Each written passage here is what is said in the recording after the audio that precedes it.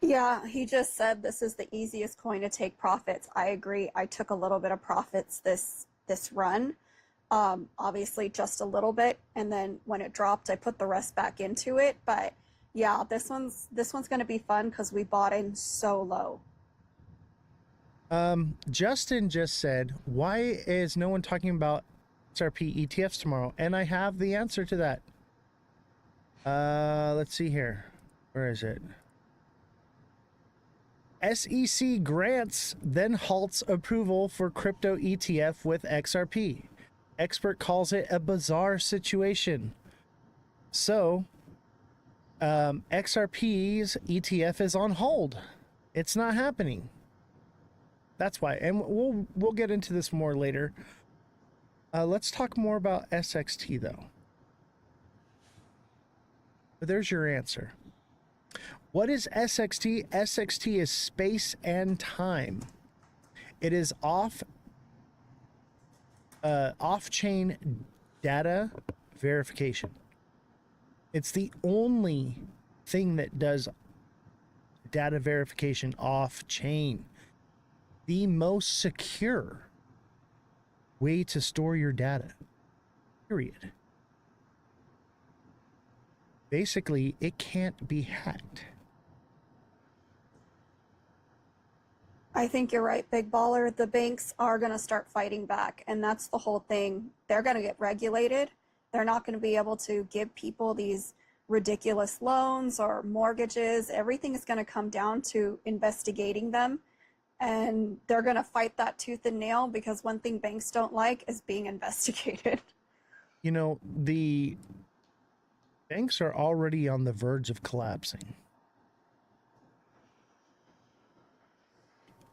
And last time they got bailed out. There is no bailing them out. We're too far in debt. That's just not a possibility. Crypto is the bailout, in my opinion.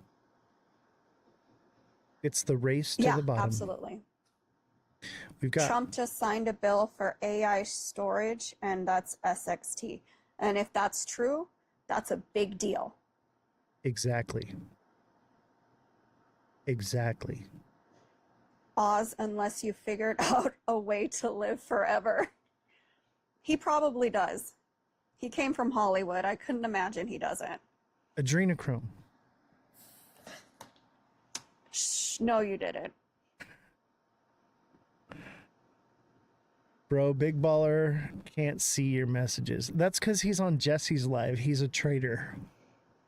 No, I can actually see their messages and comment. You get too many, so I can give them each individual attention.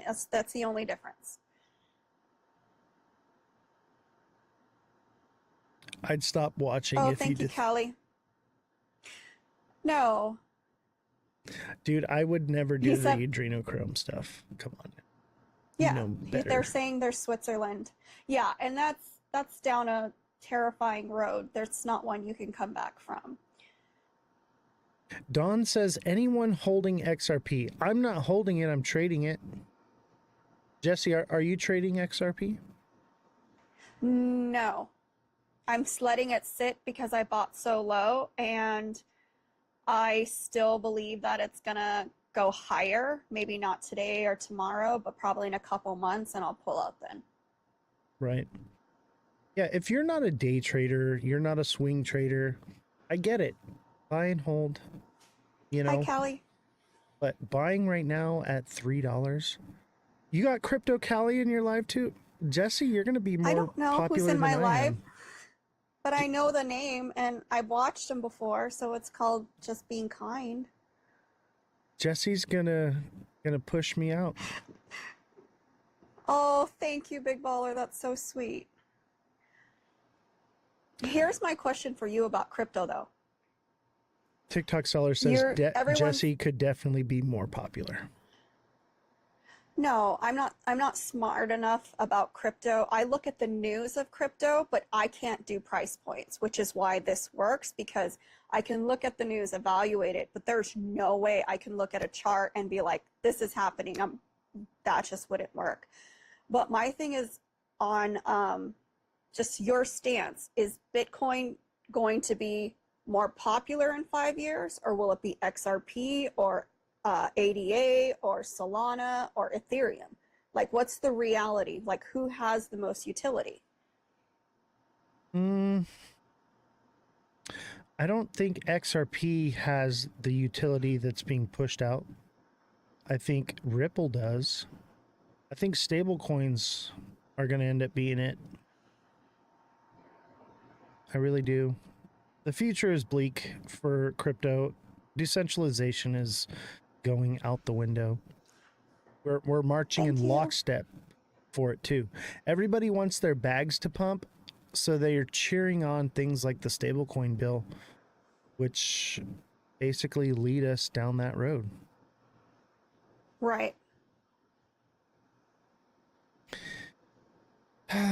People always march in lockstep for the opposite of what they want because they want a short-term goal. They'd rather slap a band-aid on something than actually try to dig out the bullet from the bullet wound. So just like a band-aid on a cracked cement block. So that's pretty much what it is. Won't inflation eat your stablecoin? That's a good question. That is a good question. That's why I like RWAs. Why would I want something that's backed by fiat when I could have something that's backed by a real world asset? Here's the thing. I'm not sure inflation will affect the stablecoins.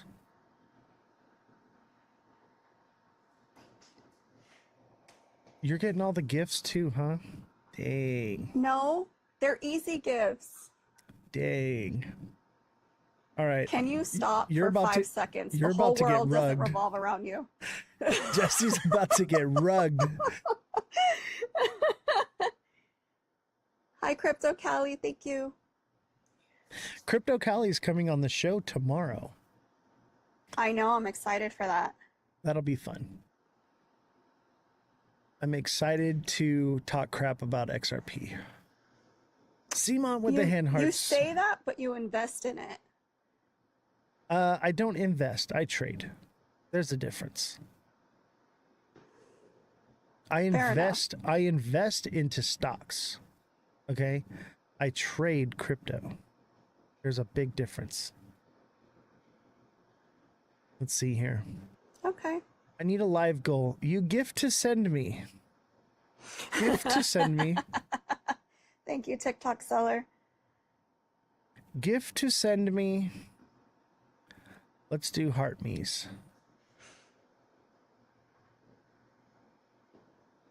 Gift to send me with the heart me's. And make sure you're sending Jessie gifts as well. I'm just giving her a hard time. I'm actually really glad to see. What's your viewership at right now?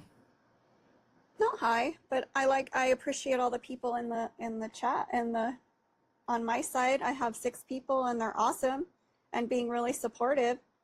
That's great. Now I don't feel so bad. I'm just kidding, Jessie.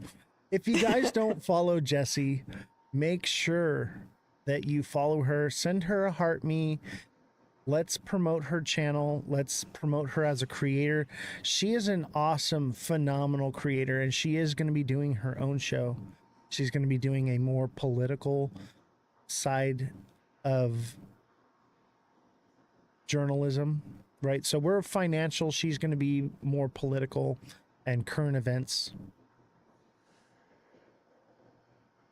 And I think it's good. What are you going to talk about, Jessie? What's your next live? We're still on the Epstein files. We haven't gotten past that yet. It's all tied up in the court. And the problem is, anytime there's redaction to anything, which you do have to keep the survivors and the victims' names, out of it. But what happens is there's a state of mind when people look at things and something is scratched out, their first thought is, what are they not telling me? And even though it's a victim's name or a survivor's name, it's irrelevant because people, and it's just automatic. If you see something scratched out, you're going to try to read it. You're going to try to see what they wrote. And that's what's going on. And until, like, you can put the cane sugar in the Coke, you can do all these things, but we want the list. I don't care who's on it, right, left, middle, elites, company, I don't care.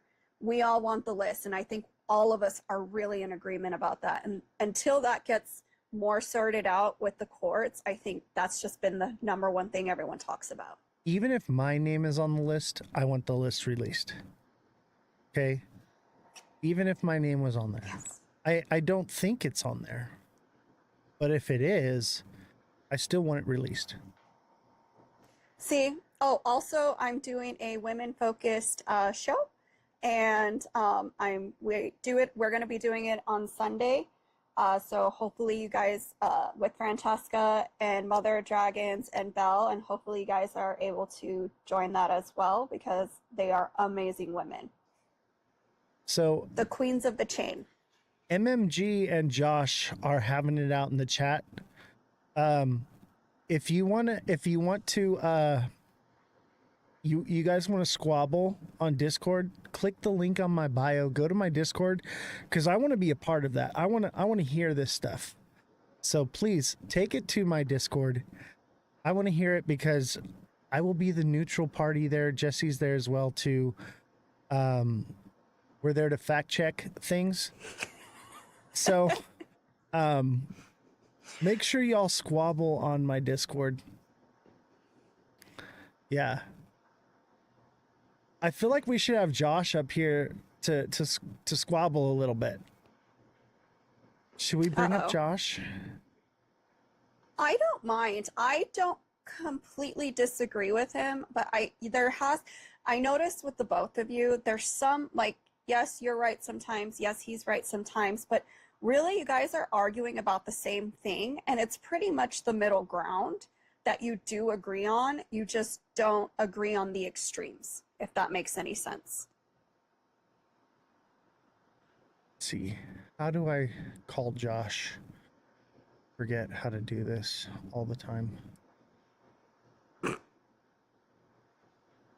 I told Josh that he was going to come on today. Okay. And then, oh, here it is. Here it is.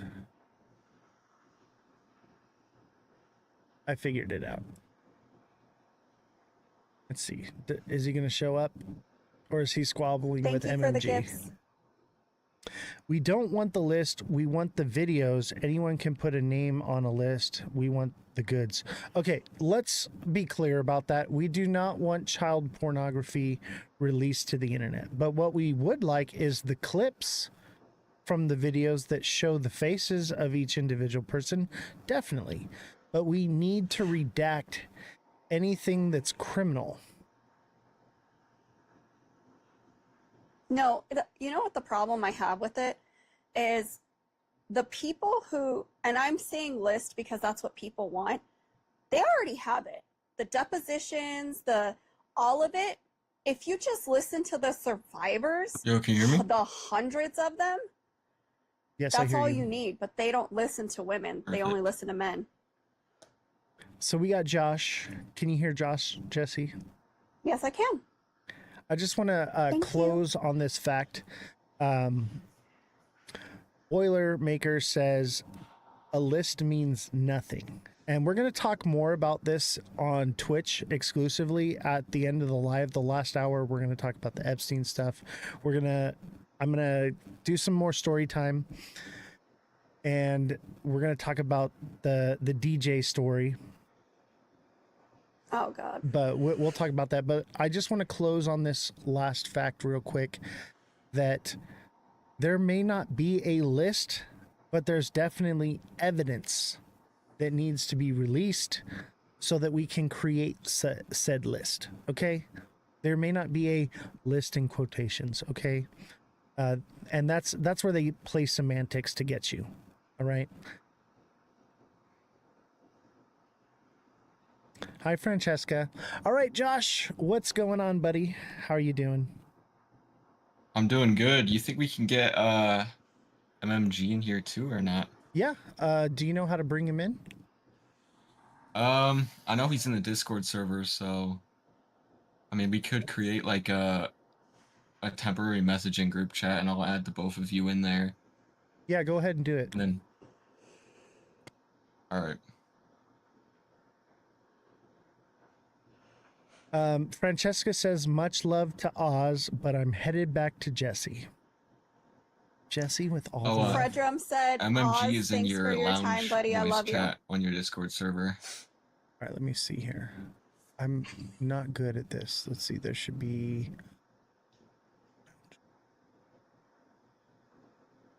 admin lounge. No. I believe it's the open one under voice channels. Okay, let's see here. Okay. I'm in MNGs now. There it is. What up? Bonjour. Hey, MMG, you're a little quiet.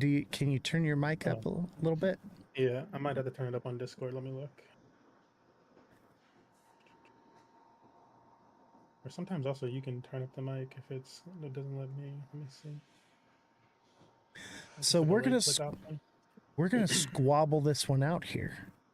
Let's get to the bottom of it. The gloves are off. XRP is a scam. I'm just kidding. I don't know if it's a scam. I'm not 100%. I'm not. It's a scam camp. Yeah, I know. I'm just being hyperbolic. Okay, like, and we have Jesse here. Jesse's gonna fact check anything that should come and rise from this conversation here. So let's start with MMG since he's a newcomer here. Welcome to the live. Thanks for having me. I've been trying to get you on for a while, bro.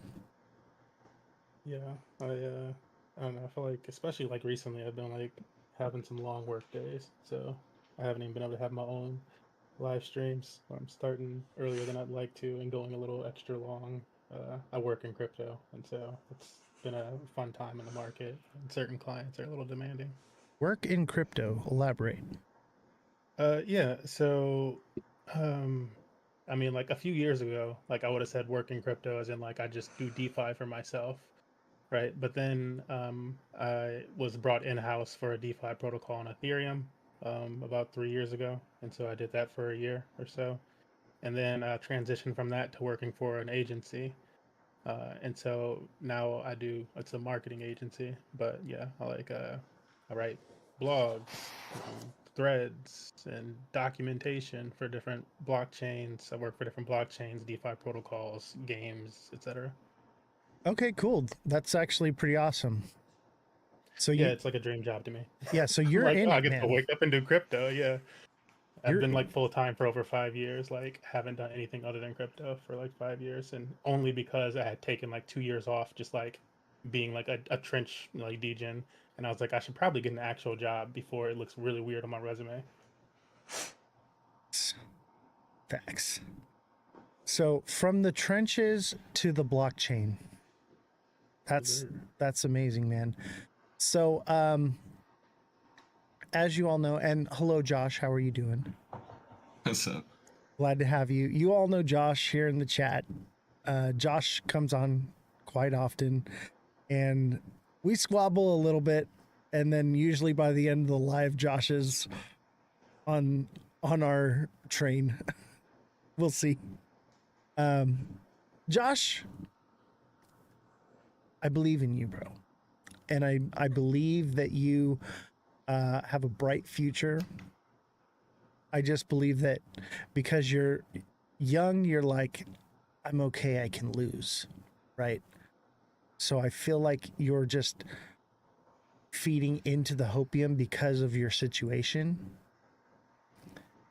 Maybe I'm wrong. I mean, I wouldn't say hopium because I originally got into XRP before I even heard people talk about it.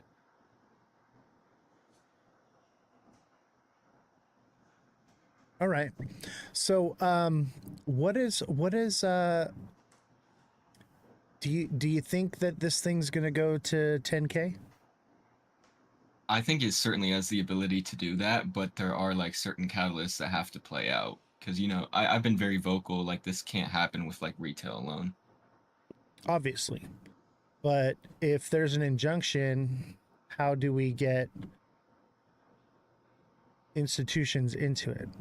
And You know, hold on. you want to start? Actually, go ahead. Answer that question. Yeah, I was just going to respond to the injunction question. I saw the other day that they ruled Ethereum won't be in security, which I know we talked about that. Um, so I believe even if there is like a slight chance that it was, I don't think that they'll care. I think that they would just move through with it. And that's like the greatest opinion that I could give on that. What do you think, MMG? You think we're going to 10K with this thing? 10K per XRP. No, I don't think so. Why is that? I think simple, like, I know tons of people in the XRP community hate to hear it, but like when you compare the market cap, so like, which is just a simple like equation to value that asset, like it doesn't really make sense. It would be worth more than the entire crypto market, like, and then some. Like the leaps and bounds that you have to take to get there just don't add up.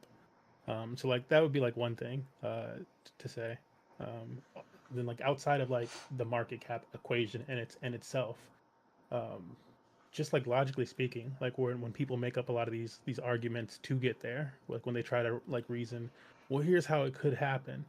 They're like, well, if XRP took over the entire world and then all of the money went into this one centralized company and did what no other company has ever been able to do in the history of mankind, and what people have for the history of mankind stopped individual companies from doing for things like monopoly purposes, etc.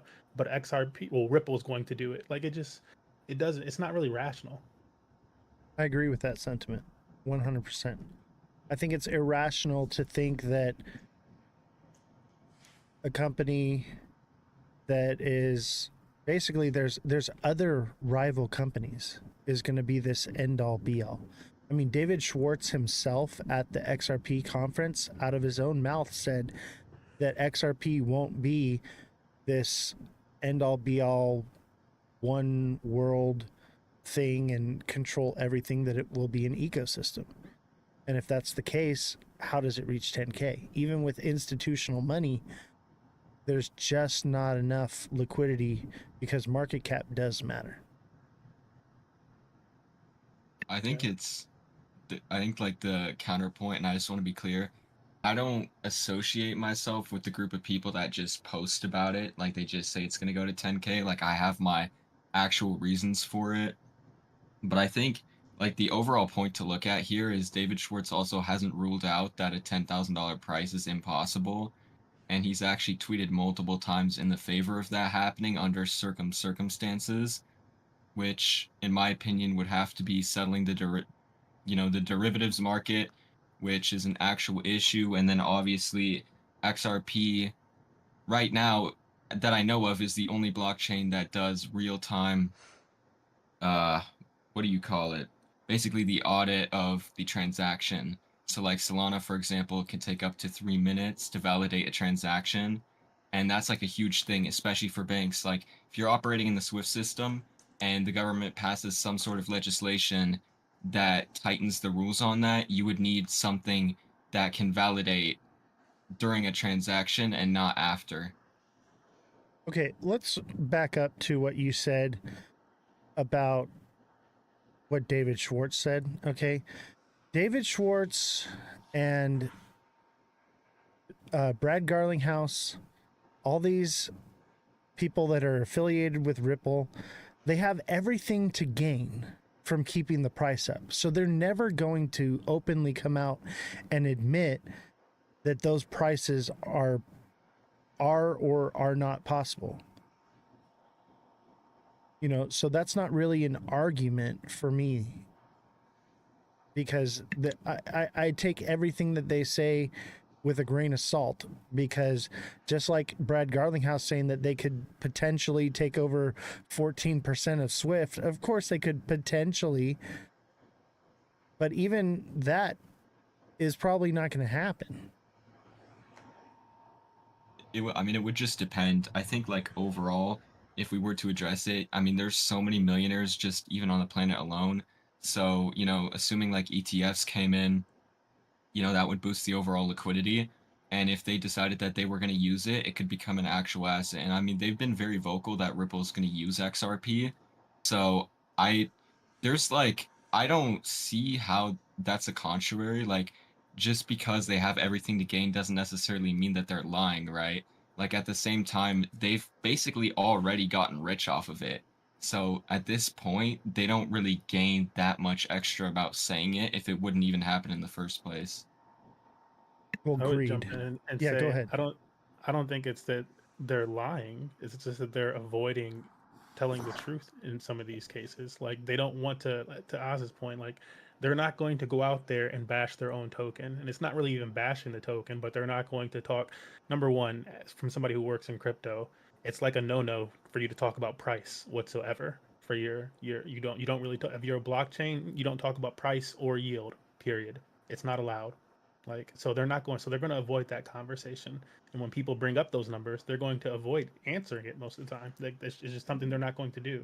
And so that's kind of on the community. What they could do a better job of, though, however, is like reeling people in and educating them, like how to actually find these valuations, and how to actually study the blockchain, how to it kind of baffles me that they don't do that more when when everybody else in crypto, it's again, as somebody in crypto, and I've also seen, I forgot his name. He works for Cosmos blockchain on here. But he mentioned this in one of his videos as well. It's kind of like the laughing stock behind the scenes too. And it's like not the laughing stock because XRP is a bad product or something. It's just because like this community like throws out these like astronomical numbers, and it's just like, man, this is like, it really comes off as the most uneducated like sector of crypto, specific to like how crypto actually works. Right. Throwing out these crazy numbers does a disservice to the entire crypto space. We have to, if we're going to say something that something's possible is going to happen, we need to have facts to back it up. Like, this is how it's going to happen. And like MMG said, a lot of those facts don't add up because no company ever in the history of mankind has ever amounted to the aspirations that they are giving Ripple. And look at Circle and Coinbase working together. They now are in direct competition with Ripple and can do everything that Ripple can do. Yeah, I would comment that with a question to Josh, like, because I don't believe this is the case, and so if you have an example of this, please share it with me. But like, why, like, because in your assumption here, like this, like, well, Ripple would do this for the derivatives market. Why would somebody use an individual cryptocurrency, like a volatile asset? Because even if Ripple or XRP doesn't move a whole bunch compared to like some of these other like like other altcoins or Bitcoin or whatever, it's still a volatile asset compared to a stable coin. And so I'm like, why would somebody use that versus a stable coin? Like when we look at all other markets and all over, they don't use any cryptocurrency. They could be using a cryptocurrency right now. They choose not to. Whenever they're going to use like a stable coin. So like, why would we suddenly shift to this use of XRP? Also, you mentioned like the finality thing of like XRP handling things so quickly, and you mentioned that sometimes Solana might take 3 minutes. However, Solana's actual finality is a lot shorter than that, right? Um, I believe it's like a few seconds or like a few milliseconds. It's like not very long actually. And when you were bringing up that sometimes it takes Solana longer, uh, that's because Solana handles like the most transactions of like on average of like any blockchain. And like in comparison, XRP Ledger has never handled that many transactions. And so like they're not battle tested either. It's Like when we compare the two. theoretical still. I think Unused. the biggest point is that all these other cryptocurrencies use smart contracts.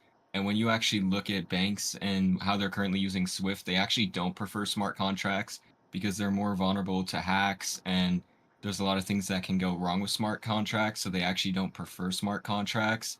And XRP makes sure that everything is on the layer one side of it. So you're avoiding smart contracts by using XRP.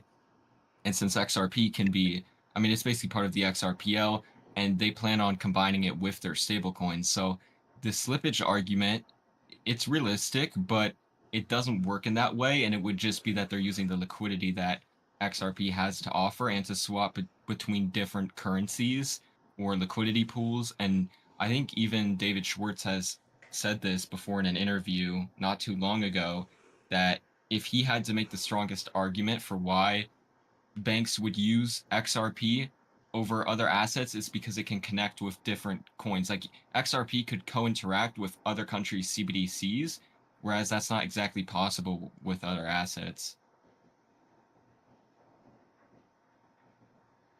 MG, you got a rebuttal on that one? Yeah, my rebuttal on that would basically be that, like, yeah, well, it doesn't have like support for like full smart contracts, or at least as logical as like you see on like Ethereum or so.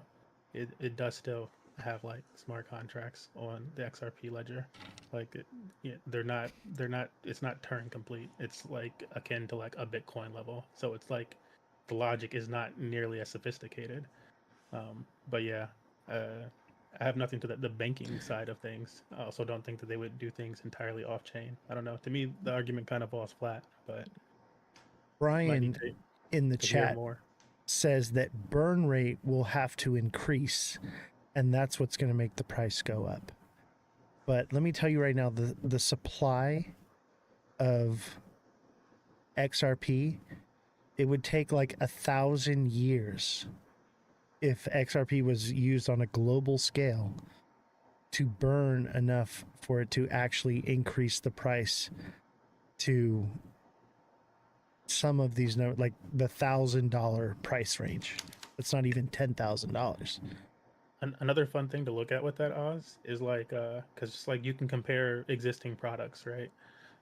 And so like Ethereum is an existing product that burns with each transaction. And actually there's like millions of dollars of Ethereum that burn like on a daily, weekly basis, like millions of dollars in comparison to XRP. It does like what XRP does in a year in like a few days. Like right. If that. Like it's just it's above most, and it's not moving the, and my point here is that it's not moving the price. Like, Exactly. so if you have this thing that's burning millions of dollars and XRP hasn't caught up to that yet, it's like we're seeing the proof in the pudding that like just burning millions of dollars is not enough to move the price of an asset that has a smaller supply. And correct me if I'm wrong, but I believe XRP can operate fractionalized so that they don't even need a whole XRP to facilitate a transaction. Yeah, that's correct as well. And also for like when people bring up the argument of like, because I've seen this argument around sometimes, and there was like an article a while ago where they were like, well, if XRP moves back and forth between hands this much, I'm like, they threw out like this theoretical number of XRP that if this much move back and forth, then this would happen. And it's like, but you don't even need to move that much back and forth. Like, quite honestly, if there's not enough, like if you're moving $100,000 at a time, like then you're just moving 100. You can, sure, you could maybe do the full 100,000 if you had enough liquidity and that you didn't have to incur slippage. But if you did not have enough liquidity, like what would you do? You do the same thing that we've learned, like well, like that I've learned on decentralized. You transfer smaller amounts, and that's how you would get the transaction across. You just wouldn't transfer the largest amount of XRP. And a lot of people have this like argument that like, oh, it has to have this certain value so that it can handle that much volume. Not really. Like, not really. You've maybe gone to Chat GPT and asked it this question and you haven't like rebutted it enough. You haven't like countered its arguments enough. Because when you do, you get more full answers, because that's like the truth of it. That's what you do with any money market. It's like, okay, we don't have enough money, but this person needs this. Like, well, we do multiple transactions. I think like overall the burn argument is pretty lame inside the XRP community. I think that's like a really bad basis point to argue for a higher price. I would see, honestly, it's more likely for maybe 5 million millionaires deciding that they want XRP, or they were advised by their financial advisors or whoever they have in their circle to purchase XRP. And if that were the case, that would limit it to about 7 to 8 XRP per person. which significantly lowers what Ripple has to work with. But going to the divisibility part, it would be down to 6 decimal places or dropped. So it lets basically XRP handle tiny transactions, which is good because, I mean, in theory, it could basically process millions of small payments or move billions in a single transaction, unlike stablecoins, which would be my argument against stablecoins. Hey Ray, thanks for deluxe subscribing. Appreciate you. What was the unlike stablecoins part? Sorry, I missed that. So like basically, because it has 6 decimal points, it basically allows XRP to process millions of small payments and move billions of dollars in a single transaction, unlike stablecoins. But like wouldn't you just like go to like a smaller like you don't necessarily have to move a full dollar. Like that's kind of like how dollars work, right? Like it's already down to decimals. So I'm kind of like missing like what part you're saying is the unlike stable coins part. So like I would say like the reason why banks would need an asset that can scale for both retail micropayments is because, $1 trillion flows and derivatives and cross-border payments and all these things, you get really low fees per transaction, unlike other coins. And like even like with stable coins, it doesn't really work because if everybody has their own stable coin, now you run into the issue where people have to move their money between the stable coins, which unless you're doing it through XRP, you have to pay a ridiculous amount of fees to move it back and forth, and then you have liquidity issues again. So Well, in the case of that argument alone, like at least the part where you ended it, like unless you're doing it in XRP, that's like assuming the XRP is the only option. Like it's not even the fastest blockchain. Like it's a Exactly. right. blockchain. It's a blockchain, but there's tons of blockchains that are faster and cheaper than XRP at this point. Like most blockchain developers go, okay, speed and cost don't really matter as much as like security, and then we figure out these other things. You need security, you need adoption, period, and then you figure out the other steps. Because like the speed and like they can only get so fast. Like again, we got blockchains that are down to like a millisecond, under a millisecond and stuff now. Like XRP is not at that level. And so, like, if we were just talking about speed and cost, then it loses, and then we'd be talking about these other blockchains that are faster. Let me tell you something that in that argument is security will always trump speed and cost. People want secure transactions, especially if this is institutional at a global scale. They're going to want to make sure that their money is secure. Right. 100%. I like to break that down. Like, explain this one time because like somebody was on one of my live streams and they were arguing. They're like, "Oh, well, the security doesn't matter. Blah blah blah. This is what matters: the speed." And I was like, "It's not even the fastest." But then I explained it this way, and like some of the stuff. Like again, I came from like being a poor degen to making a decent amount of money in crypto, and then like being truly like immersed in the industry. And like when I was immersed, I'm like working with hedge funds and stuff and institutions all of a sudden. Like, so all of a sudden I get to see like, I'm coming from the side of like, how do I increase $5 to $20 to $100 to 1,000, etc. And then I'm being met with people that are millionaires, plus that are like, okay, well, we can't even enter the liquidity pools that you're talking about because like we'd incur too much slippage. And like that stuff didn't even cross my mind. Um, but then they like also mentioned that like yeah, like that's when I first heard like security is the thing that matters the most. And so I like to kind of explain that by going like, if you were a millionaire or a billionaire, right, and you needed to move your funds from wherever you were to like some bank downtown or whatever building downtown in your city, like, and you have two options. You have the option of like somebody with like a rickshaw who can get you there in 10 seconds. He'll transfer your $4 billion or $4 million downtown in 10 seconds, but he's gonna put your money in a rickshaw. It's like there's no windows, there's no security, it's not bulletproof, etc. Or you can get it downtown in an armored vehicle that's going to take 10 minutes. You're always going to choose the armored vehicle. You're not going to risk your money, your capital, for speed. That does not matter to you. What matters to you is that at the end of the day, your money gets to where you thought it was going to get. Exactly. And I right think now, the narrative is utility. The next narrative coming is going to be security. And that's why I'm so bullish on SXT, because SXT basically is security. But please go on. I think my like core argument is I'm not really on the speed side. I'll be the first person any day to agree that XRP isn't the fastest blockchain out there. But the reason why banks would use it is literally just due to the fact that it has validation while the transaction is going through. And that's something Solana or Ethereum both do not have. And banks would prefer that over anything else any time of the day, even if we're talking about cryptocurrencies or not. Being able to validate a transaction while it's happening and not after is much, much safer.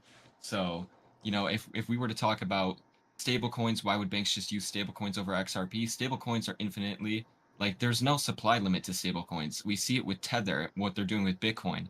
So stablecoins, they just don't serve the same purpose as you could with XRP. And I mean, we could go back and forth on this any day, but I don't think that stablecoins in the long run would win here. I just don't think they would. Liquidity would be too far spread out.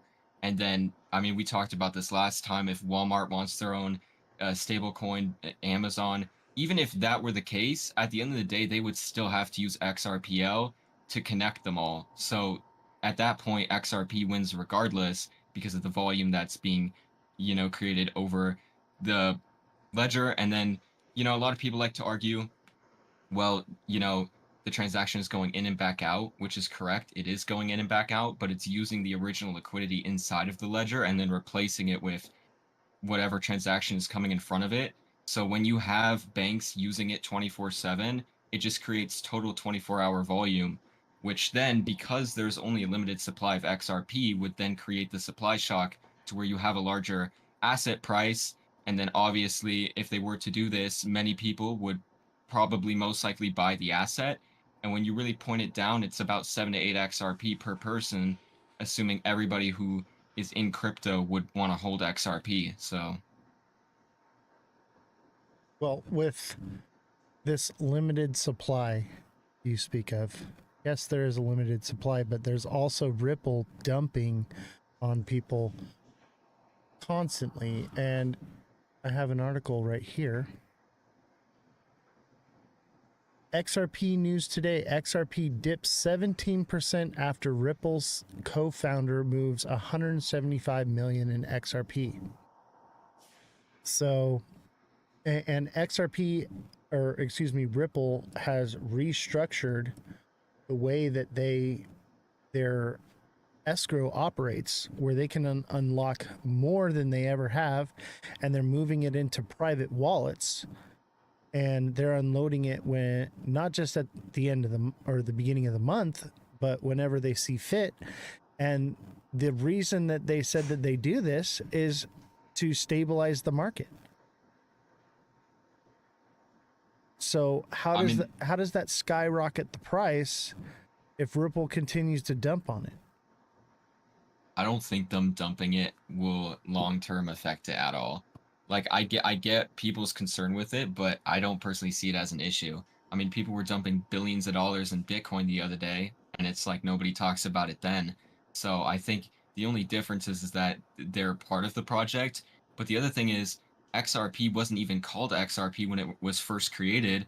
And even the Bitcoin maxis argue that Bitcoin's going to be used for payments, right? So it's literally the same argument, just different blockchains. And the side that everybody argues about is supply. If you were to run every single bank transaction on Bitcoin, which is impossible because it's way too slow, but if hypothetically you could, the price would be way too high. So when we're talking about $10,000, that's just a sweet spot where you can use less XRP per transaction over it being too expensive, because there's also issues on both sides. If it's too inexpensive, you run into issues, and if it's too expensive, you also have issues. So 100 billion tokens was thoughtfully thought out before they even created it, which is what many people fail to understand. So even if they unload, and let's say we have entire 100 billion circulating supply, it would get eaten up like insanely fast if it gets adopted. So that's why I've always said it's non-retail. It's just if they adopt XRP, the supply, like 100 billion really isn't that much realistically. I don't really think that adoption is what you think it is, though. I think adoption is more or less use case and utility, it actually being used. but I don't think most banks are going to use XRP. And like MMG had stated earlier, it's about security. Banks are going to want security. People, institutional money, big players are going to want security. Retail is going to look for quick, fast, right? But the big players, they want security. And that's why I think I used to be, really bearish on Ethereum. But I'm starting to realize that Ethereum is probably going to be the one because it's the most secure and it's becoming more affordable every day. It's becoming faster as well. So unless Ripple can offer that security, I don't think that it actually gets adopted on this global scale like everyone thinks it's going to be, this global adoption of XRP. No, there will be some adoption where there are different use cases and it will be used, but it's not what you think, in my opinion. I think to argue that Ethereum is safer than XRP is kind of a joke. I mean, I've already like backtracked this. I don't like XRP. Like I said, I'll be the first person to admit other blockchains are faster, but Ethereum at the end of the day uses smart contracts, and the goal is to use XRP and not have smart contracts because smart contracts are actually more unsafe.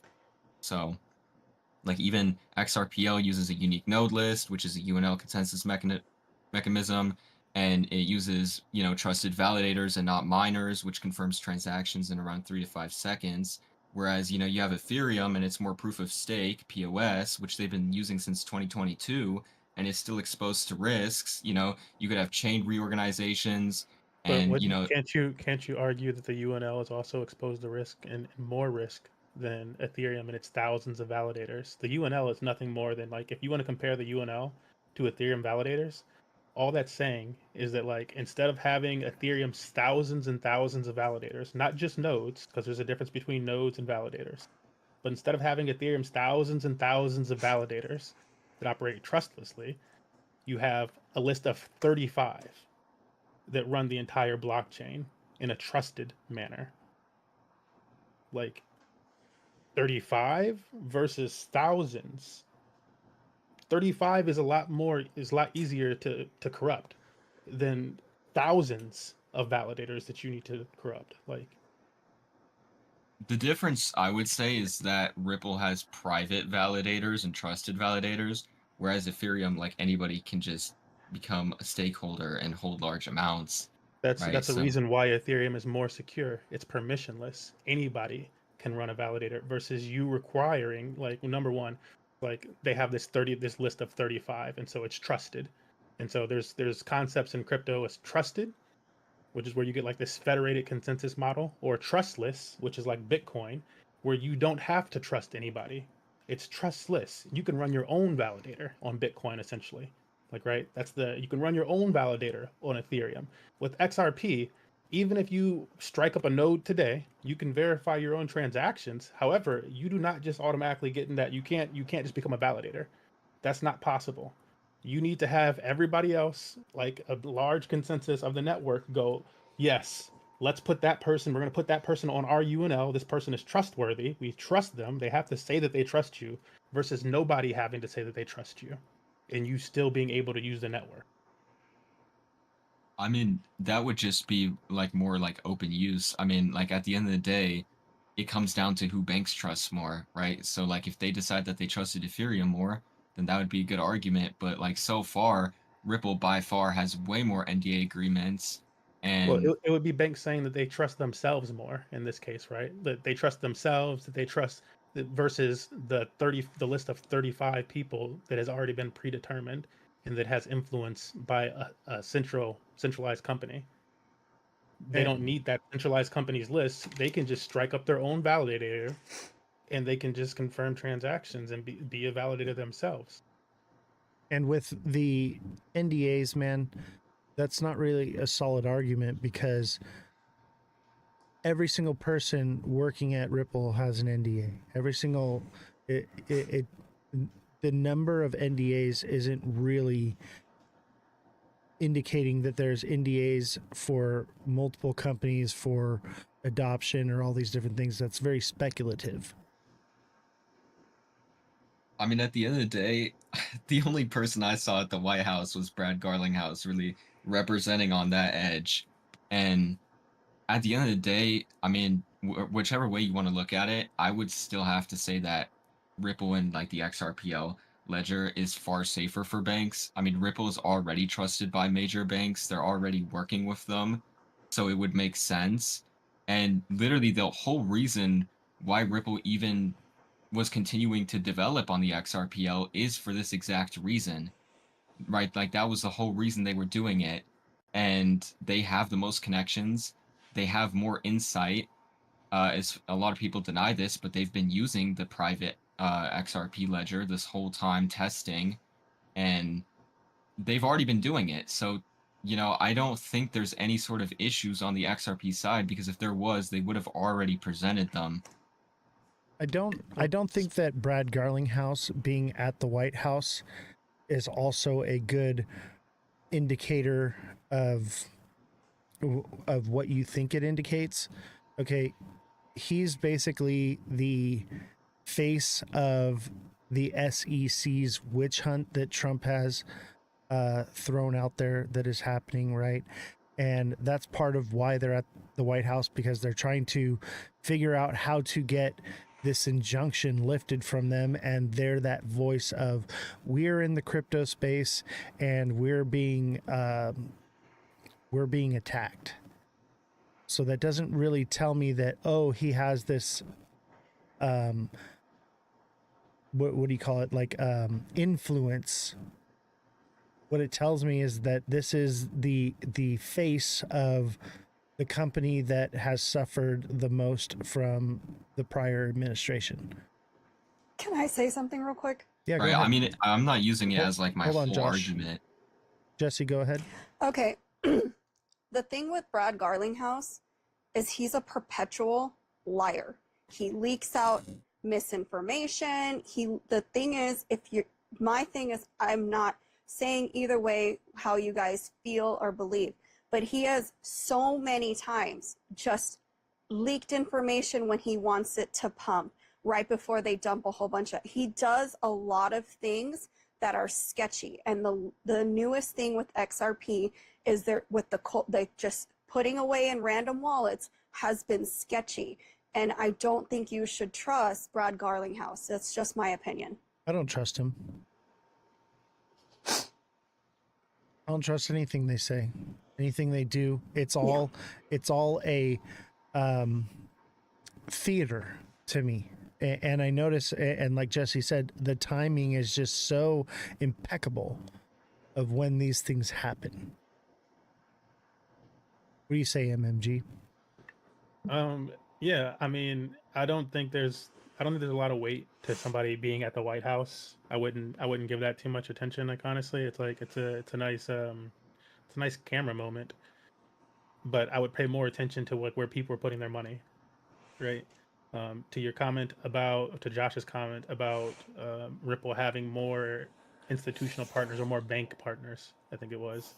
Like that's been their goal, to work with banks specifically, versus a blockchain that has had the goal of being decentralized and permissionless, as I stated earlier, where anybody can just choose to build on it. And so when people choose to build on Ethereum, they don't need a partnership. They just go and build on Ethereum. And that's why we've seen, when we look at the juxtaposition between like Ethereum and XRPL, where are people choosing to actually build? Where's JP Morgan choosing to build? Where's Franklin Templeton choosing to build? Where is BlackRock choosing to build? And like, how much money are they putting into these projects? Where is Robinhood choosing to build? Where's everybody choosing to build? Where's like when you look at Ripple's own product, right? They started a stablecoin recently, RLUSD. Where's RLUSD majorly? It's like 84% on Ethereum and like 16% on their own blockchain.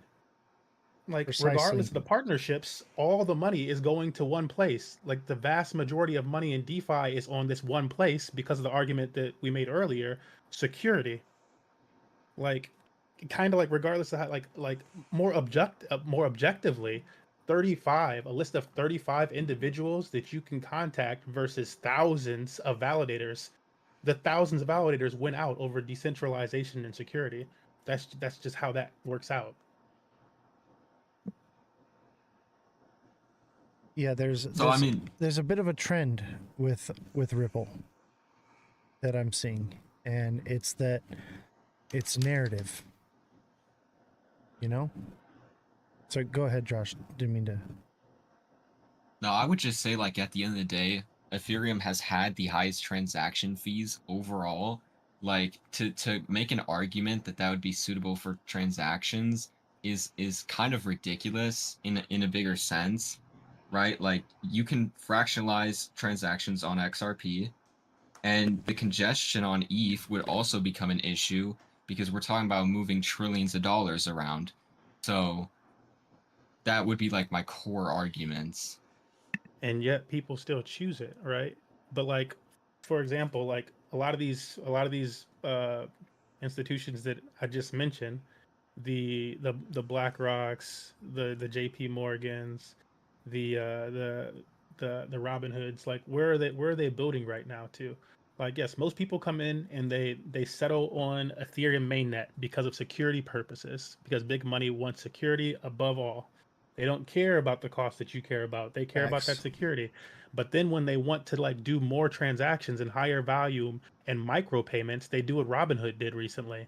They build on Ethereum L2. And Ethereum L2 still utilizes Ethereum mainnet security. It batches up tens of thousands of transactions into one transaction and puts them on the Ethereum mainnet because that's where the security is, versus having them on some other blockchain where it's not as secure. That's a roll up. That's how that works, and that was Ethereum's goal with their initial roadmap. Now, Vitalik has like mentioned that like in the next year, Ethereum is planning like because like they've gotten a lot of pressure from people because they've had a whole bunch of upgrades that focused on making things cheaper and expanding the blockchain or the network, not just the L1 blockchain, but the entire network, which is why we have all these different L2s that aren't just like well that are official L2s, not side chains. A side chain is not an official L2. A side chain is its own independent blockchain, if we're going to be honest. And then you have a rollup, which is an official L2. And so Ethereum's idea was to have all these rollups that post to the mainnet. However, it's cannibalized the profits of the L1. Like these individual rollups can make their own money.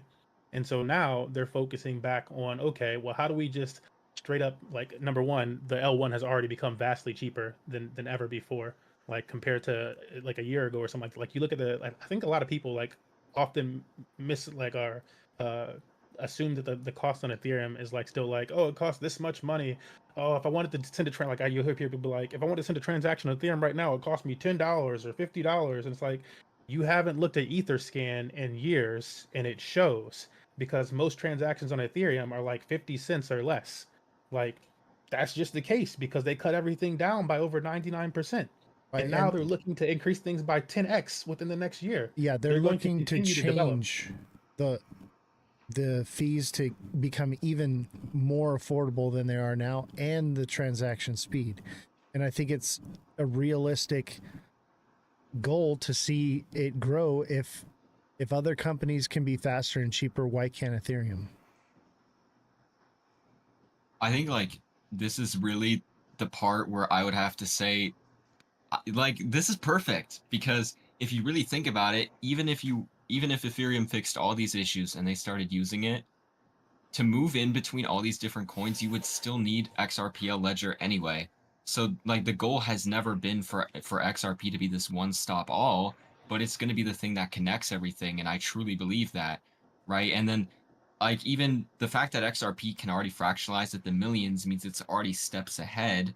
And at the end of the day, I could actually argue that I think ADA or XLM would be better than Ethereum over.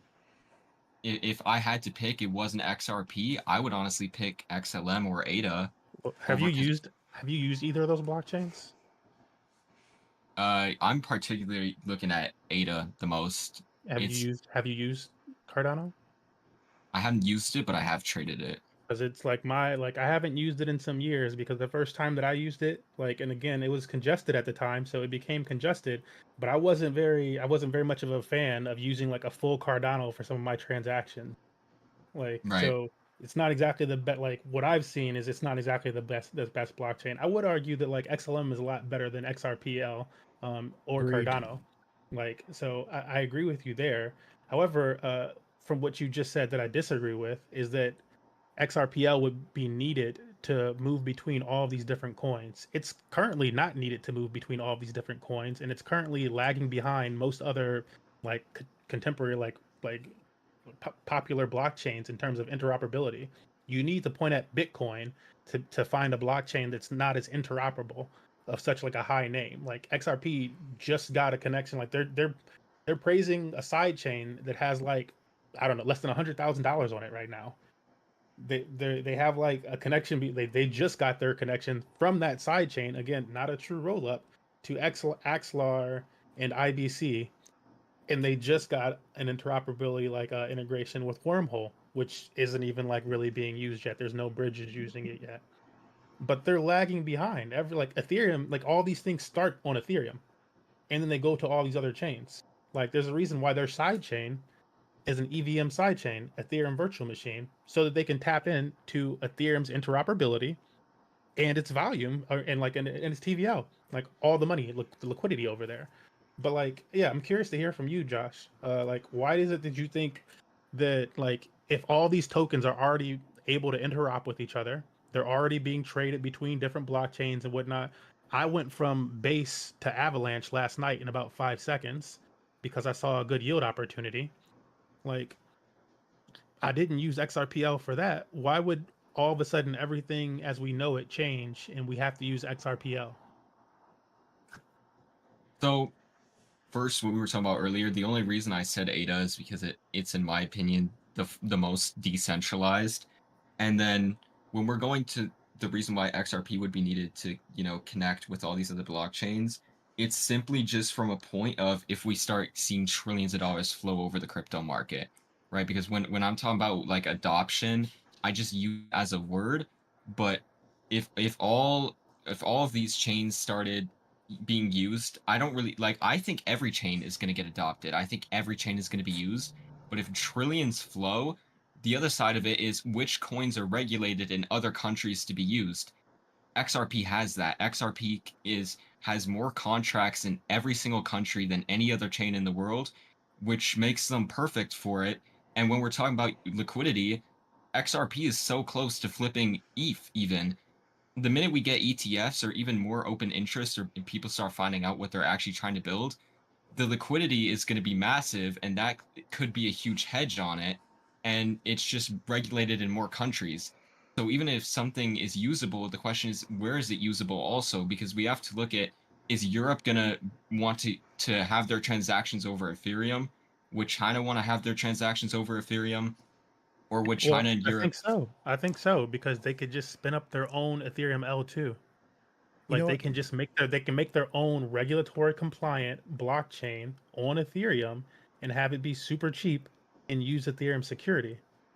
UB says in the chat, it's not about who's the most decentralized, it's about what big money will use. And big money will use secure transactions. Can I say something real quick? Yeah, go ahead. Thank you, TikTok seller.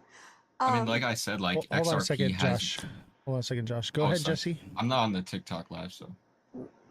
Oh no. In reality, any of us, our first priority is going to be security. You don't leave your house without locking it. You don't leave your car without locking it because it's a source of value. So here's my thing. Even if you have to pay a little bit more, you're going to go with the secure option. And the reason is you would rather have Tommy with the gun next door than little Susie with the plastic scissors to protect you. So the problem is people, and myself included, I'm going to pay a little bit more for that security than pay a little bit less and feel uncertain. That's all I had to say. Right, what if, let's say I had some money, right? And I wanted to keep it safe. Am I going to give it to some guy standing on the corner and say, hey, can you take this and run this down the street and go deposit it for me real quick? And you know, he's on crack. He can pedal that bike twice as fast as anybody else. But am I going to give it to him, or am I going to give it to the armored car to have them go drive it down the road? You know, it's literally that simple. Like, I don't trust some random dude on a bike to go make sure that my money gets delivered. I trust the armored car because I have a lot of money and people want that. Go ahead, guys. Oh yeah. Uh, Before Josh takes the floor again, I would also just like to throw something in there. Like you made a comment that, and we don't have to stay on this. I would just like to say that well, I've argued this with people in chat before. Decentralization is like not black or white, right? Decentralization is a spectrum, and so there's various things that play into what is actually decentralized, right? So it could be the validators, it could be your ability to vote, it could be the supply, it could be there's all sorts of things like how it's distributed. All sorts of things play the decentralization, and the sense of like calling like Cardano the most decentralized. I think maybe you're like focusing on like maybe the set of validators or something, but you can easily like counter that by saying like I believe Bitcoin probably has more, or like Ethereum might have more, or in terms of voting, like Polkadot has what's known as the largest on-chain governance ecosystem. So they have the most people that actively participate in voting, and that could be considered decentralized. But yeah, I don't. I mean, I'm not that I'm saying Cardano isn't decentralized. Obviously, it's decentralized and more than some other blockchains that we've talked about today. But I don't know that I would just free-handedly give it the top Uh, dog spot. what do you think of this? Trends to you says in the chat, bro, would you trust Ripple is secure once they're a bank? What do you think on that comment? I would trust them the same as I trust any other bank. There's a reason why I like cryptocurrency to begin with. I Exactly. don't necessarily trust the banks. Do not Like when you trust put the money in a banks. bank, you don't own that money anymore. The bank owns your money. I want to own my own money. Yes.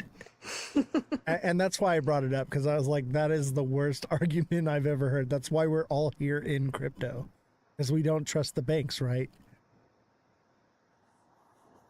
Yeah, 100%. right.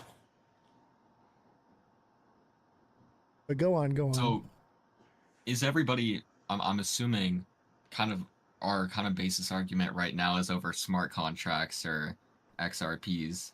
Well, no, like mine was that like I would call Ethereum more decentralized due to like the number of validators and it not relying on a trusted base of UNL, the UNL list of just 35, which not only is it just a list of 35, like similar to like Binance Smart Chain, but like well again similar to Binance Smart Chain, Ripple, a centralized company, has influence over that list, and that centralized company also owns the majority of the supply which they release to the public whenever they like feel like it. Like if they like, yes, it gets released from escrow monthly, but if we look back to the past, there was times where they like it just wasn't being released. It's like okay, it unlocks and we keep it.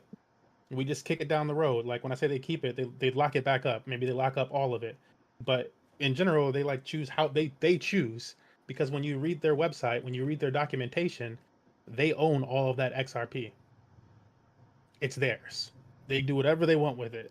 They Exactly. own the vast majority of the supply of that token. That's not decentralized. And so, like, yeah, my argument is that like the Ethereum ecosystem is wider. It's the biggest DeFi ecosystem in cryptocurrency. There's more new addresses being added to Ethereum than XRP or the XRP ledger. Somebody was just like celebrating in my comment section the other day where he was like, "Yay, we had the 14th. They added 7,000 new wallets today. That's a win." I'm like, Ethereum is adding like 100,000 plus wallets a day. Bitcoin is adding like nearly a million new wallets a day. That's like nothing. That's like nothing. That's like Exactly. congratulations, but that's peanuts compared to everybody else. So like on the decentralization of the supply, on the validator nodes, on the size of the ecosystem, on the TVL, on the number of transactions going across, on the active users, on the developers in the ecosystem, all of these things, Ethereum is winning. And I don't want to give all this attention to Ethereum because I like other blockchains too. Like I'm not a maximalist for Ethereum or Facts. Bitcoin. I'm chain agnostic. I've deployed capital in more than 20 plus blockchains. But if we're putting apples to oranges, and it's like, oh, XRP versus like something like, I'm like, well, here's an example of something that's like beating the crap out of it, and like if we're being objective, like it's not winning, it needs to catch up, and I don't think it's ever going to actually catch up if the community doesn't get more realistic about what it needs to improve on. Like I just saw the other day, it was their side chain was like making a joke about Bitcoin, and they were like, haha, this meme that the Bitcoin account posted like aged so well. And I'm like, why don't you guys focus on your own volume? Your exchanges have like $5,000 of volume a day for an entire blockchain. That's pitiful. Like incentivize your blockchain and get some liquidity over here before I move my money off. Like, but Exactly.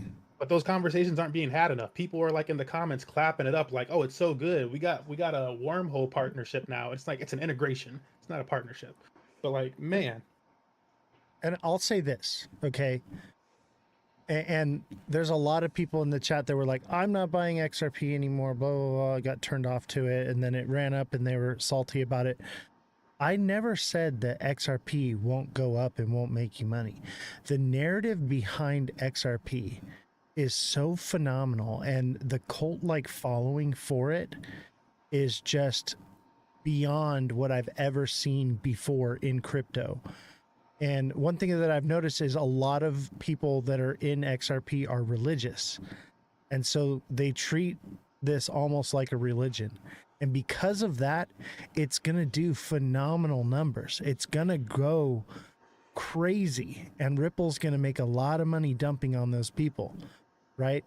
And the fact of the matter is that a lot of those people will not sell if it hit even $25 because it's not the price that they're being fed with the moon cheese. They're waiting for that $1,000, $10K, $100K price that's probably never going to come. And I think that's why the narrative is those numbers, is to get retail to buy and hold forever, to keep it from being sold, to keep it running up. But that doesn't mean that you won't be able to make money off this thing. The narrative is just ridiculous, and that's why I still trade it. But I trade it because I know it's going to swing very volatilely because of the people buying it and holding it forever, and the people and then Ripple selling off on it, and it's going to make it swing, which is beautiful. That's what you want in crypto, right? That's how we get money here. But at what cost? Somebody has to lose, right? Somebody has to lose. And that's what I'm trying to educate people, is that just because there's a narrative there doesn't mean that the narrative is true, but it doesn't mean that you can't make money from it. I would say, and this is a really probably not the greatest thing, and I'm not using this as a debate, but just for a factual point, Ethereum was actually formally developed and it began through a Swiss company. And right now, through our current administration, I don't see any chance that a company that is not from the US would basically be adopted. And like for many good reasons. I mean, you already see Trump coming after every single other country with these tariffs, and everything is going to be US prioritized. US companies are going to be prioritized. So, not that that's a strong argument, but it is one.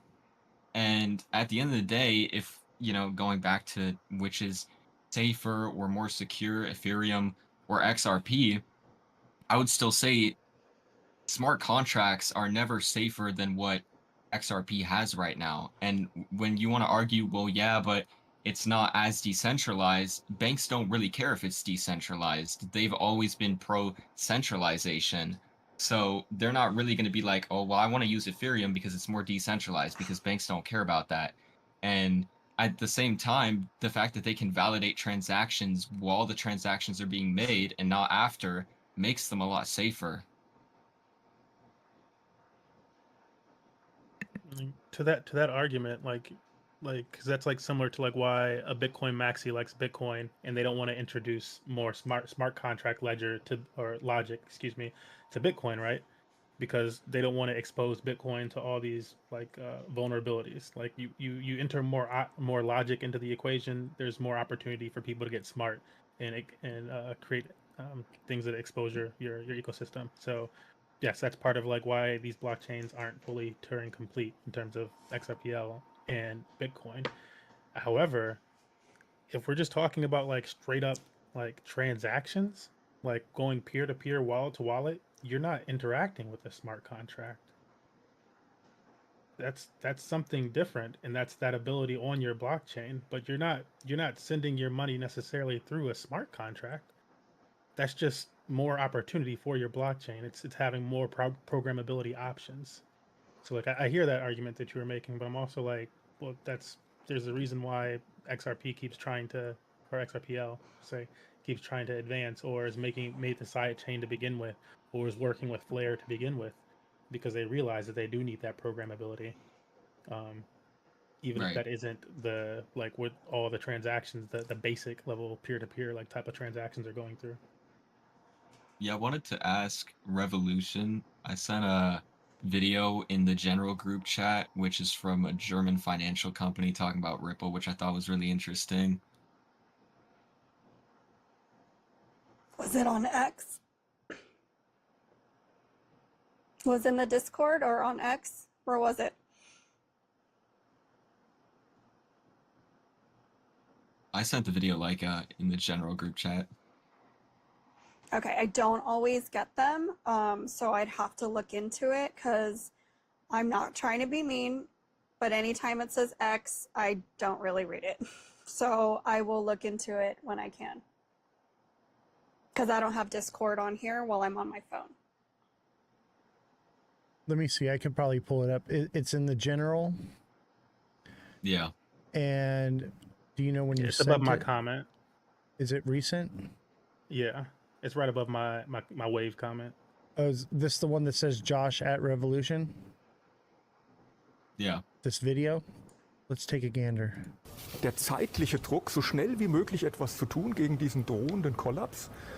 Und da wird man natürlich auf das zurückgreifen, was da ist. Ripple ist da mit seinem Angebot, und wenn die Zeit für Ripple spielt, dann kann Ripple durchaus die World Reserve Bridge Currency werden.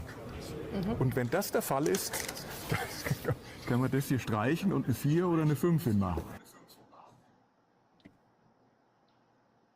So he's basically saying Ripple can become the world bridge currency.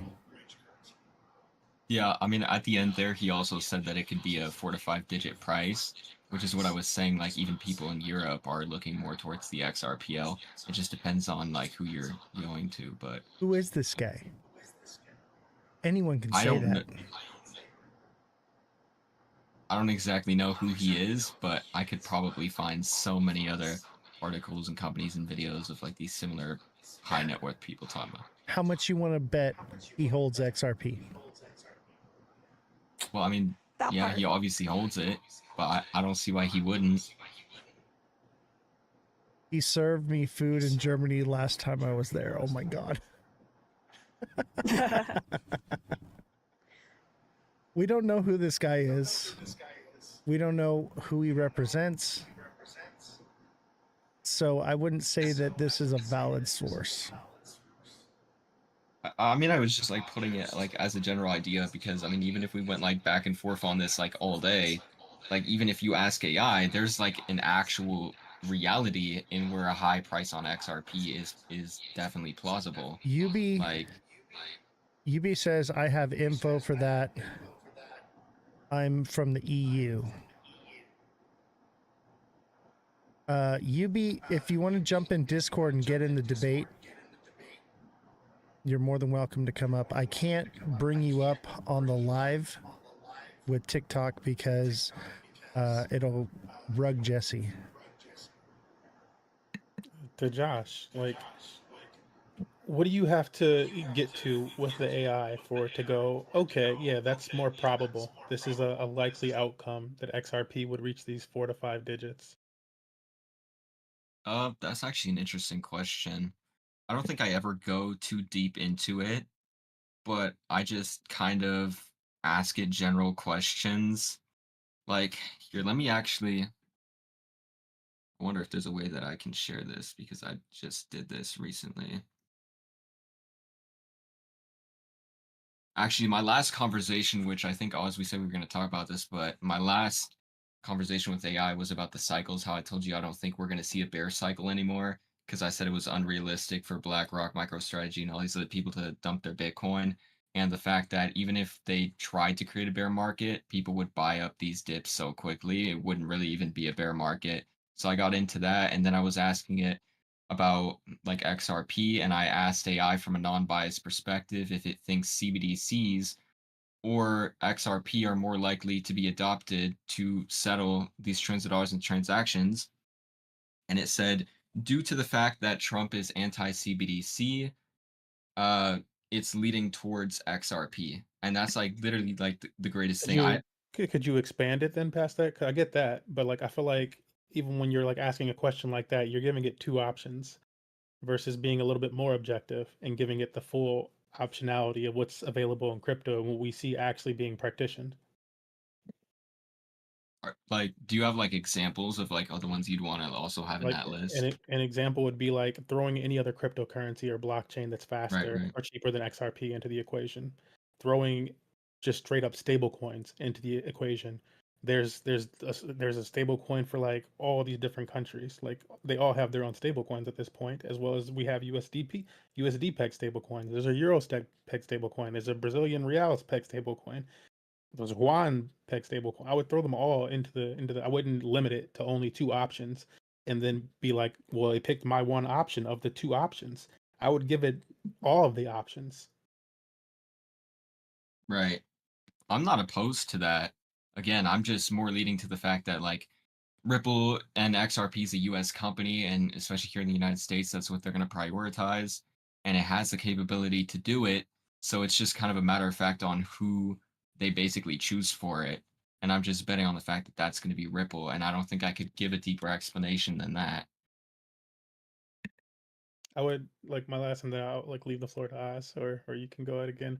But I'd be like, my pushback would be like, we chose gold, like the United States and the world at some point chose gold.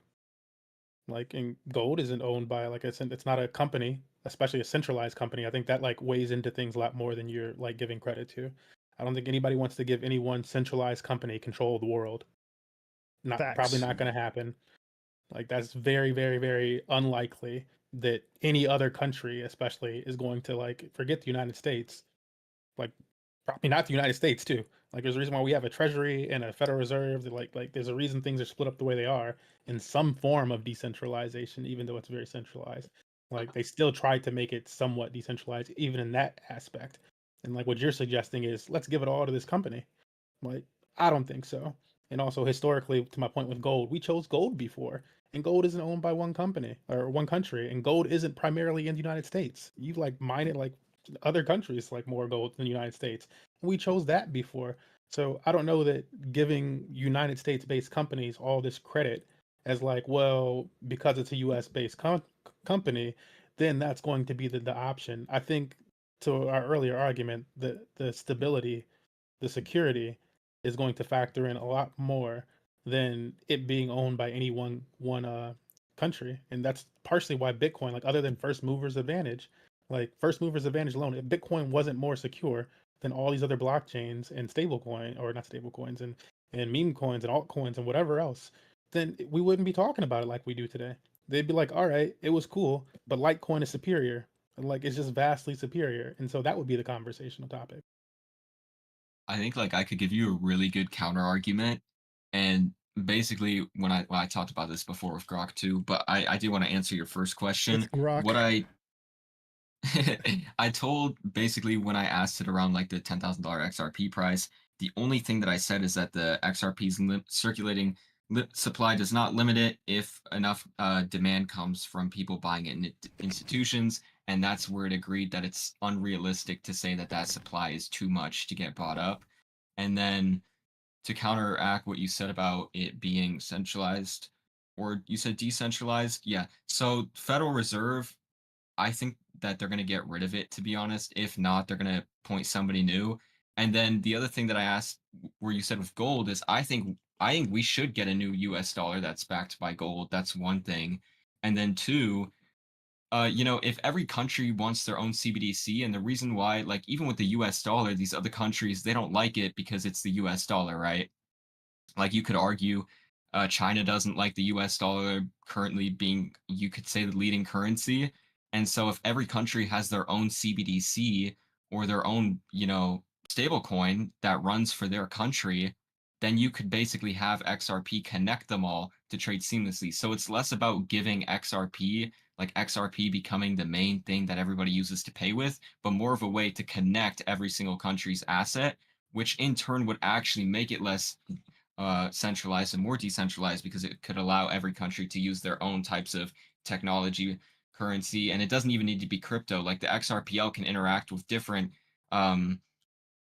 how do you say this, like But different the X, technologies. but as we talked about earlier, it wouldn't be the XRPL necessarily connecting to all these things. Otherwise, the XRPL would be connecting itself to Ethereum, into the Cosmos ecosystem, and all these other blockchains. But it wasn't able to without a sidechain. It doesn't have the programmability to do so. It's not Turing complete, similar like Bitcoin as we discussed earlier. And so like it can do a lot of things, but I don't think to the degree that you're like giving it credit to. I think Right. more like And liquidity. I also just wouldn't like I will also again like I wouldn't limit it to just XRP being able to do these. Like I think like yeah, possible, but like of all the options and like of what we see adopted on like from blockchain technology, it's got to like forget price. Like price of an asset is one thing. There's other tokens. I'm sure other people don't necessarily know this, but did you know there's another token out there that's worth $95,000 right now? And I'm not talking about YFI, but YFI was, approaching $90,000 like last cycle. There's tokens out there that have extremely high valuations. That doesn't necessarily matter. That the price of an asset doesn't matter. It going up whatever percent doesn't matter. Like the true adoption of that blockchain, of that ecosystem, how much money is there to be used, those things matter more. Right. I agree. I think And all the things that you're saying, Josh, like let's just say that all that happens. Let's just feed into the moon cheese for a minute, right? None of that necessarily indicates these crazy prices that you're talking about. Because let's say mass adoption for XRP, it's still not going to go to 10K. It's like XRP is like trying to fill a bucket with no bottom in it. The liquidity doesn't stay in XRP; it flows through it. What do you think about that? Oh, hold on, I want to see where MMG. He's gone right now. He said he's okay. going to be back. Got you. Brooke is here. She's not happy. Hi, Brooke. How you doing? Yeah, we should get Brooke in here too. I'd love to have Brooke. Brooke, if you want to come and yell at me, come on Discord and join the lounge voice chat.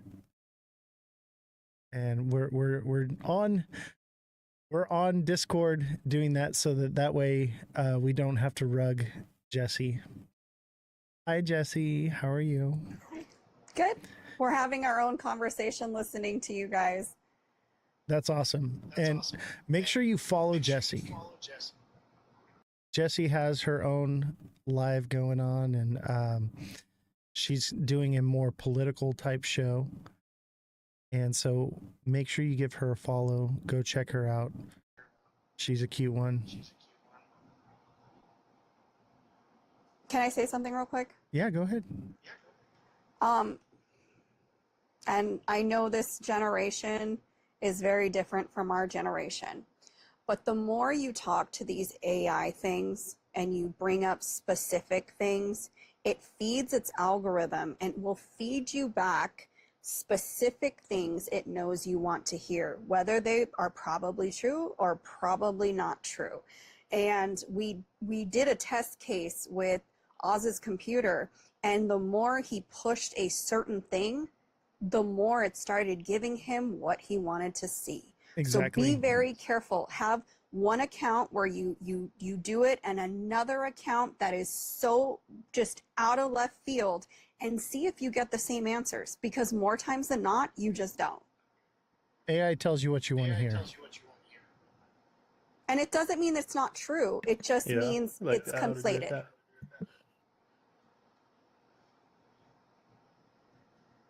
And I do want to, before we continue, I do want to state, like, again, I'm not bearish on XRP.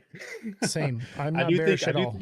I think it'll go up. I think, like, again, like when most people talk to me, I'm like, I think a 5x is possible. That's 500% within, like, I think that's possible within a year's time. 500%. What I don't think is possible is 300x. I don't think that's possible. Well, they're saying more than 300x. Facts. Well, I think it's around like 300x just to get to like the 1,000 like price range or so.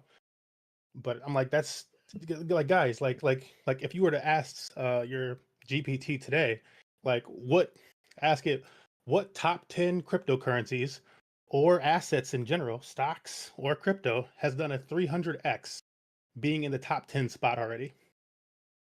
But also at the same time, which cryptocurrency has ever settled trillions of dollars a day? So that's basically like the weight that you're like balancing in between. I don't think it's going to And settle trillions a yeah, I don't think day. it's gonna do that. I'm like, that's like extreme speculation. It's just like it's never even handled that like anywhere near that amount of money. So like I hear that, and I'm like, that's interesting speculation, but it's not battle tested as we like talked about before, where people were like, they like to, and like I've been just as negative on Solana at times as anybody else, but like it's one of the more battle tested blockchains at this point. When Solana goes down, it's because it's handling more transactions, more volume than any other. Like XRPL's never done that. Like you don't know that we just straight up don't know that if it starts to handle even a fraction of the volume that Solana has handled, that it doesn't just crash. It's never been tested like that. And I don't think major like big money is willing to just like throw it all at this thing and be like, well, it's never been tested like that, but let's try this one right now. I Right. think if They've anything, it's super incremental and like we can all watch it happen over time, but that incremental is not going to happen in the next year. It's not going to happen in the next 2 years. It's not going to happen next three. It's going to take a while. That's what I like what Brooke just put in chat. Like they are testing it. They've been testing on the private ledger. So like I don't agree with anybody who says that I because didn't say like they truth aren't is testing up to the degree that we're talking about. You think they're doing more money than we're seeing on Solana? I think they're like the price has already been like leaked on the thing. It was like upwards of $130,000 last I Okay. checked. Like First of they've all, been let me reel that one in. Okay. The private ledger thing, yes, they do. They are testing and they are doing all that, but those numbers have not been confirmed that that's the transactions that they're facilitating.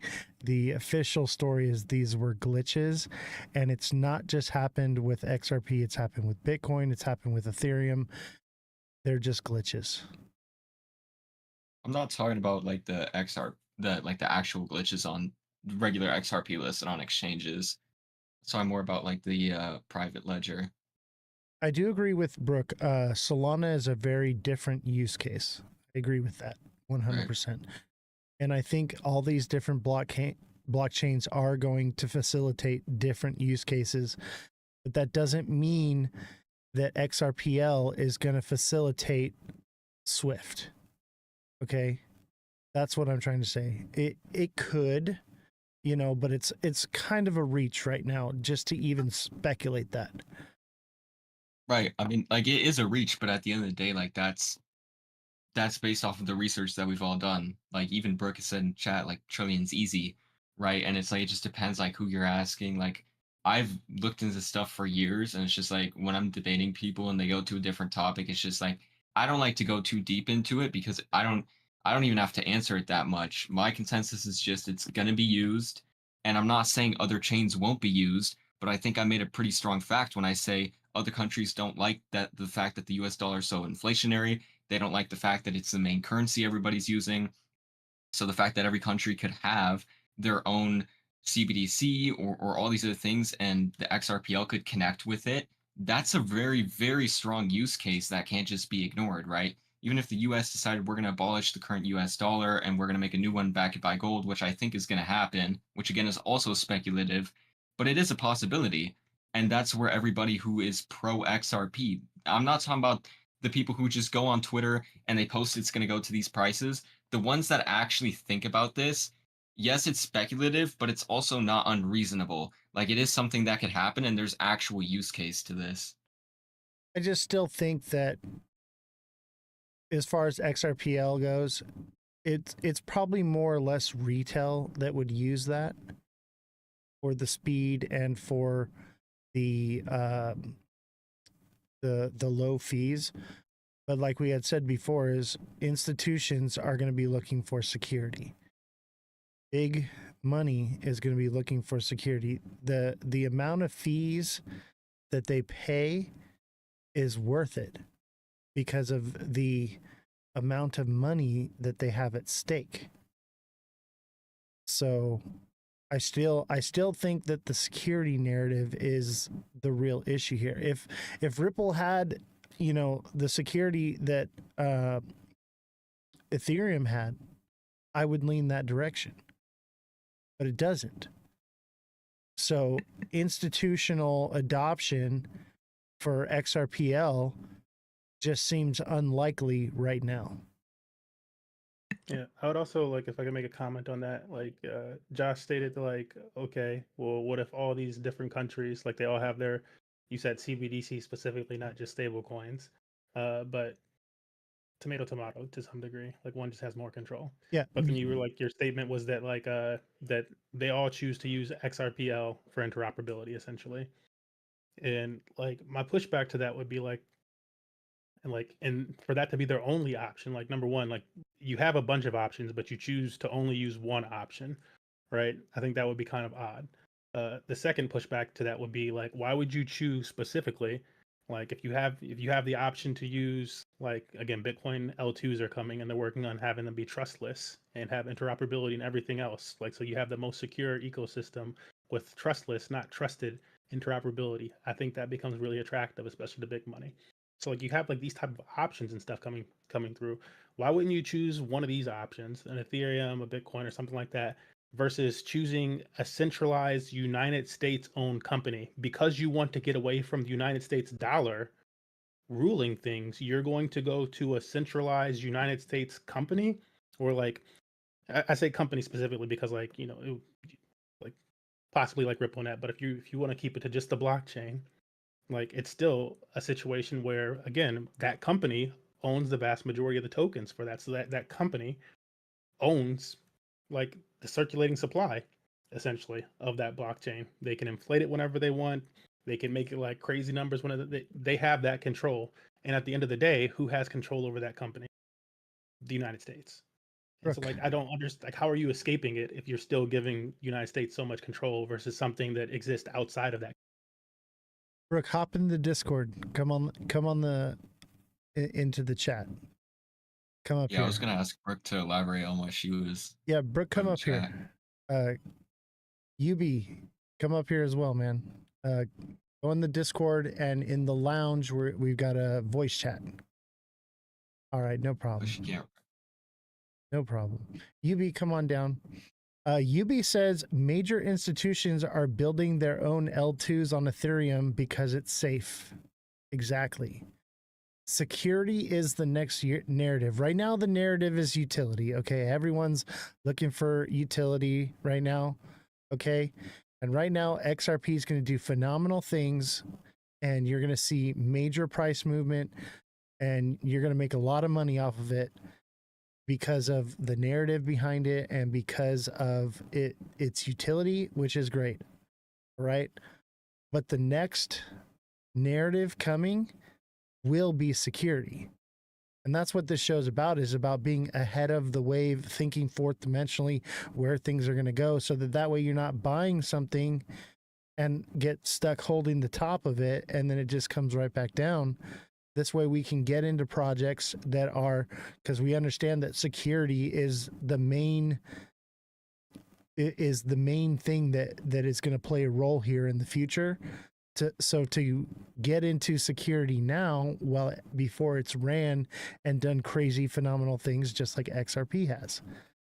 That's all I'm trying to say is if you got into SXT, which is on the Ethereum network, okay, It's the only one that does what it does. There's no other crypto, whatever you want to call it. I don't claim to be know everything about crypto, but I'll tell you this, that SXT is the only one that does off chain data verification, and that's security. And that's also going to be interoperable with AI. And it has use case with military intelligence, storing intelligence information on the chain, but verified in a data center off the chain, which makes it secure. So that's why I'm like, okay, like SXT is going to do phenomenal things, but you're not looking at billions of dollar market cap on it. You're looking at a low coin supply, and you're looking at $100 million market cap. So when XRP runs like crazy, you made what, 20%? On a bad day, SXT is going to give you that same return. So when it actually does run, you're looking at 30, 40, 50% returns. That's what I'm talking about. Is why get stuck in a monocular vision on one project when there's so much more to be had in this whole space. That's all I had to say. That's Yeah. a good point. Before Josh says something, just good point there. Like, I think it's really important, again, to not be like, you could say tribalistic or whatever, but like to take off the blinders and to look at the entire space, and like not just the entire space for, okay, these are options, and then like outside of looking at the options, look at what's actually being built on. Look at where developers are building. Look at where the money is. Like, there's the saying, follow the money. Actually follow the money. Absolutely. We don't have to be tribalistic in crypto, right? We don't have to be, but we've chosen to become tribalistic. And that's Cosmic Crypto likens it to the cell phone era, right? Everyone had their own different cell phone data carrier that they were, super into. And obviously one day there will be whatever is adopted and used, like iPhone or Android, right? But the issue is that what it'll come down to is real world use case. Retail is and institutions are going to choose what will be supreme based off of ease of use and based off of security and based off of what is fast, what is secure, and what is the best option out there. The market will decide. Okay, so being stuck on XRP because it's fast and it's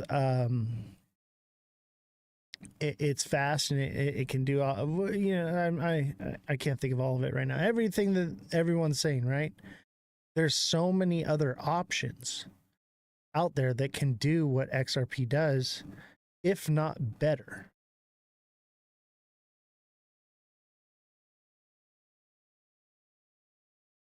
That's all I had to say. Brick says there's tribalism and XRP hate, but is it tribalism to like have an open mind to other ecosystems and not to just feel like one is the solution when it hasn't been adopted by all these other things? Like, I get the speculation, like, portion of things. You can always speculate on an asset, but I feel like that's much more tribalistic to like be like, I speculate on this asset and I see a future where this could happen, and so I believe that's going to be all of these I statements have to come from that. Like, versus it could be any one of these, and it's maybe the one that has the most builders. It's maybe the one that has the most money on it. It's maybe the one that has the most transactions on it. All of these options that I've listed so far, and none of them are XRP. I think I choose to keep my mind more open because of that. my speculation is it's going to be what is the most secure. This is money we're talking about. People want their money safe. Period. They don't care how fast it can move from one place to another. They care how fast it can move there safely. I like what Brooke put in chat there. She said most XRP holders I talk to own many others because they understand the structure. And I would agree with that, because just because I think XRP is going to go to a high price doesn't mean I don't think any of these coins won't play a role. I think all of them will be used. I think that's the main thing that people get wrong, is when I'm saying XRP could get adopted and go to these high numbers, I'm not saying that that's the only thing that's going to be used. At the end of the day, everything could have equal use, but I mean, you know, XRP could use things like Interledger. We have R3, so many of these other things.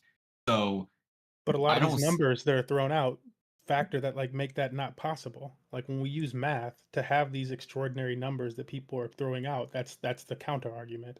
Is that for you to do that, then all the money needs to be absorbed from all these other assets. They like all need to go to zero for you to have these valuations. And then people go, well, that's not likely. Like it's probably going to be a mix of all of them. And then somebody still goes, well, it's still going to reach these high numbers because it has to. And it's like it doesn't have to. You can just do Exactly. more transactions. And then some other thing comes up. And like I'm just gonna go from like historical, like we like been in crypto for 8 years. We see so many like it's a joke also on the inside of crypto that like you don't make an announcement before the announcement. Like it's just like stop doing the announcements. But like we see so many announcements from XRP community. It's like if it's not this date, it was like I believe like in 2024 it was something about like early July or January, and then it moved to later, and then it moved to sometime in spring, and then it moved to July 14th. And then people were like, well, it's not July 14th, it's going to be sometime in November. That's when November the actual deadline. 22nd. Yeah, now it's November 22nd. It's going to keep moving. They don't do nothing but move the needle. Yeah. And it's like at some point you have to take a step back. Like again, been in crypto for 8 years. So I've drank at one point I drank the XRP Kool-Aid. At one point I drank some other tokens Kool-Aid, Same. and I was all about that token and stuff like that. And then at some point you like snap out of it and you start to go, okay, well, wait, if there's all these quants and all this big money and all these people are like, that's just not the way to approach this. That's not like what this says. Here, read this documentation, read XRP Ledger's own documentation. Like you read all these things and it's like, okay, that makes more sense. Maybe I am being a little tribalistic when I'm just choosing this one and all be all more so. Right. And it all falls into line. You know what I try to tell people is, don't be a bear, don't be a bull, be a goat. All right. And what I mean by that is the bears are always trying to push it down. The bulls are always trying to push it up. The goats, all right, in this space, we ride the wave down, we ride the wave up. That's how you should be handling crypto right now. Okay. Because everyone's talking about mass adoption is happening tomorrow, or it already happened on July 14th, or it's happening November 22nd. Okay. Y'all, we're here because of volatility. That's where the money is made. Being a trader, those of us that are buying and holding are the ones that are pretty much gambling. We're hoping, living on the hopium, that something's going to take off and we're going to have chose the right one. All based off of speculation, right? But if we're in here and we're trading, you can literally write all of them down on a hat or on a piece of paper, put them in a hat, shake it, and pull one out, and there's money to be made if you're trading. That's the whole point of this. Otherwise, I'd be trading in the stock market. I trade in crypto because I want the volatility. I can make what I make in a year on the stock market in a matter of days here. And that's the point that I think that people don't get. They got this idea of mass adoption and this new paradigm, and all these things are happening now. That's literally the top of the cycle, is the new paradigm, the adoption. Okay? And that's the goal of what I'm trying to reach people with here, is that there's money to be made so much better and faster with any coin you pick. Any single one of them is going to be a great swing trade. Where do you guys fall on that one? G, do you have something you want to say, or? Oh, I was trying to give you the floor. Go ahead, Josh. I don't know. I mean, I would still counter argue. My thing is, I don't think that all the money would have to flow into XRP for the high price. That's kind of a misconception. I don't know if that's what everybody else in the XRP army says, but based on what I've found, that's not how it would work. Just to clarify on that. What have you found?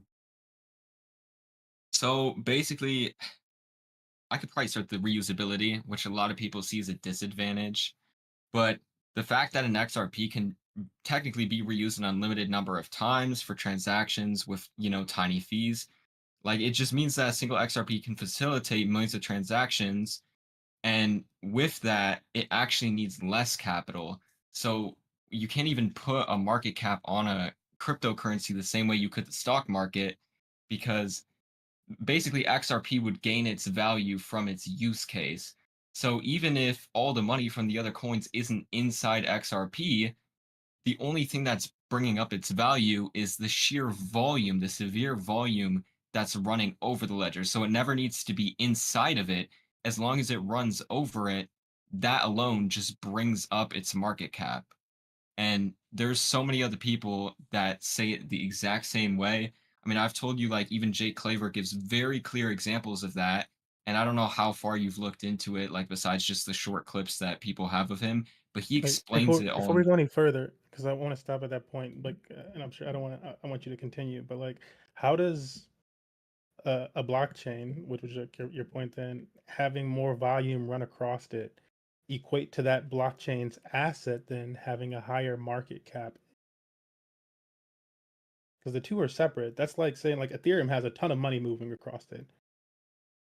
That doesn't equate to the token's XRP, market cap going up. Like you need demand for the token itself to go up for that to happen. Also, you made a point about like XRP being able to be used reusable millions of times. I agree with that. And I think that's also why I don't believe that it needs to go up to some extreme valuation, as I said earlier. exactly. I'm like, if it can be reused a bunch of times, then you can do a bunch of transactions versus needing the token when people are like, well, it has to be $10,000 because that's the only way that you're like, no, there's stable coins. You just need liquidity in general on that blockchain. It doesn't have to be that blockchain's native asset. You just need liquidity.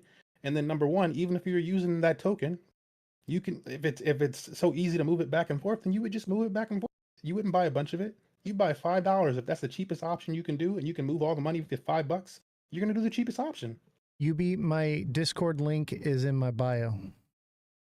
I would say the biggest thing is like it would still require more XRP if it's a lower price. So like these transactions are still using XRP to go through, but they're not holding it. It's just using the liquidity that was already there. So if you can use less XRP, it's actually faster. And David Schwartz said that himself. So it's pretty straightforward. XRP gets its value from the people that hold it, not the liquidity that will flow through it with adoption. Okay? It's like trying to fill a bucket with no bottom in it. The moment the money goes into it, it leaves it. It happens instantaneously. So how does that drive the price up? It's a liquidity pool. I would say, I mean, technically both would play a factor. I'm not really understanding how it would just be the holders. It would affect the price somewhat, but it would be the splashes of drops of water that hit the side of the bucket, not the actual money flowing through it. But like transaction volumes would still basically drive demand for XRP as a bridge asset, though. Like that's still the same concept. I just don't see it. Would it? Especially if like what we currently see right now is that like because your whole argument is based around like institutional adoption. After the institutions buy enough money, buy enough XRP, why do they need to keep buying more XRP? They don't. Then they have enough liquidity of XRP to make these transactions. You only need so much, like, and then you can make the transactions. Like you need, if you want to make $1 billion, then we get $100 billion, and then we don't need any more XRP. We can start making $1 billion transactions like that. Exactly. At some point, they no longer need any more XRP, and that factors out like the volume thing. Like if we're just talking about like demand and that type of institutional buying for that purpose, And then it people, has a ceiling. And then I'll give this to Oz really quickly. But then like we're constantly seeing that like retail, by and large, doesn't use XRP. They don't actually use the blockchain. They don't use the EVM sidechain. They don't use other blockchains. they they don't use these chains, but these other ecosystems do have that more so. So I'm just like, and I don't think it's going to come from retail. they act like, okay, it's going to be trillions of dollars, if not quadrillions of dollars flowing through it. What makes you think that these institutions or banks or Swift or whatever is only going to use the XRPL? You know, like mass adoption is not just going to be with XRPL. By that time, there's going to be so many different options. Some will use it, but we're not talking about all of it going through one pipeline. Think of it like water flowing, okay? That's what I'm trying. The analogy is water, okay? Right now, the water faucet is not turned on. It's just dripping out of it, right? Eventually, the water faucet will turn on, but it's not going to go through one hose. It's going to be, you know, one of those four-way valves with multiple different hoses going from this place to that place, and with other hose attachments that take it to other places, all throughout the entire garden. It all comes from one spigot, possibly, or even multiple spigots, but it's not one hose being used. I think the main thing is like demand would still outstrip like supply. So if you have ETFs, obviously, and you have all these people holding it, then realistically, even though it can be used in a limited number of times, the fact that people are holding it and the fact that there's volume on it, and then you can also put real estate on it, all these other things, like XRP has so many use cases. So I still, like, we could go back and forth on this, but to be completely honest, throughout our whole conversation, I still haven't really shifted my opinion just because, you know, if I talk to somebody like Brooke about it, we would understand the same points that we're relaying. Whereas if you were talking to somebody who has counter arguments would say the same thing. So My thing is Because to our first point earlier, you still believe XRP Ledger is more decentralized than an Ethereum or a Bitcoin, right? I think it's safer. Well, that would be in like its decentralization would make it safer. Like, because again, like Yeah, the peer-to-peer payment system is what it is. You don't have to use smart contracts. That's an option that people have on those chains. I'm thinking they don't use smart contracts, is what I'm saying.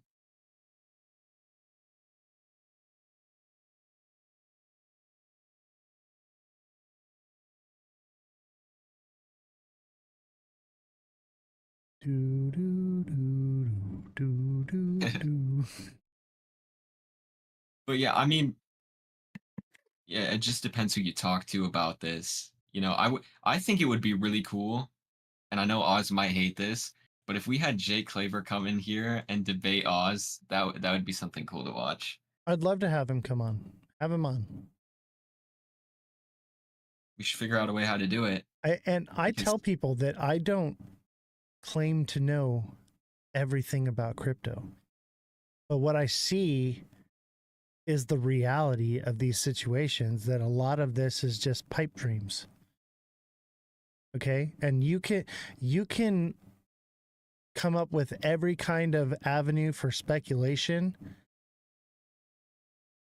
but the reality is that what we've seen happen in the past? It's understanding the past to predict the future.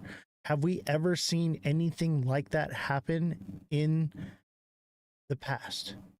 No, that's just not how the world works. So thinking that XRP is going to take over everything and so that it reaches these numbers. Yes, there's probably a situation where you could come up with any kind of speculation to create a narrative that fits your price that you're looking for. That doesn't mean that that's exactly what's going to happen. And that's where I'm with it, is like, it seems a little too good to be true. And maybe it does. Fine. I'd be happy with $10. Great. $5. Great. But holding on to something, waiting for something that's going to be super crazy is a disservice to people, because the real people that are making it in crypto are the ones trading it. There are a few people who have gotten lucky. That's what I'm trying to say. It's not about rolling the dice over here with me. For me, it's about creating wealth and doing it as fast as possible for everyone. Is XRP crashing? Kind of. It's coming back to about $3, maybe $3.04. I mean, even like Brooke said, most like their actual XRP holders, they hold everything. They hold XLM, they hold XDC. A lot of them hold Quant, which Quant is actually great because it has half the supply that Bitcoin has. Like, we're not really placing all our eggs in one basket. But they're all just And holding. And it's also a very similar narrative. Like it's almost like I call it like the X basket personally. 'Cause I'm Yeah. like, it's like almost like they all got attracted to the X name. They must be the same. It's like XDC, XLM, XRP, and then you get like HBAR, and they're all to some degree more centralized projects in the space versus like the more decentralized projects. they all serve different use cases, though. Like, if you look in Honestly, like I the like XLM better than XRP. I think XLM is going to do far more than XRP will. It does more numbers, has more daily active users, has more like, institutions are actually building on it and using it. And instead of like because they have a similar like type of setup with their consensus, but instead this one's run by a nonprofit. Exactly. I like that. You don't much more. have Ripple dumping on it every month.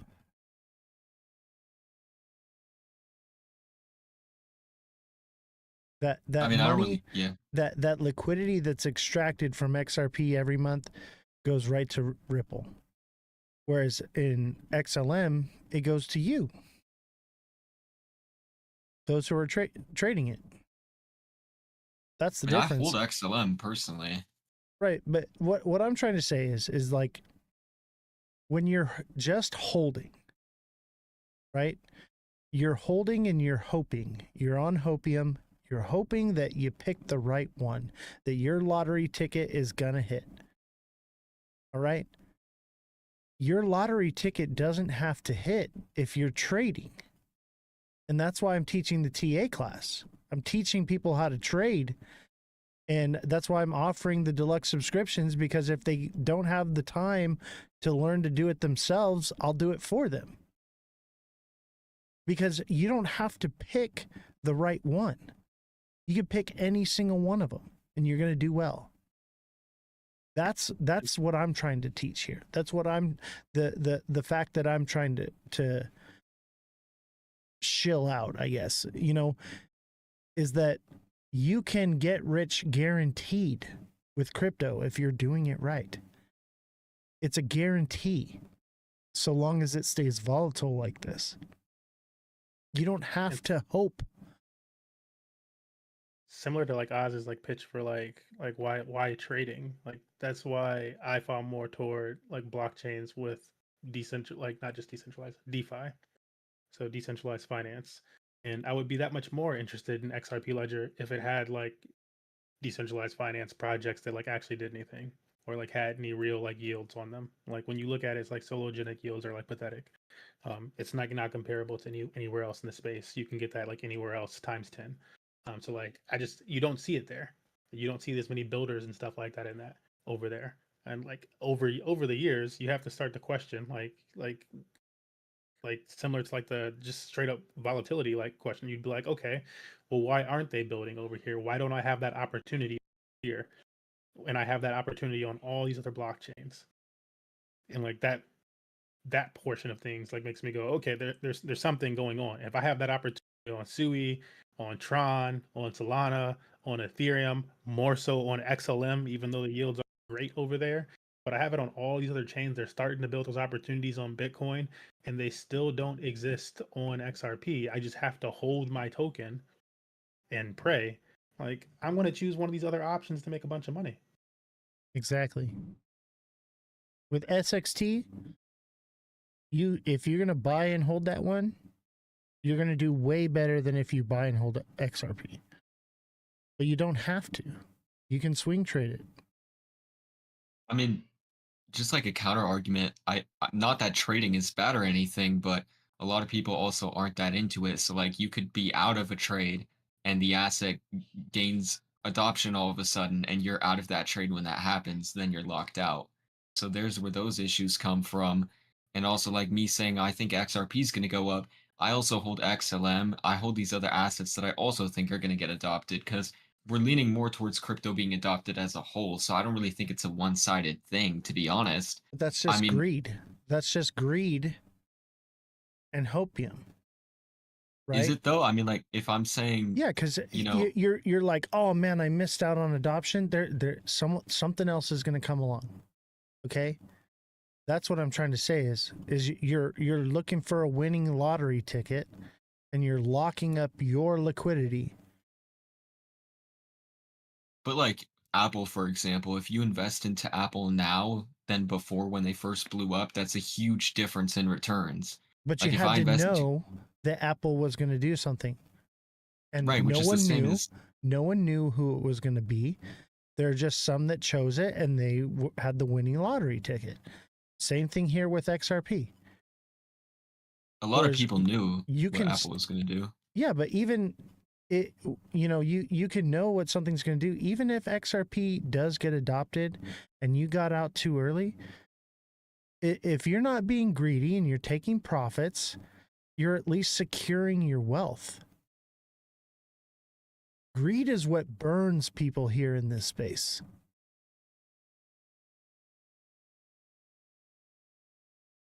I mean, I guess it would just be different if we're looking in terms of like adoption, because like crypto isn't really being adopted like at that scale. So like it still doesn't exactly make sense. Like I'll be the first to say I don't really like Ethereum, but can it hit $42,000 within a year or two? Absolutely. Like Honestly, I think it could hit 5K, maybe even 10 by 2030.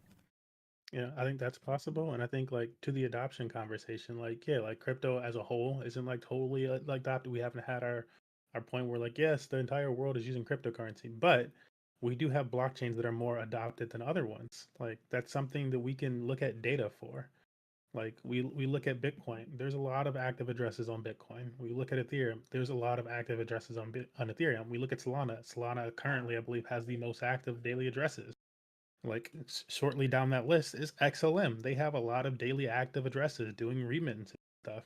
Like Tron has a lot of daily active addresses. It takes us a while to get to XRP.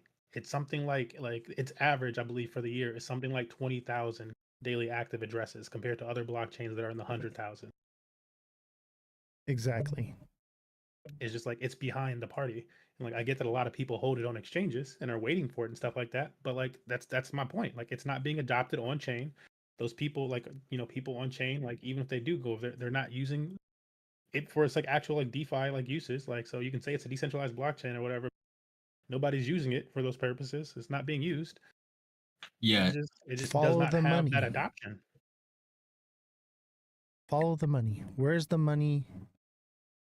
And it could change someday. I won't say that it can't change someday. Absolutely. But like I will because like I changed my mind on Solana. Like I was like, all right, well, change this thing up. They're more centralized, and eventually they change things up. I'm like, okay, cool. And like I need to see more than it just being like an NFT space. Cool. They started building more DeFi applications on Solana. I will change my tune. I have not seen these things from XRP, And I don't think number one, I don't think Ripple does a very good like service. They do a disservice when they don't like correct the community in certain things and like actually help educate them, which they should be doing, And in that's my because opinion. Ripple And has then the everything community to hurts. gain from that. That's why the True. narrative has been created and pushed the way it's been pushed. Yeah, I think so. The community doesn't because of these reasons they just like I feel like a lot of people are like, I did research, and it's like, okay, you read an opinion article, or you listen to somebody talk about their opinion on YouTube, and Or they're on bringing a X. speculation. Yeah, their speculation on this or that, and like when I consider research is like looking at data, like actually going to the documentation to figure out how it's supposed to work, like how is that new application going to work, and what else does it work with. These are things that I would consider more toward like actual research versus like somebody's opinion on whatever. Data and what's actually happening is what I would consider research, and like what's the trend that you see from that data. Absolutely. And that's why I've been more like, you know what, Solana. Solana is going to do something phenomenal as well. I mean, It yeah, doesn't as even much as I have. did not like it. Yeah, I didn't like Totally it at first. I was like, oh, that's going to be where all the collectibles are at, right? It's going to be the collectible blockchain. And it very well could end up falling into that niche. It pretty much already has. But that doesn't mean that it's not going to do something phenomenal. XRP doesn't mean that it's not going to do something phenomenal because the narrative behind it. But like MMG said, I'm looking at real use case. And I see XRP and I'm like, why would I buy XRP when I can buy XLM? Why would I buy XRP when I could buy something that doesn't have a crazy market cap already and a low coin supply? There's so many more options. But most of the retail is low information, uneducated, and force fed the moon cheese through the algorithms, through the social media, which is the only reason why it's doing what it's doing. There's no actual real use case that's causing these prices to go up. Right. I mean, I was the first person to say that on your live the other day ago that all the recent price appreciation hasn't been towards utility. But that's why it's like I'm over here fighting for the fact like I'm not even trying to convince people to really buy. I just have a deeper understanding that other people just can't seem to see. And it's like, yeah, like right now there's no utility on it, but that doesn't factor out the fact that it has it. It's not being used, but it has it. And when it's being used, like besides what other people say, there is 100% a chance that it's going to be a high value. I don't see why it wouldn't. Like all this global adoption, I don't even think it's going to take 50 years. It doesn't even make sense that way. Like that's like being an XRP maxi that it disagrees with the people who think it's going to go up to a high price in a short term, but say, well, XRP is going to be worth $8,000 by 2070. That doesn't even make sense. That's like saying one bank is going to use XRP and another bank is going to use it 7 years down the line from that. Like the slow appreciation model doesn't work the same way for Bitcoin. That's why I don't think we're going to see a bear market for Bitcoin, because why would they sell Bitcoin if somebody else is going to come in and eat their position up at $50,000 per Bitcoin when they could just keep loaning against it and bringing it up and using it as a store of value like they're marketing to everybody right now.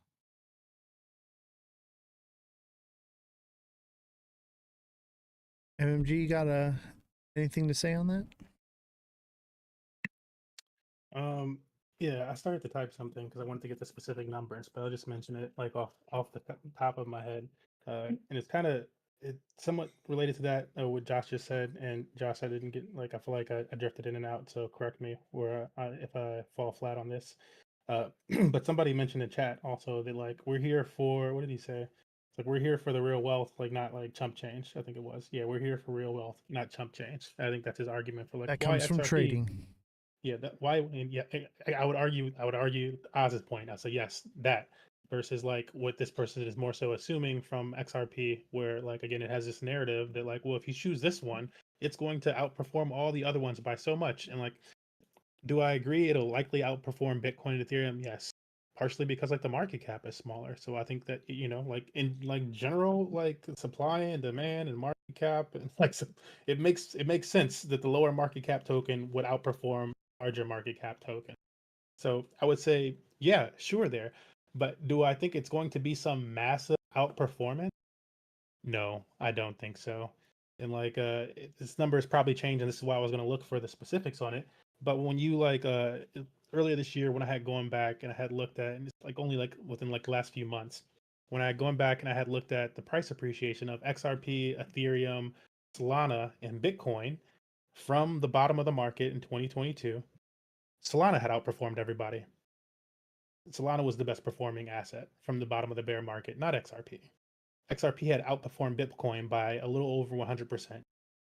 However, like a little over 100, and they both went up. It was like something like Bitcoin went up like 500%, XRP went up like 620% or something like that from the bottom of the bear. It was some type of numbers like that. However, the narrative on TikTok and a lot of influencers like to push to you is that like, oh, it's definitely way outperforming Bitcoin. They can't catch up to it. You're just going to waste your put it in this other asset. Meanwhile, they were all around the same, like give or take this 100%. Exactly. But like that's the number one asset. You could have gone with number one overall, done no thinking, and still made out like a bandit. But the narrative being pushed to you is that like if you don't choose this one, you're going to miss it all. And it's like that's just not been the case, and it hasn't been the case historically as well. When we go back 5 years, it's also not the case. I'm looking at price performance over the last 5 years, and this is a little bit more distorted now because like we do have that most recent run up again. So I'm not looking at like a shorter time frame, but this is even Bitcoin 111,000%. Ethereum same. So 1,200%. I should say 1,100%, 1,200%, XRP 1,400%. You would think with the narrative being pushed that XRP is at least 2x more than these other ones, not just inching above them. But it's just not the case. That's just not historically what it's been. And it's partially because they're all large caps. They're all mega caps. These are the biggest market caps in them. Like it takes a lot to move these. And when they move, they typically move together. Like they might run at different times, but you don't get that much difference. Like for one of them to like all of a sudden, for us to get the numbers that people are pushing, again, like not just the 5x, where I'm like, because like that's like, do I think Bitcoin's going to do a 5x this cycle? I don't think so. I think a 2x is maybe in the cards. Maybe. I don't even know about that, right? We've already moved up so much. So that 2x is already partially played out. Same thing for though I think a 5x is more likely from Ethereum. Cool. Yeah. We're moving down the line of market cap though. And so yeah, it's more likely for that one than the higher market cap. And then we look at XRP. Do I think that 5x is that's the one where I give the most credit to the potential for a 5x. I'm like, sure, we've moved Absolutely. down that much more. This has way more potential to do that 5x. However, where I start to call BS is at a 300x. I'm like, no, Absolutely. it's not going to do a 300x, guys. We've never seen a 300x of any asset in a year's time. Period. It's not about to happen with this one, not from a top 10 asset in any market. It's no. Exactly. And you have to understand the way the money works in Bitcoin, Ethereum, all these different different cryptocurrencies is it flows into Bitcoin, it flows into Ethereum, it flows into the other alts, and then it flows into the meme coins, and then it comes back around. And that's the cycle that we talk about, the bull cycle. But that cycle happens over and over and over. So you can buy Bitcoin, then trade it to Ethereum, then trade it to XRP, and then trade it to HBAR, then trade it to Algo, and then trade it to SXT, and then trade it to meme coins, and then back around. When you're trading it, you're just exponentially doubling the X's that you can rack up. This was meant to be traded, not bought and held. That's why we're here. We want to be rich, right? I would just say with Bitcoin, trying to time Bitcoin hasn't really been that beneficial for people up overall because anybody who's bought at any point in the chart is currently up. So, and like also the thing with Bitcoin is I don't think it's done this cycle because we're gonna have a huge supply crunch because a lot of the correct me if I'm wrong, but I'm pretty sure we're at like 19 million circulating supply. We're approaching 20, and then they won't get done with mining the last Bitcoin for a long, long time from now. So we're going to reach a point very soon here where there isn't Bitcoin left, and it would cause the scarcity to push it up dramatic numbers. And I actually ran these numbers through, and if every single or a huge chunk, I think it was 30, if 30,000 millionaires out of the 22 million we have in the US all of a sudden decided they wanted to buy Bitcoin, all the supply would be gone and it would shoot up to incremental numbers. And that could genuinely still happen this cycle. I don't even want to put this cycle into it because I don't think we're getting cycles anymore. I don't think seeing Bitcoin dump is realistic. It just doesn't make sense to me. But when you're looking at the same thing, it's like, especially for XRP, the only reason why I'm holding it is because I got in so early. So for me to get out and in, it doesn't really make sense because what I believe is going to happen, it would be a rapid price jump and not something that's going out. And it's okay if people don't agree with me or like it's correct to say that it's never happened before, but that doesn't make it something that can't happen. And I'm sticking by the narrative that I have, and it's a narrative that I put together. Like I'm not on the side with every single other XRP maxi, but I'm accumulating multiple different tokens that I think are going to have significant price appreciation. And it's the same like the influencers who were trying to push we're going to get a bear market. They have everything to gain from a bear market and nothing to lose because they basically time it at the end of the day. It's like, why would somebody sell their Bitcoin now? Because like if Bitcoin went back down to 50,000, why would somebody wait 3 years before an influencer says, okay, bear market is over, we're going to go back into a bull cycle. So Bitcoin is just going to supposed to hover at $50,000 a coin for 3 years. Like that doesn't make sense to me. Well, let me tell you something. Okay. Crap, I forgot what I was going to say. Oh, you said you're accumulating these coins, right? For a long-term hold. Accumulation is not done in the middle of a bull cycle. It's done in the years between. All right? So now is not the time to be accumulating. Now is the time to be trading. And then once the bull cycle is over, then we go back into accumulation. And I know you think that the cycles are never going to end. That was the narrative every cycle. Okay? The bull run, I think, continues from here on out. I do have a speculation that we are going to redefine the bear cycle. Okay.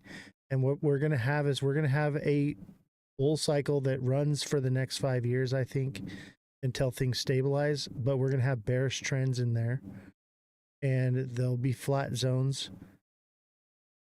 And this is speculative if what you're saying is right. But either way, there's going to be a time and a place for accumulation. And that's not right now. Right now is the time to be trading it, not accumulating it. That's all I'm trying to say. But like, how would that work in a sense? Like if people took profit on Bitcoin and it went back down to 50, why would people wait to reaccumulate? That's when you would reaccumulate, is when it drops. But trying to Right, but it would, accumulate XRP at $3 is not the right move. There are other things that you can accumulate that aren't running yet. but also it's getting more expensive. Like if I were to not Look like, at by the way, SXT, man. SXT was prime for the picking, and you bought some, right? right, You did amazing, right? And it hasn't even yeah. really ran yet. That's what I'm trying to say is those are you got to look for the right project to be in accumulation before you start accumulating. XRP has already passed that accumulation point. It was accumulated around 50 cents. Right. And I got a lot there too, but my point is trying to like I can trade and buy these other assets, but I'm talking about Bitcoin and XRP specifically. Like, people are so eager to take up positions. How do you get to the point where, for example, if XRP ran to $15 this cycle, right? Let's just hypothetically say that there was an adoption and it just ran to 15 off of the hopium that people are spreading, right? Let's just say that. Am I ever going to get an entry lower than 50 cent? That's highly doubtful. And the XRP you get Maybe a when you buy dollar, at 50, maybe and $2. even then is really speculative. We've touched the $2 floor so many times, and Yeah, once we get it could be ETF $2. approval, It could be $2.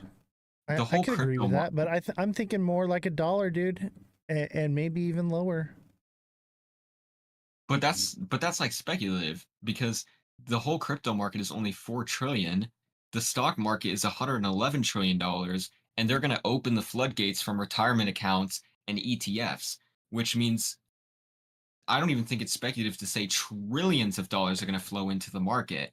So when you have that much price stability, there could be a real chance that if you take profit early, you are never going to get a better entry. And then you're just going to be buying on top of all these new people who come into crypto. That's And greed. that's why That's but greed. it's really not like it's a possibility. And that's why I'm just trying to not outweigh that I because understand what you're saying. Okay, and you know we've been back and forth on this already. It is 8 o'clock, and we have to go to Twitch exclusively, so we can talk about the Epstein stuff. But I'm not discounting what you're saying. Yes, there is a possibility, but for me, that's just a lottery ticket. Okay, you don't need a lottery ticket to win in this, is all I'm trying to say, buddy. Right? And if that's how you want to play the game, I'm not saying that you're not going to make money doing it. I'm just saying you're limiting yourself. That is all. Hey, buddy. You know, I appreciate you, and I love these debates, but I got to let you go, buddy. It's 8 o'clock. all right. Thank you for coming on. MMG, thank you for coming on. Appreciate you Yeah, as good well. job. Is there any last things you want to say, MMG, before you go?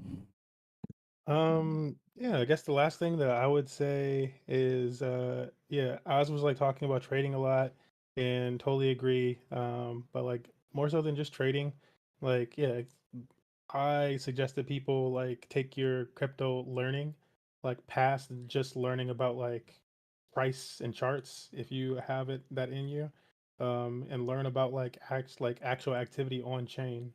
Because I think like once you start like actually interacting with like applications and stuff like that on chain, and you don't have to use all of your assets. You can even use test nets. So it's basically paper trading. But once you start to do that more so, I feel like you learn a lot more about the market. And it also opens you up to more opportunities. You can trade more assets. You can trade assets before they get on these exchanges. And so you're able to experience pumps before they get on the, Uphold or Coinbase or wherever else. You Absolutely. experience the pump before it ever gets there. And then it pumps when it gets to that platform. You're open to way more opportunities outside of that in terms of like what's available in DeFi and TradFi. You need like certain amounts of money in like in certificates and whatever else to be even eligible to use certain financial tools and investment like routes. Like in DeFi, it's all just open to you, and there's more and Absolutely. more coming every day. And so I would say like if you're actually like interested in crypto, you like you can always speculate on price, but like diving more into like how things work and how they work on chain, and like yeah, experimenting in that world is where the most money is to be made. Yeah, what I say is invest in yourself before you invest in the market. Educate yourself first. Don't just listen to a creator on TikTok that's shilling you some coin. Invest in yourself, become educated, and then invest into the market. Thank you, MMG. Appreciate having you on. Yeah, thanks for having me. No problem.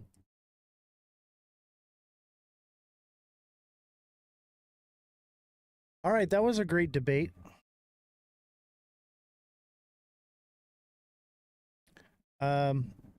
Revolution.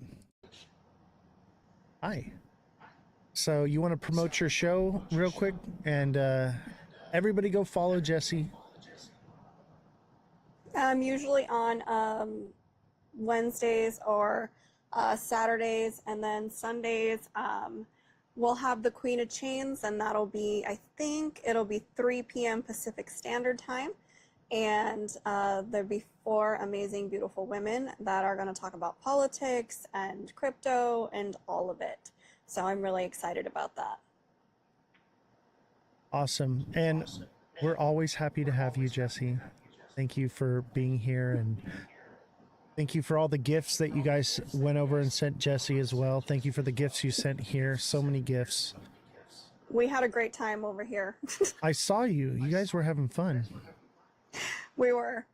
Thank you guys, whoever switched over here and talked with us, and you guys are amazing, and I can't wait for the next time because that was a lot of fun.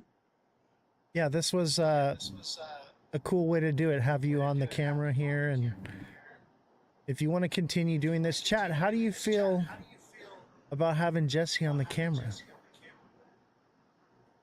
Better than looking at my ugly mug, right? This isn't an ego contest. No, I think you're going to do phenomenal. I really do. You're going to surpass me. People will come here I don't know because, anything to make people money. yeah, they'll come here for me to line their pockets, but they'll watch your live to see your face. Well, that's why we have both. Yep. All right, Jesse. All right, Twitch. I will see you guys on Twitch. Jesse, Bye, everybody. do you want to get mic'd up for Twitch? How can we do that? Yep, I'll be, I'm pretty sure I can figure it out. Okay. I'm like dumb, but not like dumb. So I don't know how it works. I'm sure I can use because the same microphone. I know, but I can figure it out. All right, It's we'll called figure it out. Google. All right. All right, we'll figure it out. All right. All right. See you over there. Bye. And if you're not watching on Twitch, we'll be live on Twitch. That's Ozthecryptogoat, all lowercases, no spaces. Come on over. We're going to talk about things that we can't talk about on TikTok.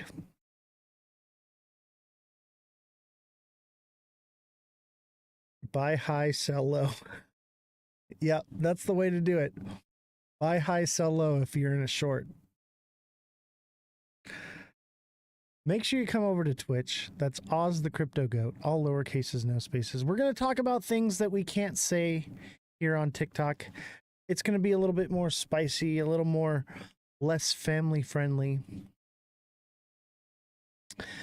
And if you are not trading crypto and you want to learn to trade crypto, join on Discord. We have the TA class that we're offering. I also offer one-on-one coaching for deluxe subscribers here on TikTok. So as a deluxe subscriber, you can message me directly. I will do on-demand technical analysis for any project and help you set up your wallets with your portfolios and basically nudge you in the right direction to get you profitable. Everything that I offer pays for itself, okay? And I try to keep the amounts as minimal as possible. Invest into yourself and then invest into the market. And that's how you're going to become profitable very quickly. Everyone here that takes advantage of the subscriptions, takes advantage of the technical analysis class, is printing money. Start printing money. You don't have to have a winning lottery ticket. You just need to learn to trade. And you will make the money not only faster, but more of it. So if you're looking for real money, you're looking for the big money in crypto, and you're buying and holding, you're doing it wrong. So become a deluxe subscriber, join the technical analysis class, and change your life. I'll see you guys all on Twitch. Have a good night. Remember, that's Ozthecryptogoat, all lowercases, no spaces.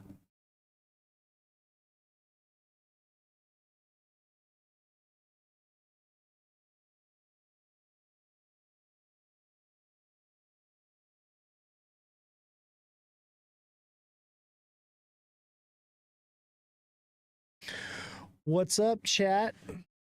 How we doing? Let's see here. So how hard is going into XRP going to crash? I mean, it's pretty much done what it's gonna do. I think there's a possibility of a head and shoulders formation right here. So that would send it back down to like 247, 265, somewhere between there. Okay, I lied. I can't figure out the microphone, but I can talk in the chat and have commercials anyway because my boss is cheap and won't pay for the ad free. If you have Amazon Prime, you can get a free subscription through your Amazon Prime. I believe everyone has Amazon Prime. Can I be completely honest with you? No, absolutely not. Just kidding. Go ahead.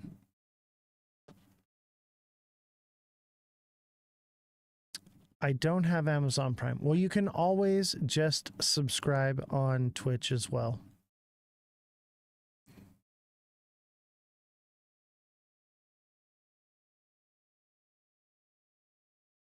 I will buy my deluxe tomorrow. Nice. Yeah, get the deluxe subscription. Take advantage of it. And remember, you get out of it what you put into it. All right. I have other people I'm coaching as well. So you have to, you know, message me and conversate with me, and it's not something that happens overnight. But it does happen, and it does happen quickly. And I'll tell you what, like the TA class, man, TA class is legit. You guys are going to learn a lot from there. I don't have Amazon. You need to cut those boys off after an hour because you guys were talking in circles and it was just going on, and you didn't do any TA, didn't go Uber over any news, and you have a set time limit to be aware of time. Yeah, you're right. Big Baller just gifted a tier 1 sub to Paul. Thank you, Big Baller. How do I send a sub to Jesse? I think you have to select Jesse's name when you go to gift a sub.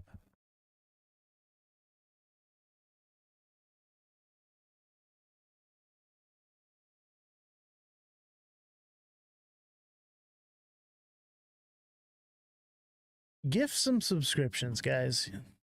Help support the channel. Remember, when you guys send those subscriptions, that money goes to Jesse. To everyone who was on my side of the live and kept me entertained and we laughed and had fun, I appreciate you. Oh, Jesse. And look, Big Baller just gifted you a subscription. There you go, Jesse. You are locked in.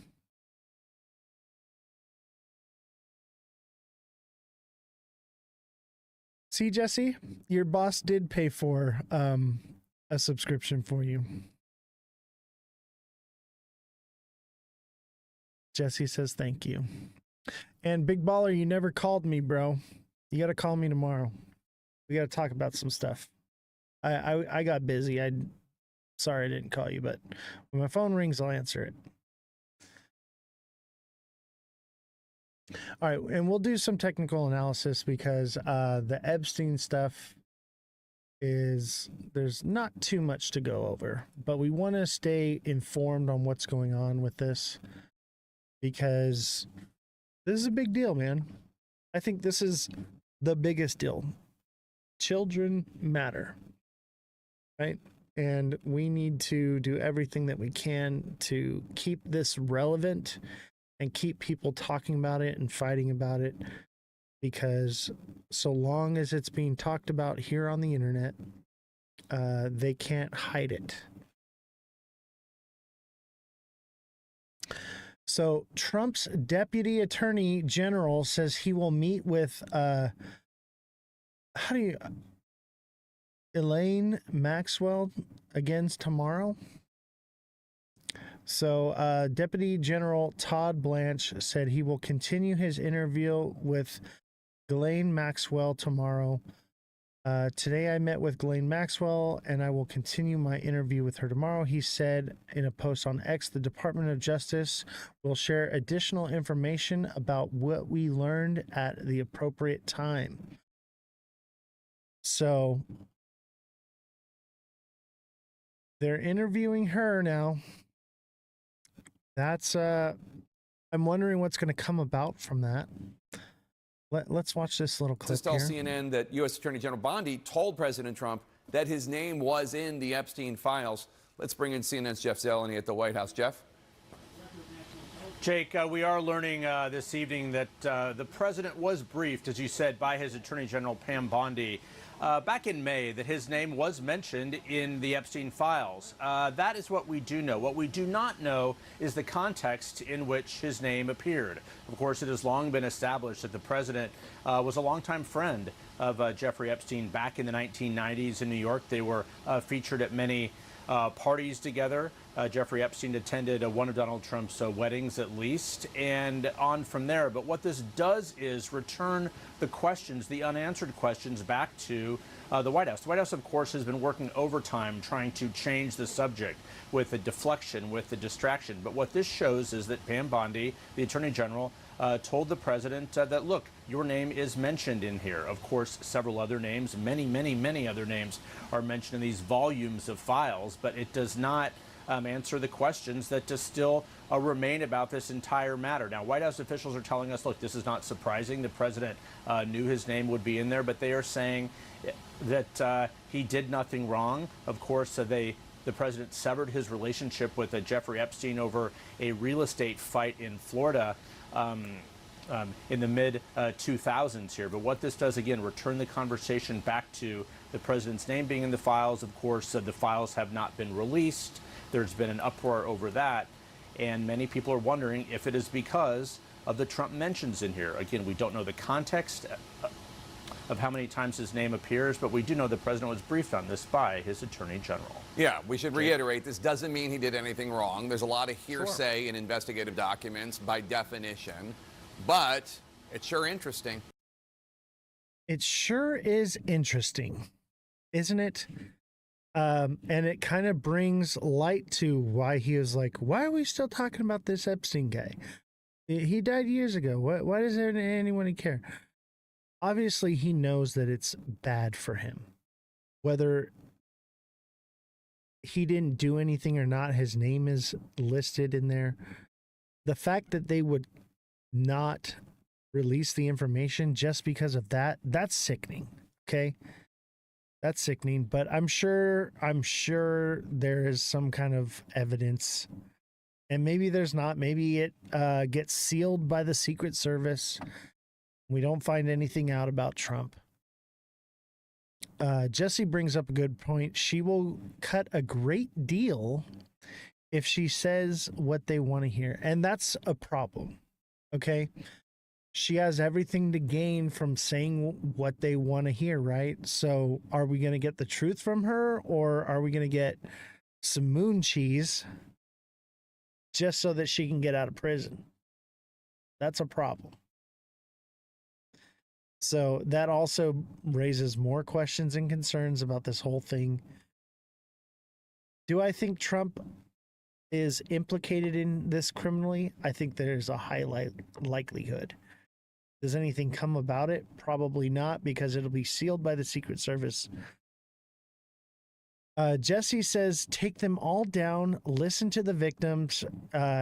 He and Epstein was deposed for SA, a 13-year-old. Yeah, I think there could be some evidence. You will never see any Epstein stuff come out. I don't think so. I think we'll get a fraction of what's supposed to come out. And let me tell you, these files that they have, this is the FBI files, all right? The CIA files, the NSA files, they're separate, and no one is ever going to get that, okay? And that's going to be more along the lines, was Epstein intelligence? Was this an operation that was happening? None of that information is going to come out because everyone's going to be focused on the FBI stuff. They're not going to realize that there's more to be had. And that's a problem as well.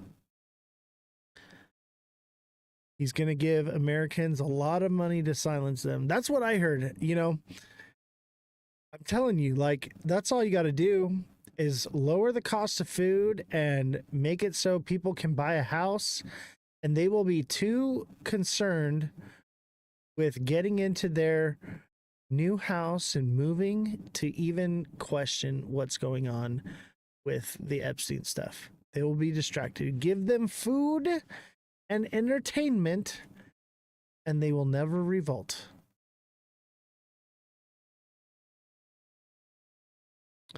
August 1st is coming soon. We will see money soon. Stimulus checks. Ooh, that would be something, huh? I'll tell you what, stimulus checks would definitely pump the markets. Universal healthcare is what file? Exactly.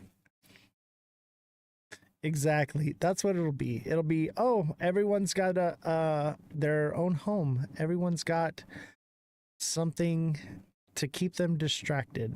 Everyone's happy, and they will all get tucked into sleep. I think stimulus checks won't be enough. I think they'll probably do that, and that'll be good for the market. But I think more or less, if people are moving into a new house and they're not paying for healthcare, that would be something that would change the narrative. At the same time, I don't think anyone ever gives up on this one. I won't. I'm not going to give up on this one. We're going to be screaming to high heaven about this for a long time. We're going to try to keep it as relevant as possible. Keep you guys talking about it and talking about it on TikTok as well, whatever we can say, and trying to keep it alive until we get the information we want. How much do you guys pay for healthcare? That's a good question. I'm not going to say. I think that's kind of private. But most people that have healthcare pay more than if they had like federal or state healthcare. It's usually more. House Democrats force Republicans to take vote after the vote on the Epstein files. Let's take a Tonight, look. Attorney General Pam Bondi's top deputy meeting at a Florida courthouse with Ghislaine Maxwell, the convicted accomplice of notorious sex offender Jeffrey Epstein. Deputy Attorney General Todd Blanche meeting privately with Maxwell and her attorneys. Earlier this week, Blanche posted if Maxwell, quote, has information about anyone who has committed crimes against victims, the FBI and the DOJ will hear what she has to say. This tonight from Maxwell's attorney. She answered all the questions truthfully, honestly, and to the best of her ability.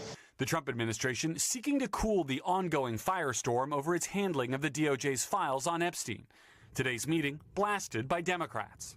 There is every reason to fear that Donald Trump could offer Ghislaine Maxwell a pardon in exchange for silence or even worse, phony exoneration. It comes 24 hours after the Wall Street Journal report, citing senior administration officials, that the president was briefed in May by Bondi that his name appears in the unreleased files.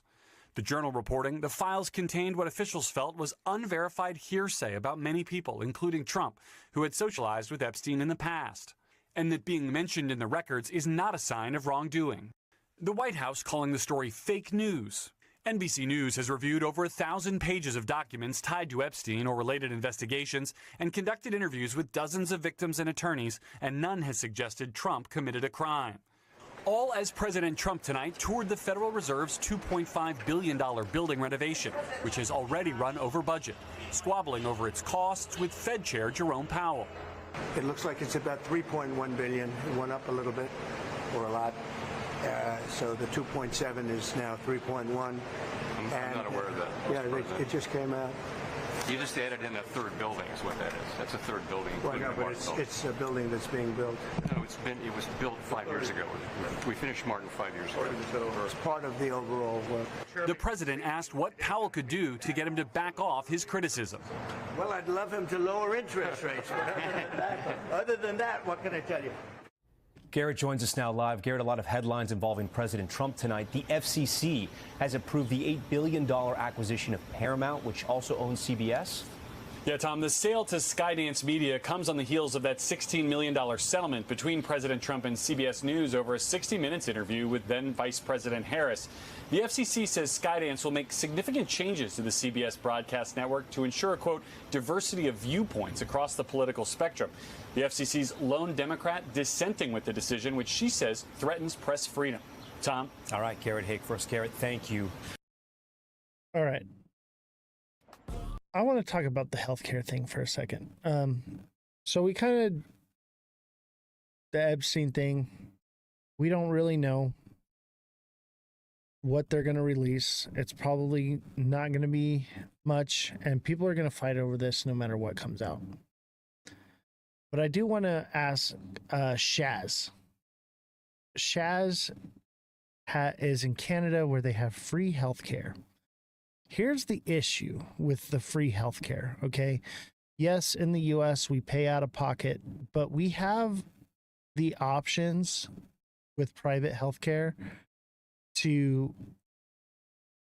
get certain procedures done that are, like in Canada, a lot of people will be sick or dying or whatever, and there will be procedures that can help them, right? The problem is that the government pays for the healthcare. They won't pay for those procedures because it's too expensive. So they offer things like assisted suicide instead. That's a problem. Okay? If we have universal healthcare, we need to have access to any and all procedures that people want. Not true. I work in an ICU unit. It's not. Okay. Hear me out. Okay. It's not that that's the case, that it's a slippery slope, and that's the direction it's headed. Okay. And there are plenty of procedures that people can have that they can't get with that healthcare. That is the problem. I'm not saying that they're giving assisted suicide yet. Okay? But it's a slippery slope. Do I want to live in a world where there's procedures that can save someone's life and you can't have them because the government is saying no, we're not going to pay for it? That's the issue.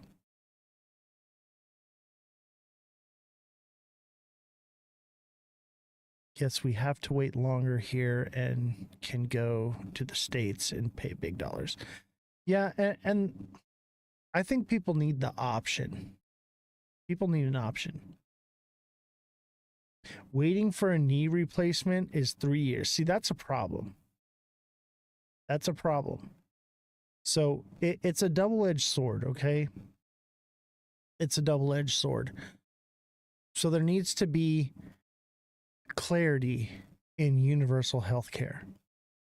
It needs to be available in a timely manner, and it needs to be available in all aspects. And it needs to be where the person has the ability to choose and say, I want to have this procedure done, not that one. Because they have crazy advances in medicine, but they're not available to certain people because of the healthcare they have or the money they have. Universal healthcare needs to be universal. It doesn't matter how much money you have access to get certain whatever procedure done, and it done in a timely manner. Because what they'll do is they'll just wait you out. If there's a procedure that's too expensive for them to pay, but it needs to be done now, it ain't going to get done now. and it'll be too late, and then you'll be past the point of no return. That's a problem. It's a slippery slope. Just wait till you find out our hospitals are organ harvesting. Oh yeah, that's, dude. Yes. 100%. Don't be an organ donor. All right. If you go to the DMV, they ask you if you want to be an organ donor. They will literally kill you so that they can harvest your organs. You would have a chance to live or be resuscitated, and they won't resuscitate you just so that they can harvest your organs.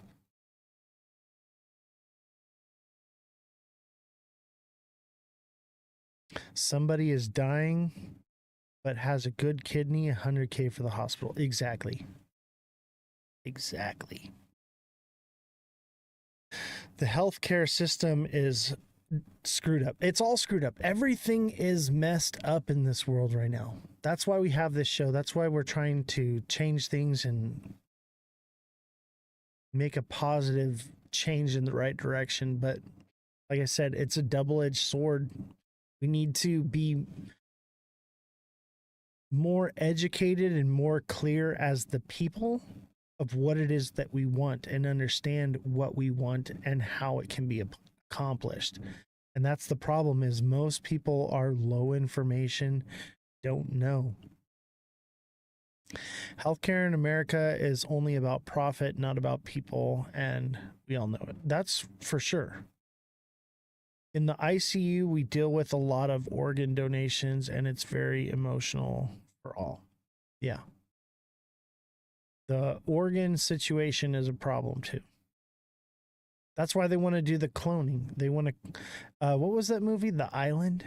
They would clone the people and have them live on the island, and then it was like rich and powerful people, and then they would harvest their organs.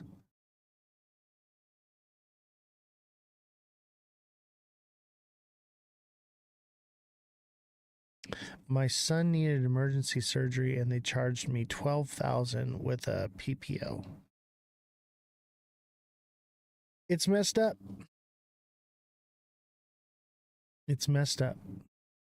And the problem is we have the technology, we have the resources, but our hands are tied because the systems that we've chosen. That's the problem.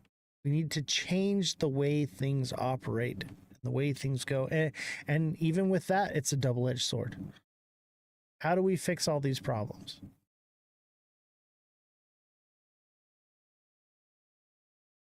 What happens if you don't have insurance? Basically, they garnish your wages. They take your assets from you.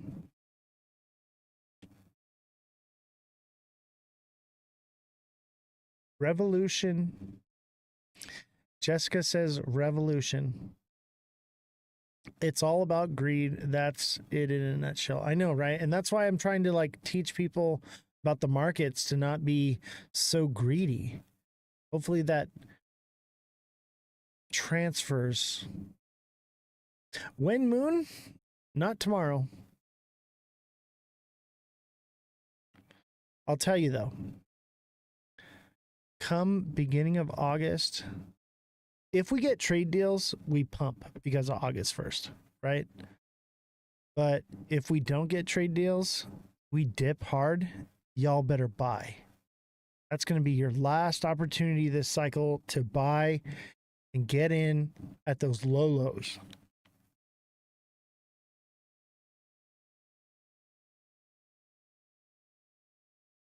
Back to $2. Thought it wouldn't age well. 126, here we come. On what? On XRP? Yeah, we shall see. We shall see. I don't know if they go that low. They pumped everything just right before. They knew what they were doing.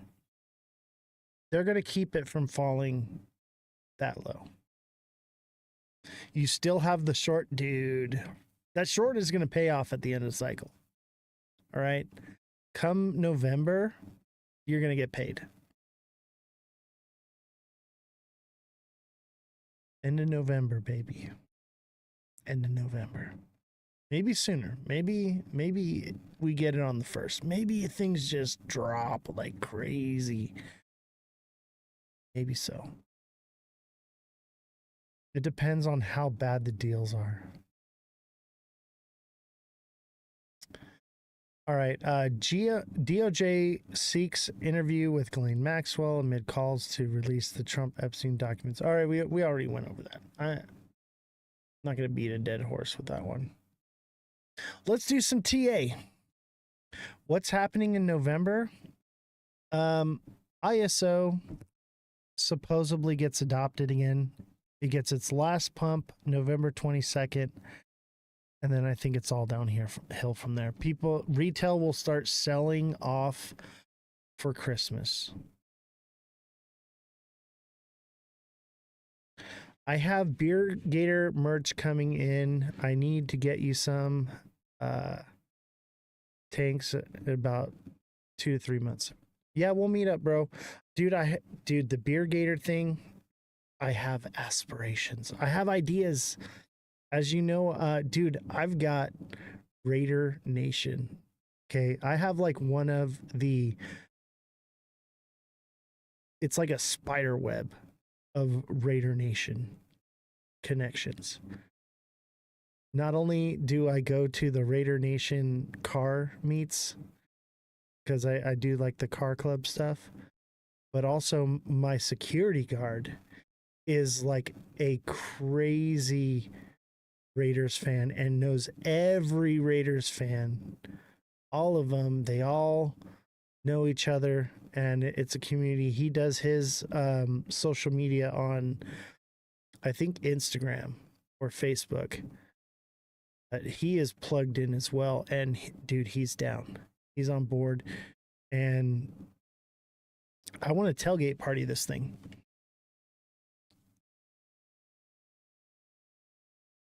Yeah, get us, dude. What I'm thinking is we go to the games and we tailgate party and we give out free beer, free alcohol. So I brew alcohol here too, right?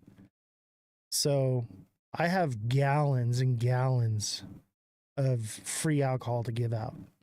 I don't drink. I just do it for fun. So that'll be where we can kickstart it, you know, get it going. But dude, free beer and hot dogs, bro.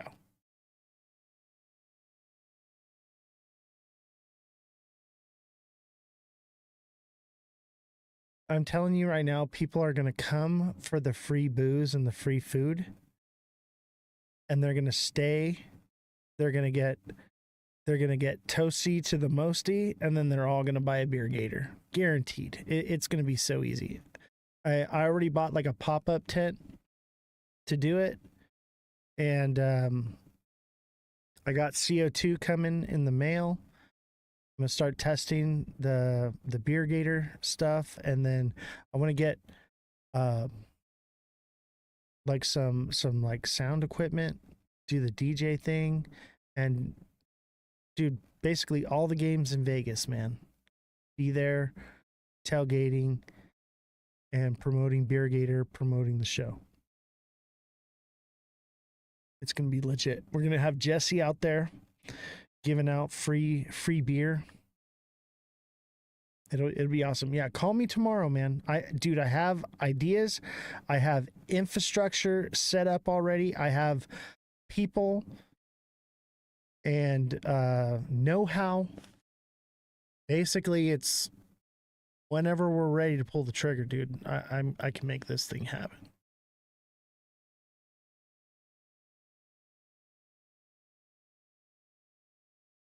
Can I come and help give out free beer? Absolutely. Absolutely. It'll be in Las Vegas. We'll be doing this. Especially if you're a female. If you're a female, we need you. Yeah, we need to work on the contract. We'll talk tomorrow, bro. Okay? Let's talk tomorrow. We need to iron this thing out. In the meantime, let's do TA. What projects you want me to look at, guys? I'll tell you what, all the people on TikTok that didn't come over here missed out on TA. Sucks to be them. Kronos. Crow.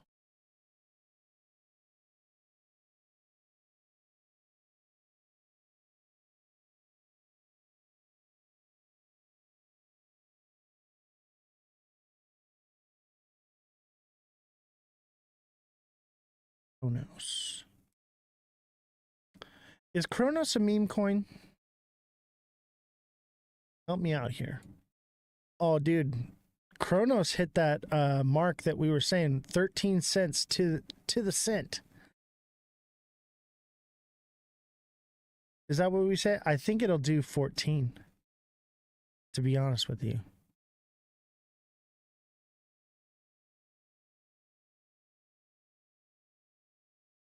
That's that double bottom there too. That's that first spot right there. That's that first point of resistance. This one's going to 14, 15 cents. Saw a W for a win. Yeah, that's what I'm seeing. 14 to 15 cents. I think on the low side, 13. I think it's going to do better than that. I honestly think it'll do 15 cents. That's a psychological number. And that's just to get started. All right. That's just to get started. It could do way more. Way more.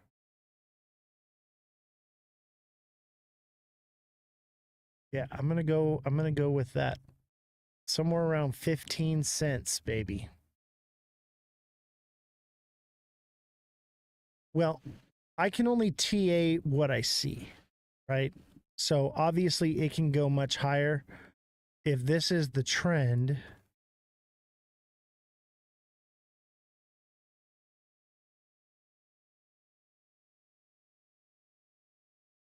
$26, 25 cents.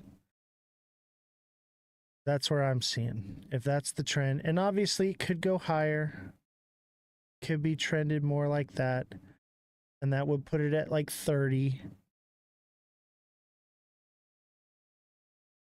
Oh yeah, everything's dumping. Dude, the red light's on. All right, everything is going to dump.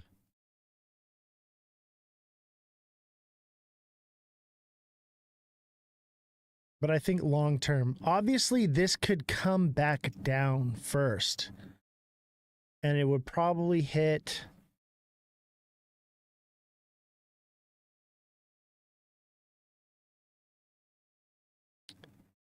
$11 to 10 cents. Probably like 10.5 coming back down. If it did, and it could continue back up from there. Okay, but I think overall things are bullish. Yeah, I would say probably 10.5. 10.5 looks good. 10 or 11. 10.5 to 11 cents. I think 11 cents is more like that sweet spot, but it may very well fall to 10.5.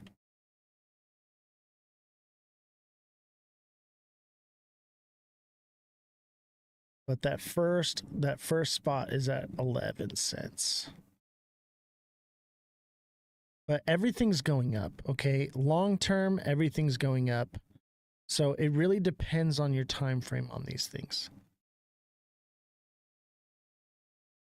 So if you're looking to buy more, just buy the dips. Everything is pretty much, I think we're going into alt season, and pretty much August is going to be your last big dip, the beginning of August to buy again. That's going to be your last chance. Obviously, there'll be other chances, you know what I mean? But like to get the low.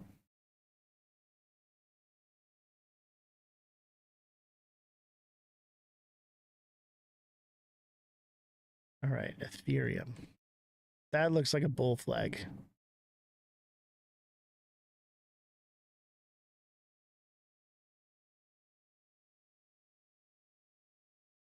Also kind of looks like a Head and Shoulders in the 1 hour. Which means it could come down to like 34. But I think this one's going to keep pumping.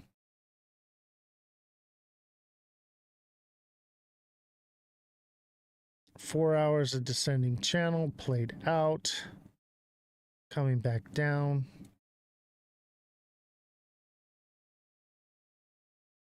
Hulk Hogan, wrong orange. Dude, do you think they murdered Hulk Hogan? You think he knows something?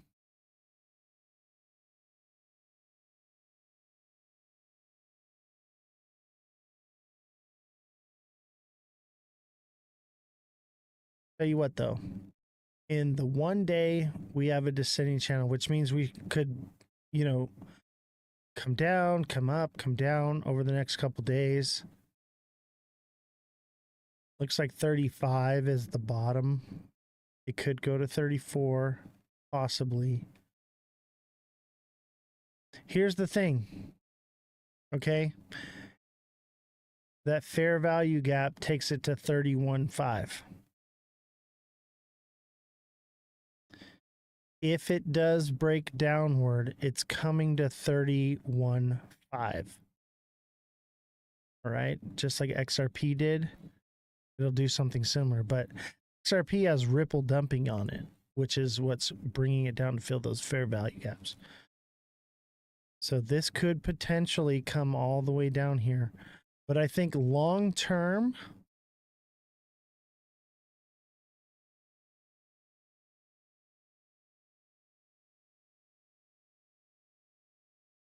if it breaks 4,000, it's like, if it breaks 42, it's going to go, its next spot up is going to be 44. I think it does 5,000 this cycle. I think it easily do 5,000 this cycle. At some point, that's where it could go. And I think even higher. It can go even higher.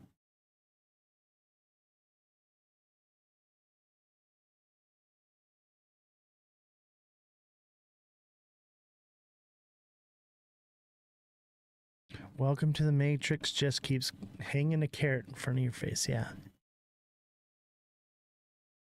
Any other projects? We got time. We got 10 more minutes. Any other projects? Is Hulk Hogan a coin? Tell me there's a Hulk Hogan coin. STX.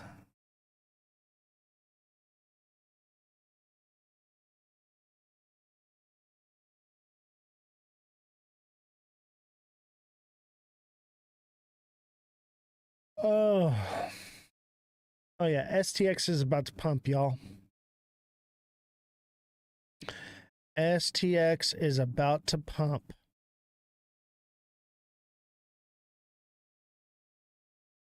If you haven't bought STX right now, is a good buy.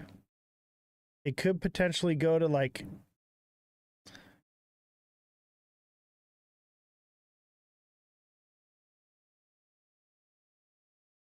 $74. It could potentially go to like 73, 75, 74. Okay? But this one is pretty much seems its bottom, and it's that double bottom. It's that double bottom like we've been seeing, okay? This one should pump us up to $1.35 to $1.40 to get started.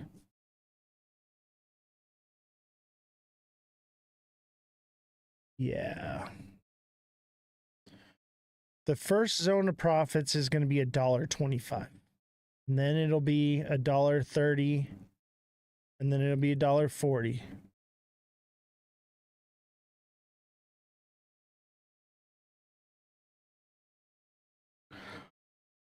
Really? I did buy a little bit last week. Yeah, it's definitely a good buy right now. This one's a buy. It could potentially come down more, but yeah, this is what you want to see. This is what we're looking at. This one's going up. All right, and that's with the presumption that we're going into alt season. By the way, when you guys see the red light on, you shouldn't be selling. You should be buying. All right. When you see the green light on, you should be taking profits. You know? I mean, I guess this is okay. No, don't go off of that. Ask me. Okay, ask me. Ask me. Don't go off the light. Honestly, I should just keep the light white because it just depends on what we're looking at, right? Depends on what we're looking at. This one, though. This one looks like a solid buy. Obviously, it could definitely come down a bit more, but I think it's right there at the bottom. If it does come down more, it's not coming down much further. 74.5.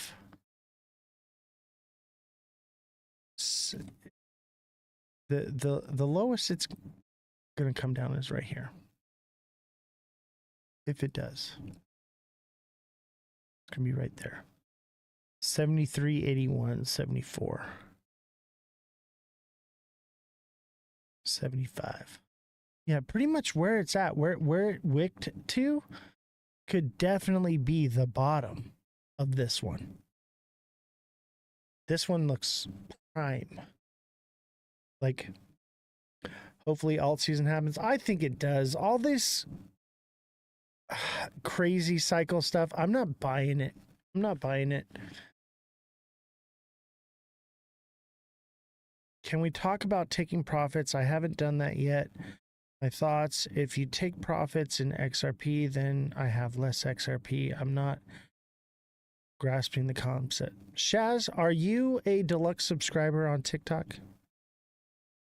And what I would recommend is also the technical analysis class.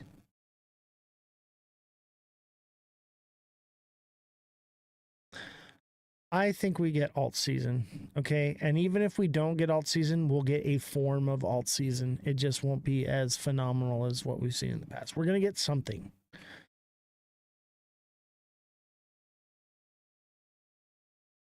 Okay. As a deluxe subscriber, I offer coaching where I can teach you the taking the profits, and you can message me directly and I will help you. You can just say, hey, like, this is the project I have. Where should I be taking profits? How much you got to tell me your situation. Everyone's different, you know. We can't do that in the live. There's not enough time. I got 5 minutes left. Can you see if I'm a deluxe? What's your name on TikTok? Actually, just send me a DM on TikTok, okay? Send me a DM on TikTok. Sharon Strong. Okay, Sharon, I believe you're a deluxe subscriber. Send me a DM on TikTok and we'll hash it out, okay? I shall help you. I think we got time for 2 more.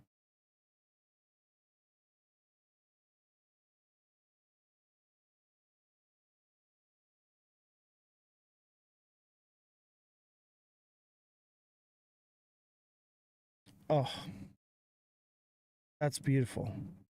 I think SXT is a buy right now too.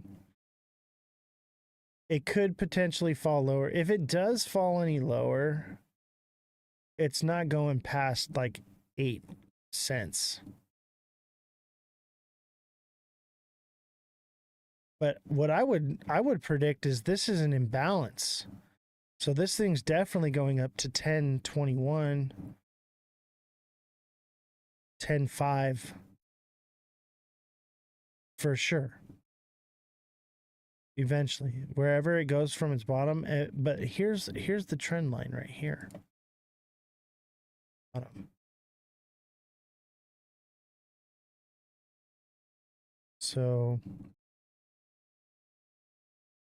0.85, 0.875, somewhere around there would probably be the bottom.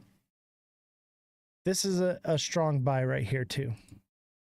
This is a strong buy. Creating higher highs.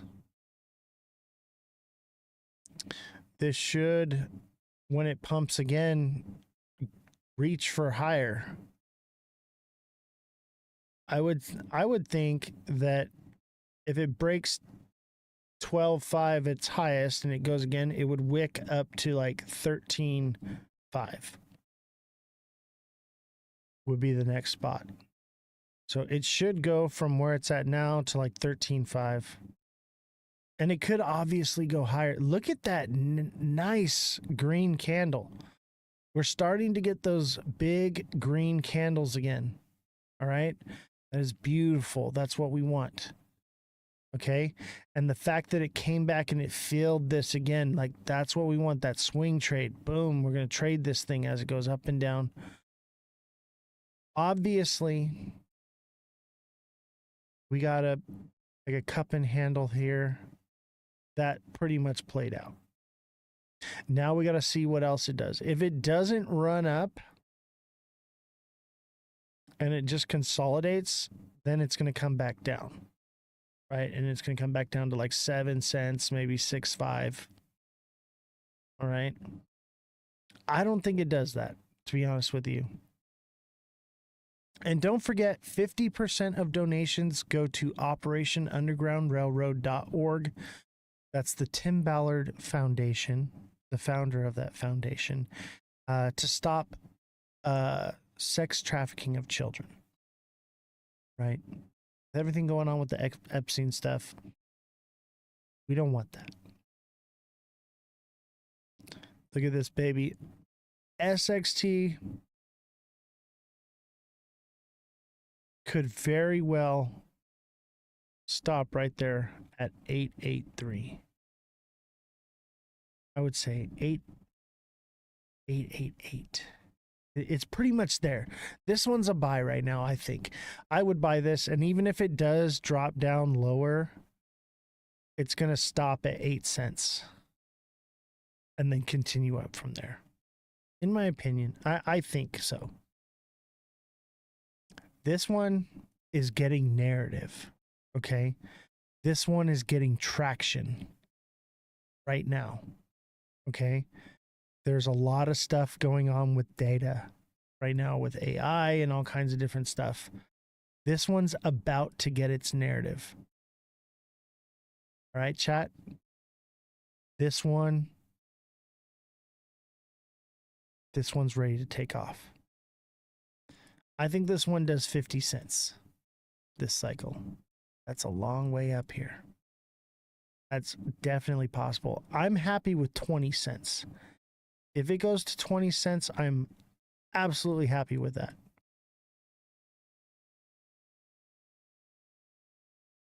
Let's set our mark for 20 cents. Yes, this is SXT, baby. This one is a buy. I would say right now almost. Obviously, it could fall down to 8 cents, okay? If this thing falls any lower than 8 cents and it goes to like 7 cents or 6 cents, buy it. Buy it, buy it, buy it, buy it. Okay? Anytime this thing falls below 8 cents, you better buy it. All right? And it's just a matter of time before you're able to get some profits out of it. It might take a little bit longer, but it's going to pay off big when it does pump. All right? This one, this is your golden goose right here. This is the project that is going to make me the most money. It's so new. So new. Because it's so new and unchartable, it's actually better. It's more likely to go up. It's going to be hard to get this thing above 16.5. But when it does go above 16.5,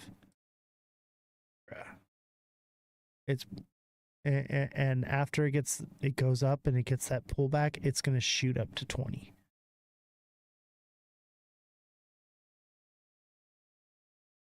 This one right here, baby. This is what you want. This is what you want. All right, it's 9 o'clock. Thank you guys. Appreciate you. Today's live was a little bit different. We had a debate and we had Jesse on our live. A little bit different. And I don't know if we're going to continue it that way. I'm going to talk with Jesse about it. We're going to see. We shall figure it out, right? So appreciate you guys. Don't forget, take profits, send donations. Good night. Appreciate you.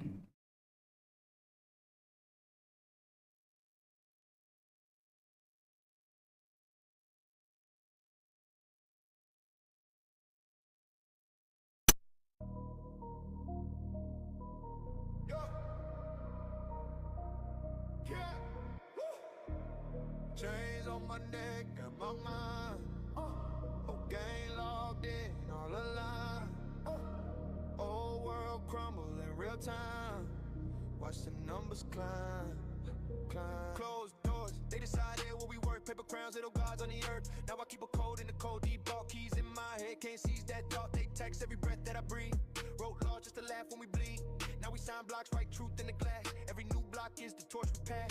This that crypto revolution, wallet full of absolution. They can track my body, never track my soul. We gon' break that old illusion, run it on a new solution. Freedom in the ledger that they can't control. Raise those horns up, raise those horns up.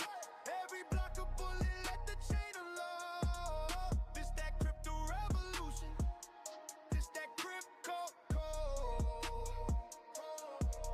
Told us, trust us, we protect your pay. Then they froze accounts in a day. I was sleeping, now I'm wide awake. Perfect phrase carved in my brain, no safe. Peer-to-peer, past the flame, hand to hand. Whole planet in the palm, no man at the center. Every node like a tent in a storm. When the banks start war, we enter. This that crypto revolution, wallet full of absolution. They can track my body, never track my soul. We gon' break that old illusion, run it on a new solution. Freedom in the ledger. Yo, what up, chat? Hit that like button. We're going to be looking at some projects today. XRP, Bitcoin, Solana.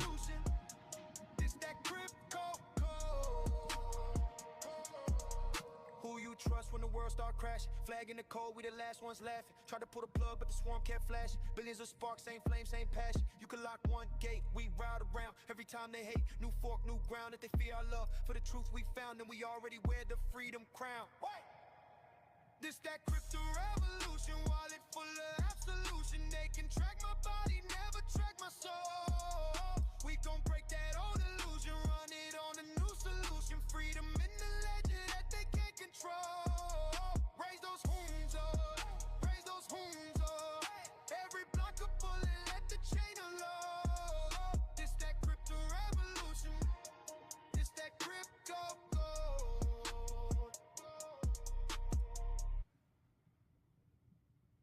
Fire track, ladies and gentlemen. We're going to stick with the Crypto Revolution for now. I got 8 tracks for the album, chat. 8 new tracks. So make sure you're hitting that like button, subscribe to the channel, share the show with your friends, follow me on all platforms at Ozthecryptogoat. We've got a new meme coin for the album that we just released, Crypto Revolution. You can find it on my X page. We're going to be doing that on Pump Fun later. How's everybody doing today? Don't forget to drop your daily heart me. Let's see here. Let's set up the live goal.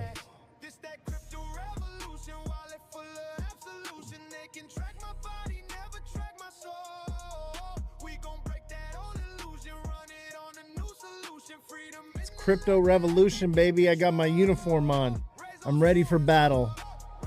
Who wants to battle today? I think we're going to battle since we're dressed for it. What do you think? Should we do a battle today? Since we're dressed for the occasion? What do you think? We'll wait for the followers to get in here and whatnot. How's everybody doing today? TikTok seller, I see you in the chat. How you doing, brother? Hey, Warrior, thank you for the follow. Goat horns, baby.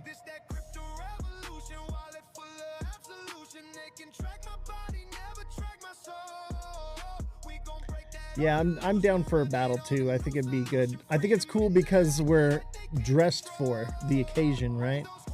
I think it's cool. This is fighting on the front lines of freedom. Hey, what's up, Francesca? Let's see the horns in the chat. Everybody put this in the chat right now. Put the horns in the chat. These are the goat horns right here. Goat horns. I had a dream last night that the album got released and I was on a stage at SoFi Stadium, and I walked out on stage and this song was playing and everybody had the horns up like this and we're just like rocking out. That was my dream last night, and I'm gonna manifest that dream. That's gonna happen.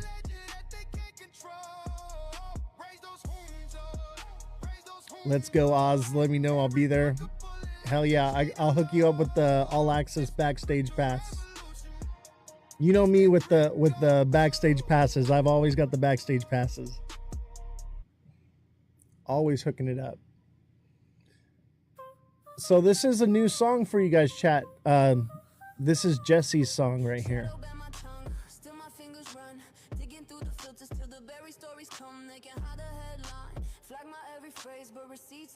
Tell me what you think, chat. You can push it down the page, but the truth still leaves a trace. Every edit, every erase. I see your hands all over this place.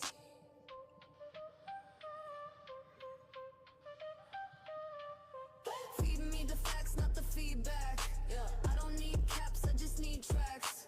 Lines in the code, trying to close my mouth, but I break through the walls, let the truth spill out. Feed me the facts, not the fake stats. Watch what you block, cause I'm past that. Mute my post, but you can't mute doubt. I'ma scroll to the core till the truth crawls out. This is my song to TikTok right here. Shows me only candy, hides the sacrifice. Every quiet question gets a sudden freeze, but the leaks in the system got me reading between. You can push it down the page, but the truth still leaves a trace. Every edit, every erase. I see your hands all over this place. Feed me the facts, not the feedback. I don't need caps, I just need tracks. Lines in the code, trying to You'll bring the groupies? Hell yeah. Bring all of them.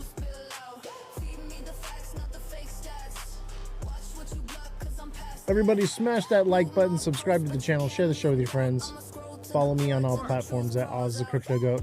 Yo, what's cracking? Hi, how are you? I'm just hanging out. Great, what are you doing? Oh, it's got the good music happening. Hold on, let me turn the music down. I can barely hear you. Give me a second. There, that's better. Hello. Hello, how are you? I'm doing wonderful. That's fantastic, and I'm glad to hear that. How is it in What it's all Aussie? about. It's absolutely beautiful today. Like the best weather, blue skies, nice and warm.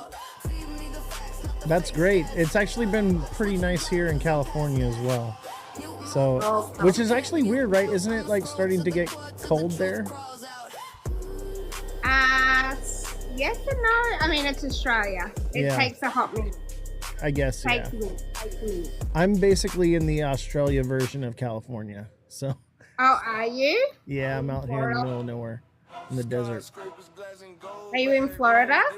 No, I'm in California. Southern California, sorry. Yeah, yeah. Hey, you want to battle? I'm trying to decide. I want to ask my viewers. I only have 4 people in the chat right now. Uh-huh. No, you don't. I swear to God, I literally just started the live right now. Now I have 5 people. Oh, now it's 4. Yo, what up, Doc? How you doing? Doc, we're dressed for battle for the crypto revolution. We're starting right now. We're Guys, dressed should for we battle. battle? Oh, no. Do I look like I'm dressed for battle right now?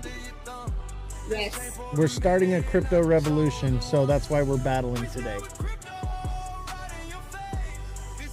Oh, I don't know. She don't want the Alright, smoke guys. chat. I don't. I'm scared. Chat, I don't wanna lose. tell her to battle.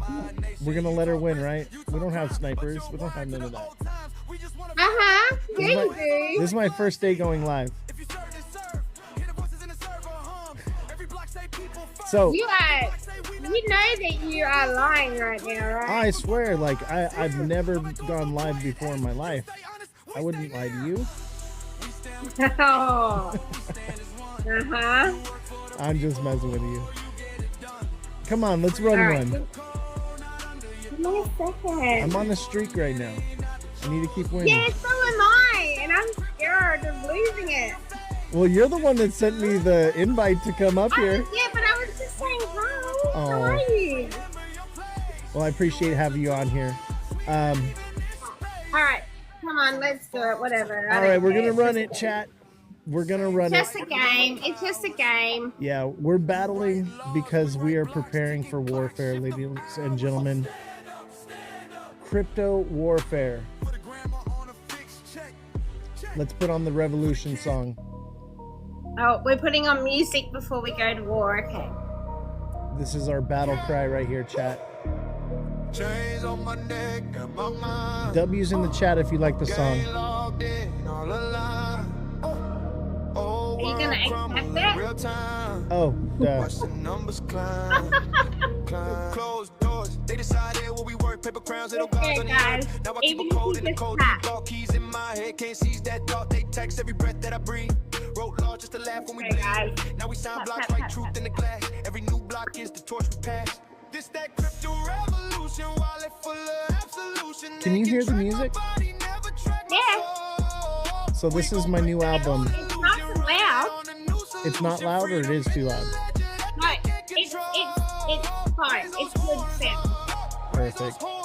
So yeah, this is our new album we're releasing right now. We have a meme coin attached to it. We have merchandise.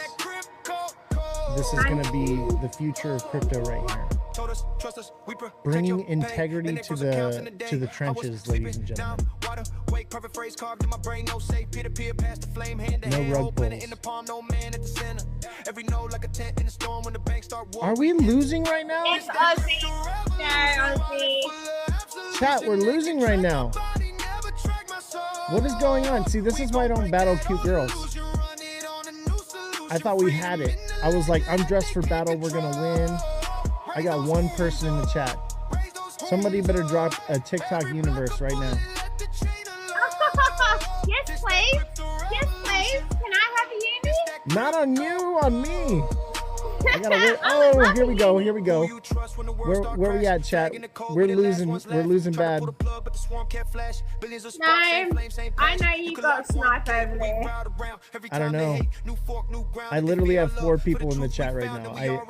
We're gonna see what That doesn't happens. matter how many people you got in your chat. We'll see. We'll see.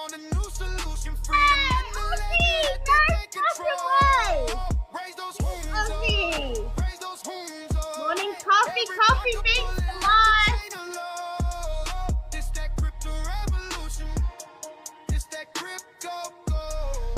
W's in the chat if you're not hitting the like button. W's in the chat, hey? Yeah, W's. Dozo, thank you so much for the perfume. Damn. You need perfume. It's because you stink, huh? I stink like a lady. Oh, with the galaxy. Shit.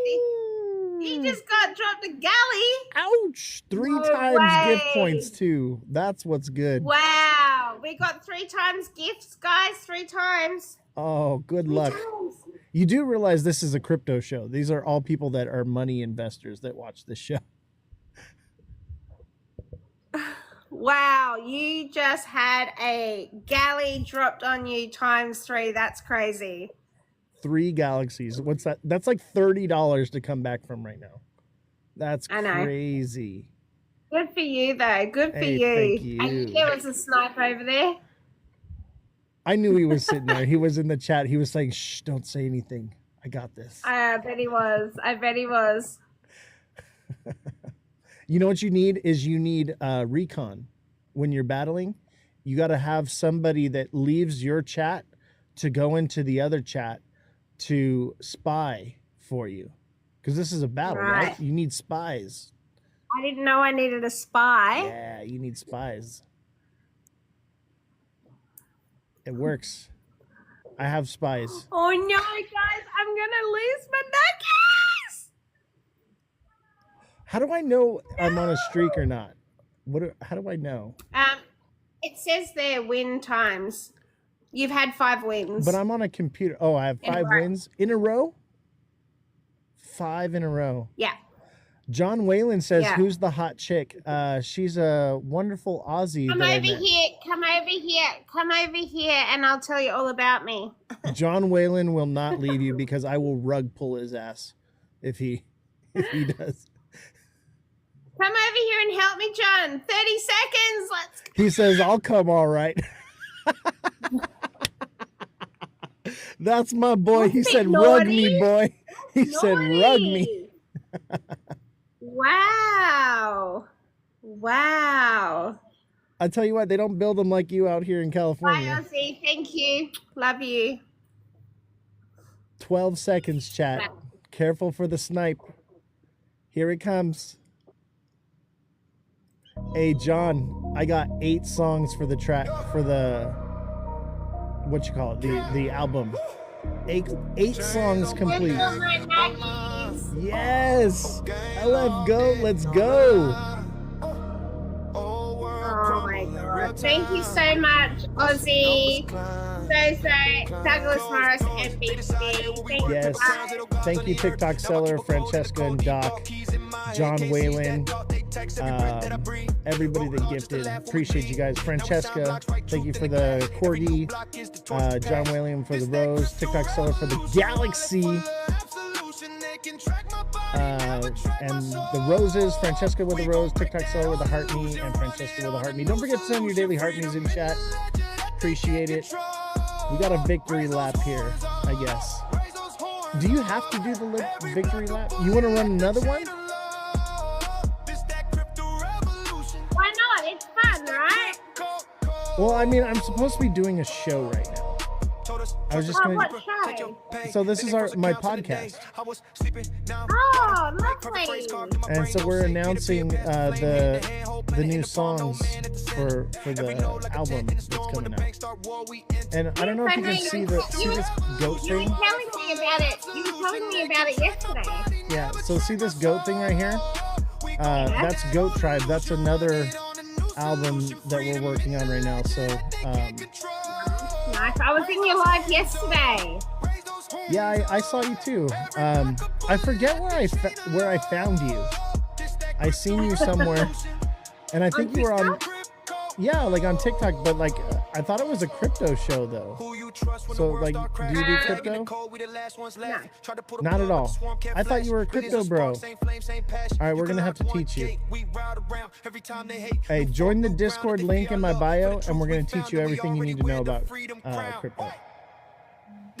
We've retired several people last year, and some of them were 18 years old. Wow, that's crazy. You took my nuggies.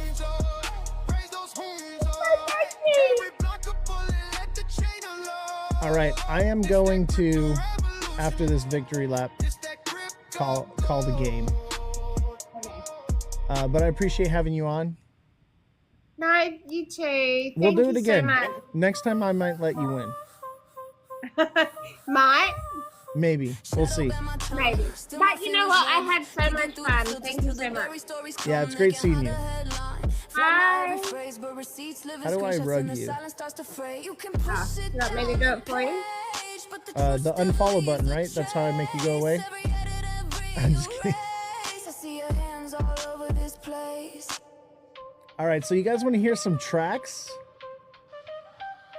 I need to see some likes happening if you guys want to hear some songs. Let's see some likes. I'm not seeing any likes. Okay, we'll just cut the music. We'll just cut the music. No one likes the music. I get it. I like it, but maybe it's not for you. It's not your cup of tea. Anybody want me to do some TA for them? By the way, we have a guest coming on the show here at 5 p.m. So in like 10 minutes. So if we could get the likes going, that would be appreciated. Or gifts, but if you can't gift, just hit the like button. Let me get the guest information pulled up here. I don't know why we're so throttled on TikTok right now. We were good yesterday. Now we're toasty to the mosty again. We're just gonna have to record this live and do it that way. I just don't get it. What is going on with TikTok? The viewership's been way down. But we'll record it and then we'll post it. And we're giving stuff away today, chat. W's in the chat if you want to win some free shit. Mr. Josh TV, Joshy TV. Oh, I put your name as Mr. Josh TV, not Mr. Joshy TV. Oops. On your tickets. Josh won tickets to Consensus Miami. I think I can fix your registration though. I can fix it to Joshy. I like Joshy better. It's cute. Very cute. Everybody tap that screen. Tap away. Horns in the chat. Everybody throw in these in the chat. Throw one of these in the chat. Throw a W in the chat. Every time you throw a W in the chat, it represents goat horns. All right? W's in the chat are goat horns, baby. So, if you like what we're doing, you like this show, smash that like button, subscribe to the channel, share the show with your friends, follow me on all platforms at Ozthecryptogoat. Where is the Discord? There it is. All right. So we got like 10 minutes or whatever. So, Francesca with the goat horns. Goat horns in the chat, baby. Look at those are the goat horns right there. And if you ever come and see me in person and live, like you see me at an event or whatever, just go like this and I'll know, you can get my attention that way from across the room. Be like, boom, goat horns. And I'll be like, oh, there's a fan. And then I'll come run over to you and I will, I don't know, come talk to you, I guess, like a normal person, because that's what I am. I'm a normal person. Nothing special about me. I'm just a goat. That's all. A goated goat. And we're dressed for battle, ladies and gentlemen.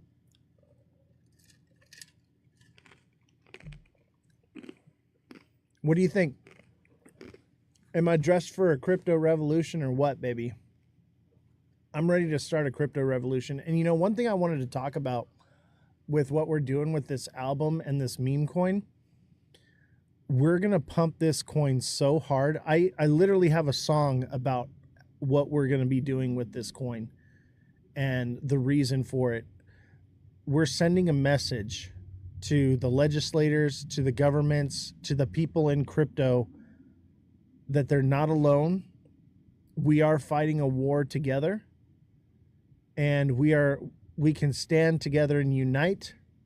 Not every coin needs to be a rug pull, needs to be about money, that we can battle and fight the system.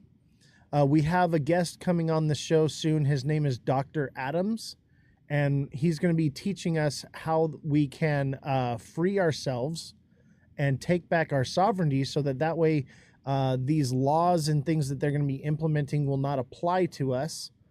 I saw Brooke Odyssey in the chat there.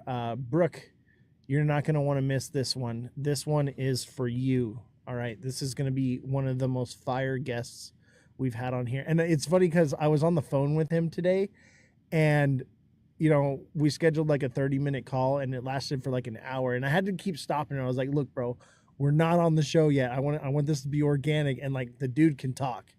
So it's going to be a great show. I'm excited for us to take back our freedom, our financial freedom, our sovereignty, and he's going to show us how to do it. And he's going to back it up with, yes, separate yourself from your birth certificate and your social security number. He's actually done this and accomplished it. He has a doctorate, all right? And he's sovereign. He's not a sovereign citizen. That doesn't make sense. But he is sovereign, and he's going to teach us how to take back our sovereignty. And he's not even going to charge us for it or anything like that. A lot of these gurus on this stuff, they want to charge us for it. He's going to come and lay it out in detail, and he's going to back it up with case law. He's going to back it up with, facts, Supreme Court rulings. So this is going to be a fire episode coming up. I'm really excited. BBX says gold, silver, and Bitcoin. What's the purpose of XRP? Liquidity pool. That's its purpose, in my opinion. In my expert opinion, I think it's a liquidity pool. The real ledger use is going to be in stable coins, in my opinion. I could be wrong, but it seems like native tokens are being phased out. It's a bit of a dead technology. It fluctuates too much. And if that's the case, if they do phase it out and we do go to stablecoin, that also means that Chainlink has no purpose as well. So that's another concern I have. But, short term, I think those are great investments. Should you invest in it right now? Maybe not, because we're probably going to come down a bit lower. But if you're looking to long-term hold, the time is coming soon. Now is the time to be watching the charts, ladies and gentlemen. You should be watching and waiting for the perfect opportunity to snipe the bottom. What's up, Eve? How you doing? As you can see, our live is throttled. We're struggling with viewership again. But you know what? I've rescheduled with Noah so many times that we're just gonna have to do the show. And I already told him we're gonna have him on another time. We'll do it more than once. You know what? I need to pull up his website. Because like a freaking noob, I forgot. It's because I'm starting early, right?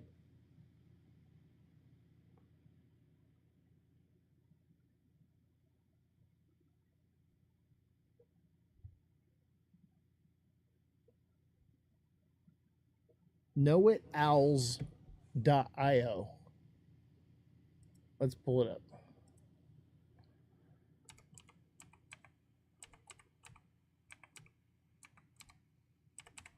knowitowls.io.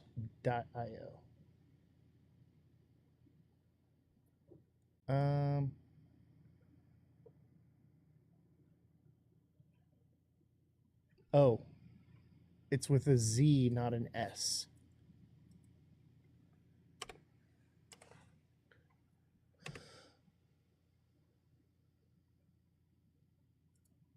That's not working either. knowitowls.io. Oh, .xyz. I'm such an idiot. .xyz. There it is. All right, let's send Noah a call.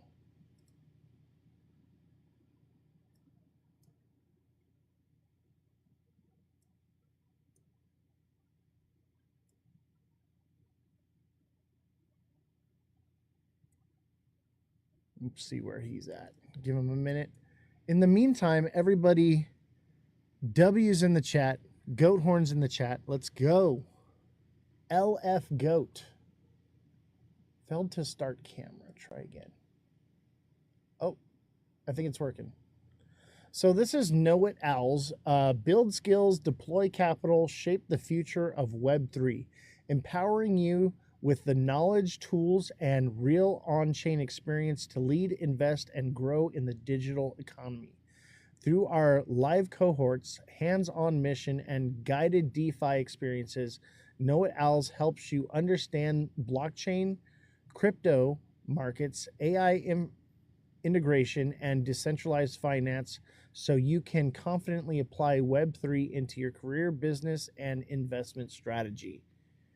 You should try Vector for real privacy messaging. Well, this is for like the podcast, you know. Yo, what's up, Noah? I see you, bro. I don't think he knows he's on. I'm gonna pull him off till he's ready. Can you hear me, Noah? Let me see.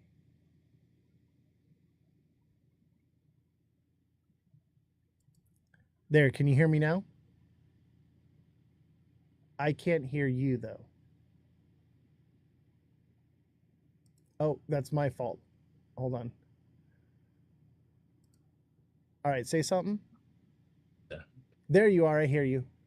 Nice. It was on my end. IT guy's fired. Yeah, please put in that thing. All right, I'm getting my lighting situation. Yeah, no worries, brother.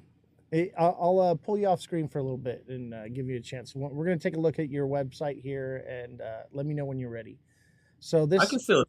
It's just in my face. She's gonna get a netting, but we're good. Okay, cool. Yeah. So who are you? What do you do? I'm a human just walking this earth, one man alone, betrayed by the country he loves. No, I'm just joking. I go by Crypto Noah online. Been working in crypto since 2017. So there's a few things I do in the space. I have the YouTube channel that is Crypto Noah, exactly how it's spelled on here, all one word. I also co-founded a company called Know It Owls, which is the logo you see in the back. And we are a elite crypto education platform. We also educate people on how to make money in DeFi and run their portfolio like a professional market maker. We have courses, memberships, around 5 calls per week where we offer full support to anyone around the world. We have people all around the world. Know It Owls also has a YouTube channel. We put out great content there. We have some great coaches and some great people on our team. And I also make crypto music. So we put out, I say the world's first, but you never really know, crypto themed hip hop album called The Crypto State of Mind. That's on all platforms. And we also have a few singles out. So we made a song for Eth Denver. We made a song for Suey. And we're working on another song that not gonna announce yet, but it should be out this week. Really? I'm excited, Yeah. bro. I got the link today. I haven't heard it yet. Should we take a listen? Sure, man. We can listen to something. Let's take a listen, man. Because you want to play the Eth Denver song, or what kind of vibe do you want to hear? I got you put songs. it on. I got songs for You pick, man. It's your song. What's your audience predominantly? Are they like DeFi folks? Like, I'm gonna try to pick something that I think the audience would really like. We're investors and traders. Okay, so I'm gonna play this song called. You're familiar with DeFi, obviously, right? Absolutely. And okay, cool. I'm gonna play one of my favorite songs. It's called AP Dreamin'. I'm excited, chat. Nostro is the future, says the chat. Okay, let's see here. You want me to like share my screen and share audio? Is that typically how you do it? And whatever you want to do. Or you can just share audio. Whatever you want. Because you're on the live right now. And we're recording this. This is going to be played on our reruns live on all platforms. Okay, cool. I never shared this, done it on Discord, so. Yeah, it's a bit of a learning curve, but I like it because the idea is you're now in the Discord, so everyone that clicks the Discord link in my bio can reach out to you there. They know where to find you. You can shill them your socials and whatever and talk to them there. You know, that's part of the utility with my Discord. Okay, dope. Sweet. All right. So this is the single here. Can you hear it? Let me know if you can hear it. Yeah, turn it up. Okay.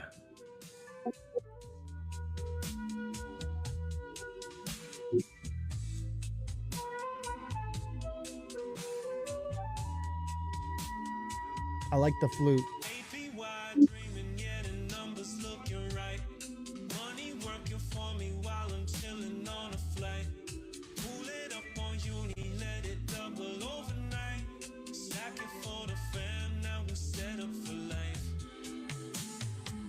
Been market making, this ain't nothing really new. Trafe, I had the game, now we getting money too. Liquidity provider, yeah, I'm eating off the fees. No suits in the mix, just a ledger and a seed. Banks play gatekeeper, now we taking their role. You farming daily, watch the profits just roll. Uniswap pool, got it dripping like a tap. Put the ETH with the stables, watch it all stack.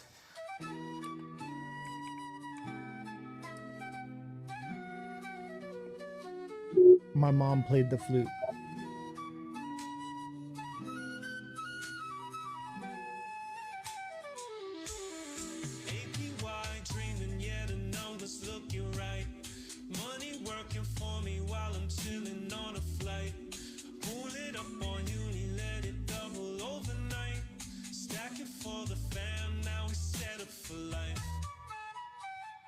First time ever we can play the banker's game. No Wall Street ties, just a wallet and a name.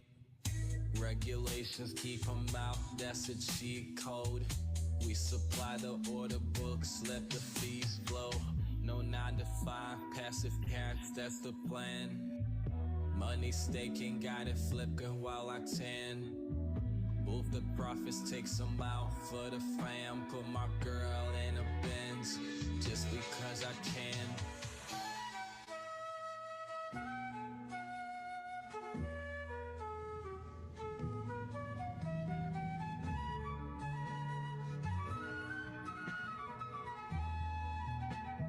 Nice. Yeah, sir. It's chill too, you know? Yeah, I got something for all the vibes. We got like some more faster. We got some songs on there for the ladies. It's a song on there called DYOR where I'm basically getting like a tip from somebody in the Telegram and I'm talking people through like my research process and yeah, all types of stuff, man. That's sick, bro. And that's what's awesome is like, onboarding people through music, I think is going to be a big way to bring in the new wave of crypto investors, DeFi warriors. This is how we get them, with our music. And that's like what I'm doing with my music. And that's why I called it Crypto Revolution. And, I got merch for it. I got t-shirts and hoodies and mugs and stickers and stuff, right? And then we made the meme coin. And the idea is we're going to send a message with the meme coin. We're going to blow the meme coin up so much that people can't not listen to the music and hear the message that we're trying to preach. Yeah, man, music is really important because like if you just look at it from a physics standpoint, everything is made from sound. Like they say the law of vibration is atoms vibrating at a frequency that gives it its form. When you boil those atoms down to their pure essence, they have a sound. And whether if you're religious or not, even the Bible confirms this. It said, in the beginning, God said, let there be light. So he created everything from his mouth, from sound. And all the religious texts kind of verify that. Yeah, there's life and death in the power of the tongue. Exactly. And it's just like, if you look at culture, period, there is no major cultural movement without any music behind it. Like you look at the hippie days with Pink Floyd and all those guys, and even like Digital Underground and Tupac with the internet originally coming out. And now crypto doesn't have culture yet because there's some music around it, but nothing has went mainstream. And I have a really good feeling that our next song will, because it's definitely our best song and it was the hardest song we've ever made. Like it was the hardest to make. I spent like 8 hours writing it when normally it just kind of comes out of me.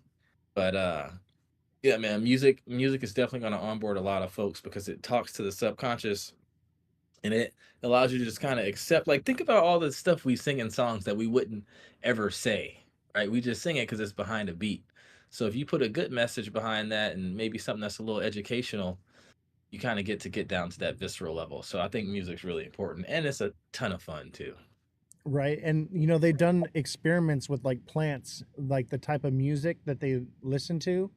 You play music around plants and they grow uh, better around positive music and not as well around negative music. So it's scientific that vibration, that frequency is everything. I don't know if you know this about me, but I was a audio engineer. I was the I did not know, but I'm not surprised. I was the head audio engineer at SoFi Stadium and Crypto Arena. I'm retired Oh, now. dope. Yeah. And so Okay. all you name it, I did it. If it came through LA, I did their music for them. Dude, you should. No wonder you're making music. And you was telling me like, yeah, I just started doing this 2 nights ago. I'm like, man, it sounds good for like 2 days, so that makes sense. Thank you. I appreciate that. That means a lot to me, bro. That means a lot to me. Yeah, you And- can tell it was just straight from scratch because, yeah, we all know what that sounds like. yeah, for real. Well, I'll tell you what. Like, I've got 8 songs I've produced, and of those 8, there's over 100 reversions and retries, and so it takes a lot of work, a lot of time. I've been grinding on this album, bro, like constantly, daily. I know how it is. It's all consuming, bro. Like we were saying on the phone earlier, like just to give you guys a little backstory, I grew up, I'm from Detroit, Michigan, and my parents love music. My family loves music. Like, I've always had a good ear for music, but it's a really good book called The Creative Active Way of Being, where they talk about the difference between a visionary and a craftsman. Most people have one or the other. Very few people have both really well, like Elon Musk. Very visionary, but Right. he's also a developer. And so when it came to music, I was locked in. I did this social media experiment with this company called Unlonely. It was called Locked In, and that's the first song on the album, and it kind of tells the story of why I made it. I was locked in an apartment for 30 days, not being able to go outside, competing with 2 other girls trying to get 100,000 followers. I was like posting crypto videos, but that wasn't working. I'm like, dude, I got to do something that's gonna like help me go viral. I'm like, oh, let's make a song, and then we made a song in like a day. Then I was like, bro, we should just make an album and do. Me and my buddy Marco, we were on Google Meets for like 12 hours a day, every day. We made the whole album in like 2 weeks. We put it out because I was trying to win the challenge, but after that was over, we remastered it and put it back out. So now it sounds Tell really us about good. the challenge you did, because this is why I like to not have conversations before, because like people, like we're talking, like I know what you're talking about, they don't know what you're talking about. So Yeah, so basically it was live stream. It was called Locked In. So it was 3 people, me and 2 other girls. We were locked in an oh, apartment in 2 New other York. girls. Yeah, Okay. they were pretty hot. Um and we were locked in there for 30 days without being able to go outside, and we had like daily tasks that we had to do. So like I had to make like an intro for the show in like the style of Mr. Beast, and they had to do one for like Friends, and like there was different things you can do to like get points and stuff like that. It was live streamed 24/7, the bedrooms, the front room, so they could like see us. And yeah, I was posting, and if you want, like I made a music video for that specific like for that song. I shot a music video in the apartment. If you want, I can play it real quick. It's like 2-3 minutes that kind of tells the story. But Yeah, play us a um little bit of it, but if you want, you can drop it in the Discord, in I'll the drop it in there. music section, and people can go check it out. Yeah, it's a cool music video. I've been vlogging since like I have like 21 vlog episodes on my YouTube, Day in the Life of a Cryptopreneur. So I was already vlogging being there. So I was like, oh, I have content to make a music video. So I just made a music video. But the 2 girls quit. One quit on like the second day, and they were trying to find someone else, and they couldn't. And then they basically came to us The like, second day. yeah, they came That's to crazy. us like 2 weeks in. It was me and another girl who were still competing. They couldn't find anyone else. And they were like, yo, you guys are pretty far away from 100,000 followers. You can either take the money now and leave, and you'll get paid from the followers you got. So for me, that was like 1,300 something dollars. Or you can just stay, try to win. But if you don't win, you don't get anything. And I'm just like, man, the other girl took the money and dipped out. And I thought about it for a while, and I was just like, man, I'll wipe my ass with $1,300, $2,000 if I'm eating an acai bowl. And I just chose to stay. And even though I didn't win, there was no way I would have been able to make that album here in the house where I live because I have housemates. I was playing music loud. I was going to bed at like 5 to 7 in the morning. And yeah, so I just stayed and I made the album. And then ever since then, we've been just making music. And like now we're reaching out to projects and basically allowing them to pay us to make branded songs for them. That's awesome, man. Yeah. Congratulations on that. And you know, like maybe you didn't win, but you know, when a door shuts, a window opens. So that's really cool for you, man. And look at like what we're doing right now, and like you're on the show, and we're going to events and crypto stuff. You know, like that's like the beginning of like a whole chapter of your life. You know. Exactly. Yeah, so I don't regret it at all. That was the real win, was discovering like, hey, I'm actually good at making music and doing it with my buddy Marco. Like, dude, me and him work so well together. Like I can tell him, explain what I'm doing, and then he'll like actually craft it out because he grew up in the studio. His family makes music. So I wouldn't have been able to do it without him. So yeah, man, it just kind of worked out. Just and he already had some albums out already, but not hip hop. Like not it was all like EDM, more musical stuff. I'm So starting to make more like EDM and dubstep stuff right now.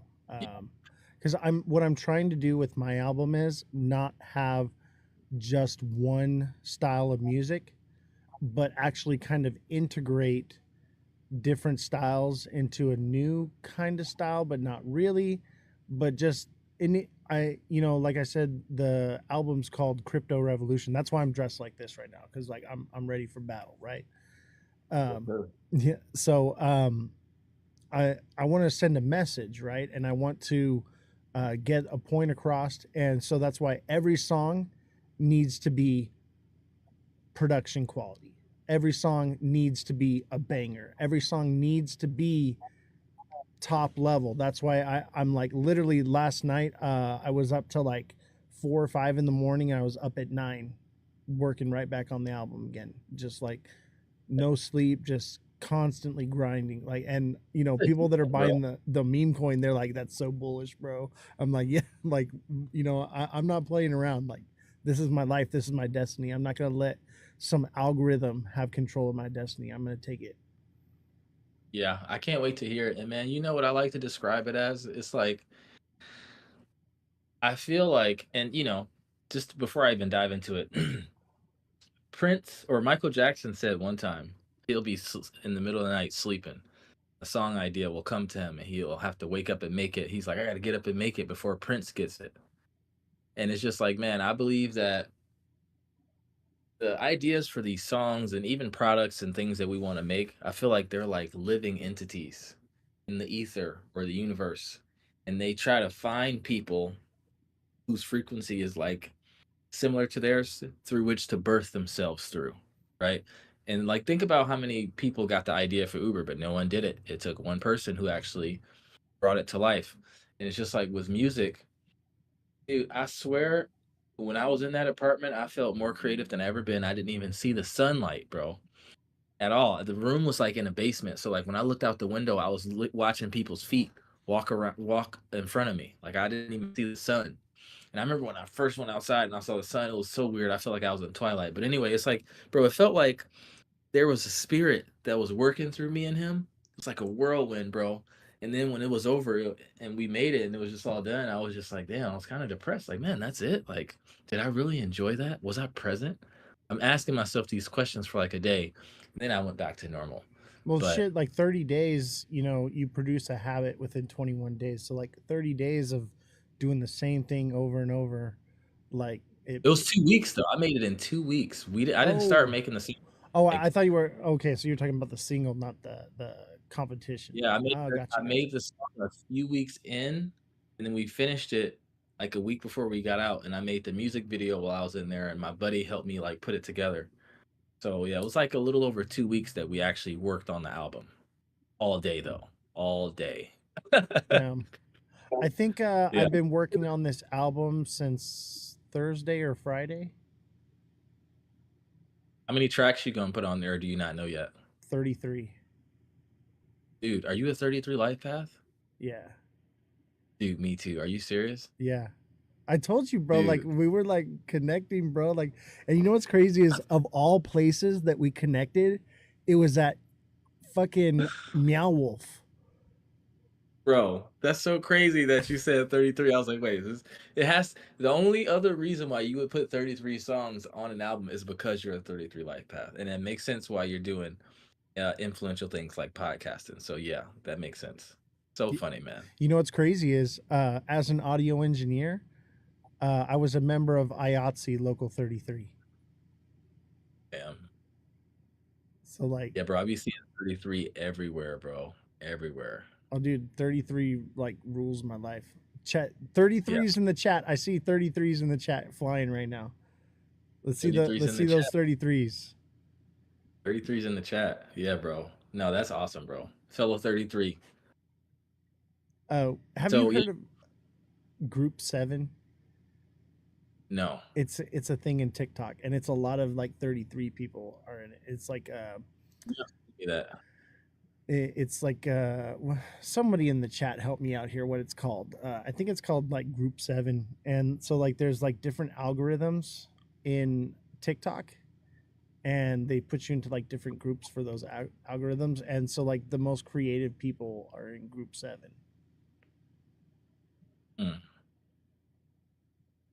Yeah, the 33 theme is like, why is there so many 33s in this group 7 and it's not 7 life paths in there? Okay, so Bellstar says it's Gen X Group 7. If someone explain it to me, because I thought it was something else. Like, I just believed it to be that. I didn't know that there's something more to it. Maybe I'm wrong. Have you looked into like the 33 qualities and all that? Are you familiar with it? Enlighten me. So 33 is the number of influence. It's the last. So you have 1 through 9 life path numbers, and then you have the 3 master numbers, 11, 22, and 33. And supposedly people with master numbers are people who have reincarnated a lot and learned of like pretty much all the lessons, and now like the master number energy is more powerful. It doesn't mean we're better than the other life path numbers, because sometimes people think that. But the frequency is higher, but when things are bad, the frequency is also sucks a lot more. So 33 is the number of influence, healing, and like basically like the master teacher. Jesus was a 33 life path. Thomas Edison was a 33 life path. Very influential things. Number 22 is like the number of the master builder. A lot of bodybuilders are 22 life path. Bill Gates is a 22 life path. I believe Elon Musk is too. And then 11, which my mom's an 11, and it made me understand our relationship a lot more. They're really emotionally in tune and aware and can like read people's body language and vibes, but their emotions are really, really strong. And a lot of 11 life paths are like crazy. I went to like this whole numerology thing, so I'm not gonna. No, I think it's interesting. That's part of like what we do here, and we talk about stuff. There's a whole section in the Discord called Down the Rabbit Hole where we talk about this kind of stuff, like You have to numerology. hop down there for sure. Yeah, jump in the rabbit hole with me, bro. Let's go. I will, man. Dude, You know- when do you think your album will be out, man? I'm not sure. I guess when it's done, but I'm working on it daily. Let's see, it took a couple days to make 8 songs, so I don't know, maybe a couple weeks. You make me want to have 33 tracks, but I just know that's too much for me. It's work, bro. It's It work is for sure. I want to do our next one. I already have like 15 songs that we have on there. I haven't wrote them yet, but I know what they're gonna be about. But me and my buddy who made the first one, we're gonna rent an Airbnb in Sedona, and I want to make it in Sedona and just like wake up, work on music, Sick. go and hike, vortex somewhere, just come back. That's the vibe I want. Dude, and maybe we'll Sedona's have. beautiful, man. I love it out there. Yeah, it's one of my favorite places. It's my favorite places. Likewise. Favorite place without water, actually. Yeah, dude, I like the desert as long as it's like not like desolate, you know what I mean? Like fucking Trona. I don't know if you know where that is, but For 3 years, so Yeah, deserts are beautiful. I honestly I like everywhere. I travel a lot, so you know. I've never been to Miami though. I've been to Florida a few times, but Miami's gonna be wild. So we'll see how that Miami's a goes. vibe. I'm not gonna lie. I went there for New Year's 2022. It was a vibe. That's what's up, bro. All right, so Expensive though. let's talk about your project here, man. Yeah. So, yeah, go ahead. oh, we got to talk about our giveaway. We're doing a giveaway with your community. I Yeah. sent you a QR code in Telegram. Did you want me to share my screen and display it, or did you want to pop it up on the screen? Or You know what? Put the QR code in the Discord. okay, where should I put it at exactly? Just in your hashtag giveaways. So there's a okay. giveaway section, and you can drop it in there. And so, guys, go and scan the QR code, and you can also drop a link as well. You know. Oh, the Ledger Lounge giveaways. And you want me to put it? I'm gonna put hashtag giveaway. No, just put a message there, whatever it is you're giving away. You don't have to do it right now, but if you want to do it right now, that's cool too. Might as well. So guys, if you join the Discord link in my bio, you can go into the giveaway section, and Noah is going to be giving away his product here to some of the community. So you don't have to be a super fan to win. You don't have to jump through any hoops. You don't have to engage in any videos or do anything to win. All you got to do is go and sign up, and he's going to randomly pick people, and you can win to join his classes, and yeah. So basically, or go ahead. Well, I was just gonna say, so it's an education tool for crypto. So and I know you guys know I have my course. Mine's a little bit different.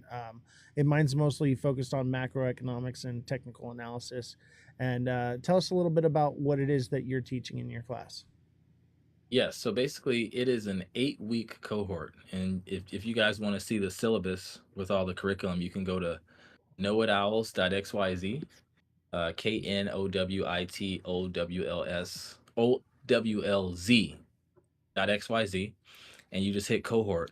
And it's 8 weeks. It's twice a week.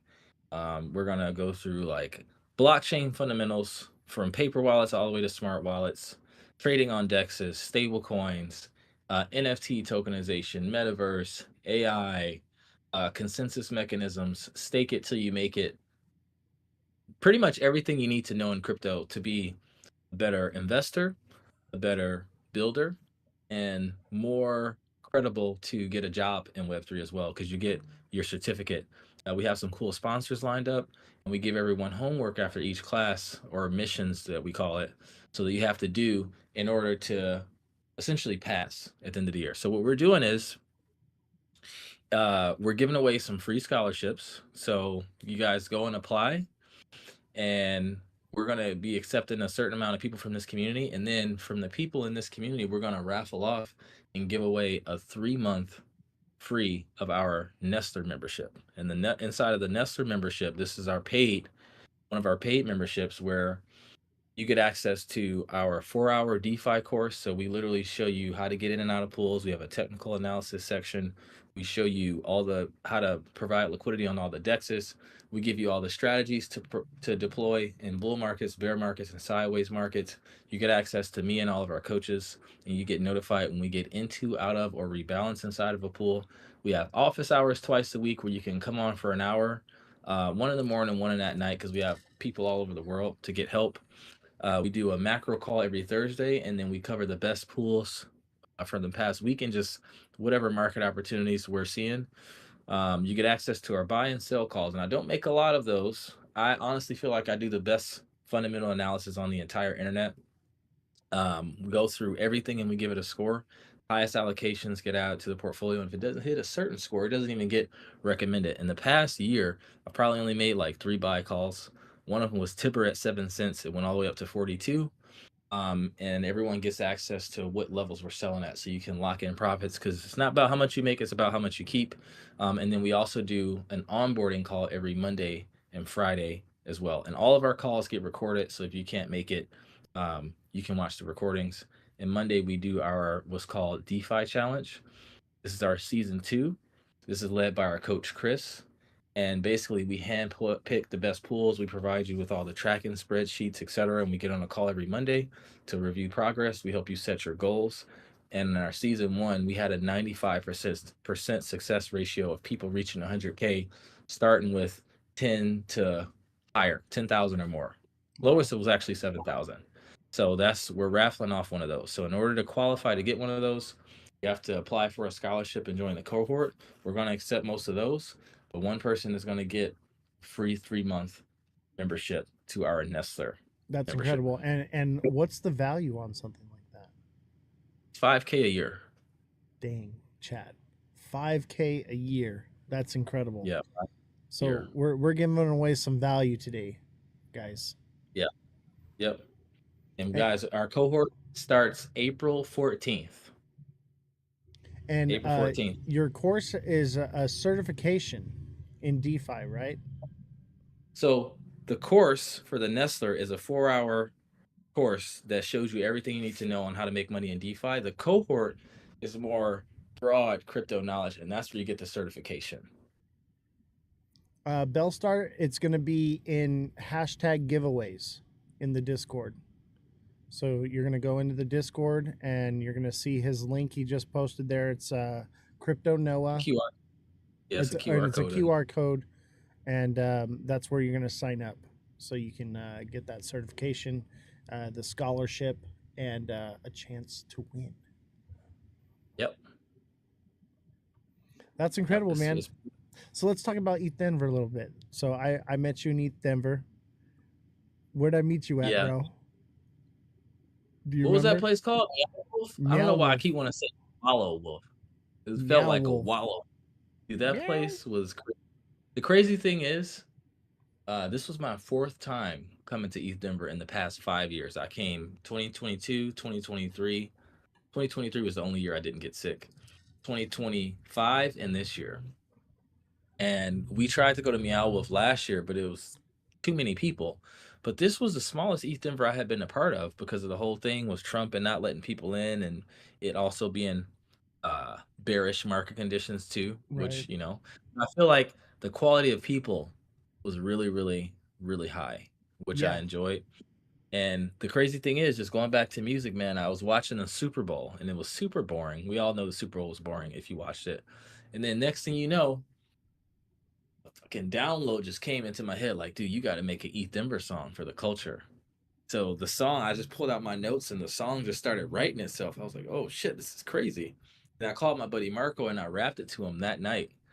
And then we made an ETH Denver song, which I think is pretty fire as well. It's just called ETH Denver by Crypto Noah. But no, it was really good this year. Not as many booths. I was walking around like, I was looking for the stairs, like, okay, where's the rest? I'm looking behind the curtains, like, y'all setting more shit up back here or what? Really small, but it was really good though. It was really good. I met this guy walking around the place. He had on the body cam and like had his camera, sweating. That was me, like, bro. Yeah. That was me with the body cam and the 360 camera, bro. Mm-hmm. I watched the video you put out. It's pretty good. Yeah, dude. And it was crazy because like I was just like finishing up filming. I was trying to find my way out. I was lost in there. It was tough, wasn't it? I was trying to find my team for like 20 minutes. I'm like, they're like, we're by the green plants. I'm like, it's fucking green plants everywhere. Yeah, dude, I was lost and like I went in there. I don't know if you know Crypto Rap. Why not? Do you know him? I don't. Maybe not. That's not the guy with the mushroom. No. That's Fungi Flows. Yeah. I ran into him there too, man. Dude, we were having a good time. But I lost Crypto Rap halfway through and I was by myself and I was just kind of like mobbing around and like running into random people I knew and stuff, other TikTokers that I know that have their shows and stuff. And so it was like a whole vibe of just like running into like random people you know and people you don't and just like talking and chilling and hanging out. And then like having the body cam too, like it was like really cool like to go back and like relive those little experiences and little run-ins that you have with random people? Yeah. Yeah, man.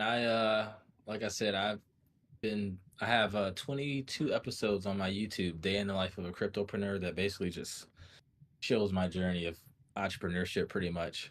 And I haven't put out an episode since like what, January 2024. So I have content from February 2024 all the way till now. The reason why I stopped is because I ended up breaking up with me and my ex broke up. We were together like 5.5 years. That breakup was tough to go through. I'm good now, but it was tough. 2024, 2025, it's tough. And I kind of tell that story. I also traveled Europe for like 3.5 months in Morocco. So I got all that. When I was locked in that apartment, a couple road trips, 2 East Denvers. So it's like, yeah, if you guys subscribe to my YouTube, you'll get to see like all of that stuff. It's some pretty cool stuff, but I'm so behind on it. I just started back like editing it. So yeah, more to come on that. That's cool, man. You know me, I love the music stuff, so that's cool. You want to hear a track? Dude, absolutely. Let's hear it. Let's you chat W's in the chat if you want to hear a new track off the album. Where is the chat? Oh, it's you can't see it. Okay, I was gonna say, man, I'm not seeing nothing here. yeah. So we're not live on Discord. We're live on TikTok right now. TikTok. Yeah. Got you. Okay. But it's okay. All right. What song should we do here? I think we're gonna do this one right here, because this one really speaks to me a lot about what we're doing here. It's a lot of the lines and lyrics from it are things that I say constantly on this show, that and especially like with the Stand with Crypto stuff. This is not the Stand with Crypto song, but that, you know, we are with institutions coming into crypto right now, and with governments regulating it and everything that's happening right now. They're trying to get their sticky, dirty, greasy fingers all over something that was meant to be peer-to-peer transactions, and they're trying to turn it into TradFi. And we're fighting on the front lines of freedom to hold the line and keep that TradFi out of DeFi, you know, and keep it peer-to-peer and keep KYC out of crypto. And so we are fighting a battle, and it's a bit of a losing battle because people don't want to fight. They don't want to do anything about it. So I wanted to create a song that was inspirational, so that when people bought this meme coin and when they listened to this song and they would hear it, it would inspire them to do the right thing. So we're going to give it a listen to. It's called Front Lines of Freedom. Yeah, man. Yeah. I got some few things to say on that once the song goes Front out. lines. Count it up. Stand firm. We stand firm like a concrete floor. Phone in my palm like a secret war. They print, we pivot, we plan escape. They hate, we grind, we guard the gate. Late night charts like a battle map. Green and red, then it snaps right back. They bet on chains made of paper and ink. I don't hear anything, by the way. Never unlink. We on the Front lines of freedom, front lines. Guarding every key that we hold. Are you playing the song? Yeah. Oh, you can't hear it? No. The chat can hear it. It's because of Discord. Don't worry, I'll Let me send pull it up. to you. I'm gonna pull up the TikTok.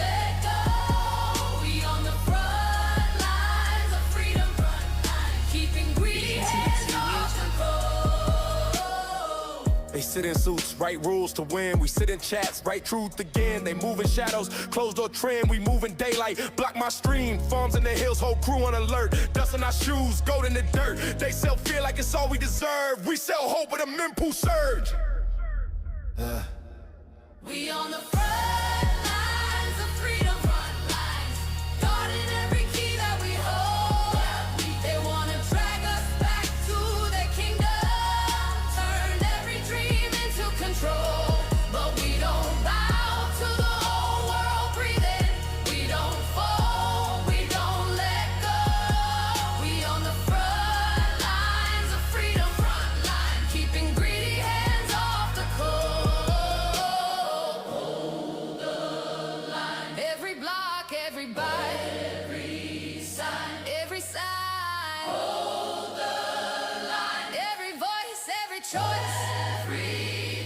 They can't cage what they can't define. They can't steal what we keep in mind. We stand tall while the old walls crack. If they push, we're pushing back. Pushing back. We on the front lines of freedom, front lines.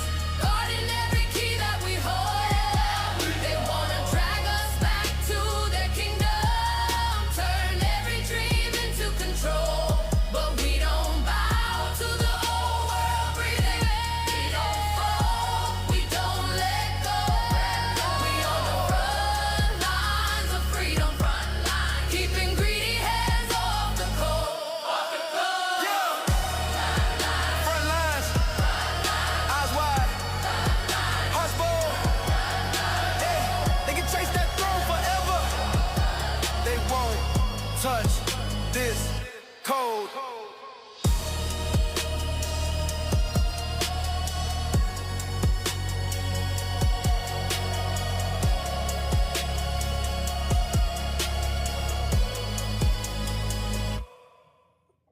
That's it right there. We won't let their greedy hands touch the code. Dude, that's very diplomatic. That's a diplomatic song. It makes me want to fucking stand up straight, like Yeah. just be stoked. That's why I'm dressed like this, bro. Bro, so let me give you my opinion on something. So when it comes to TradFi versus DeFi and like us fighting to keep things permissionless or not permissionless, to keep things centralized and like keep their hands out of it, as much as I want it to be that way, it's like a double-edged sword. You know, it's like going back to physics, like we live in this three-dimensional reality and everything has multiple sides, nothing's all good, nothing's all bad. It's like the bad part about it is that without their liquidity, well, actually, we don't need their liquidity because the yields are really good right now, just from retail trading and them not being allowed to be in DeFi. The volume to TVO ratios and the money you make and the passive income you make is really, really good. But the thing is now, it's like, dude, Aerodrome's integrated with Coinbase now already. It's like we're kind of already seeing them trying to merge. And there's this really good book that I recommend everyone read. It's called The Starfish and the Spider: The Unstoppable Power of Leaderless Organizations. And it basically is a book that talks about how the pendulum swings between centralization and decentralization in pretty much every industry. Sometimes the pendulum is a slow swing, sometimes it's more frequent. So since we're talking about music, I'll give you an example. So like the music industry in the beginning, it was centralized because in order to hear the music, you had to come to where I was, right? The pendulum swing to decentralization with the advent of the teleprompter, because now you can record the music and you didn't have to be there. I didn't have to be there for you to listen to it. So now you had all these record studios popping up. So there was multiple places to get the same music. Then it went centralized again with these record companies that came out, like the Warner Bros. And the Sonys and all the people that sign these artists. So now the only place you can get it is through them, legally at least, right? And look what they did to music. But here we go. The pendulum still swing a few more times. So they centralized, then it decentralized again with LimeWire and Napster, and they tried to sue them, but it's just like, dude, it's you can't sue something that's just like that's decentralized. You just can't. It's like trying to sue Bitcoin. Who you gonna sue, right? So then it went centralized again with Apple Music and Spotify and those guys, and now it's decentralizing again with NFTs. And every industry has its own kind of pendulum that kind of swings back and forth between the two. However, money, which DeFi is around, the pendulum is a very, very slow swing. But I think that it's kind of inevitable that it's going to become centralized, and I'm not happy about that. But that's just kind of what history shows. But that doesn't mean that just because something is centralized, it has to be like pretty much a net negative for us. Now, what I don't want to happen is just like, oh, now you have to like sign up to be able to provide liquidity on Uniswap. You have to like get approved and all this shit. Like that will really, really, really That's suck. what they want. That's what they're pushing for. Like I was talking with the congressman here in California a couple weeks ago, and that's what he wants. And he's the incumbent. And so like that's the move they're pushing for, and so it's very concerning for me. And obviously, like you said, the pendulum swings, but the frequency changes, right? If we Facts. reach out, so I imagine like the little thing that sits on your desk, right? And it swings back and it knocks it back and forth, right? Okay. Us, the people, have the ability to reach out and grab it and stop it. So that's what I'm talking about, is not just allowing it to swing back and forth and swaying to and fro and just saying that's just the way it is. We got to bend over and take it right now, and no lube, and then maybe later it'll get better. No, we need to reach out and stop the pendulum swing and start taking control of our future and start not allowing the pendulum to swing anymore. Put something in the way that will stop it. Yeah, I hear what you're saying, and that's why I stand with crypto is so important. I think, I think, for me, a good analogy I think also is like us being able to have a say of where instead of the pendulum just swinging like back forward to where it came from, maybe it swings at an angle. Maybe we own a piece of the pendulum. Like I don't think we're gonna be able to stop it from swinging per se. I know Like we I think can. central. History has shown us that when people unite and come together, the people always win. Tell me I'm wrong. Sometimes. It, There's been times. So here's what I mean. There's been times where they'll let the people think that they win. They didn't actually. right. And Right. that's why So we've like got to focus on, paying attention to what's actually going on. Quit, put our phones down and quit listening to the bullshit. Quit listening to these creators that don't care about freedom, that they just want to shill something. They just want, they don't care what legislation is passed so long as it pumps their bags. They're short term, fair weather people. We got to tune that out, and we got to bring the community together. That's why I made this coin and why I made this album. The album's called Crypto Revolution, because we're starting a revolution and we're building a bunch of DeFi warriors. Okay. And we're going to be that stopping force that stops the pendulum from swinging. Maybe we Hey, lose, brother, maybe we don't. I'm on your side. We're gonna go out on our shield either way. I think what's most important is to peek behind the curtain. Like, so to give you an example of what I was saying, because dude, I study history more than anyone, bro. Like, my favorite finance book is Principles for Navigating Big Debt Crises by Ray Dalio. And inside of that book, he goes through every single currency collapse in modern history, even going back to like Chinese dynasties. Um, so I've seen a lot of parallels. And like, so for example, like it's another good book called The Creature from Jekyll Island, which goes through like the Oh, yeah. history of the Federal Reserve and all that. So yeah, you already know. So it's like for example, man, this whole thing with the Genius Act, and I wrote an article on this and I made a video on this. I recommend everyone read it. It's one of the most important things you ever read. The Genius Act, people is just like, oh, stable coins, like, oh, great, it's this is good for crypto. I think it is, but I think there's a hidden motive behind it. Like, because they Agreed. say history doesn't repeat, it often rhymes. So it's just like if we go back to when America was discovered and we look at like the free banking era, dude, this same thing happened back then where each bank had its own version of a dollar, right? Imagine you're in Miami, I'm in California, we're friends. You're like, yo, Vince, I'm about to come up to vacation. I'm gonna come kick it with you, man, for a week. You go to the bank, Miami bank, and you get your Miami dollars, and then you come to California and you try to go eat out and you try to pay with that, they're gonna be like, dude, I don't even know. And keep in mind, there's no phones out back then. It's no technology. It's the 1800s, right? So there was a black market that started to develop with money because people didn't know if that bank would default, if they would even be able to get their money back. So what happened was over 2 centuries of like people coming over to mine gold and like having rocks and fences and like writing on paper who owned what. That's how we got the property system that we know and use today. And the But paper basically, man, system. yeah, the paper system, but how the Federal Reserve or the greenback is what it was called first. Mhm.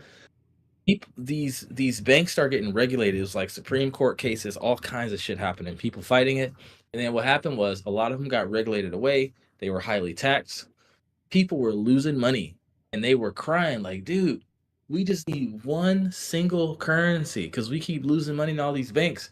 And the Federal Reserve was like, huh, what about these Federal Reserve notes? And then that's how the dollar became the dollar, right? And that's So what it we're seemed seeing like happen in crypto right now is we're seeing that they want to create a stable coin. They want to, have the one world currency, right? dude, that's exactly and basically like the theme of my article is that the Genius Act is just a Trojan horse for a CBDC. And Yes. how that Thank is, you. I've been saying the same thing, bro. dude, so it's just like the same thing happened back then. Like now you have all these banks and financial institutions that's going to be able to legally um have their own stable coin. So like you're going to be able to go to Bank of America, get your own stable coin, Wells Fargo, probably Apple, fucking JP Morgan. They're all going to have their own version of stablecoin with their own incentives and their own partnerships and their own points and all this. And these small banks and credit unions are going to do the same thing. But hey, guess what? Stablecoins is crypto's killer app. So everyone has an incentive to do it and do it quick. And what happens when you do tech quick? Hacks happen. And what happens when hacks happen? People revolt. And that's when the most crucial rules get set up. Because even if you go back to the Great Depression, you know what 4 things came out of the Great Depression? The Glass-Steagall Act, which separated commercial banks from investment banks. The FDIC came out of the Great Depression because people were scared to invest in the stock market. 401ks came out of the stock market, came from the Great Depression because people weren't investing. So like maybe we match people, we can get people investing again. And the SEC came out of the Great Depression. So it's just like now these banks and these institutions are going to be fighting to create their own stablecoin. Some of them are going to get hacked. Some are going to fail. And people are going to be crying out probably 5 to 10 years down the line. Dude, we're losing so much money. Can we just have one stablecoin? CBDC. So it's And just like they that's let people think that they win, but they didn't because they're not smart. and So that's that's why I how say they we get what they want, right? Because they can't just come out and say, "Oh, we're going to make a central bank digital currency, and that's what it's going to be." People will revolt right away. They'll be like, "No way, that's the mark of the beast. We're not doing that, and this and that." But then, if they're just losing money left and right, they're paying transaction fees from this coin to that coin, they will come running and begging for it.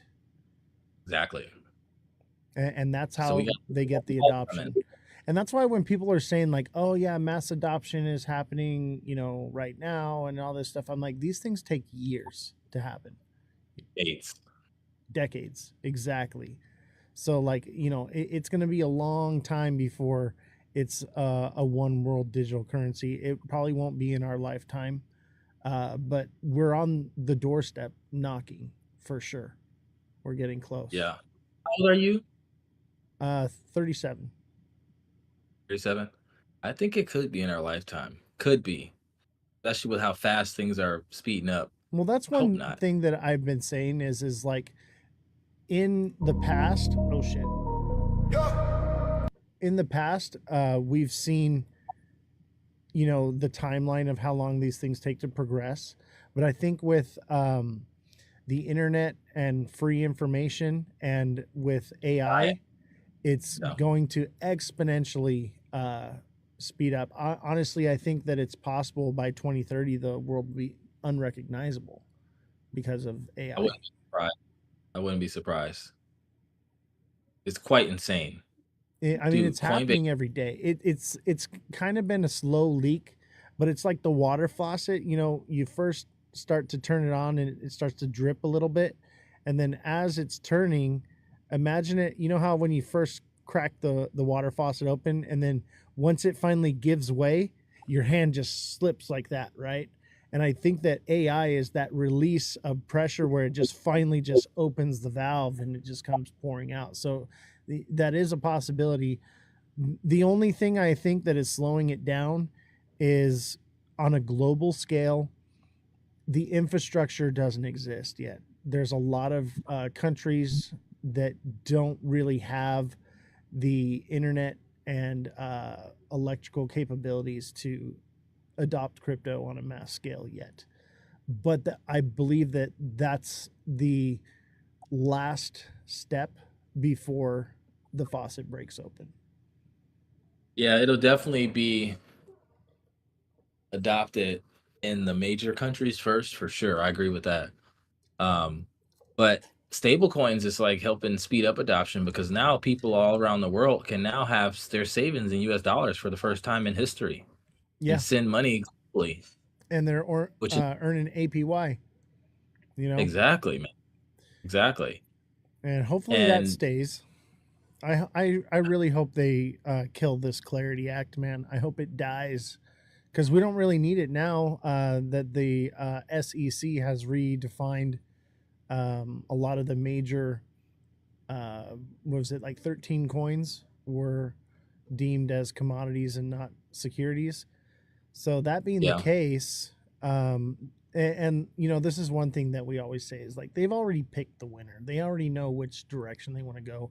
Obviously, new tech is going to develop, and maybe something else will come out of the background that we don't know about or haven't seen. I mean, you know, a good um, example of that would be like XRP to HBAR hashgraph. You know, XRP came out a long time ago, and now it's kind of a dead technology because of hashgraph technology. So we will see that progression and things change, but we've already seen firsthand that the SEC can define any project as a commodity and not a security. We don't really need legislation. They make that determination. And I think it's better that way because the SEC understands finance. They understand tokenization. They understand this technology to an extent. I think the administration now does more than ever. But, you know, legislators, they don't know what the fuck they're talking about. And constituents don't either. You know, we need somebody that knows this stuff to decide, hey, this project is not a security, it's commodity. And I think that it needs to stay that way. And you know, we were talking about Stand with Crypto. I love Stand with Crypto. I love what they're doing. I love everything about it. And their current fight that they're working on right now, I completely support and back, and I'm going to be helping push that with them. But as far as the Clarity Act and Genius Act, trash, bro, complete trash. But hopefully, I think hopefully it dies. It might die, especially if it doesn't get passed before the primaries. yeah, here's my thoughts. One, this is why I'm so aggressive at like trying to educate people on yield farming and providing liquidity because it's just like, dude, there's never been a time in history where everyday people can be market makers. And we're in the golden ages of DeFi. We don't know how long it's going to be.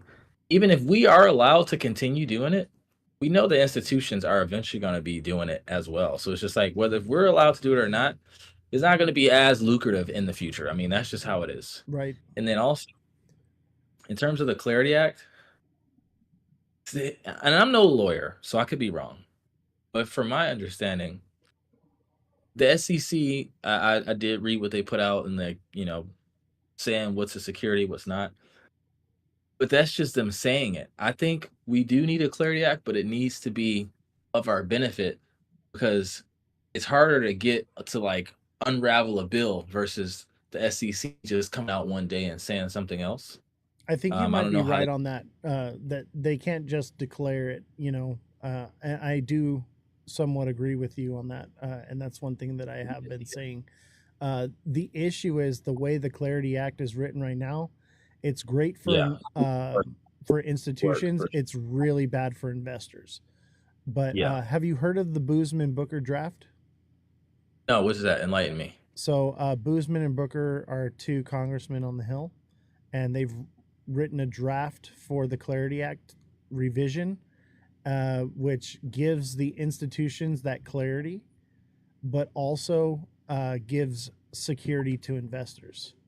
So it's both sides of the coin, and it doesn't address the APY issue. That's like a separate thing that was added on later. It's not part of what that is. But the Boozman Booker draft is one thing that I've been, you know, trying to educate people on and teach them about it.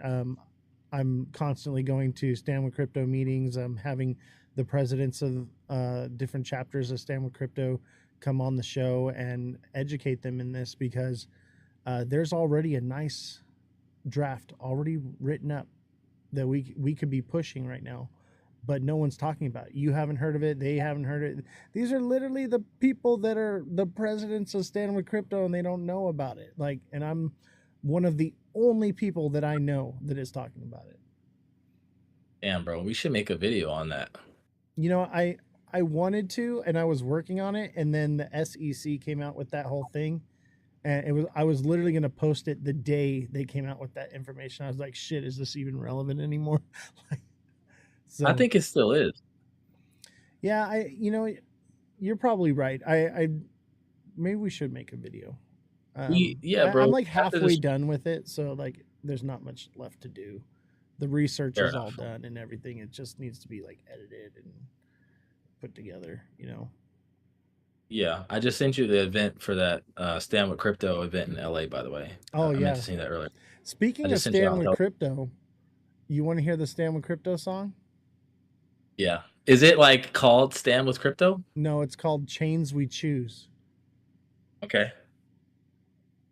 Can you hear it? Are you on TikTok? Oh, let me pull it on TikTok. My bad, I forgot about I'll that. wait so you can hear it. Chat, we're gonna play one of the new songs off the album. This song is called Chains We Choose. It is about Stand with Crypto, but it's also about that freedom aspect. And Dude, you got me wanting to. You got me wanting you to play. You got me wanting to play you guys our song, and it's actually called "Stand with Crypto." is it really? Yeah, I might do it, bro. Yeah, But I got. and one thing you'll notice about my music is there's a lot of double entendres, like Oh, as it should be. yeah. So it's like it's a play on words with you know, everyday life situations and also with crypto. So like I'll let you listen and tell me what you think. Yeah, chat. we got a line in ours saying we stand with crypto, you know, we stacking jobs faster than Steve. That's So, right. yeah. I have one where it's like every block screams out freedom or whatever, like people on the block, right? But also like the blockchain, you know. So Yeah, dude, I think I'm gonna play the song for y'all. I might have to. yeah, we'll do it after this one here. W's in the chat. Every W is a goat horn, right? Every W is goat horns. All right. So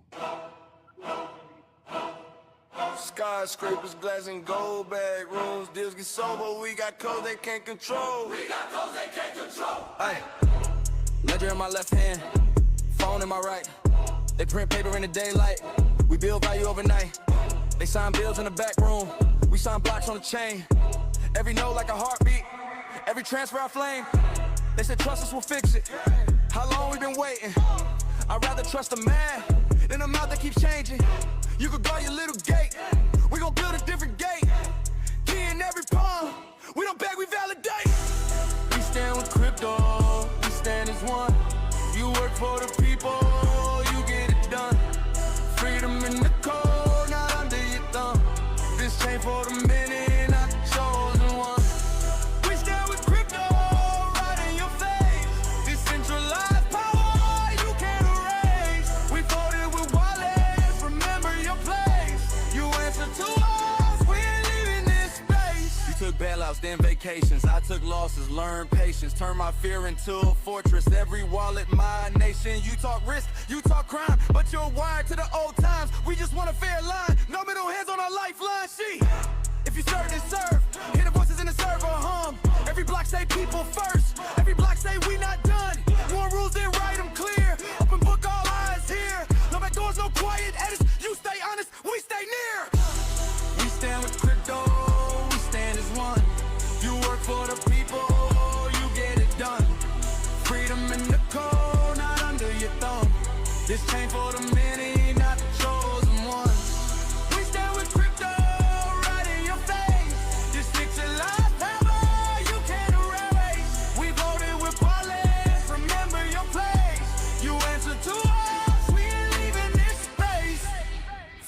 arms to the towers.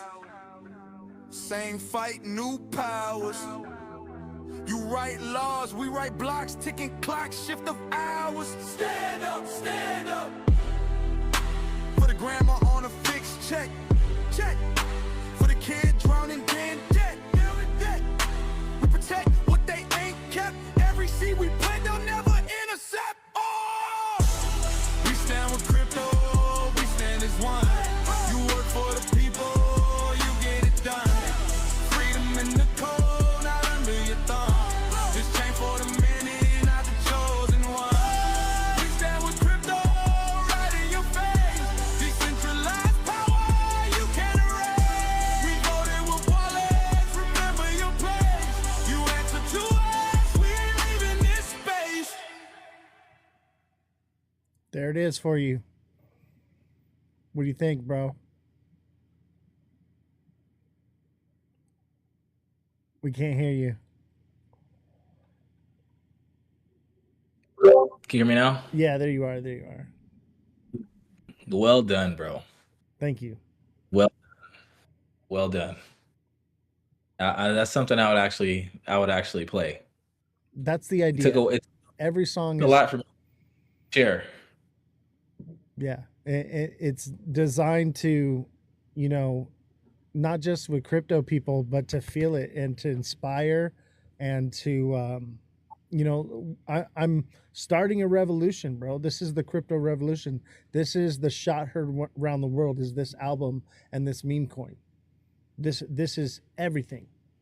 So like that's what we're doing right now, and every song is revolution based. Yes, sir, as it should be. Yeah, man, I love that we both made a stand with crypto song here. I'm gonna play ours. Guys, this is the first time anyone in the outside world has heard it.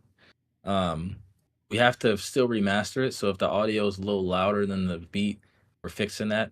It'll be done this week, but since you played yours, I just feel like I have to show it. Yeah, please. And yeah, so and we're gonna fix a little bit with the intro, but here, let me share my screen here. Share your screen. Here we go.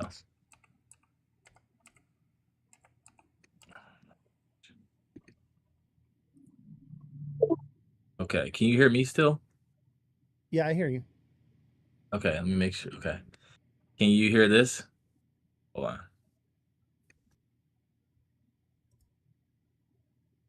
Can you hear that? I do not. Well, did you hear it at first when it played or no? Nope.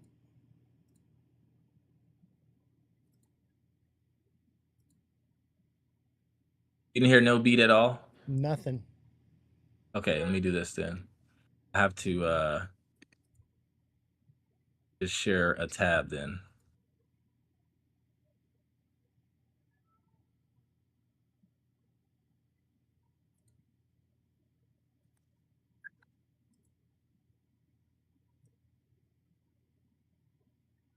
You hear it now?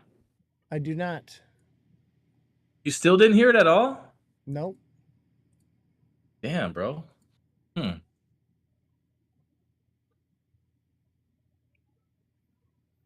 So chat, I'm setting up the multi-stream right now. We probably won't be on TikTok much longer. We'll be on YT and Pump Fun and Twitch. I tried that, Charisma. It still didn't. I'm gonna try it one more time, bro. Let me know if you can hear it. All right, I'm gonna hit play. The same thing I did last time.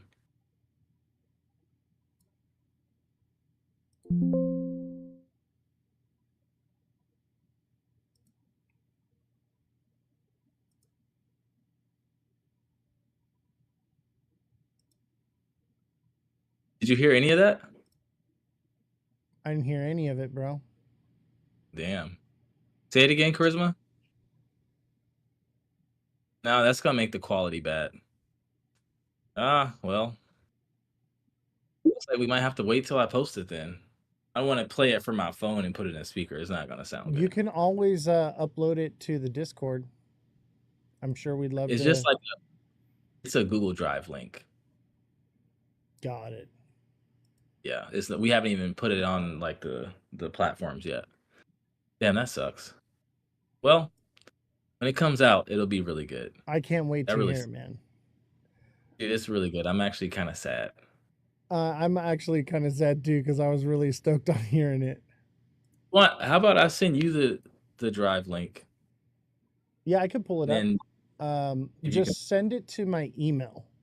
So Ozthecryptogoat at Gmail. That should work.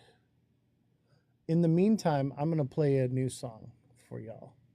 Since so this is off the album that we're releasing, Crypto Revolution. And this one, let's see here. Let's do this one. This is the newest one. I literally made this like 20 minutes. I finished it like 20 minutes before the live stream.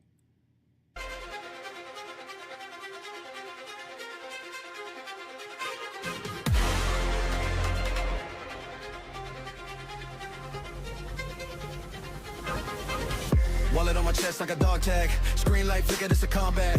Gas speed rising like a bomb blast. Finger on the trigger, better compound fast. Red candles fall like airstrikes. Green wicks climb like big stripes. Charts look wide as front lines. Every little dip landmine. Bots in the dark set tripwise.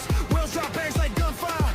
I don't flinch, I just reload. By that blood, by that road. Yo, what's up, DN? Crypto warfare in the trenches. Every holder is a warrior. Long term, bro. Diamond fingers on the ledges. We don't break, we get superior. Under pressure, we remember every wallet, every soldier here. Crypto warfare in the trenches. Every holder is a warrior. Yeah. Foot in the feet like smoke screens. Shift on shade on my whole team. Never hands forward when it gets mean. I see fear, I see four streams. Let me orders like sandbags. Stack that stack through the flash crash. Gridlock hard when the wick snaps. Till I march through the drawdown draft. Hold the line, through the flood. I got it playing on TikTok. Every block, every time, we're aligned, we're aligned.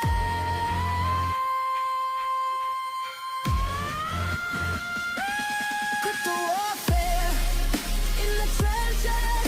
Every holder is a warrior. Diamond fingers on the ledges.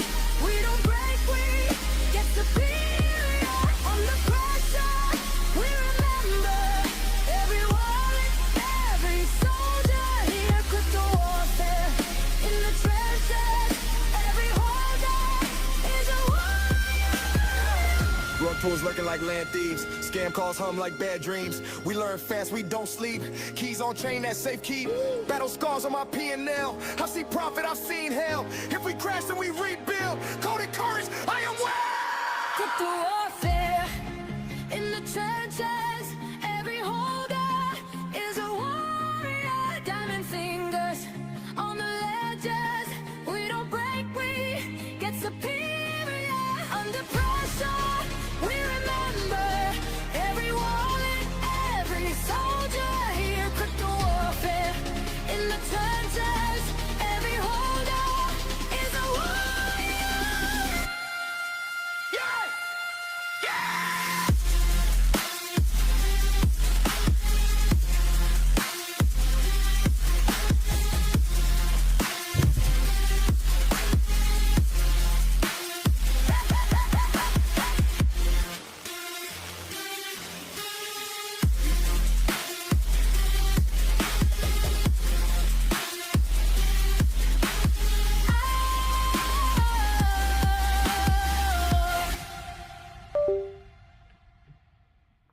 So yeah, that's the trenches right there.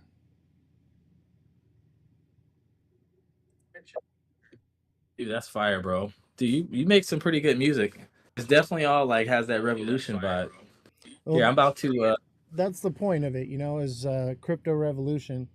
I'm gonna be playing it through the microphone now because we're on Pump Fun, so Ozzy the crypto. they need to be able to hear it. Ozzy the cryptogoat at gmail.com, right? Yes. Okay.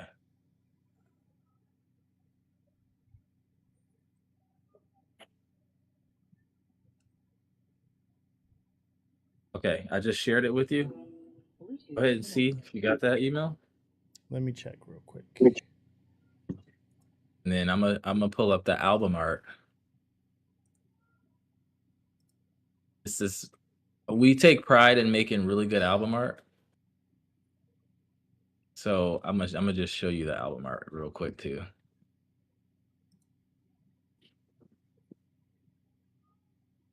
You see my screen? I see your screen. All right, I'm gonna play it right now. The browser is unable to play this audio file. Damn, they preying on our downfall, man. It's crazy. Hey, you know what? We'll get it worked out. I want to have you back on the show anyway, bro. Definitely. I'm fucking sad about it. Fuck. So it's 6:15 right now. I gotta start the pump fun part of the show. So thank you for coming on, man, and we'll do it again. All right. Yeah, thanks for having me, man. Absolutely. Get the ducks in a row and we'll listen to it, bro. I'm excited to hear it. All right, man. We'll do. We'll touch base. All right. Take care, bro. And don't All right, forget, peace. shout yourself out. Oh, like it's like audio? No, Or are you talking about on Pump? no, well, we're on all platforms right now, live streaming. So Oh yeah. Let them know where to find me. yeah, and what your project is. Yeah, knowitowls.xyz. You guys come and apply for a scholarship for our 8-week cohort. Got a good amount still to give away, but they're filling up quick. So the faster you do it, the quicker your chances of getting approved are. Follow me on YouTube at Crypto Noah. I'm on Twitter at CryptoNoah11. I'm on Instagram at Crypto.Noah. I couldn't be like you and get all of them because I guess Crypto Noah is more of a common of a name. But yeah, hope to see you guys in the cohort and in our community. We have a free community as well, and that you can also sign up to on the website, Know It Outside XYZ. But other than that, I'll definitely be back on the show, and next time we'll get the song played. All right. Take care, brother. All right, man. Take care. All right. So for those of you watching on Pump Fun, I want to show you a little something. I'm going to end the live stream on TikTok. So if you guys want to come to YouTube, we'll be on YouTube.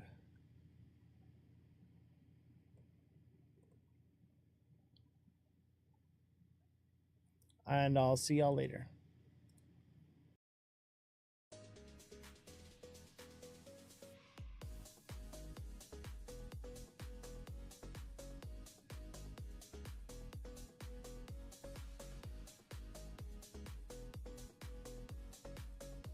Where are you, Revolution? It's weird. It doesn't give me...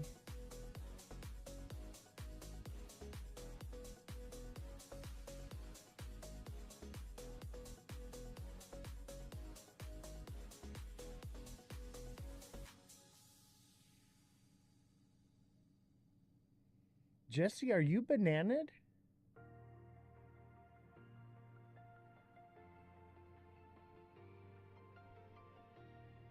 It won't let me add you for some reason. I've tried every layout.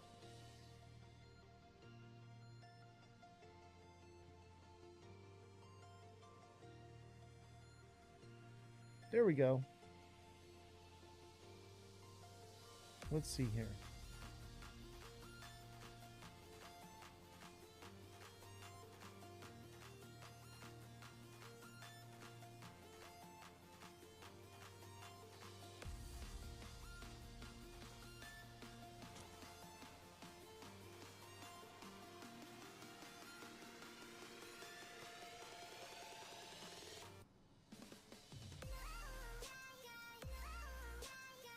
Yeah, you have to use like the panel.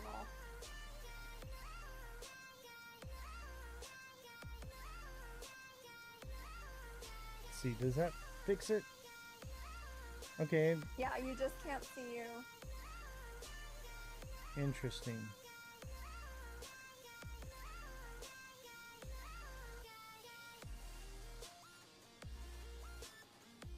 Maybe it's better if I'm off camera. How do you get rid of the ones at the bottom? That's what I'm trying to figure out. It's always good to learn new things. Right?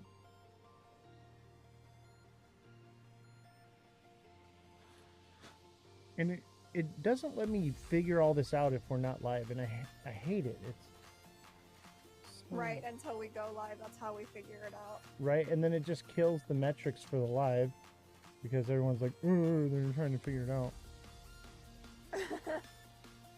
They don't even know what they're doing. They sound like exactly. They don't even know what they're exactly doing. how they sound. Yeah, that's the same voice too. Cosmic, help me out. How do you guys do this?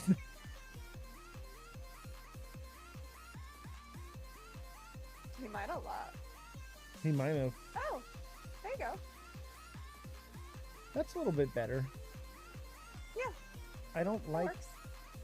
I don't like how it won't let me do 1 in 1. Hi, Simon.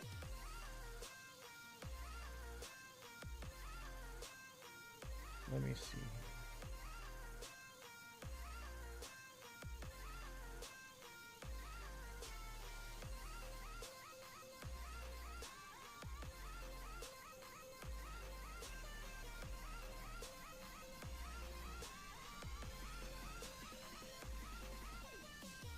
Interesting. It doesn't give me any options. Figure it out as we go along. I guess so. Hello, everyone. Welcome to the Ledger Lounge. I am Ozthecryptogoat, and my beautiful co-host Jesse. Welcome, Jesse. How are you? I'm good. Just getting over being sick, so this is how I look, and you're just gonna have to deal with it. Right on, right on, right on. So, did you get those articles I sent you? Yeah, Awesome. I got them. Perfect. So, did everyone panic sell? Because I'm feeling pretty bullish right now. I'm feeling so bullish. Maybe we go down a little bit, but I think we got good news today. It was some moon cheese news, but it was moon cheese nonetheless. Moon cheese is always welcome. What do you think? Did you watch President Trump and Putin just now? Well, I got the article you sent me, and I know it said that Trump won't be happy if Putin does not sign an agreement. That's a little older than the new news because they left with no deal. Well, actually, no deal has been made. So, yes, there's no deal, but also, right after I sent you that article, I was in a live with Crypto Kelly, and we were watching the president speak with Vladimir Putin.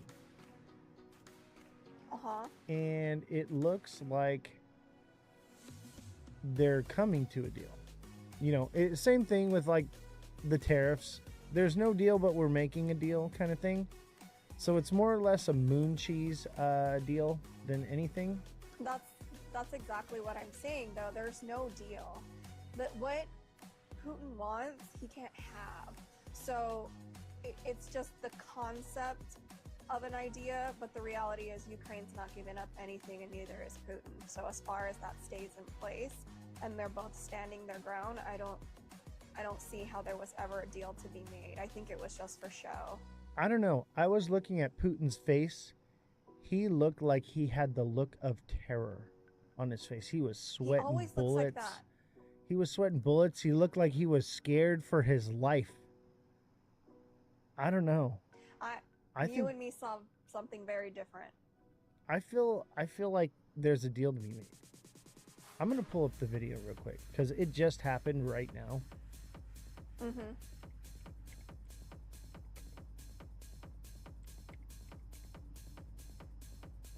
Right, Jay Green? I know.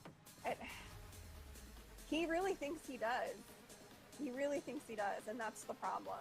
Like, they put even a thing that he was, and I've been looking into it, but every time I find something about it, it gets put away, that Putin wants Alaska back. Yeah, he's not scared of Donald Trump. Nobody really is. They're kind of just calling it out as they see it. So check this out.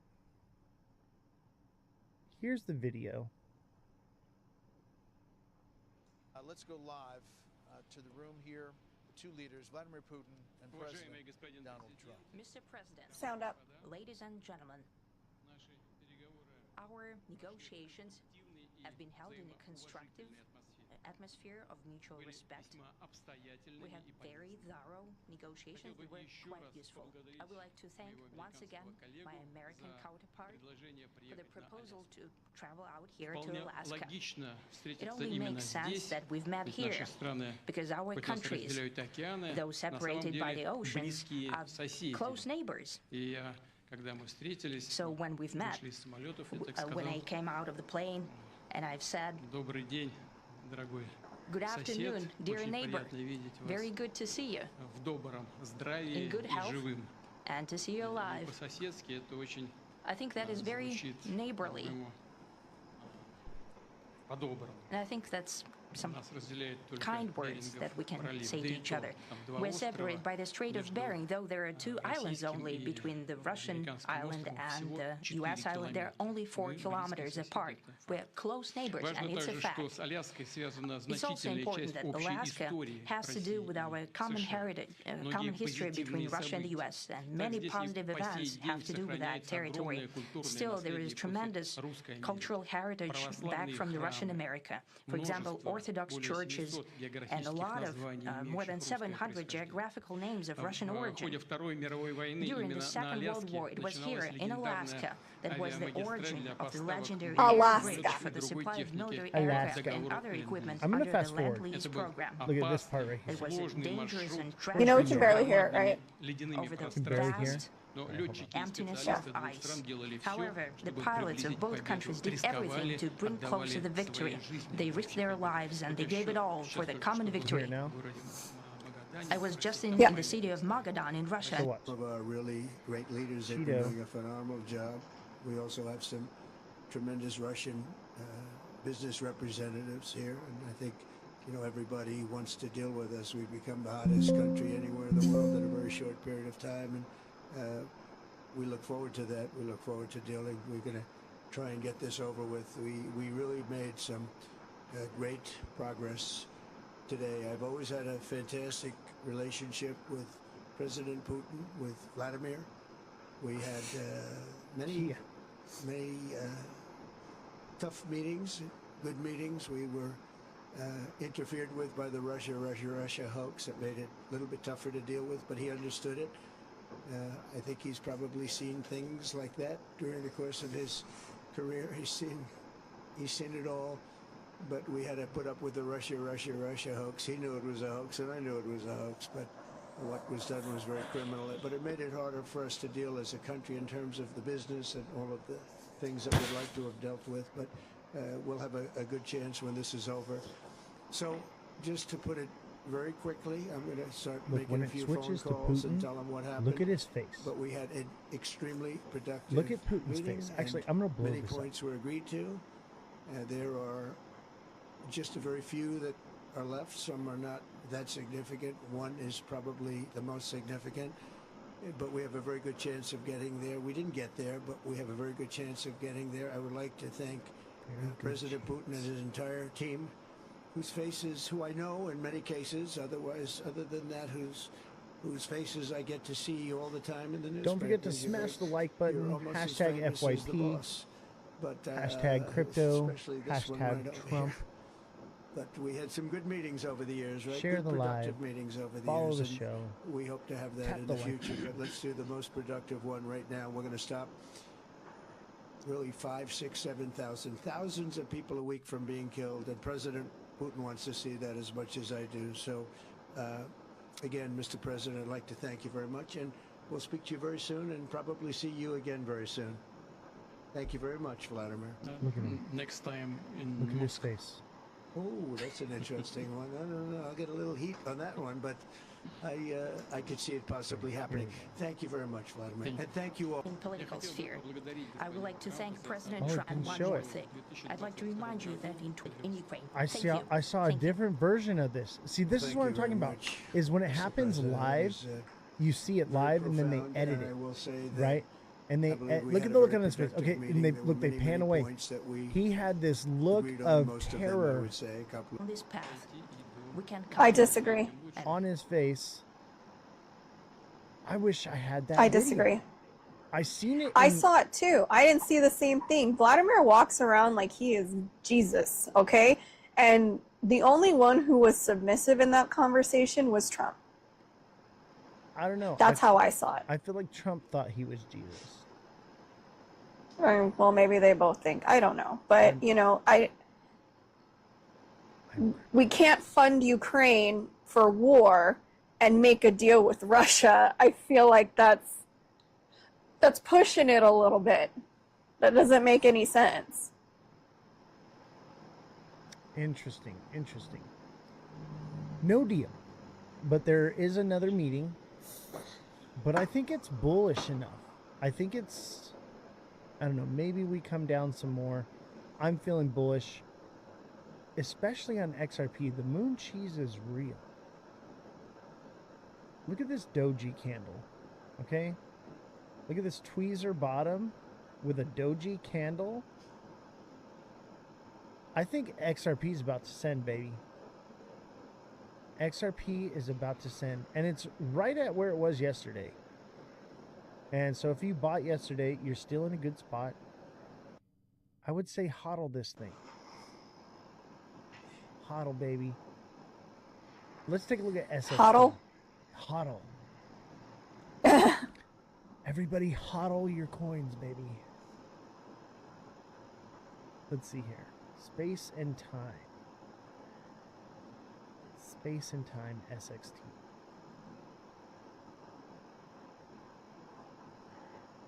Look at that. Space and time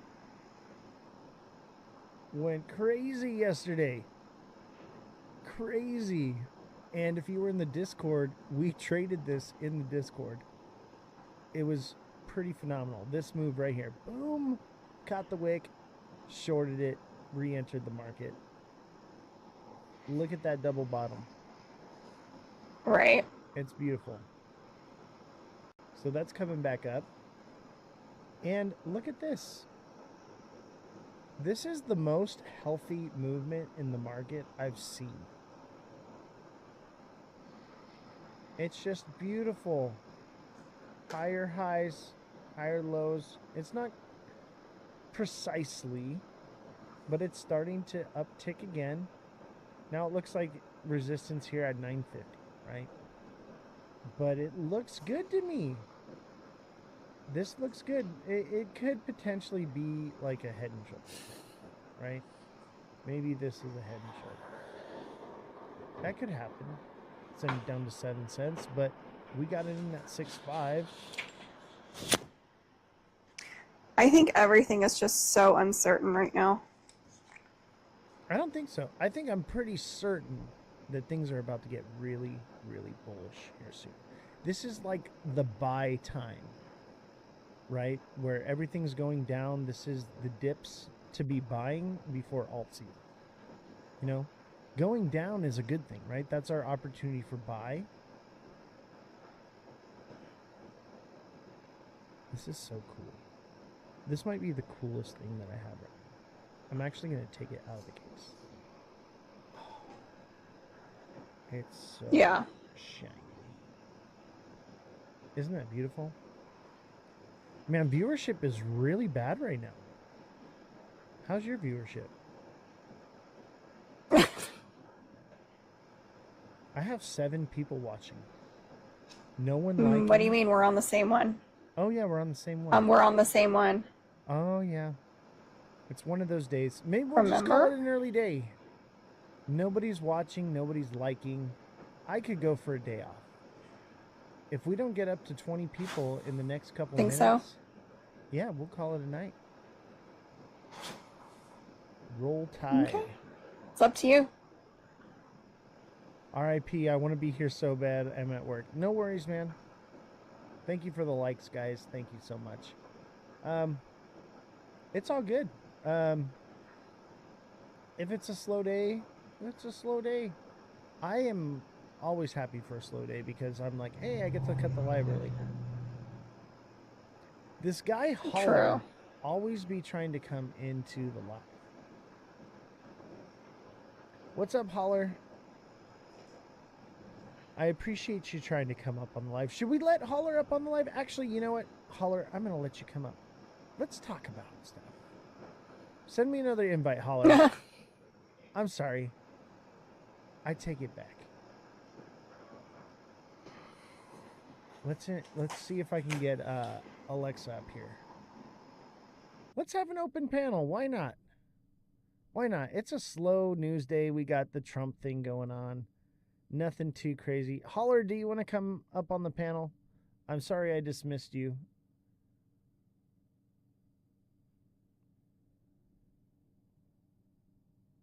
No?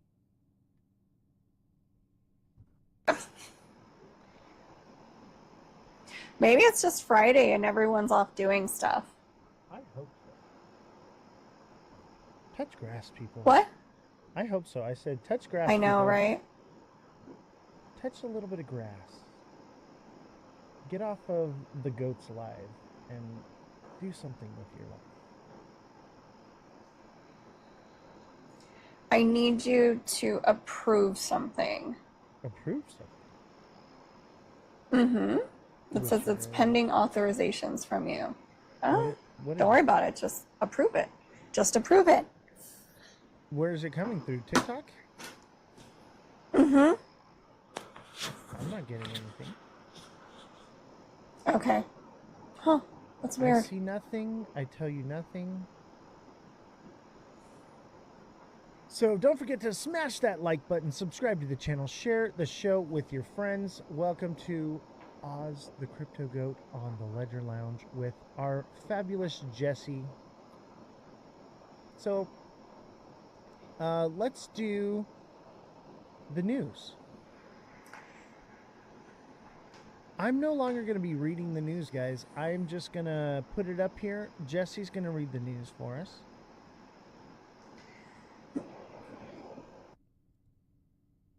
Okay. So U.S. Fed to end oversight program for banks' crypto activities. The Federal Reserve said it would sunset programs specifically to monitor banks' digital assets activities and would integrate them back into its standard supervisory process. The Federal Reserve Board said that it would end a novel activity supervision program set up to 2023 to supervise certain activities related to crypto assets and distributed ledger technology.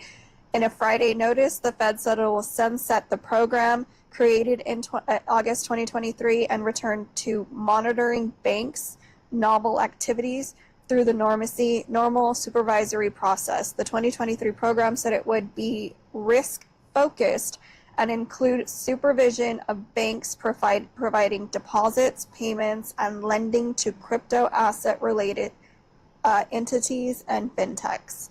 Since the board started its program to supervise certain crypto and fintech activities in banks, the board has strengthened its understanding to those activities, related risks, and bank risk management practices, said the Fed. As a result, the board is integrating that knowledge into the supervision that those activities back into the standard supervisory process and is rescinding its 2023 supervisory letter and creating the program. So that whole thing that from the Board of Governors and the Federal Reserve has been withdrawn. Interesting. Is what I'm getting. Yeah. The Federal Reserve has established a novel activities supervision program to enhance the supervision of novel activities conducted by bank organizations supervised by the Federal Reserve program. So basically, the Federal Reserve is not babysitting anymore. Yeah. No more babysitting. They're definitely, yeah. They're trying to let it fly like a butterfly and hope for the best. It's kind of like the AI thing. They're just kind of let it happen. Let's see where it goes. Except AI is a little more scary than them not, picking apart every part of crypto. Yeah. I'm not so worried about crypto running rampant with no regulation as I am AI running around with no regulation. Yeah. Yeah, that's a lot more terrifying. You know what I Because wonder? they can, what? I wonder what AI brings to the table as far as facilitating the speed of creating this technology. Because the developers of this technology are saying 5-10 years out from now. I'm wondering, with the progression of AI, does that accelerate that timeline? Yes, it would have to, especially with quantum computers. I mean, who are they going to talk to? Not us. I mean, we all have to take all those things into consideration. People are like, oh, in 10 years, I don't think the world is even going to look the same. Oh, no. Or, I really don't. Yeah. Well, 2030, the world will be unrecognizable. Completely. Like Agenda 31, right? We talked about that before.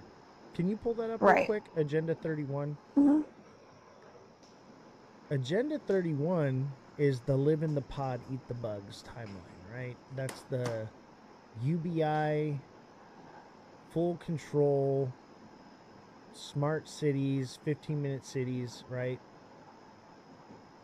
So if 2030 is their timeline, I would think 2030 is when adoption hits. Can I we know, have a rock same. hit already and reset the world? Thank you, Hugo. Yeah, I'm ready for that. Can we just have War of the Worlds already? Can we just have total collapse of society so we can start over fresh? That's where I'm at. Like, I'm ready for it. I'm well prepared. Come at me, bro. Because, like, that's where I'm at. They talk about a great reset. How about a great restart?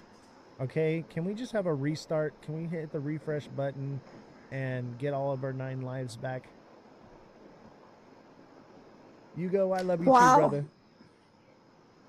brother. Everything I'm looking up for Agenda 31 says it's all a conspiracy theory. It's not, though. Like, But that's what they're saying. Klaus Schwab came out. They did a piece on it in the New York Times. That, of course, they're going to say it's not real. But they have to say it without saying it, right? That's one thing. These people have to abide by certain rules. And one of the rules is they have to tell you without telling you, right? They do it all the time. Oh, absolutely. They do it Yep. with movies. They do it with, press releases and all kinds of different things. They say it. They tell us. And we just... But without telling us. Yeah, and right over our heads, like, whatever, we know what's going on. So here's the thing. They're saying the term Agenda 31 is not referenced or connected to anything about sustainability, development, or public policy. This is just conspiracy theories created from, in misinformation. In the words of the great Tim Pool, harumph, I say. Harumph. I am not buying that moon cheese. Oh, I agree. And I'm not saying that what you saw isn't real, but now I'm trying to find information and they're like, oh, this is not real. This is a conspiracy theory. You don't know what you're talking about. And I'm like, but then why say something so specific as it's not referenced to sustainability, development, and public policy? That seems very specific to say, oh, it has nothing to do with these things. Hi, Big Baller. It's good to see you. Big Baller. You know what I mean? Here. What's up, Big Baller? I got the Oakleys on. It's not her name. I got the Right. Oakleys on. My boy, what's his name? CEO Tech says I got the juice. Do I got the juice, ladies and gentlemen? Check it out. I got my midnight tag on my Pudgy Penguin. I got my midnight airdrop. Hopefully y'all got some midnight. Seamont, how you doing, brother? We got the juice over here, guys. Check it out. I got the Pudgy Penguin Midnight Juice. The Midnight Juice. Every day I'm just going to add something new to this thing. A Big Baller. I know, Baby Yoda gonna get jelly. Check this out. How delicious is this? This is a hard Cardano coin. Let me see. Ooh. Yeah, I can't see that. I'm blind. To claim midnight, do I have supposed to have Cardano in the wallet? Austin, Oz, can you see so that? if you hold like Solana, Ethereum, Cardano, XRP, basically everything we're holding, right? If you hold $100 of that, and you have to have the keys, it's got to be in your wallet, right? So if you've got a cold wallet, or you've got, you know, a digital wallet, and you own the keys to your crypto, then you should be getting your midnight airdrop, baby. And if you have a Cardano wallet, get a Cardano wallet, because I'm telling you right now, they're going to be airdropping some cool stuff. And I'm going to start airdropping NFTs. I'm probably going to start airdropping GOAT NFTs. So if you haven't set up a Cardano wallet yet, make sure you do it. I have Cardano in exchange. So if it's in the exchange, it doesn't count for the airdrop. You have to have private custody of your Cardano, and it has to be at least $100 or more. Okay, and it doesn't necessarily have to be Cardano. Okay, so I actually got these Cardano coins. They were giving these out for people who hold 10,000 or more Cardano in their wallet, private custody. So I got this with my midnight airdrop. It's so beautiful. It's so beautiful. Cardano is my baby now. After going to the conference, I'm so bullish on Cardano. Look up Agenda 21 Action Plan of the United Nations. It's been in the works for a long time. Yes, Agenda 21 was the original version of Agenda 31. And then COVID happened, they pushed everything back. And I think that it was part of the original plan, I think. And I think COVID was part of all of it. And it was the first step to it. So Agenda 21 played out. Now it's Agenda 31. It's the next step in that direction. Any wallet or a specific wallet, I'm pretty sure as long as you have custody, you should be good. But I would recommend Cardano, like a Cardano wallet, because you're going to have first priority to that midnight airdrop if you're in a Cardano wallet. See, I have a Cardano wallet for my custody, so I had first access to my airdrop. I already got my airdrop. I already got my Cardano. So get that midnight. Midnight is going to be so valuable. Midnight is everything. Like, I got my midnight fan. I've got my midnight mug. I'm midnight out the game right now, okay? I even have a midnight privacy blocker for like your laptop that you put on the laptop to it slides over your camera. Midnight is all about privacy and security, and that's the next narrative. Clinton losing was also why. I think even with Clinton winning, it was still the agenda.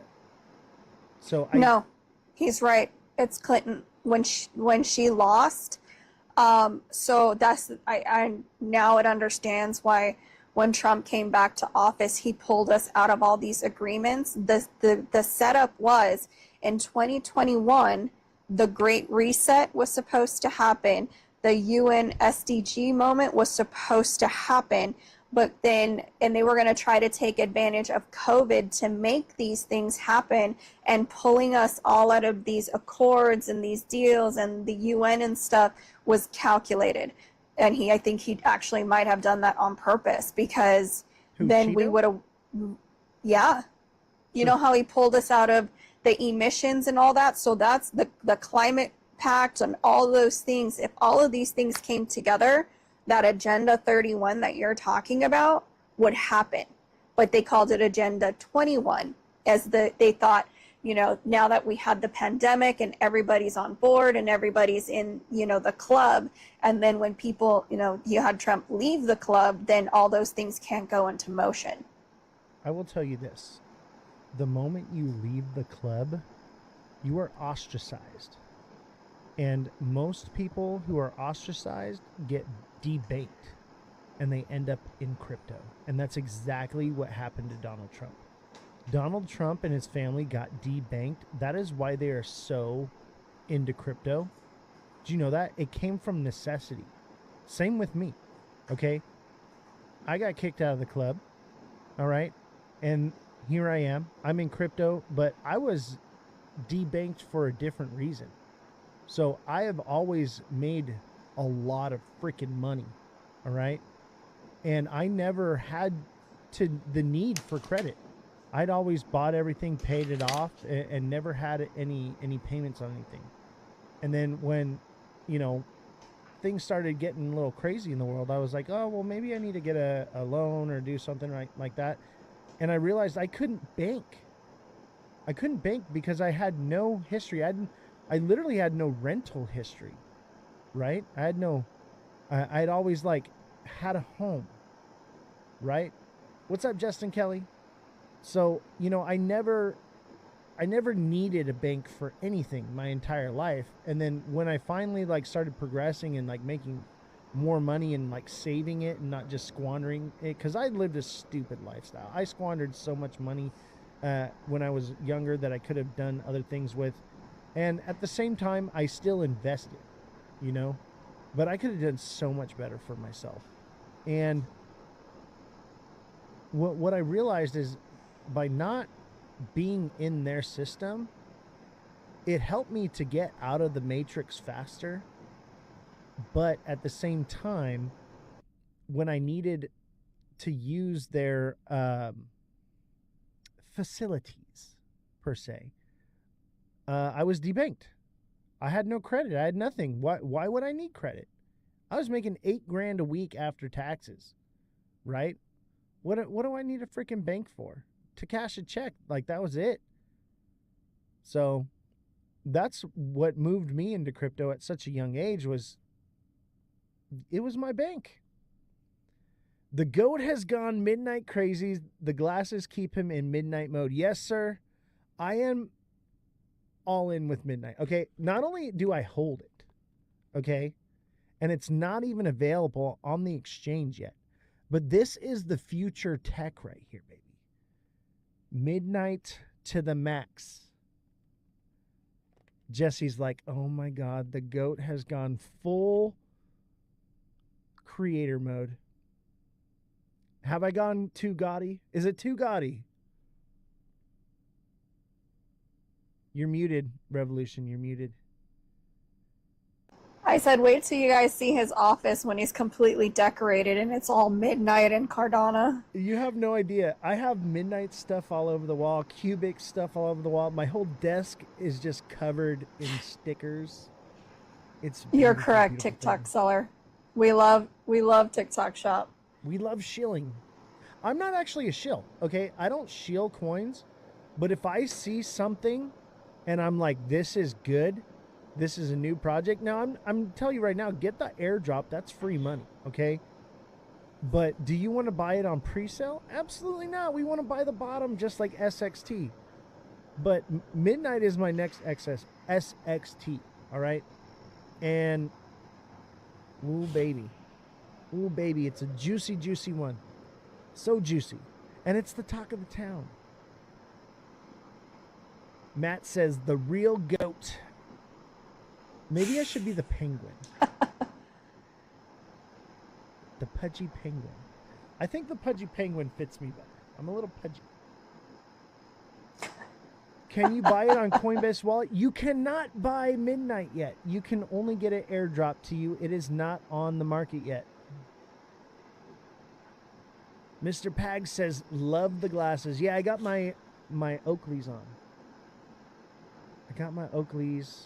These are prescription, so I can wear them indoors. The lights are bright. Everyone was like, we want you to have brighter lights on. It looks better, right? So I turned the lights on brighter, and I was like, I want sunglasses, right? And it's just better on my eyes. And it's actually better for me staring at these screens all the time. So I wear the sunglasses. I wear the blue blockers. because I need to save my eyesight. My eyesight's getting so bad. Who was it in your live the other day, Jesse? The Queens of the Chain? Somebody was shilling TikTok shop products, and it was the blue blocker glasses. Was that? Oh, she wasn't shilling them. She was trying to help us because we're looking at the screen. She didn't even give us like a. Come on. Okay, well, like she didn't even give us like a. There's a big difference between you saying the same name over and over and over, and someone bringing something up for 5 seconds. There's a little bit of a difference there. But I do a little want bit. those. I do want it. The problem is I need prescription, and so because these are polarized, they help with the screen on my eyes. Okay, so No Limit says, is Midnight something similar to Pi? Jesse, can you look into that? I will tell you this right now. I believe Pi is its own network. Midnight operates on the Glacier network through Cardano. And Cardano is going to be massive. Cardano is the future, in my opinion. It's going to be one of the big players. Is it going to be Ripple? Maybe, but I just don't see the necessity of the native token anymore. It says they are completely different projects. They are not the same. They serve very different purposes in the blockchain ecosystem. There you go. So they're completely segregated. Look at.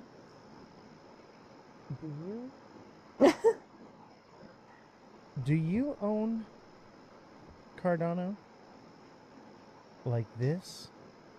This is the way to hold Cardano right here. Oh, it's heavy too. Ooh, it's got some weight to it. I got 2 more. These ones are special edition ones. So these ones right here, check this out. See, can I open it? No, I can't. So the special edition ones don't open, but look at chicken. Is that a chicken or a phoenix?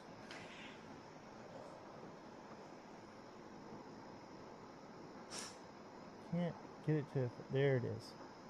Is that a chicken? That looks like a chicken to me. That is a rooster. A rooster roaster. Roaster to the moaster. Roaster, I hardly know her. Yeah, a rooster. Thank you, Simon. Tis a rooster. Why Cardano? I'll tell you why Cardano. Cardano.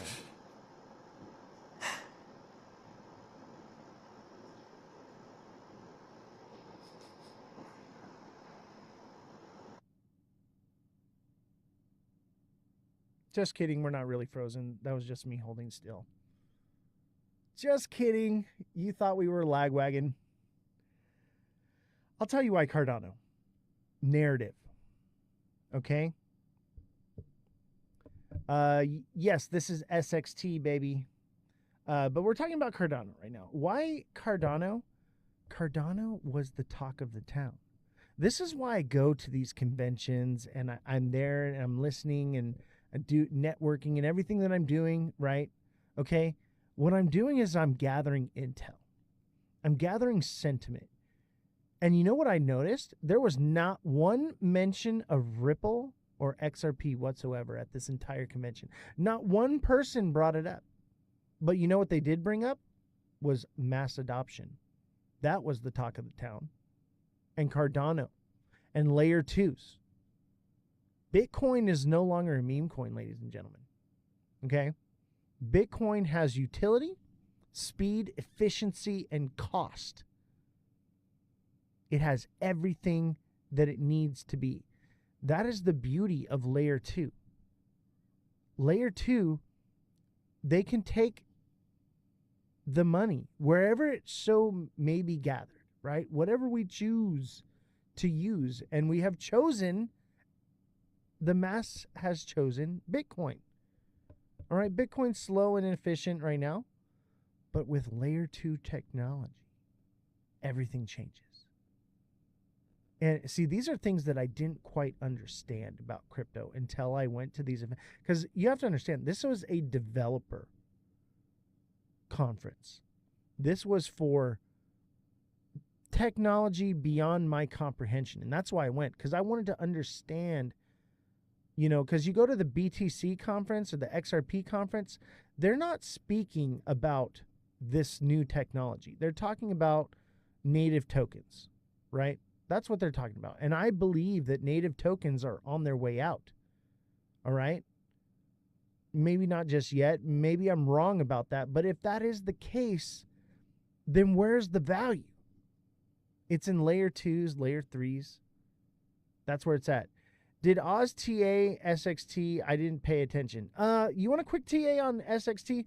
Jesse, take it away. TA SXT for us. Where's it going? The what? Jesse's our don't TA ask me questions. extraordinaire here. Can you explain not the with ADA that. wallet and the airdrop? I'm 5. Okay. You go. This is what I'll tell you. If you deluxe subscribe, I offer coaching for deluxe subscription. Anyone that wants to get the midnight airdrop, deluxe subscribe, and I will coach you in getting your wallet set up, and we will set you up and get you primed for that airdrop, baby. All right? That's what I will do for you. And I'll tell you what, I'm going to be getting a hold of some NFTs. I already have a few that I've minted myself. I think what we're going to start doing is we're going to, because I want to do like giveaways and stuff, right, on the show. I think what I'm going to do is start minting NFTs and giving away the NFTs to subscribers. Like whoever's been subscribed the longest will get one, and whoever's, you know, randomly will get selected. Whoever is, you know, had the most likes or whatever. We're going to be doing more giveaways, and you guys have given so much to the show. You guys have literally sacrificed your thumbs into a cast for this show, liking like crazy. I want to give back to you guys. So I've been giving to Jesse and the IT guy like crazy. It's time for me to give to you, the viewer. I love you and I adore you and everything that you do here. I love Jesse as well. She's amazing. We love Elon. He's amazing. You know, but you guys bring something special to this space as the viewer. You guys bring the true value. Otherwise, I'm just a dude in a padded room talking to the wall. That sounds like craziness to me, right? So I want to give to you guys. So I think what I'm going to be doing is working on an NFT line. I'm talking with the guy. This is the Goat Tribe, all right? And he mints goat NFTs. I'm still working with him, but I'm hoping that I can work out a deal with him where we can have goated NFTs that we can drop to you guys. By the way, these are not some small time deal. This is the real deal. Like, look at the magnetic rolling papers and filters. Look at the goats. Let me see here.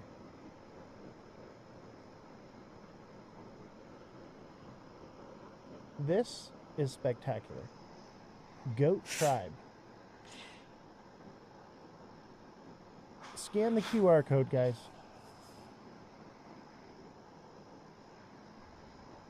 It's too blurry. You know, I'm trying to get it to autofocus.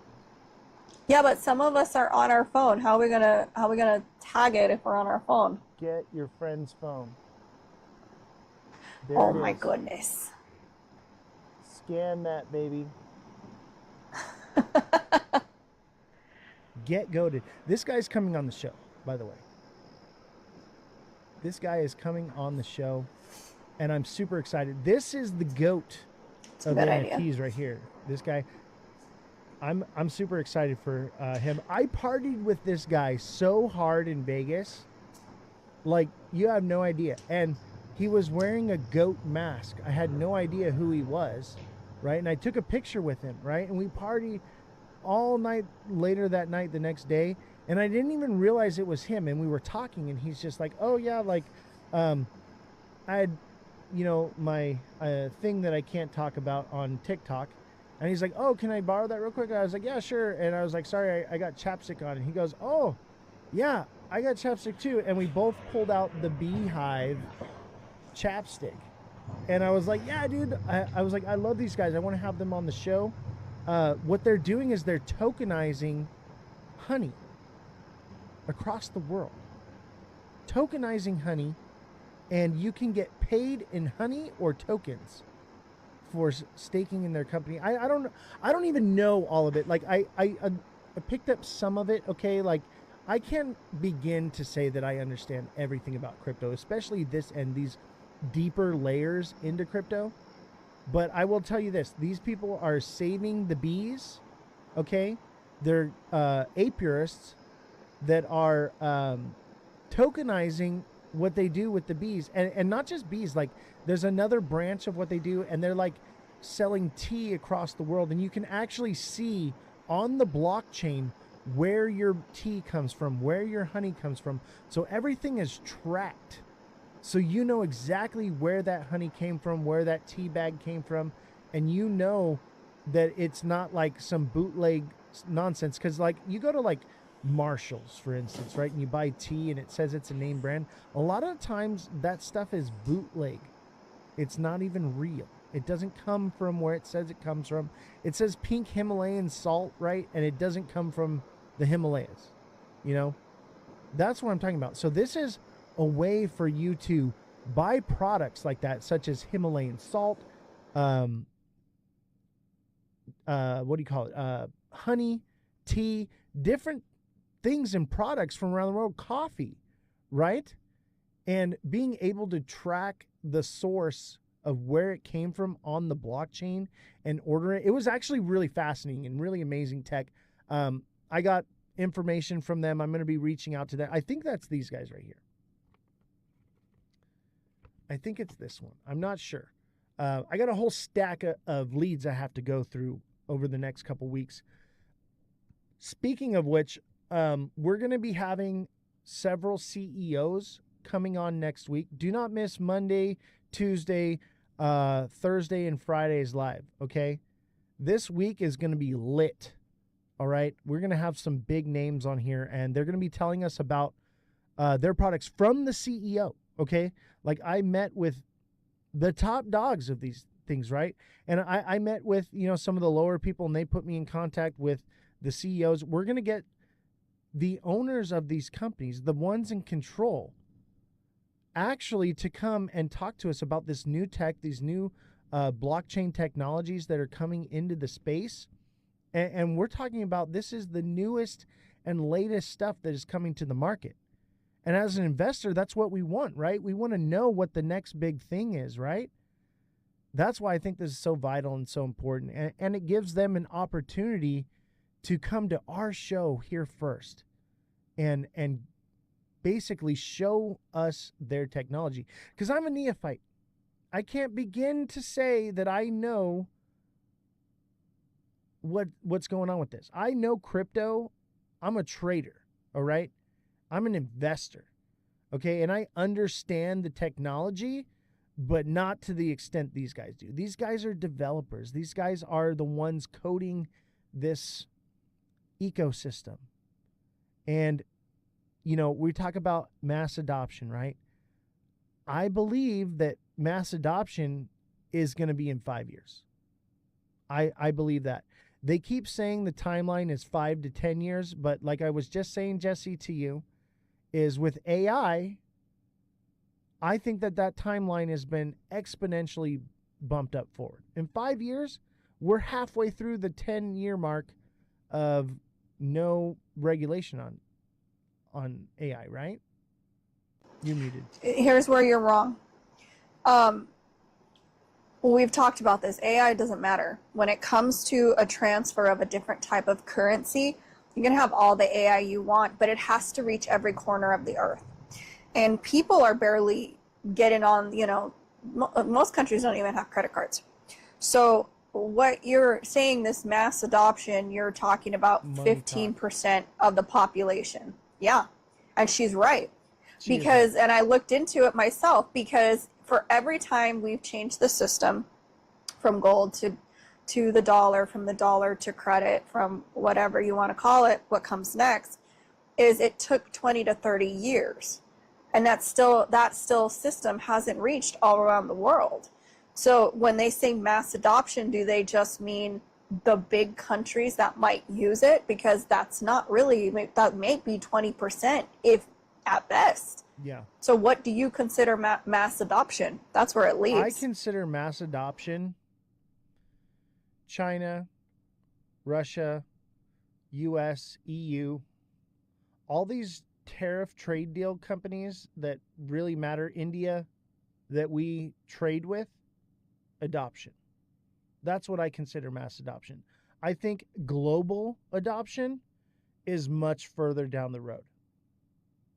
And let me tell you this, the countries that don't adopt it in the next 5-10 years, or whenever they do flip the switch, those countries are going to be left in the dust financially. Here's an awful question. Nobody's going to like it, but I'm going to say it anyway. You said it's a race to the bottom, right? Yeah. What if none of it's real? What do you mean? What if none of it's real? They have everyone throw their money into a cryptocurrency, and then it just disappears. They rug it? What if none of it's real? Yeah, they just rug all of it. And they're like, great, you have nothing. Good luck. I know, right? And I'm like, who do we owe? How do we owe? Hey, Nico. But my thing is that we need to be realistic of what the government and AI is willing to do. And to me, that just makes sense. And also, I mean, obviously that's me looking at it from a pessimistic and playing devil's advocate, but what happens then? You need to be playing devil's advocate. It would be the biggest Ponzi scheme ever. All of us would be like, they're like, oh, you have to use cryptocurrency for everything. We put all this money in, and then whoever owns it, like Walmart, Amazon, rugs it, and we have nothing. And now we're at their mercy. That's when you put into your live in the pod and eat the bugs, because now we no longer have a choice. We no longer have, equity or investments or anything. It just gets pulled in, and exactly. And that's a lot of people's fear. I know no one wants to say it out loud, and I'm not saying it's going to happen. But I mean, I've seen not just our government, some governments do some shady stuff. So, I mean, is it really out of the realm? What if this is a new warfare tactic and the U.S. is playing everybody, all these other countries, to rush into crypto, and then they rug it to cripple their economies? Well, I told you about, and the more I looked into it, about Russia and China, I think it was Pakistan, about cutting out the US dollar completely and creating their own, just using the yen. Talking about BRICS, right? No, yen. The China, their currency, and just sticking to that, which would drop again, everything's headed, and you're correct, to the race to the bottom, but for some reason we're being pushed first. So we're being pushed first. Yeah, China, Russia, and if I'm correct, Pakistan, I can't remember. China's the one with the most oil. Economy is dropping.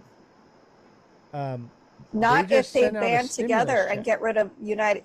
No, but not if they band together, these countries who hate what we're doing here, and create a system just for them and cut out the US dollar.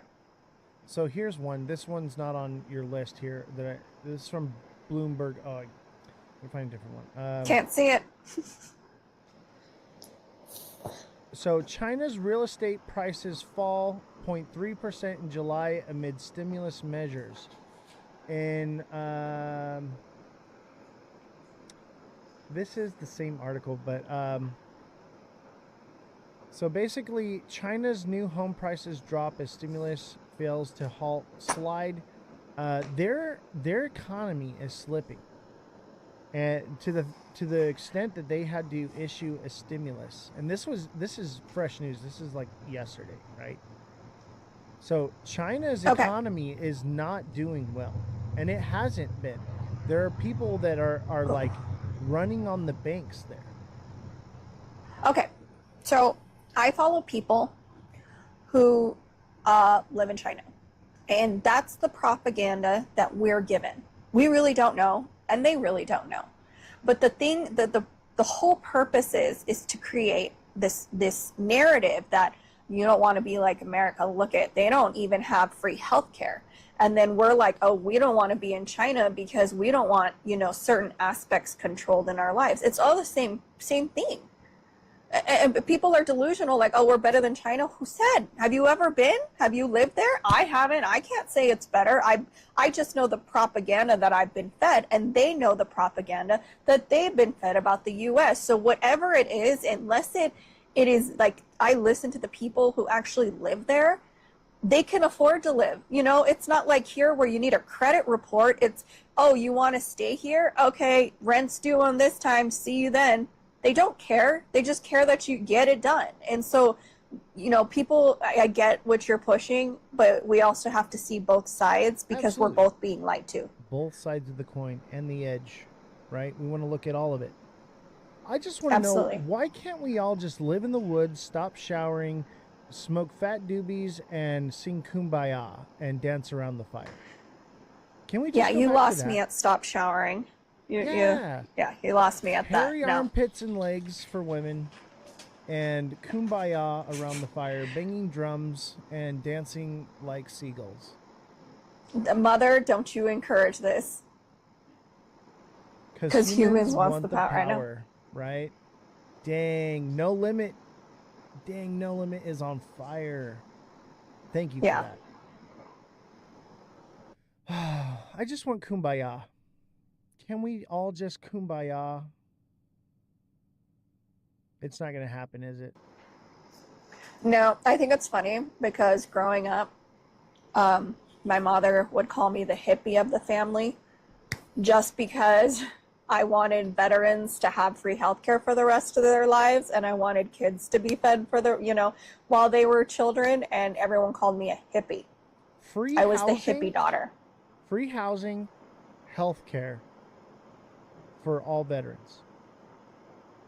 For absolutely, but I was just saying, why are they paying? And I knew vets and in my own family guarantees citizenship.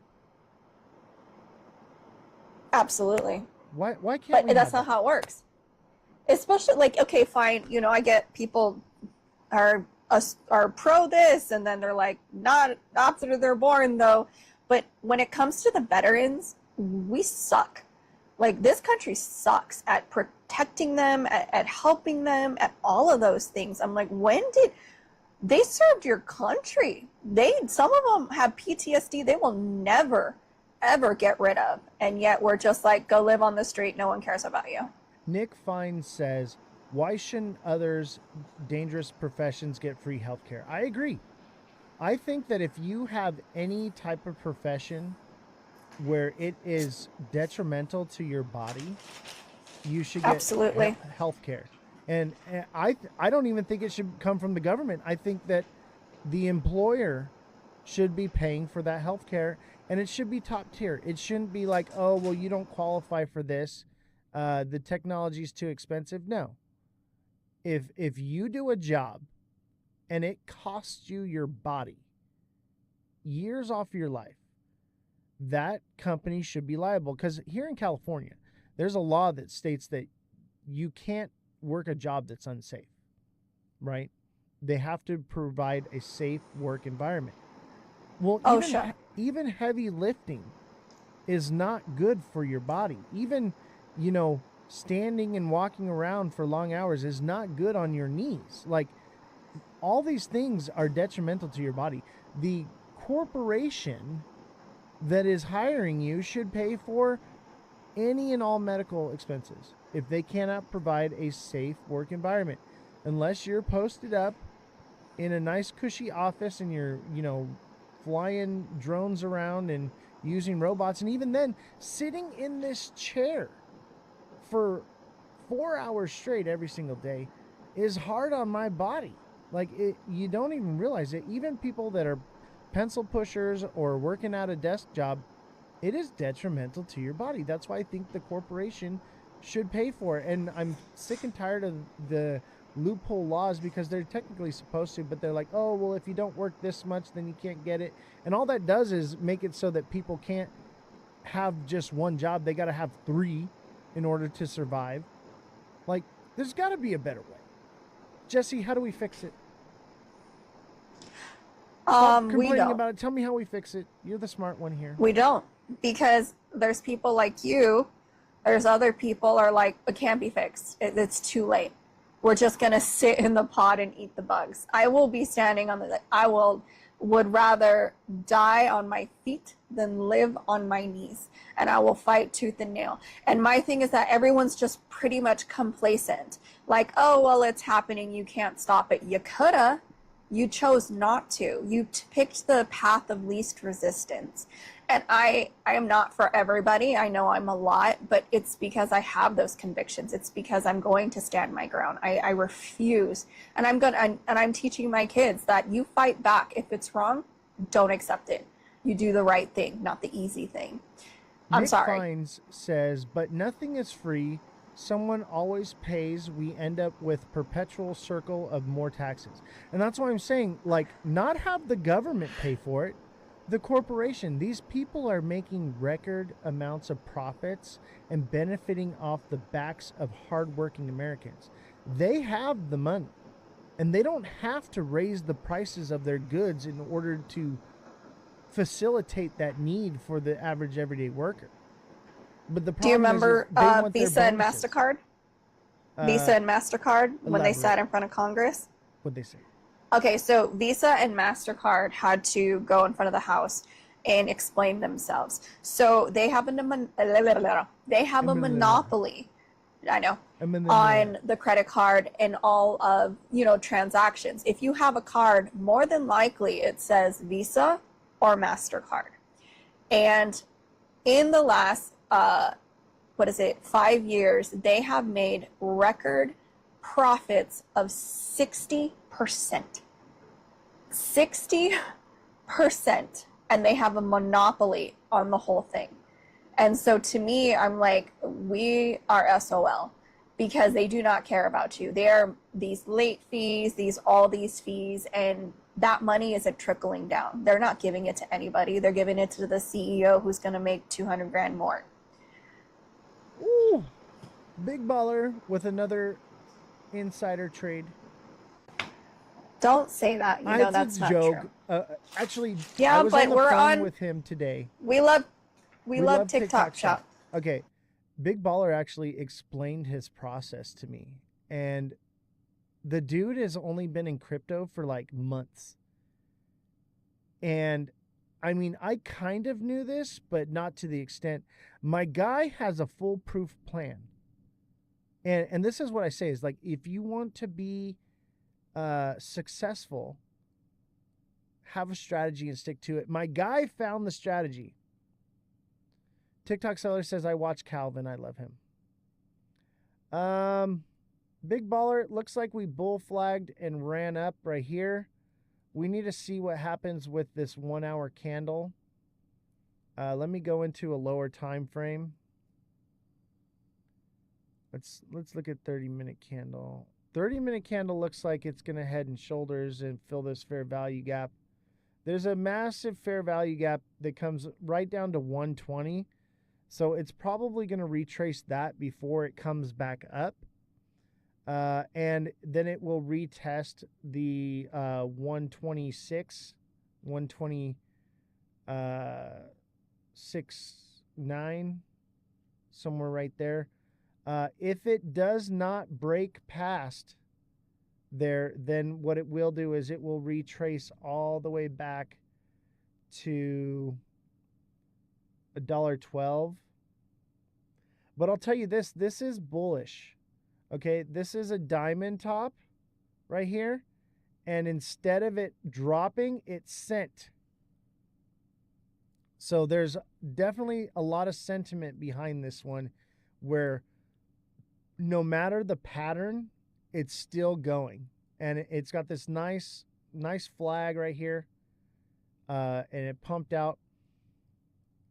How many hours has this been pumping for? Let me see here. It's been running since August 4th. I think this one could keep going. See, there's that pullback. It's going to fill this fair value gap. Your buy position is going to be at 121 to 120. That's going to be your new buy position, and it should continue to retrace up from there. I would imagine, but we need to come back and look at this in, I would say, an hour or two. So at the end of the show, let's take a look at it and see where it's at, and that way we'll know if we're gonna have a continuation on it or if we're looking at a pullback with a rug.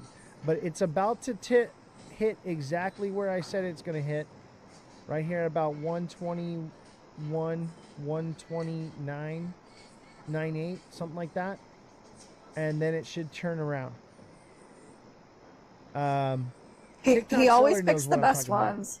He does. He picks the good ones, and he has a plan. Big Baller, can I bring you up on the show as a guest? Will you explain to the chat how you've been doing this? Hey, some secrets are best unsaid. Let him keep his anonymity. No, it was actually really good, and I feel like he would be able to explain it better. If not, I got to get you to put it on paper for the chat. If you can't, I totally understand. Privacy, man. Privacy. Here we go. The man, the myth, and the legend. What is going on, Big Baller? How you doing, brother? What's up, buddy? How you doing? I'm doing great, man. It was great talking to you on the phone today, by the way. Oh, man, we've got a lot of good stuff happening for us, and a lot of good stuff happening for you, too, and Jesse. So we're going to be rocking and rolling here pretty good soon. So I'm excited. So what I do is I get on the Coinbase app, and I look at the ones that are the top losers. And I look at the top losers, and I chart them. And they chart the top losers, and I chart them. So what they do is that they're charting down, and then when I see them get to maybe about 2 or 3 cents down, and then all of a sudden it slows down, and then I buy. Yeah, dude, it's actually something that I've done before, but not to that extent, like where you just mapped out. Like, so you said it drops like 2 or 3 cents. These are low market cap coins, right? And, Correct. And you said they drop like 2 or 3 cents and then slow down? Yeah, they slow down, and also they'll start hitting green candle, red candle, green candle, red candle, and then it'll pop a green candle. Got it. So it's a triple pop. It's a green candle, and then it'll hit a red candle. So I think it's hitting that point, the price point it's supposed to be at, and then it hits. It goes red. It goes green, red, and then green gone. Dude, that's phenomenal, man. And you know you're finding the bottoms is what you're doing. And well, I've only been in crypto like this for 4 months. Dude, that's phenomenal, man. Dude, shout outs to Big Baller. One of the most phenomenal traders I've seen here. And you're signing up for the TA class, right? Yes, I'm going to sign up for it tonight. Awesome, man. Yeah, so if you want to learn the trading side, we'll get you with the TA, and then with Big Baller's strategy on top of that, I'm going to be testing that strategy, by the way. Oh, there, I have my camera off. Hey guys, welcome to Huntington Beach. Yeah. How's that?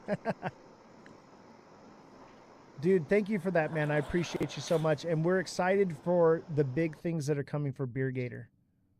100%. Beer Gator is going to be.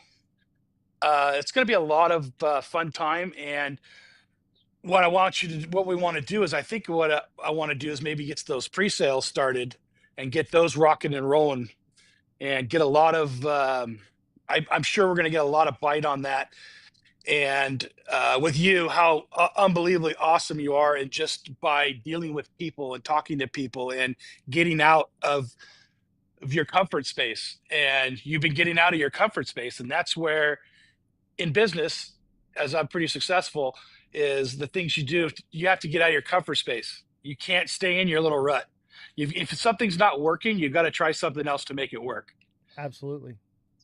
And that's how I live my motto. That's how I've always done businesses. That's how I've dealt with people. And the main thing is, I mean, you got to, people need to start treating people with respect. Absolutely. We're losing a lot of that in this world right now, in these states. People are they think they think their shit don't stink, and and people need to get band together and get along, because we're only here for a short time. And I was happy I just woke up today.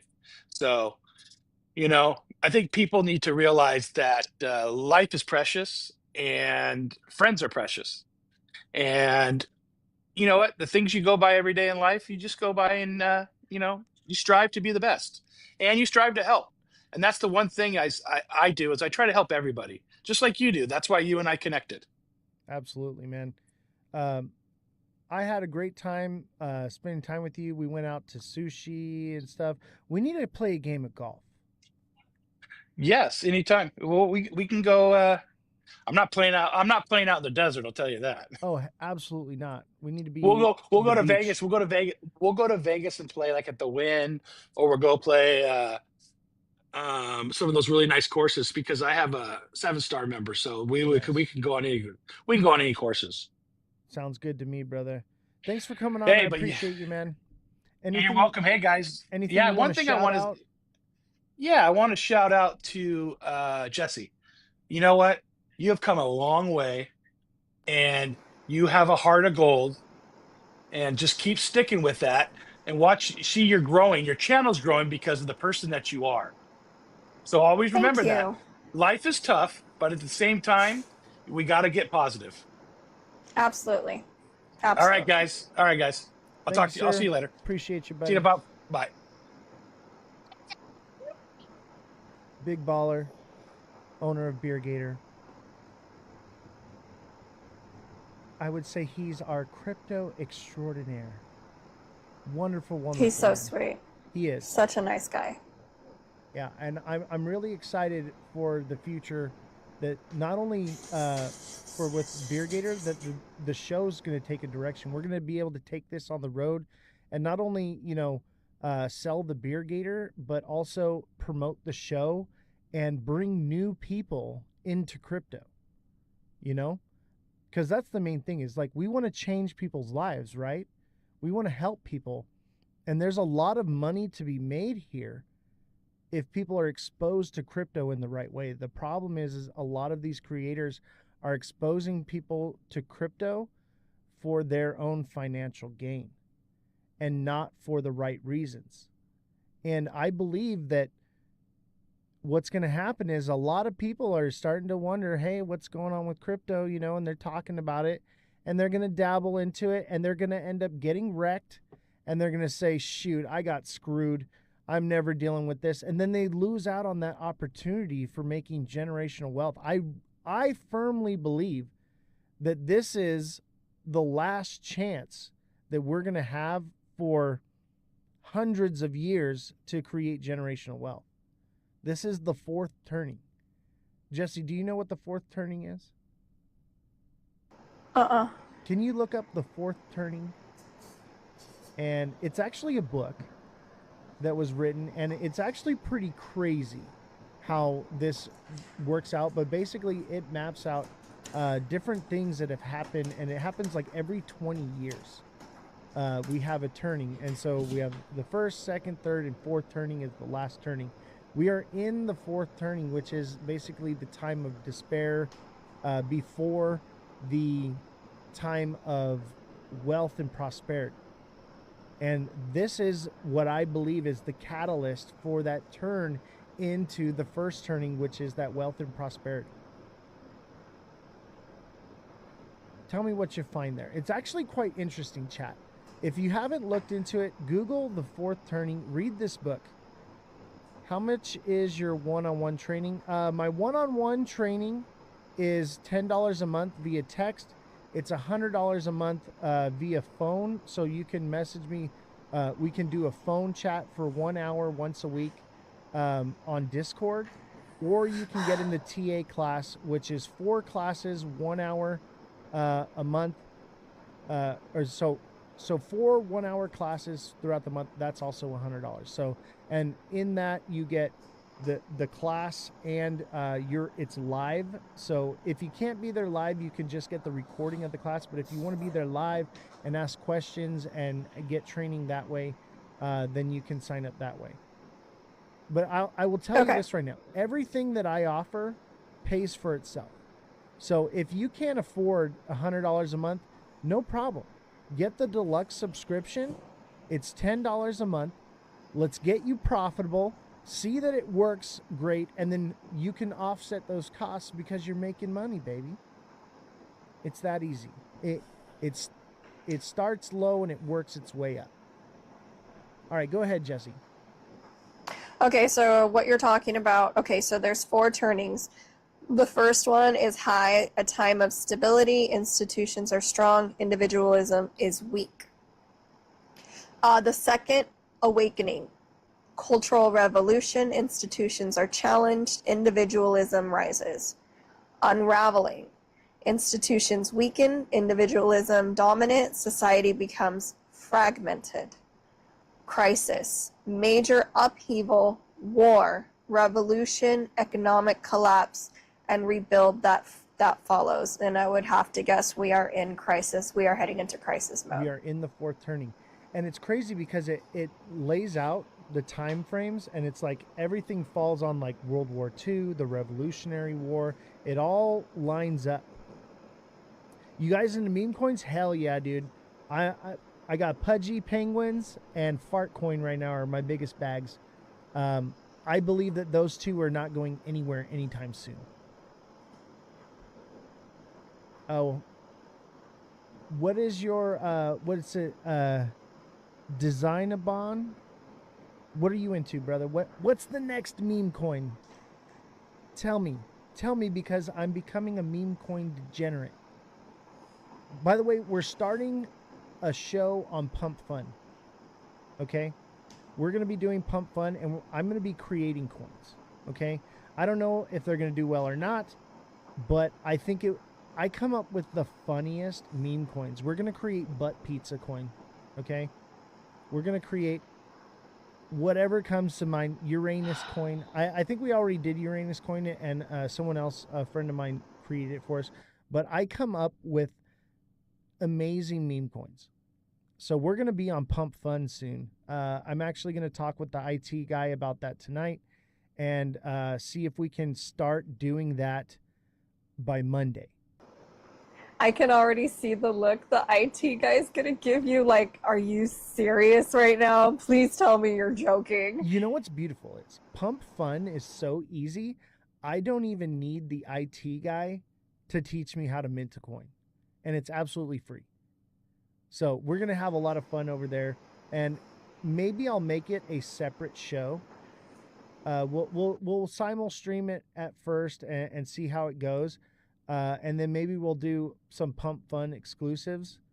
But it's free. It's free to watch there. You know, it's not like we have Twitch, right? Because we were getting bananaed like crazy. We had to have a safe space to go to, right? And we had to have it. But I think Pump Fun would be great for a secondary show where we can just have fun, be goofy, talk more conspiracy stuff. Twitch is more of our conspiracy show. This is more of our news show. And Pump Fun will be more of the fun, having a good time show. We have $19.2 trillion. Who does? Beer Gator?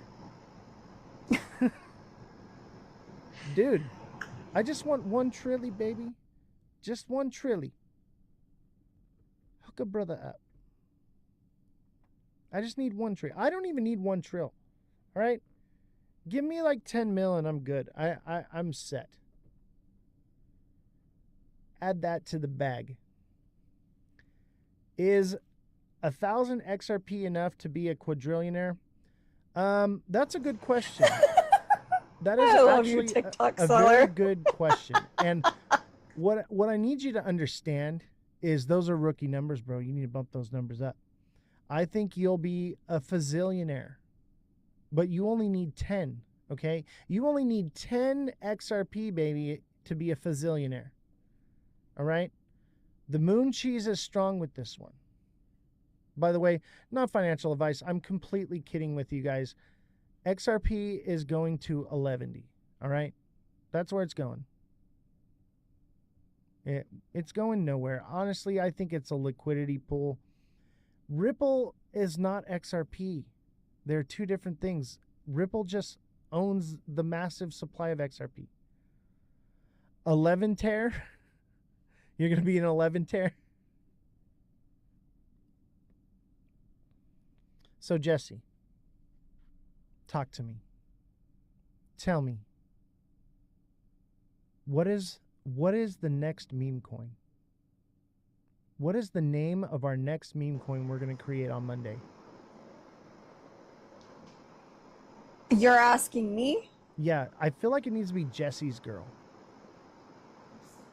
I wish that I had hated Jesse's girl. no. All growing up, that's all they would sing to me. I hated that song. I hated it because it would just, I'd be working somewhere and I could hear them screeching it across like the freaking store. And I'm like, oh no, they found me. And then they knew where I was and did it to me all the time.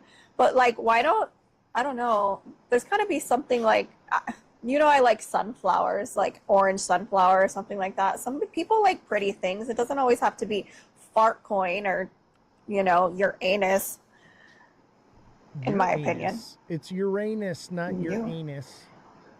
Remember your meme? Oh, yeah. That was my first viral That's what I'm post. talking about. That's what I'm talking about. TikTok seller says he'll buy XRP at $4. Look at Smooth. Bonk. Bonk Ginger is about to coin. rug, baby. Whoever said Bonk, here's no limit. There's a free one for you. Bonk's about to rug. Bonk is coming down to the low price of minimum. Big Baller said ginger coin. Quadruple O 1846. Straight up Uranus. Ginger coin. Interesting. Ginger snap. I think twisty redheaded mustache coin. Twisty ginger coin. I'm telling you, I'm gonna make Frito Bandito. I'm gonna make so many coins on Pump Fun. We're literally gonna have a show where chat is gonna like throw out coins and I'll pick like a couple of them and then we'll vote on what coin we're gonna make. And we're just gonna start busting out coins. 1 inch. The 1 inch Loch Ness Monster banana coin. 1 inch Loch Ness Monster banana. That is going to be the coin to have, guys. It's going to 11, baby. We need a coin. We need like IT Elon coin. It's gotta be funny, He'd sue us. Oh, absolutely. You know what I'll do? I'll give him 50% of the supply, and then right when he's about to cash out, I'm going to rug it. I like how you think you're smarter than Musk. Oh, dude, that's the IT cute. guy is going to end up rugging us all.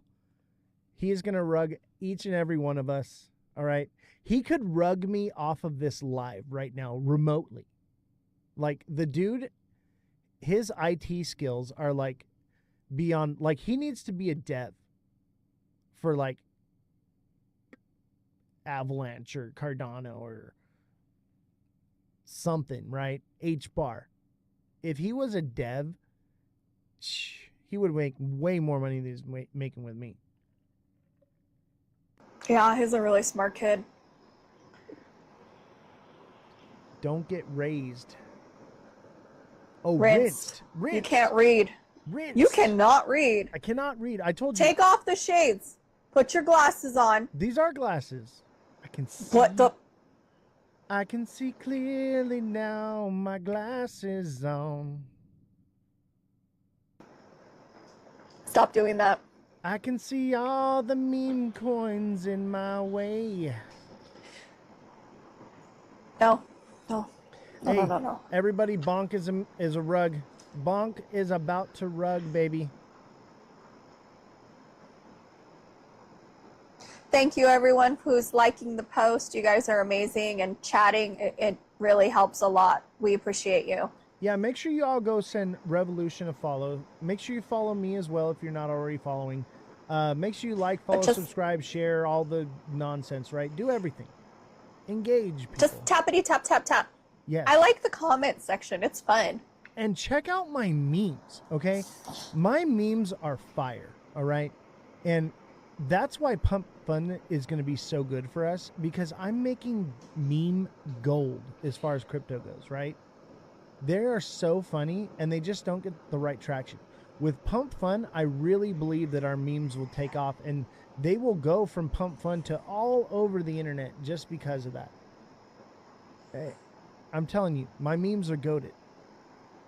And Jesse's stuff is gold. Her short content, her long content, she is going to be massive. She's going to be bigger than I could ever imagine, and I am so proud of it. I am so happy, so glad that you are here and along this journey. You've come so far, and I'm so proud of you. You are a hidden gem in space. I went from hating crypto to it's all right.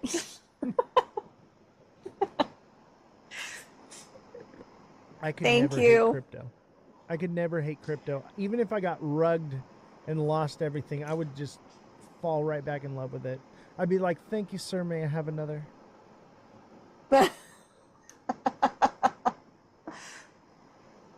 Round 2, baby. Let's go. All right. Anybody want some TA? Let's do a little bit of TA for a little while. Jesse's going to TA these projects for you. Stop saying that. Come on, Jesse. No, you got this. I'm good. All right, Jesse, which one do you want me to look up right now? STX. All right. STX. Let me do Pepe first because you were late. Do Pepe too. Pepe. Oh, I guess you didn't finish XXT. You had it up, but you didn't TA it, so don't forget that. All right, so I got Pepe SXT. and then SXT. Pepe kind of looked like that cup and handle thing going on, but I don't think so. That is interesting. I think this is crazy because it looks like it's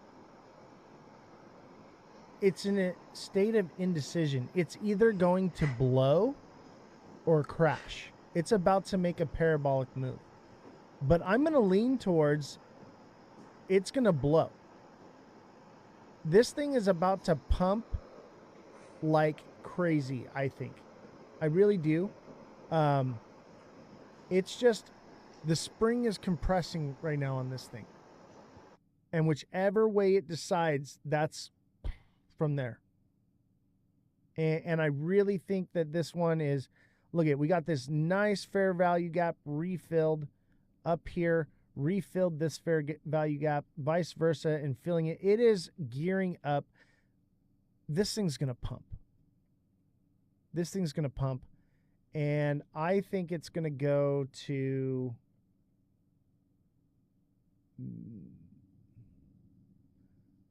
117.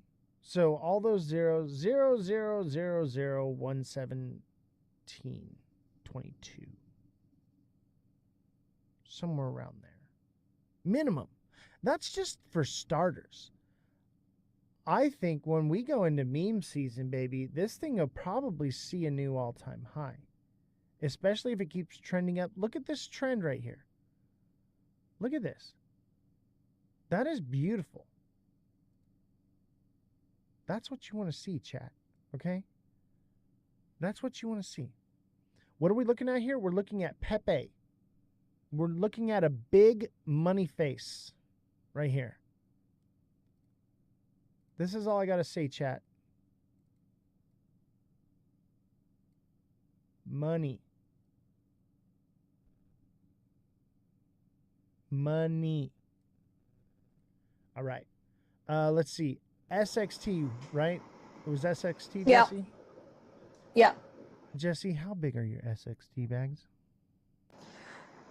They're a whole bunch of mind your own business. That's what they are. That's what I say when people want to. They're like, I want to see your receipts. I want to see your trades. I'm like, Simon, we just did Pepe. Where were you? Yeah, I literally just did Pepe. It was on the screen. All right, SXT is about to pump, just so you know. I've been watching this because I bought a whole bunch more Mother of Dragons. I bought so much more. We did a midnight trade on this one last night. Oh. We caught this right here. We caught this pump, sold the wick, and rebought the bottom, baby. I'm probably the reason for the red candle. That's what I'm thinking. The supply I hold on this thing is ridiculous. Okay, check it out. This is a double bottom here, baby.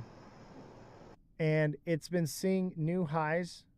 So it's definitely going to 9.5 cents. Mother of Dragons, you gotta get in the TA class. I'm telling you, and I know you're very busy and you don't have time, and you had reached out to me and said you wanted to get in the TA class. All of the classes are recorded, so you can watch them at your leisure. You do not have to be in the class. And if you feel like you have a question, you can pop into the class and ask me about it via talking. Or because you're a deluxe subscriber, you can just message me directly and I'll coach you on it. But I really think you would benefit. You do not need to day trade, okay? There are different ways of trading. You can easily swing trade, make a couple trades a month. And I never like to bother you. Mother of Dragons, if anyone was ever going to bother me, it's going to be Jesse. Okay? What? I'm just kidding. No. You know what? Mother of Dragons, message him every 5 minutes. Yeah, every please. 5 minutes. Mother of Dragons, if anyone I want to bother me, it's you. You are going to do so phenomenal. I believe in you. I believe in you so much. I know that you can do this. TikTok seller said DM him on the weekend. DM me on the weekend. Not if you don't want a response. On the weekend, that's what's beautiful is I do the TA class. You can get free TA on the weekend. It's beautiful. This is SXT we're looking at, right? Yes, this is SXT. It said, what is the contract? What do you mean, what's the contract? That's what I don't know. That's what it says. It says I don't see SXT. What is Space the and time. contract? Space and time. Space and time. CA. What is the cap? Market cap? I think it's like 120 million or less now. I think 117. God candle right now on ZBEC. What? Are Be TA careful with classes free ZBEC. for deluxe subscribers? No, they are not. But as a deluxe subscriber, they go hand in hand. Okay, so you take the TA class, and then you can use your deluxe subscription to ask deeper and further questions and get more training. Yes, I'm sorry, Marco, but it is what it is. I'll tell you this, it pays for itself. It pays for itself. All right. ZBEC went crazy. All right, we got to check ZBEC right now. ZBEC isn't okay. Market cap is for SXT is 137.7 million. Nothing. And what's the coin supply on that one? Circulating supply, Yeah. 1.4 billion SXT. How much is uncirculating? Altogether, 5 billion. That's nothing. I know. And they're not going to Because dump it's on so you like it's so low. Right. That's a big deal. Yeah. Oh, So come on. they're Y'all are crazy. Get off the 1 minute chart. That's your God candle on ZBEC. Y'all are just trying to pump it so you can get out. Spare me. spare me. Here, let's go to the 1 minute so that it can look like the God candle that they're talking about. Oh my God. It's so crazy on the 1 minute. Look at the 1 minute chart, Jesse. Look at this. I'm about to start calling you Ivarez. Remember Ivarez? Were you here, Jesse, when we had Ivarez? And he wouldn't get off the 1 minute chart. Yeah, he was never allowed to look at the 1 minute chart anymore. Oh, it's ripping so hard, bro. AB, thank you for the heart me. Big Baller, thank you for the heart me. Marco, thank you for the heart me. Don't forget to send gifts to Jesse. I don't care about gifts, okay? You don't have to send me anything. The heart me's are great, though. I do like the heart me's because they help with the TikTok algorithm.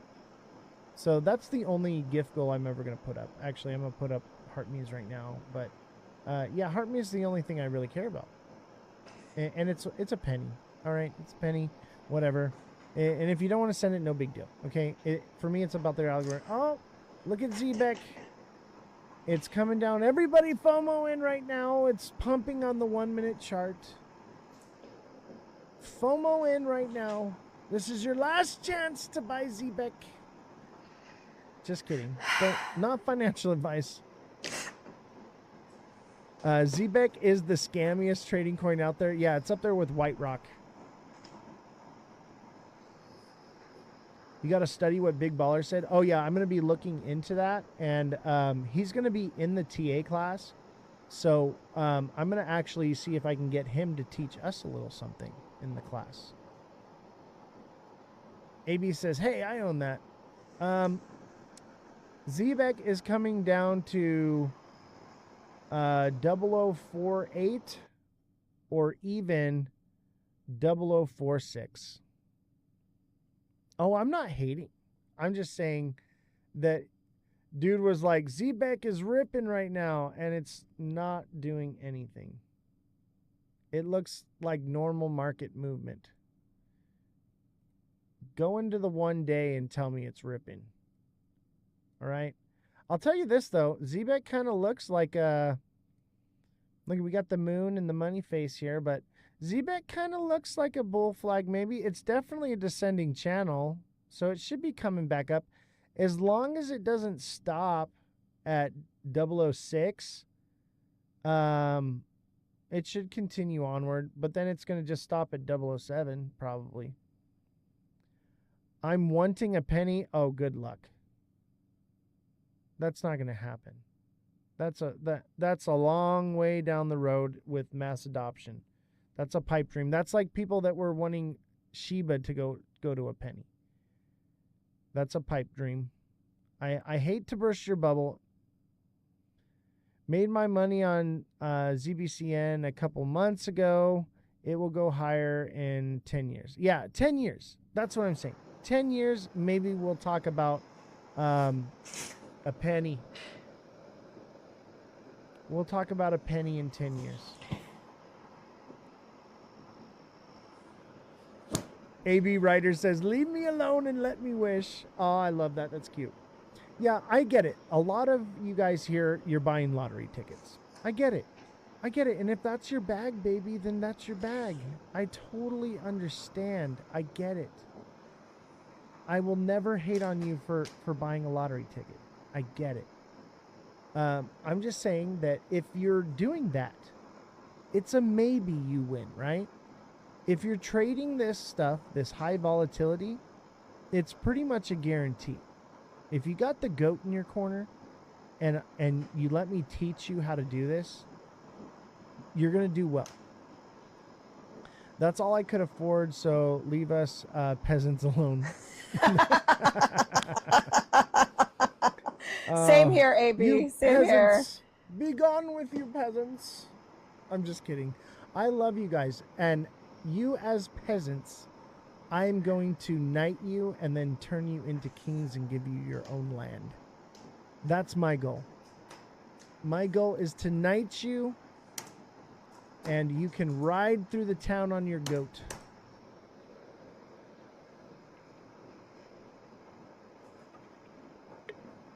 All right, Jesse, what's the word? What's the word? What? Bird. Bird is What? bird is the word. Bird, bird, bird. Bird's the word. Don't. Bird, bird, Don't. bird. Bird's the word. Don't you know about the bird? Everybody knows that the bird is the word. Is there a bird coin? I'm looking it up right now. Bird. If there's not a bird coin, I'm making it. Bird dog. Bird dog. There is no bird money. Maybe bird. Oh man, look at bird right here. Ooh, someone got rugged. That is a rug, baby. That's pretty bad. Yesterday, if you bought bird the day before yesterday, you made a lot of freaking money because the bird is the word. The bird money. I need you to look at STX for me. Ooh, this is a good little popper right here. This one should pop again. I don't know how long till it does, but this one should pop again. Ooh, bird is the word. Big baller, I found one. I found it. That's under a rug. Yeah. Just sweep the bird under the rug. Nick Saban is my crypto coach. I will many championships. You win many championships? That's good, man. I don't know who Nick Saban is, but great for you, man. Can you please take a look at Epic? Absolutely. Just because of the name. Epic. Epic. Is that on Binance? Coach of Alabama. Oh.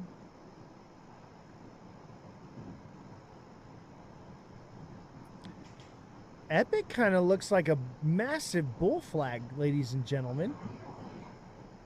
Epic looks epic right now. Not gonna lie.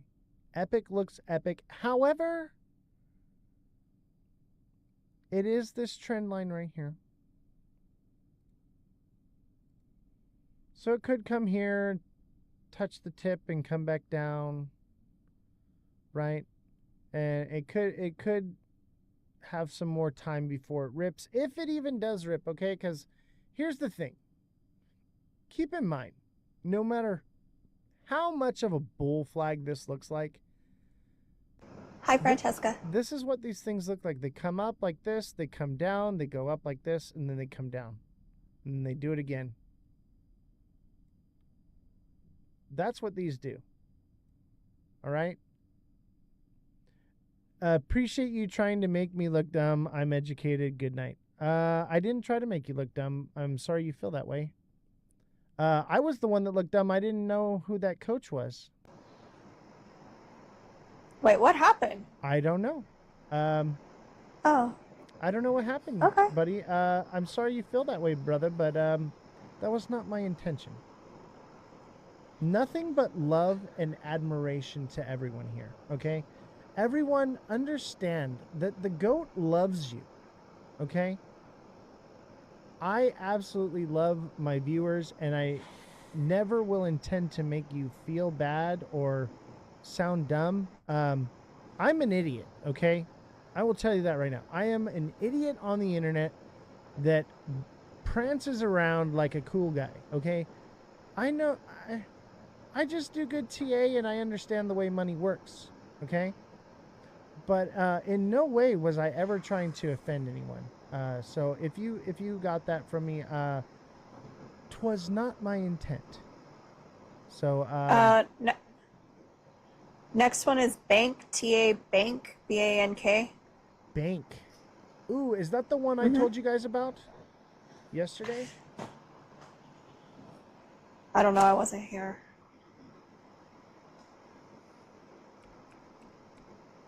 I have it. I was wearing that on my shirt yesterday. Yeah, bank. I don't know. I think it's right here. Hold on. I literally. Oh, this one? Is that the one? Right there. I got this one.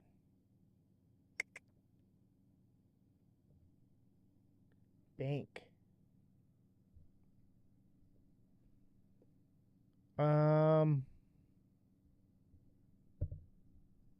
Is it bank on Tether or is it the bank float protocol?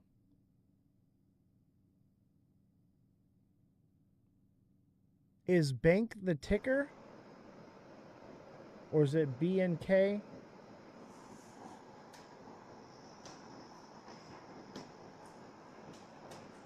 What's the ticker on that one? So I can get the right, just bank. Okay.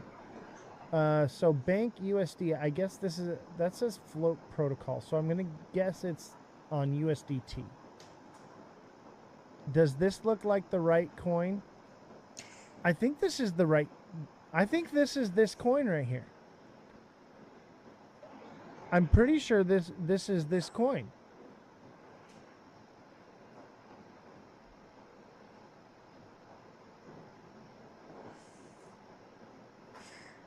Okay, if this is the right chart, there's not a lot of data here.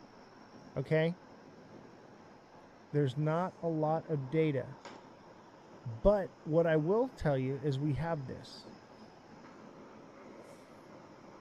This is what we have.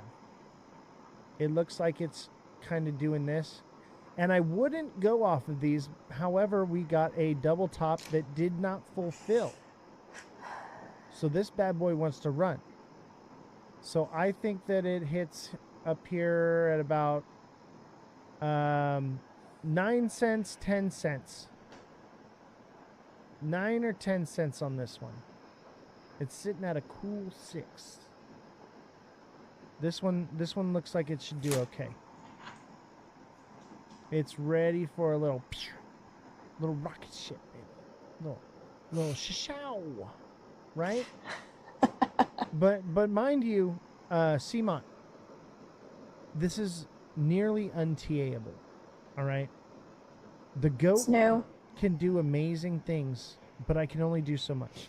But me personally, I would guess, and that's really what this is a guess, is 9 or 10 cents. Probably like 9.5, right? Somewhere around there. 10 cents sounds like a good psychological zone. It seems to be breaking up higher each time. Time frame for that would be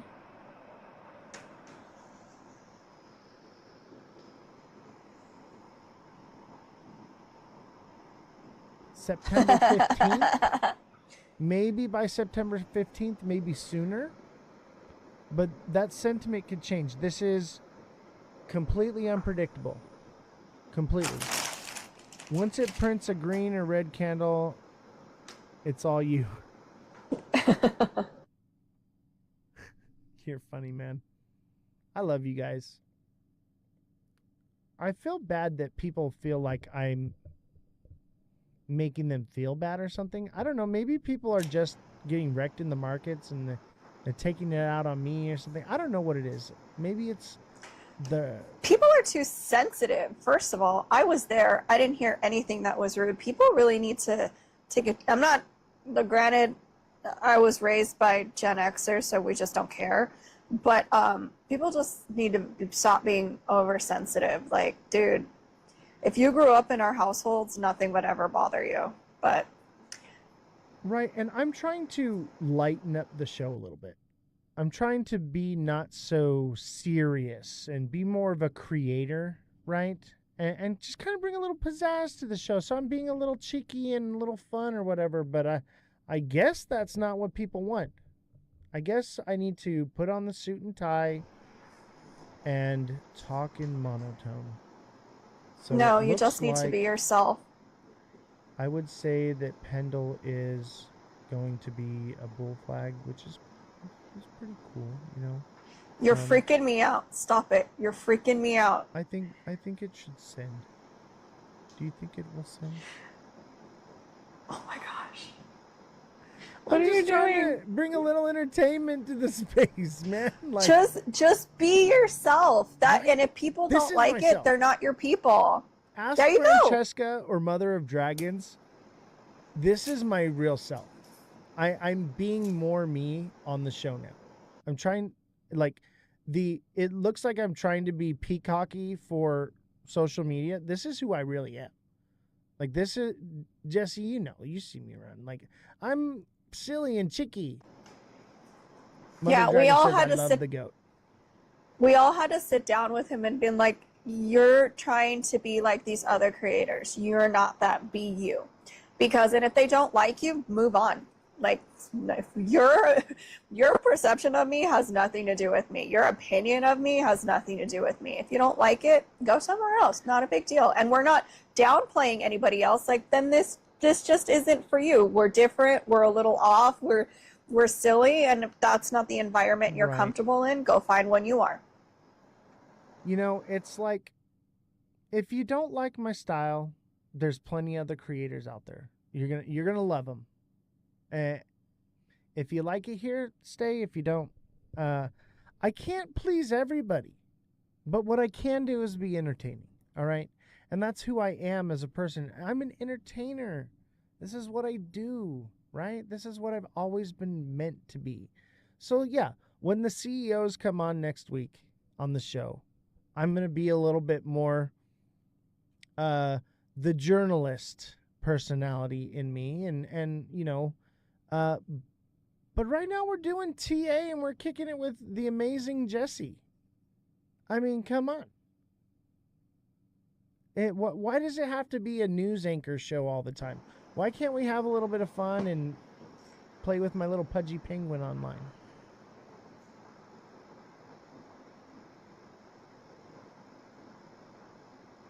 No pineapples. All right. Oh, don't. Mm-mm. Mm-mm. All right, so Pendle looks pretty good. I think that was Justin. Who wanted that one? Justin Kelly. What's going on, Justin Kelly? I think we brought Justin Kelly over to the dark side. And I'm so happy to have you, brother. Thank you for being a part of the crew here. Much appreciated to have you. I'll do Toshi in just a second. So Pendle looks good to me. Doesn't necessarily mean that it will pump, but there's no real fair value gap to fill. So I would say this thing is primed to send. The question is how high will it go, right?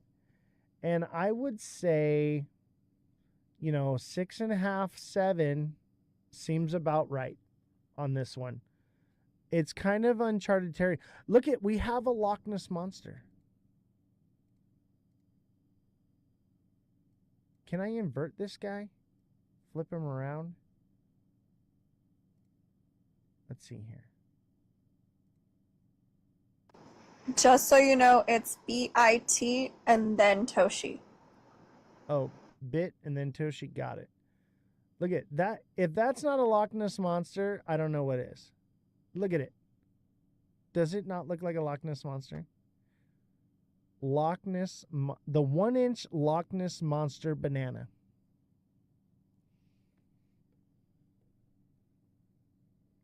I'm saving this. All right. Bit.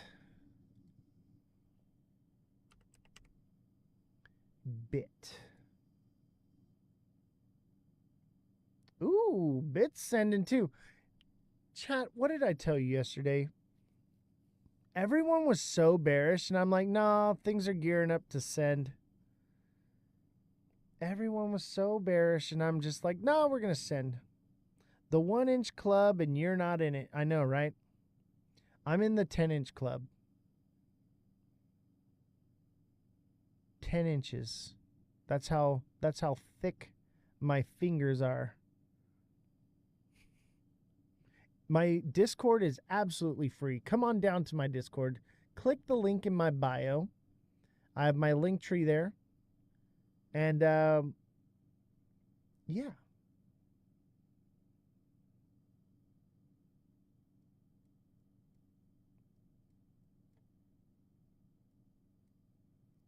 Let us send. Let's check the 1 hour on this one. Ooh, this one's a gapper. This one's a gapper. It's got a bit of a tweezer top on it. All right, it's getting a lot of heavy sell pressure. That doesn't mean that it's not going to send, okay? Because look at this one. It got 3 heavy, and then it just ran sideways and still sent. It's creating higher highs. I'd say that this kind of looks like an ascending wedge, though. You know, this is a little wedgy for me, you know? They said, what are you looking at? This is bit. Okay. So that's a wedge. All right. So this thing might actually be coming down. This might be coming down. If it does come down, 81 cents. 80 to 81 cents, somewhere there. That's what I'm thinking. Simon says I'm out. That doesn't mean that it's going to play out. This is a small, you know, this thing is highly volatile. So it could easily just kapow. But notice when it does kapow, the ups are just straight up, straight up, straight up. It's not really doing that. It's doing this kind of move. This noise in here, right? Kind of like this little noise, which leads me to believe that it's probably just some noise, and it's going to peak out, and it's going to do something like this. It's going to do what it's doing, and then work its way down like that, and then like that, and then something like that. But we are moving into alt season. I really think that this alt season, you know, it used to be you could throw money into any project, you're going to be fine. XDC, I got you. AB Writer. For you, No, Toshi first. I will Nope, do Toshi. Toshi first. I will do Toshi first, and then AB, you are next. I got it. I love AB. The market's going to keep ripping. Zbeck more is up 9% now in the last 30 minutes. I think things are going to be ripping. I said that yesterday, right? Jesse, you weren't here. I've been saying this. Yesterday we had a little dip. I said, oh man, I'm bullish. I'm bullish. We're about to start ripping. All right?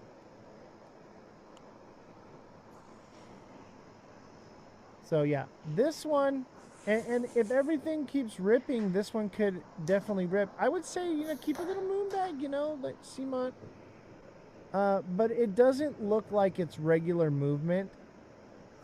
You know, see this long God candle? Every time it moves in those big parabolic moves, it gets one of those.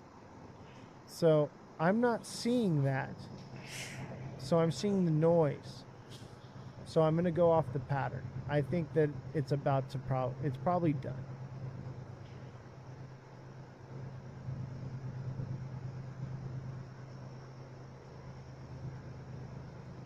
All right, who was next, Jesse? Which one did you just do? I don't remember. Are you serious? This is why you get paid the big bucks, Jesse. Okay, first of all, you have to know what you're doing in order for me to tell you what to do next. I don't even know who I am anymore. I'm just okay. the Did you do guy with the penguin? Did you do Toshi? Toshi, that was it. Oh my god. Yep. Toshi. Thank you. Yeah, Toshi is next. Are you not entertained? Are you not entertained?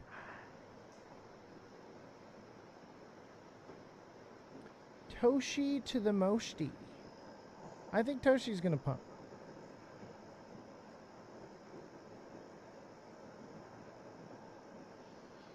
Okay, we got we're creating higher highs, higher lows. Now it could definitely drop back down here to 0058, maybe 0006, something like that, right? But it seems to be on an uptrend. So even if it does come down, it's just going to come and touch like that and do something. That would be October. Yeah, this thing's probably going to send here. Even if it dips, I would buy that dip. It'll be your last dip before it pumps. And you know, it's a little wonky, but it is a double bottom. Okay? So if it's a double bottom, it at least wants to go to 00135. Right? At least. And it could do more, right? It could do more, but like that's going to be your first profit taking zone. And if you're not sure how to take profits, ladies and gentlemen, and let me tell you right now, you need to know how to take profits, okay? Or you're never gonna make money.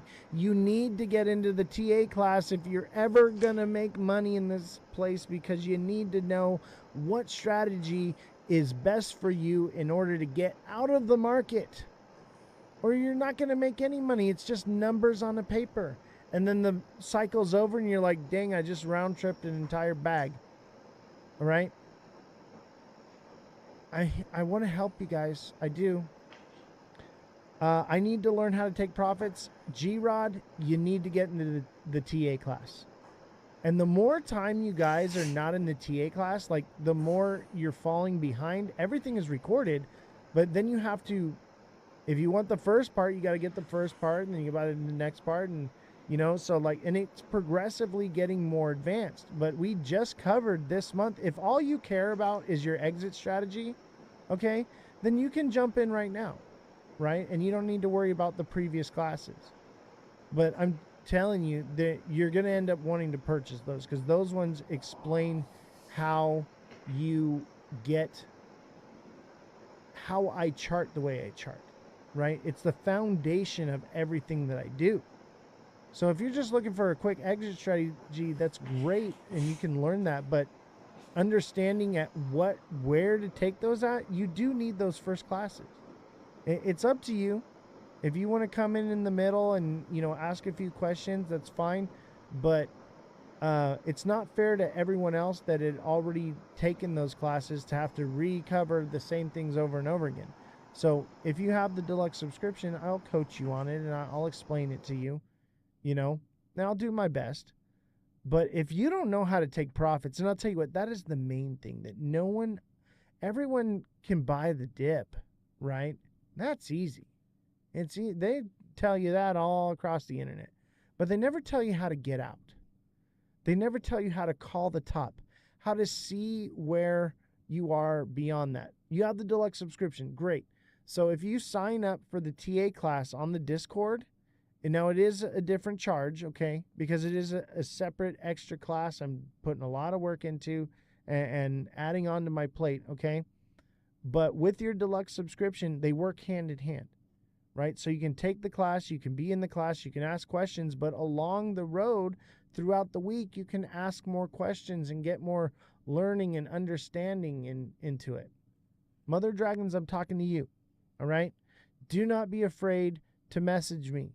All right, you're a deluxe subscriber. You deserve it. I want to help you. That's why I'm here.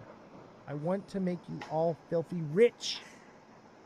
Man, get off her back. She heard you the first time. The next one is XDC. She's not afraid. Have you heard her on Fran After Dark? She ain't afraid. Oh, I know. Okay? She ain't afraid. When she's ready, she's ready. All right? Get off her back. For those of you that XDC.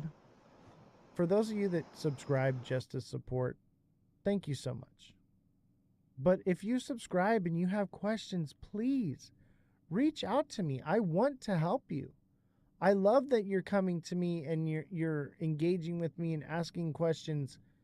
That's what I do. That's what I'm here for. I want to help you. It brings joy to my heart. Edge looks ready. All right, let's see. You said XDC? Man, all the wannabe XRP coins, huh? Oh, this looks good. This is a descending channel with heavy buy pressure. This thing's about to send. This thing wants to go to 0.103 to 0.106. And it could obviously break above that, but that's where the first zone of resistance is. It's like what ENA is doing. I know, right? This wants to send. It wants it. Can feel it. It wants it so bad. You know what else I see? I see a cup and handle. I see a big cup and handle.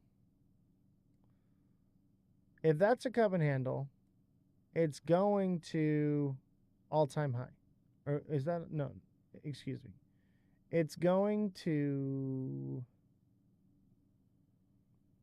13.18 to 14.83. Yeah, this one looks good. If it is a cup and handle, which it is kind of a tilted cup and handle, this looks good. I would, they're never textbook, okay?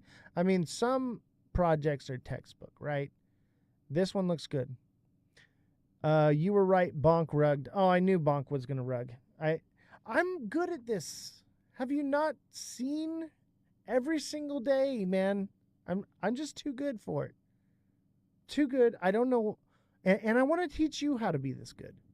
This way that I can actually go back to retiring and not have to teach you guys. And I can just whine about the cabal taking over and Project 31. And then Jesse can just do the show and I don't have to TA anymore. Nope. That wasn't the agreement. Yeah, Nope. You're going to do the show from now on. No. We do it together. That's how this works. We're a team. Absolutely. We're all a team. Oh my God. Nope. Take me off. This is where Take me off. Jesse, come back. Jesse, come back. You could blame it all on me. I was... what are the words to that song? I don't know the words.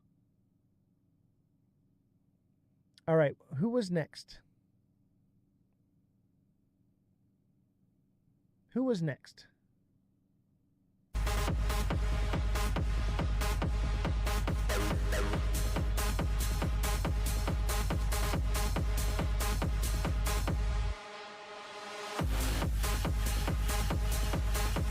Oz, Edge, EDGE. Come on, buddy. You can have music. Stay focused. All right. I got to fix the music, though. Don't lie to him, Marco. He can't sing. Fixing the music. All right. Is the music too loud? I know, Big Baller. I'm trying. Can we focus on the TA real quick? Sorry, he's like, I don't know what he's doing, but maybe I don't. This was me in Vegas. Oh, good. Don't encourage it. Come on, guys. Oz. All right, I'm back. Okay, Edge, EDGE. I heard EDGE and all I heard was EDC. All right. Let him cook. Okay. Let him cook. When I'm loosened up like this and I'm like, my TA is better.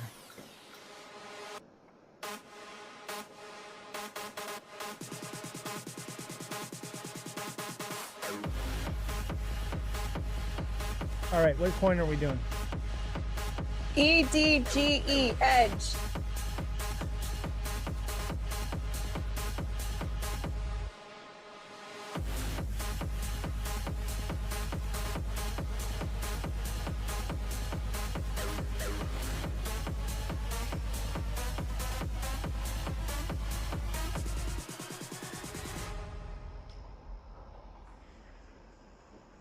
It's over.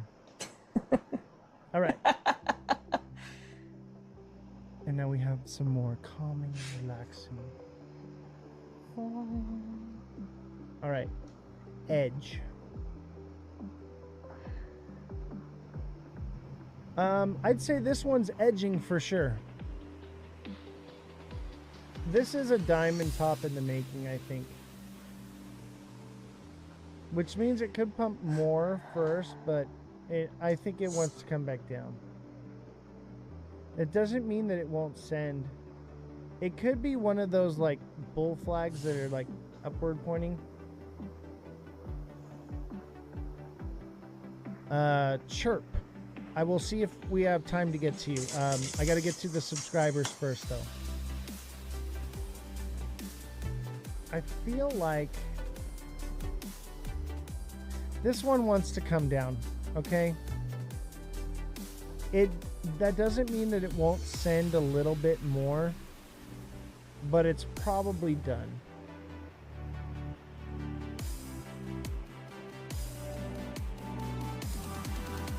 It kind of looks like it wants to get one more send out of it, though. I think it wants to send a little bit more before it's done. Do the penguin dance.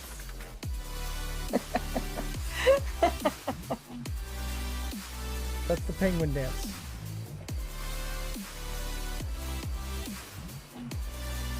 Oh, TikTok sent you a galaxy and you didn't even say thank you or nothing. I thank you for the galaxies. Thank you for the marvelous confettis.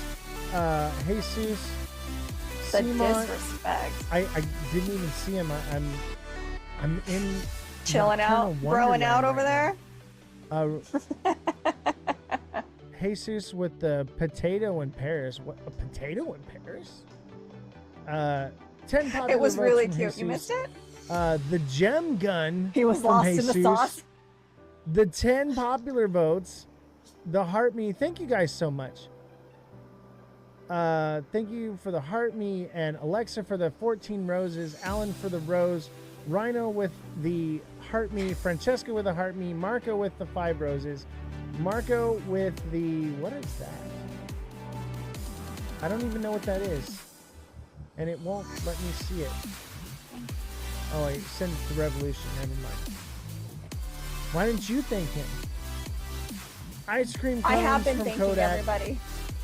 AB Rider with a heart me, Big Baller with a heart me, Marco with a heart me, Simon with 25 of the You're Awesomes to Revolution, TikTok Star with the Let 'em Cook ×3, Nick Fines with the rose, Simon with the 5 finger hearts, Alexa with the 4 bears, high bears.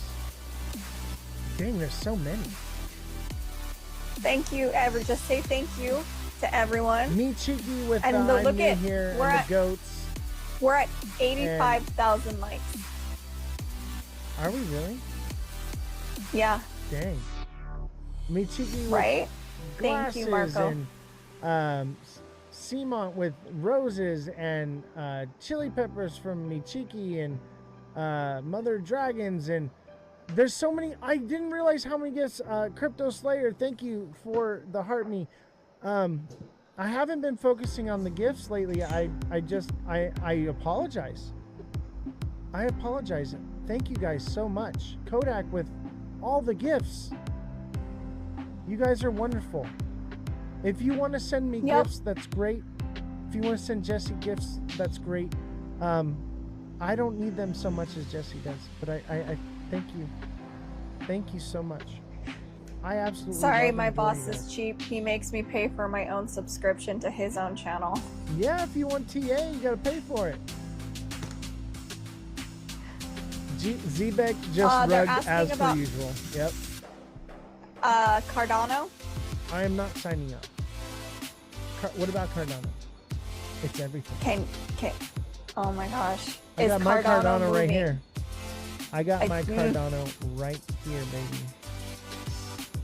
And my little Pudgy. And my little Midnight. My little air tag.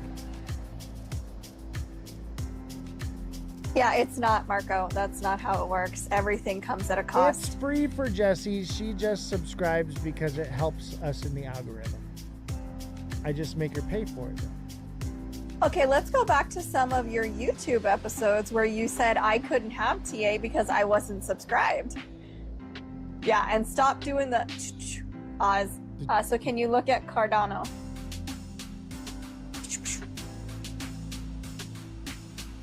If they can see it, all right. So can I gotta anybody do this else. real quick then. Since y'all are a bunch of prudes on TikTok. It's not even that. It's not even that. We love TikTok Shop. That's why. We do love TikTok Shop. There you go. I've had my Dodge I don't know, sitting for Jesus, years. but mine might be too. What's the top for Dodge? Dodge is going straight to the Hemi. The hemisphere. Doge. Bruh. I saw Dodge. Bruh. Bruh. I think Edge is about done. Edge looks done. It's coming back down. That's why I like this song.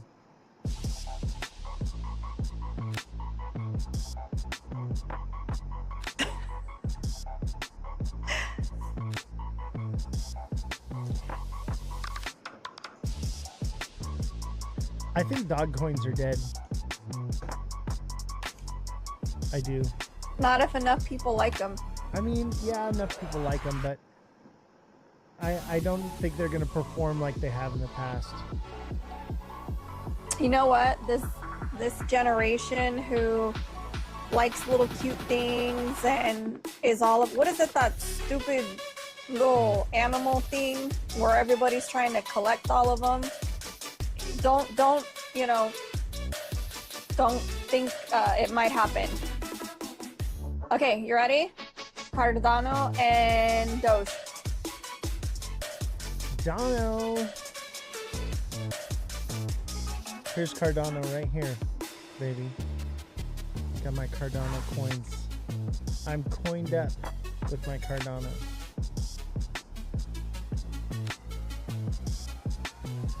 Oh, Labubus. Yeah, those freaky little things with the weird like those. faces. Those are creep me out. Little demon things. They're like But possessed. if people buy dumb things like that, don't dismiss those kind of meme coins, because people will buy dumb things. I mean, I have one of those little light thingies that's from Super Mario, so when I hit it, it makes the sound and it turns on. Cardano looks juicy. It looks like it's going to come up to retest that $1 range there, 101.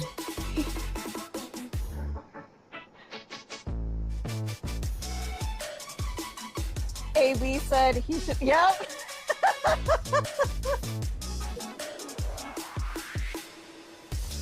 You asked for it, AB. You got it. It's the brushing your teeth, right? That's the move. It's brushing your teeth.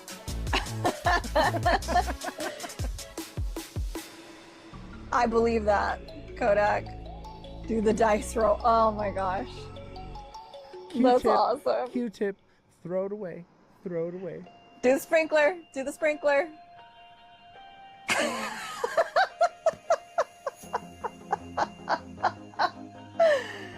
Oh man. This is fun. Today, I'm glad I came in sick today. This is a lot of fun. Came in sick. You're working from home. Okay. Must be nice. You're doing the same thing. You just have an office. And it's so nice and cool in here right now. I have my little fan. This is my biggest do the fan, gritty. by the way. This is my wait, biggest fan. Do the gritty.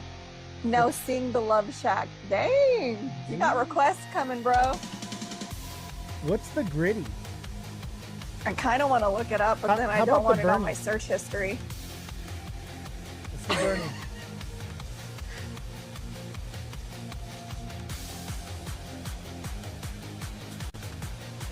The music is a nice ad.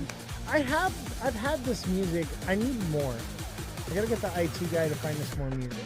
Look it up, it's clean. It better be, Justin, because if I look up something weird, it's in my thing forever. Cardano looks good, but it looks like it could possibly double top up here.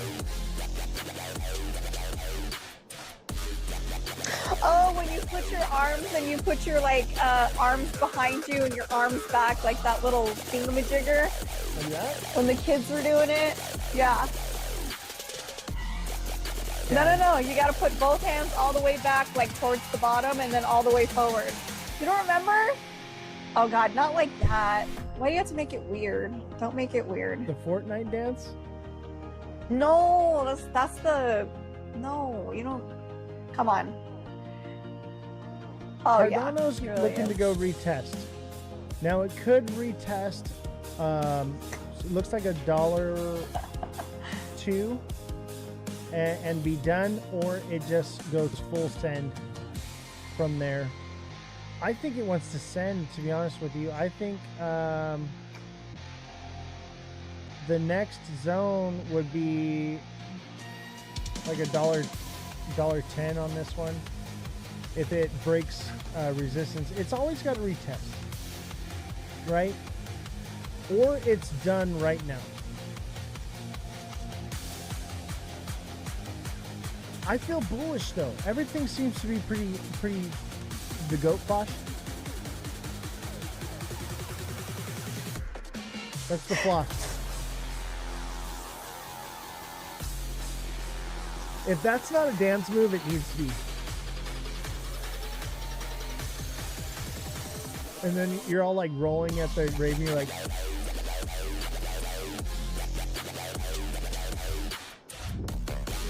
Who taught you how to dance? I'm concerned. Dab. Do it.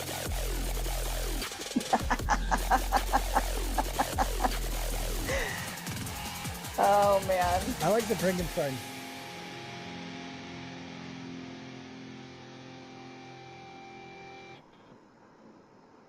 The shopping cart? Oh yeah.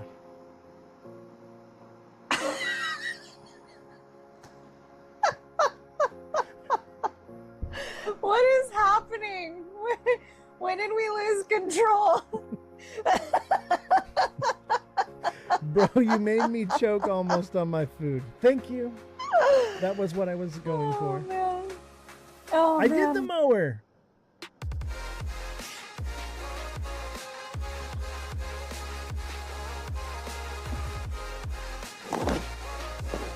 All right, let's see here. All right, guys, this is a serious channel here, okay? We are journalists and we do financial news media, all right? Jesse, you need to reel it in. You're out of control. You're out of control, okay? I'm sorry. I know. Reel it- It's a problem. I need you to I am. cast it and reel it in. Okay. All right. And then jerk. I mean, it's it's Friday. I don't know how people expect us to be that serious. I know. They want me to reel you in, Jesse. I know. Lasso you I know. first. I know. I'm so sorry. I'm so sorry. What about the mine? No, those freak me out.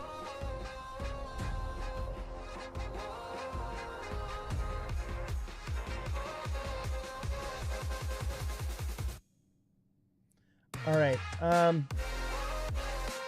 Back to reality. I'm sorry, Justin. I know. I'm trying my best. I had too much coffee today.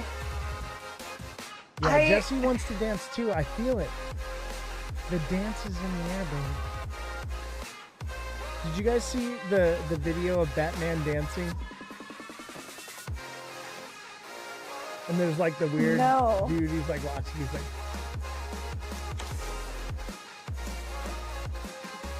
classic. Classic Adam West. I know. No. Jesse doesn't have to do anything. Jesse does not get paid enough to dance on a screen. That's very true. If she got paid enough to dance on a screen, she'd be doing OnlyFans.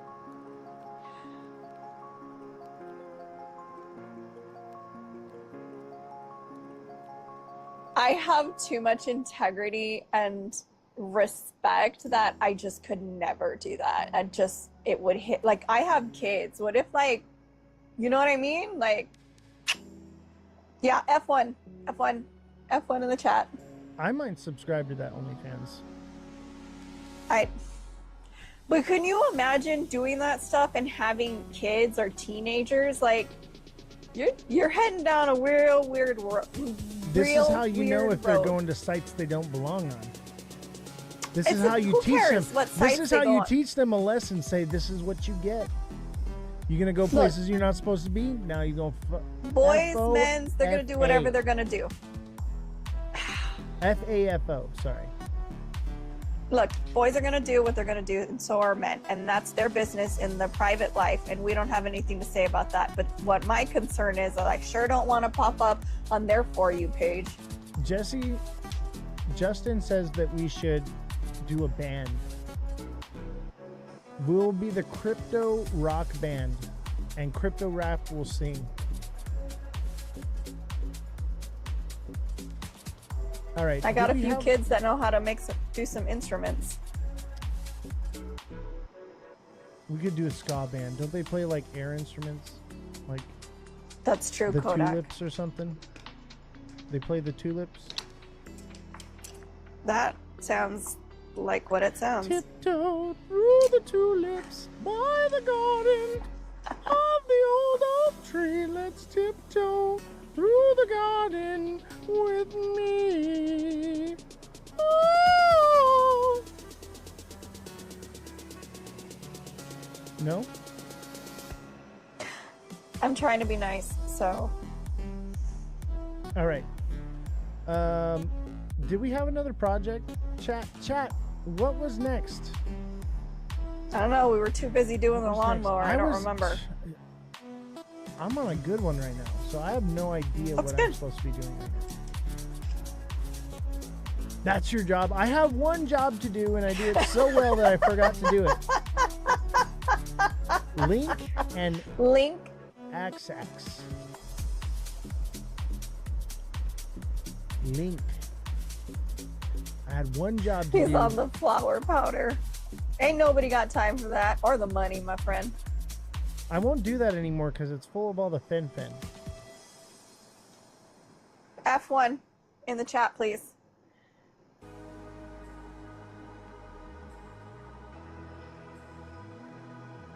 Don't forget to hashtag crypto, hashtag TA, hashtag the good stuff.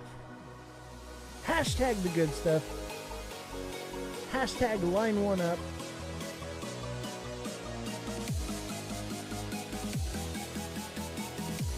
Oh, Link looks like it's about to send. Oh, go ahead. Sorry.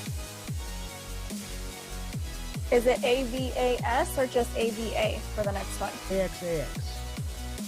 No, it was a typo. I'm just making sure I got the right. Massive cup and handle. To like 35 cents.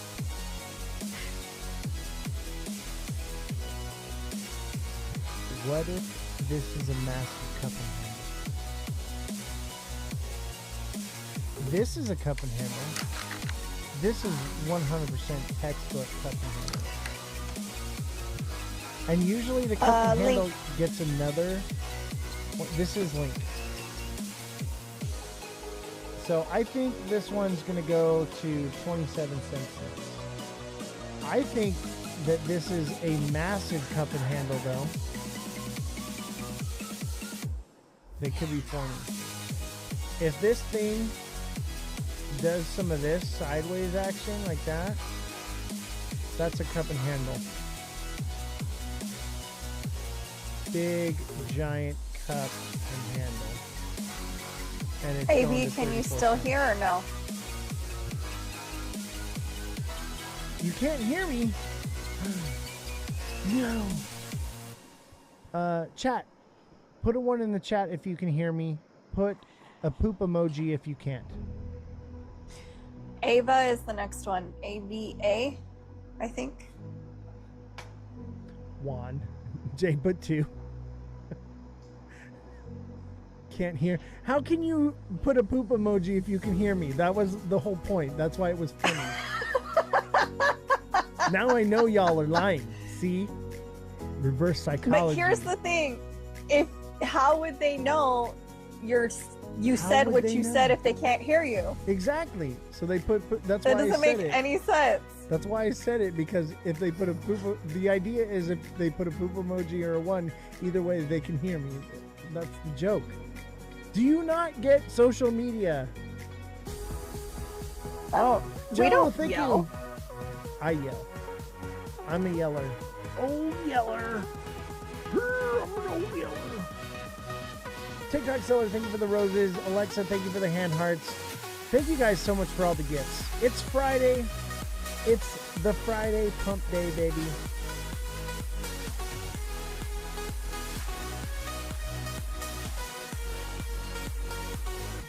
All right.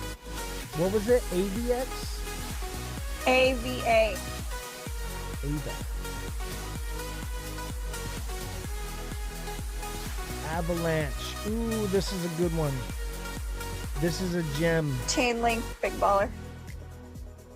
I just did chain link. I literally was just. I know, but that. No, you're chain link cup and just handle do 34 Ava. cents. Just do Ava. We're talking in the chat. We got this. Do Ava. Chat. I just did chain link. That's not what we're talking about. Why are you abusing me? Do not abuse my powers. My powers get weaker with every redo. Do not. What is it? Like your kryptonite? What is wrong with you? My kryptonite. It's my kryptonite. I don't even know what to say. Say. Oh. All right. Gotcha, AB. All right. Here's what I see. Avalanche is coming down. We got a double top forming right here. All right. Apparently he thinks nobody can see Simon. We have an ascending channel or an ascending broadening wedge. I think it's more of a channel. This thing's coming down. That doesn't mean that it won't pump up here to 26 cents. Very true, Jay. 27 cents before it comes down. 26 or 27, that's your exit on this one. This one's ready to come down. It's got one little last move in it, and then it's done. And look at it, already had a huge pullback. It could be done right now. Look at this wick. Gnarly wick right there. It could be done. Okay, so I have a couple. ACH, and then it says, what's your feeling of what's happening in the market over the weekend, up or down? And then Justin asked, can you help me understand how Zebic market makers can do what they do and get away with it? It's just market manipulation. But ACH and your opinions on what's happening over the weekend, and Zebic. Well, Zebic, let's address that first. How do they do it? There's no regulation yet, right? So they can do whatever they want, and they're rug pulling everything they can and making their last money grab before, you know, Big Daddy Trump comes in and takes all of that away. Even Trump is doing that right now. Trump coin, they're rugging people, right? That's what they do. So this is the last cash grab. He rugged his own coin. All these people, he's like, oh, this is gonna be the future, and then it was a meme coin, and he rugged all his followers, and that was funny. I mean, I know. He said what I said, but longer. To buy Trump coin because you thought that was going to be the replacement for the U.S. dollar, you deserve to get rugged. Okay. That's not true. That's not true. Everyone's allowed to believe what they want to believe. And if they thought, okay, first of all, we're not going into that. But yeah, they all had their own coins. Yeah, Melania ACH, coin I think too. it was. Yeah, they had that one too. Okay, I got a few for you. Do ACH, and then I'm gonna have you answer a question. ACH? Yeah. And the question while you're thinking. Okay, so the question is, what's your feeling for what's happening in the market over the weekend, up or down? I think we could potentially pump into the night, possibly tomorrow. And then it would be a Sunday dump day or Monday dump day, early in the morning, Sunday morning, come down. We could dump on Saturday, but I would say probably Sunday's more or less the day. What was the project? ACH.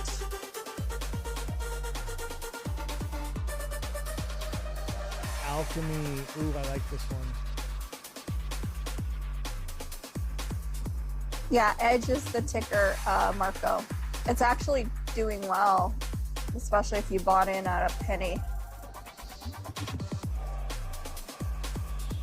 So this one's probably going to come down. Like, it's going to pump up first, but then it's going to come down, and then it should double bottom there, and then that should send it to 40 cents. Maybe lower, maybe like 33.9, 34, but I'm going to lean more towards the 39 cents. Edge? What's the actual name? We did Edge. I'm not talking to you. I'm sorry. I'm trying to communicate in the chat because you're a little amped up. Person. Oh, we know. I'm a whole lot of person.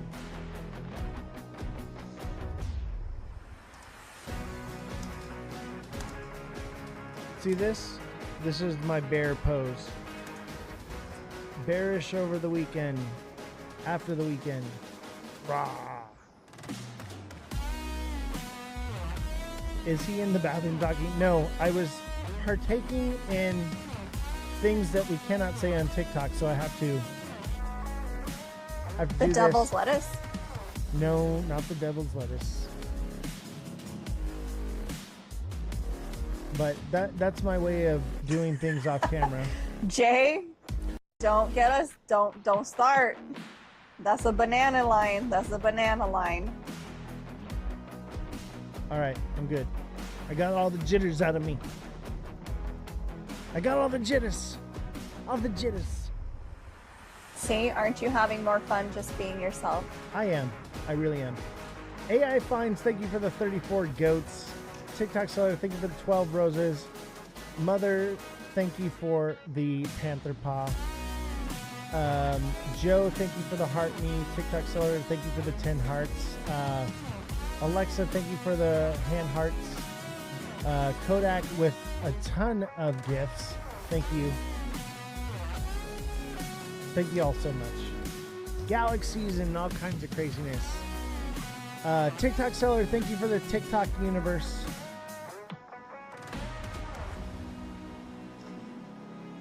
H bar. Ooh, head there.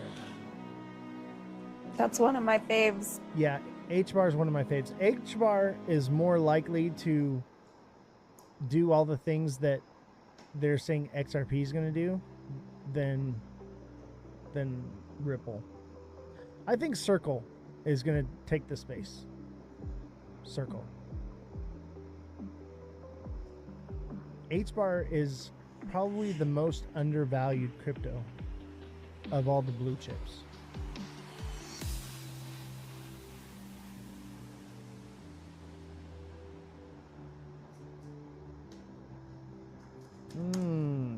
That's a tough one. I think that's kind of like a bull flag. That's kind of a bull flag, I think. You know, I think H bar wants to send. No. Send, baby. No, he doesn't listen to me when it comes to things that I ask. Yeah, I see that big baller. It's starting to move to this, like, slanting this way. Here's the thing is, in the short term, we kind of have this, I'd say it's like an ascending channel. That should bring it down. Maybe it's more like a ascending broadening. So it should send to 28, but then probably come back down. But anything can happen. Like if we're moving into alt season and stuff, none of these are gonna matter. It's just gonna go.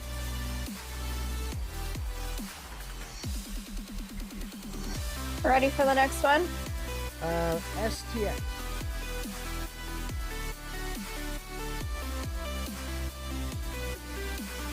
Thanks, TikTok seller. STX. Then I have two other ones after. Oh my goodness. Wait, I put SXT. Of course you did. I did the same thing. Stacks, baby. That's my only one that's still in the green. It has not dropped. It's been still in the green since I bought it. Because I bought a big dip. That was down here. You bought it like right here, huh?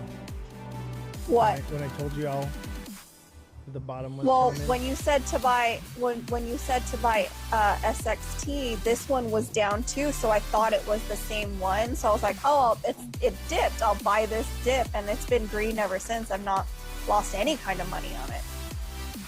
Here's the thing with this one. This is the same thing. It's kind of the double bottom thing going on here, right? Which means it wants to go to $1.25, but it's also the bear flag. That one has I have a lot in that one, and I'm letting it sit. I feel like it's gonna pump back up, and then I'm just gonna pull it all out. If we're going into alt season, right?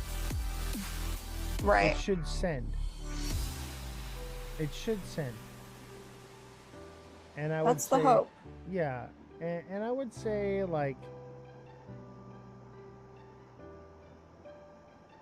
it's at least going to $1.25, but it'll probably go higher than that, right? Like I'm thinking so. I'd say like $2, $2.05. And that would probably be like end of the cycle.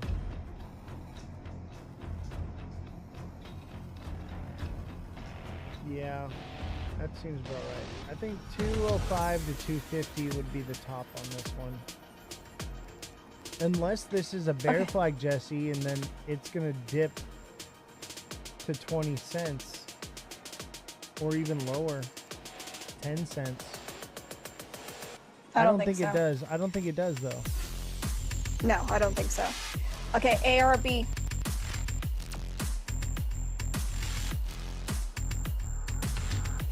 ARB?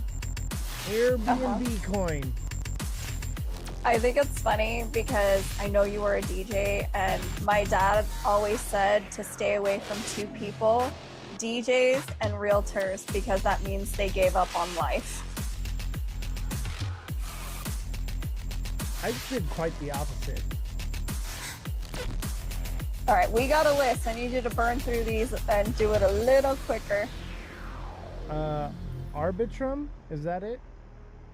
I think so. ARB, yeah. Airbnb coin. Airbnb not- coin's about to send.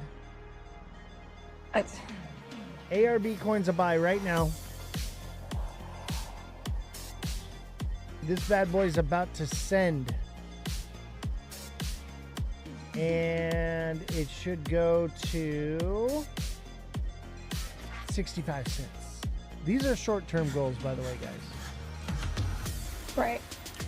I would say more, because this is like that long, and it could like cup and handle here, and then that would send it to like 95 cents. Teo and Ondo. All right, what's the list? What's the list?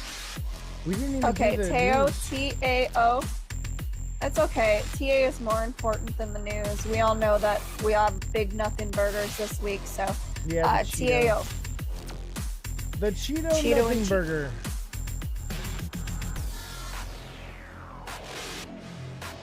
Cheeto nothing burger.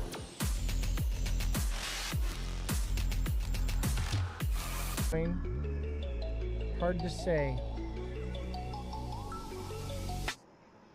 I think it's gonna pump short term, but it's probably gonna stop around 405, 408, somewhere in there, because it's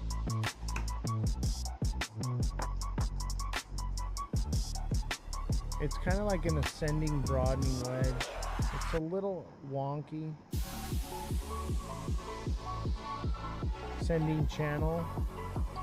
So I've seen this many times, and that doesn't mean that it won't send like up to here first. It could go easily to 507 to 518 and then come back down first, but it's going to do something like this.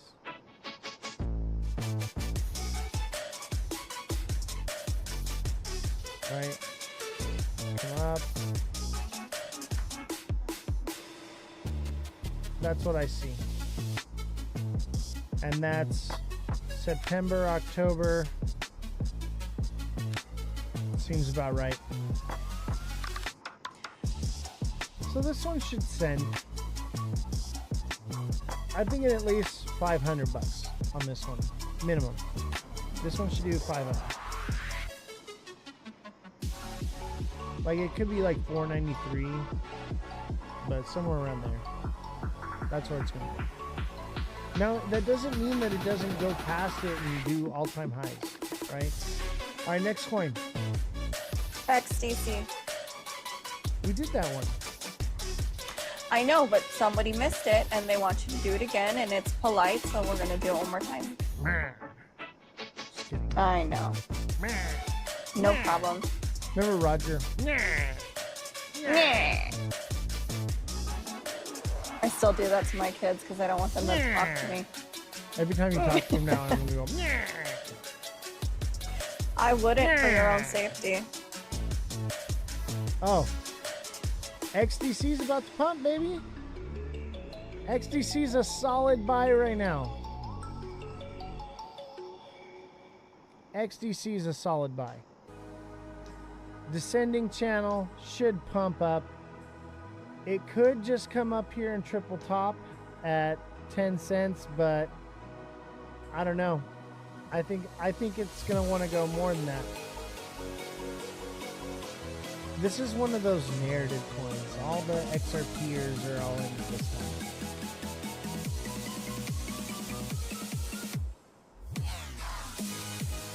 What was the next one? Crow, Morpho? Yep. CRO. I think I had Ondo. No, CRO was first, and then Ondo. Ondo's before that. Oh no. No, I am looking at. Thank you. Please don't argue. I'm just listen.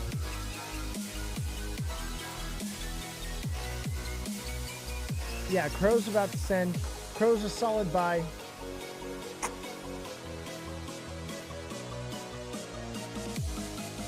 Just be careful because you might be eating crow.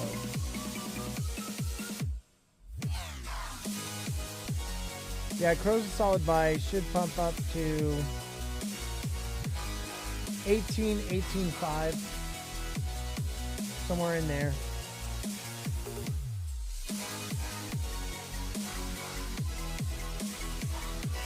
I'm feeling bullish. I think we're going to be bullish through the weekend.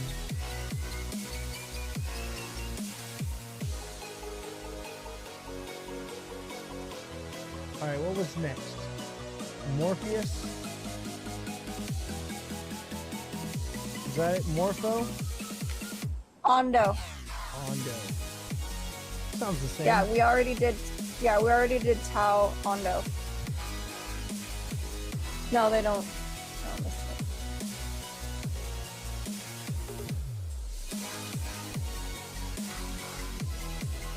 Yeah, Ondo's about to send. Oh, thank God. But also, it looks kind of like a double top. Just can't let me have this one, can you? I don't think it will, though. It doesn't line up. Thank you, Justin. This is one of those wedge patterns. Widening. I just want to make sure, because you don't see these too much. Yeah, this is bullish.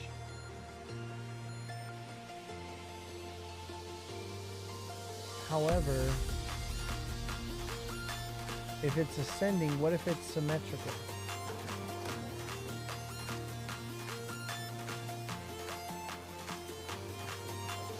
Can't just let me have this one, can you? I like Ondo.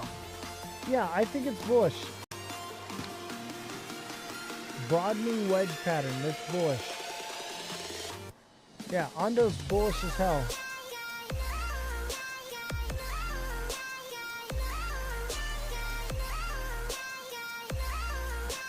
You ready? I'm vibing right now. I see that.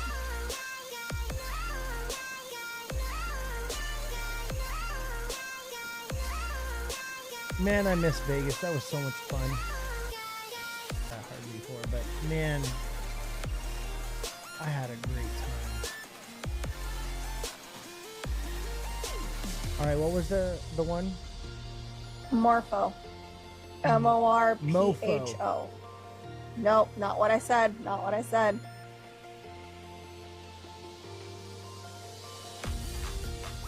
Morpho.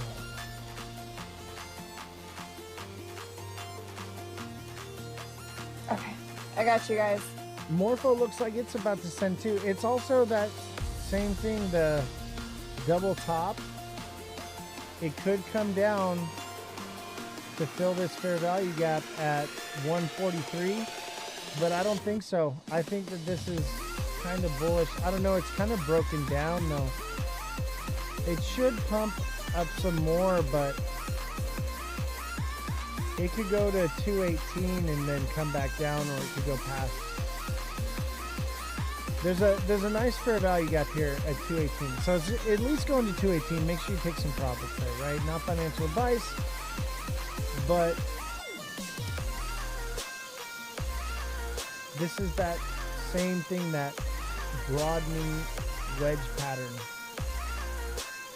It's not ascending, it's not descending. Actually, it is an ascending broadening wedge, and it looks like it played out, and it should send, but it is also kind of a double top. So be careful with this one, but it will fill this. Thank you, everybody, for the 100K likes. Yes, 0.1 million likes, ladies and gentlemen. That is awesome. You guys are freaking phenomenal. Absolutely phenomenal. Justin Kelly, thank you for the hat and mustache. TikTok seller, thank you for the roses. Alexa, thank you for the roses. Rhino, thank you for the roses and the goats. Justin Kelly with another hat and mustache and goats. AI Finds with the 34 goats. Thank you guys so much. You guys are amazing. All right, who was next? Was it Mother of Dragons? No, CRO. Crow? We did Crow. Okay. I'll do it one more XCN. time. Okay. Yeah, I thought we did it too, but I couldn't remember. There's been a lot. Yeah, Crow's about to send. I remember the ones that were about to send because I'm like, okay, I need to get some orders in. XCN. Okay, XCN. I feel like we did that one just now too. We didn't. We did XDC. XCN. Maybe that was earlier today. Oh yeah, Onyx coin.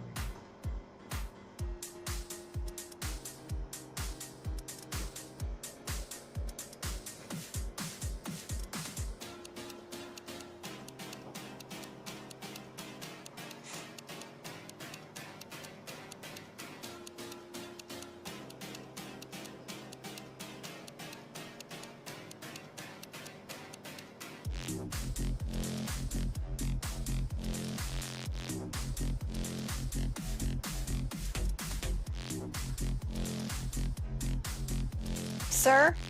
Sir? Are you having a stroke? Do I need to call an ambulance?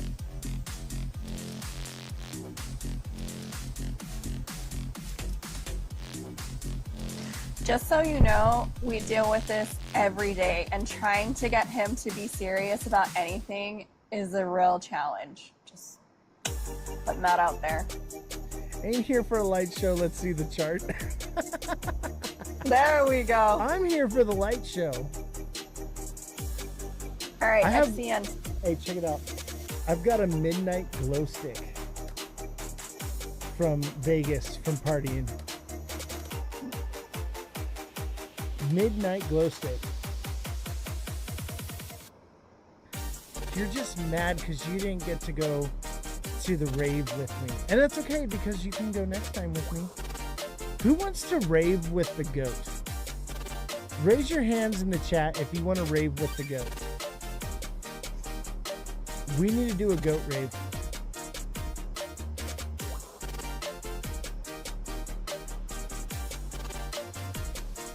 All right.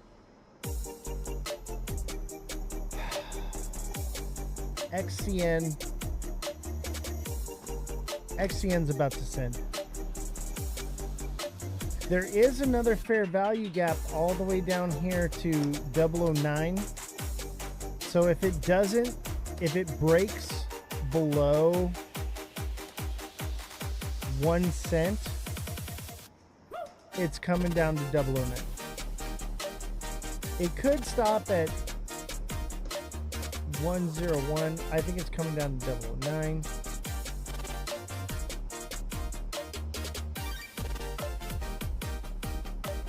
But I think it found its bottom. It wants to come back up. It got its downtrend and now it's out of balance, right? Now it is out of balance still because of this fair value gap. It might just come on down. But I think short term it should pump at least to 0135. Okay, it should at least go to 0135, but we'll see. All right, what was next? Jasmine. Jasmine, baby. That's what I think. Every time I hear Jasmine, I think Jasmine. Don't know.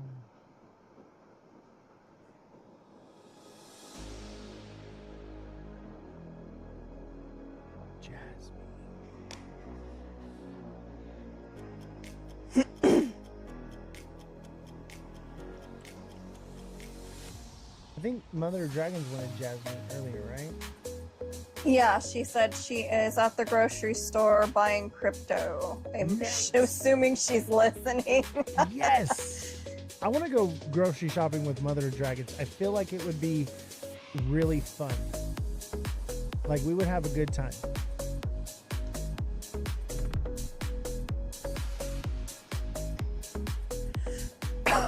What's up, Joey? Man, Jasmine looks like a double top. Jasmine looks like it wants to come down, but I'm not buying it. Also, it looks like that bear flag too, man. I'm wondering on this one. That doesn't mean that it's not going to pump and fill this fair value gap of 0179, 018. All right. It should go up to 018 before it comes back down. But honestly, it doesn't look that good to me. But at the same time, it's that double bottom where it seems like it wants to go to 025, right? I'm going to lean more on the bullish side of this story because these are never, I think things are getting bullish because we're going into throw a fib on it. I don't use fib, bro. I am the fib. Chat, let them know we don't need no stinking fib. I am a walking Fibonacci retracement and extension. Next one is XLM. You have to use a fib? No. I am the fib. Who said that? TikTok seller. He's joking. Oh. Because he's in the TA class. He knows how to fib without it. Oh, I was like, what? Kodak XLM. says, no fib here, bruh.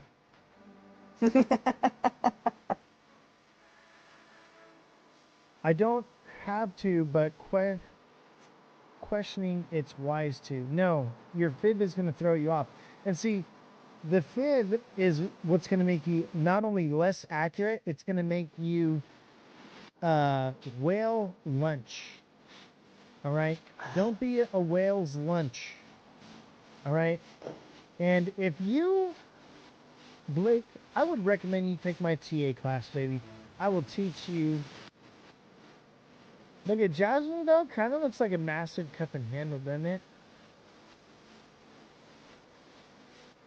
Maybe it does. Maybe it goes through 11.5.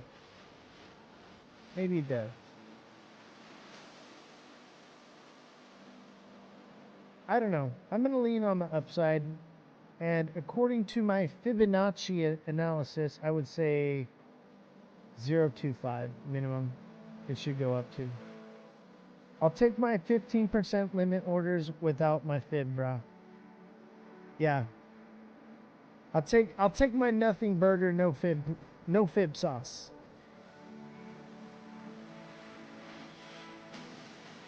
All right, what was next? XLM.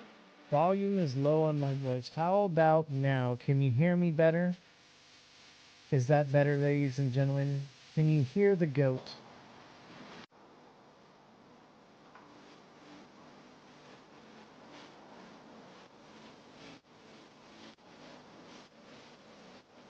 Can you hear the goat? Man, I can't even do that anymore since I blew out my vocal cords. Barely. You can barely hear me? Let's fix that. How about now? Can you hear me better now? That seems like you can hear me better now. Music is louder than your voice. What is going on with the music thing? I literally have it.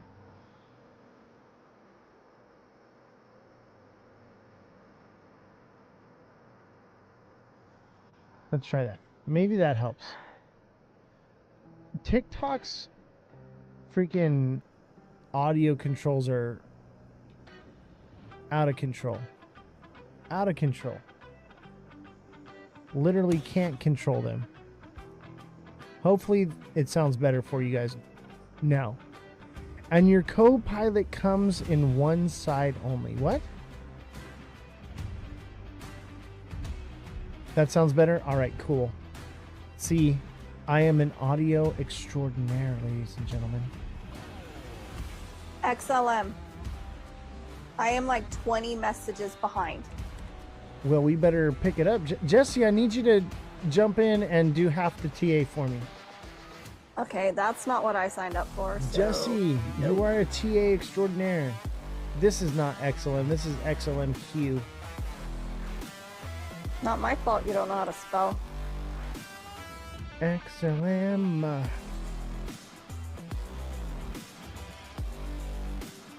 Okay, some of these messages are funny and I can't believe I missed them. Read them out loud because I'm missing all of them because I have to do all the TA. XLM's about to send, baby. Good. XLM's going to 50 to 51 cents and maybe higher to like 56 cents to start. We shall see. XLM wants to send. I feel like all these are redos. No, Chainlink was from the beginning. I'm picking the ones that we haven't done yet, and if people still need them, because again, I'm 20 messages behind, so I'm trying to filter through them. Chainlink looks like it's about to send. That was so pretty. Thank you. I appreciate that. Chainlink's about to send. That one's always pretty solid. Yeah. That's like that bull flag we were talking about in the TA class. It's kind of also an ascending, broadening wedge. So be careful with this one. It could just top out up here and be Dunskies. Okay, Casper. Yeah, that's an ascending, broadening, people. So it's going to send, but it's going to top out at like 25 cents and then come back down. Casper, we did all these. No, not Casper. I'm just going to start lying to everybody and just say, it's going to the moon tomorrow, guys. That's not what we do here. I know. Oh, I'm almost caught up. Is this right, Casper? Yeah, Casper looks like a double bottom in the making right here.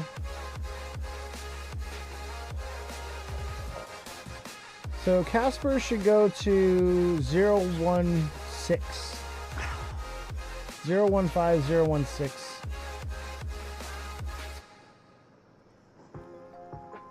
All right, what's next? The one going to 10K, my brother. Oh, XRP is going to 11D. Excuse me, 11D. XRP is going to 11D, people. All right. Didn't you get the memo from Brad?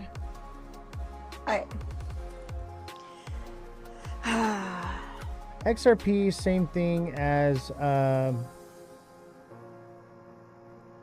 Hey, where's all my cool stuff? Straight up Uranus. I know. Yeah, XRP is going to send. It could come up here to 360 to 367, double top and come back down, or it's going to go for a new all-time high, which would put it around 380. 380 is the next stop on the all-time high wagon. Yeah, Seema, not one person asked for XRP today until now. Hey. And now, mass adoption at noon tomorrow. Yeah, he jumped in the wrong live, buddy. He jumped in the wrong live. Hold on. Let me help you out, chat.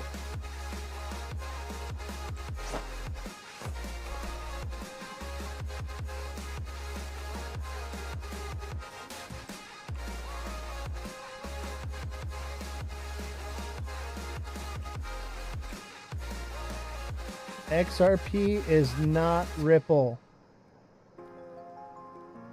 One more. XRP.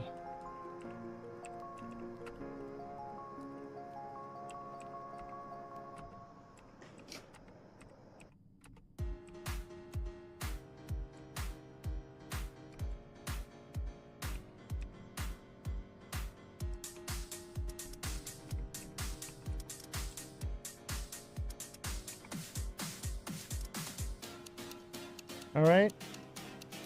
XRP is not Ripple, and XRP will not go to 10K this cycle.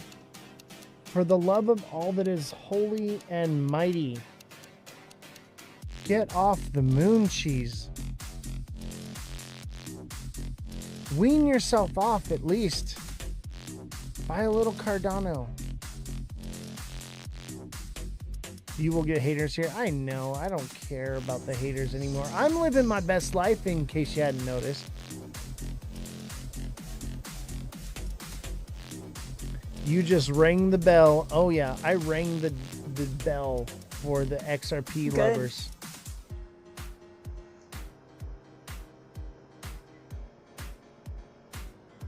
For the XRP Masties. This is the first time XRP got brought up. Yeah. Dude.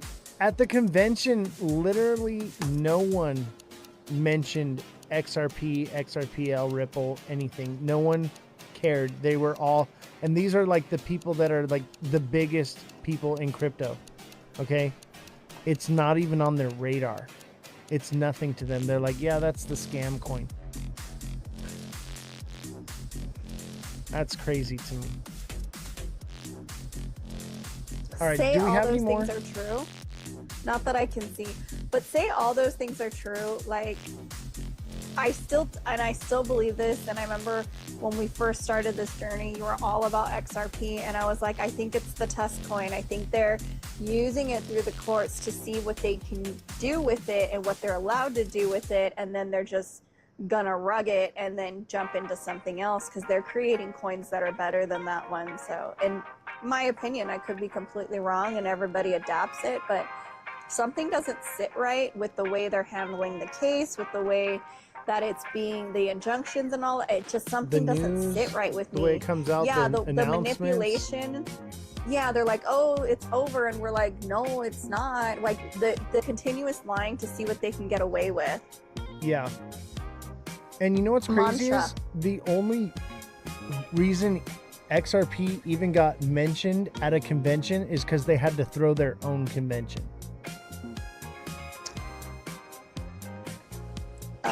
Mantra. They literally had to throw their own convention so that they could get noticed. Oh boy. Okay.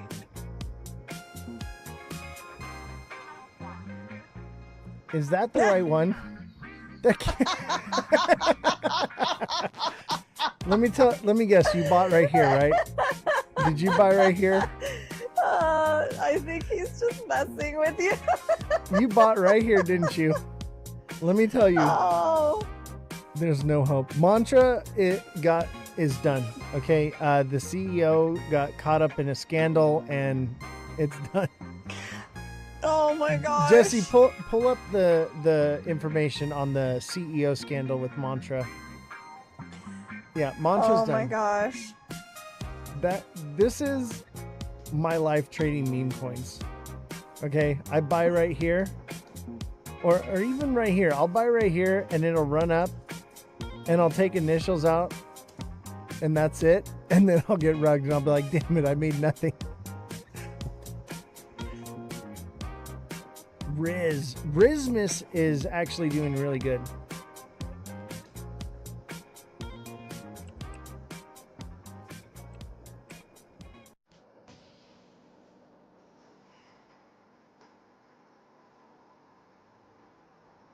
Okay. Riz looks all right.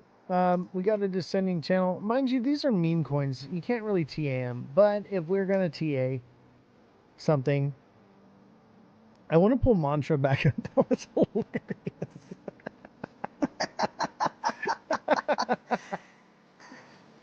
We got a descending channel, which means that this one's due for a pump. It could, come down a little bit more.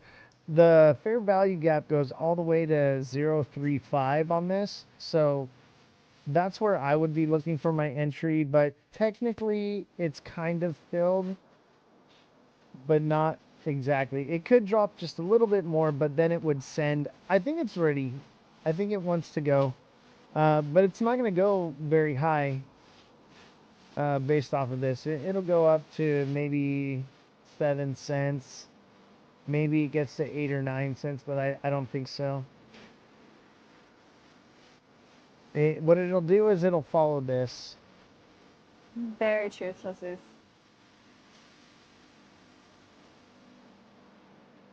Yeah, 8 cents.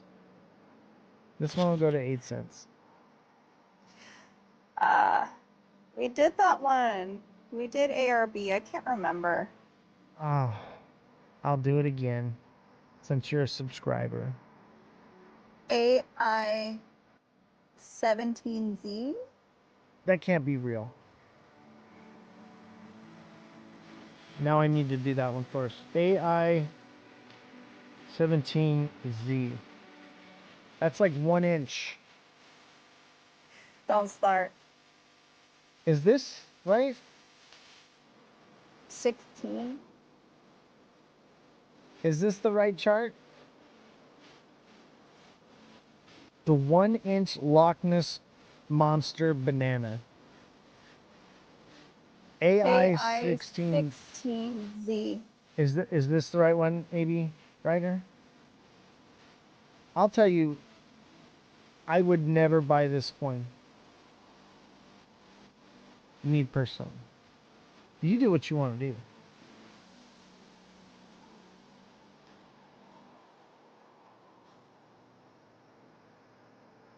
There was another one. They wanted you to do ARB real quick because they forgot ARB. where it's going to. And then we'll do Pengu. Ooh, I like. Look at. I got my pudgy penguin right here. I got my Pengu.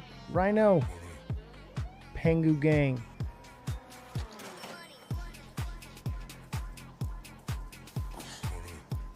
Oh, that mantra one you're talking about was insider trading in the crypto way.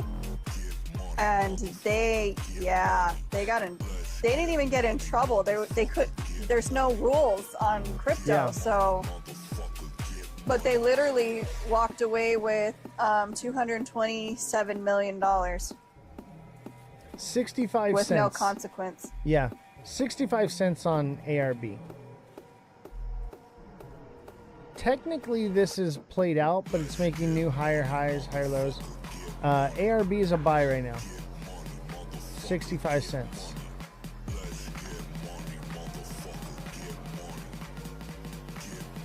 Pengu. Yes, pudgy penguins. I love Pengu. Look at, I got my pudgy penguin right here, ladies and gentlemen. And it's got a little midnight tag on it. Pudgy You know what's penguin. crazy? Ever since I saw you bring that back from Vegas, I see them all over TikTok now. Yeah. Pengu's about to send, ladies and gentlemen. Pengu is a double bottom. So Pengu is coming up to either retrace and get rejected or go to new all-time highs. I might buy this one. 45 cents. Pengu is going to, excuse me, 045. 045. Oh yeah, ENA is about to run. Yeah, I saw that one yesterday. I was like, that thing, that's a runner. Yeah, Pengu, bro, hold on. Pengu needs emojis, okay? Pengu gets a rocket ship.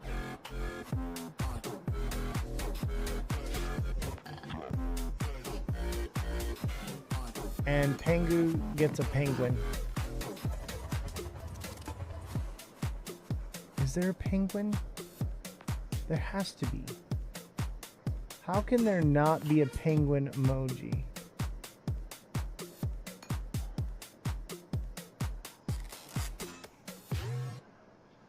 There has to be. There's no penguin emoji. All right, then you know what Oh, it's... that's too bad. You know what- SPX. Hold on. Hold on. I got the right emoji. Because it's That goated. ain't a penguin. That's a penguin. Mm-mm. All right, what are we looking at? SPX. SPX. I like just doing the TA. Thank you. It's a lot less stressful. I know, SPX. right? Yeah, big baller. Like at least 20 more if we're lucky, but more if we're not.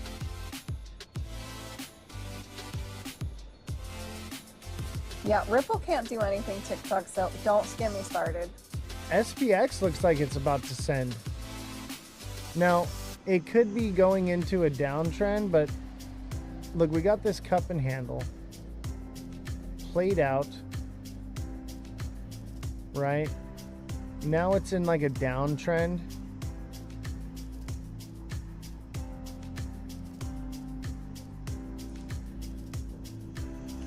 I appreciate that.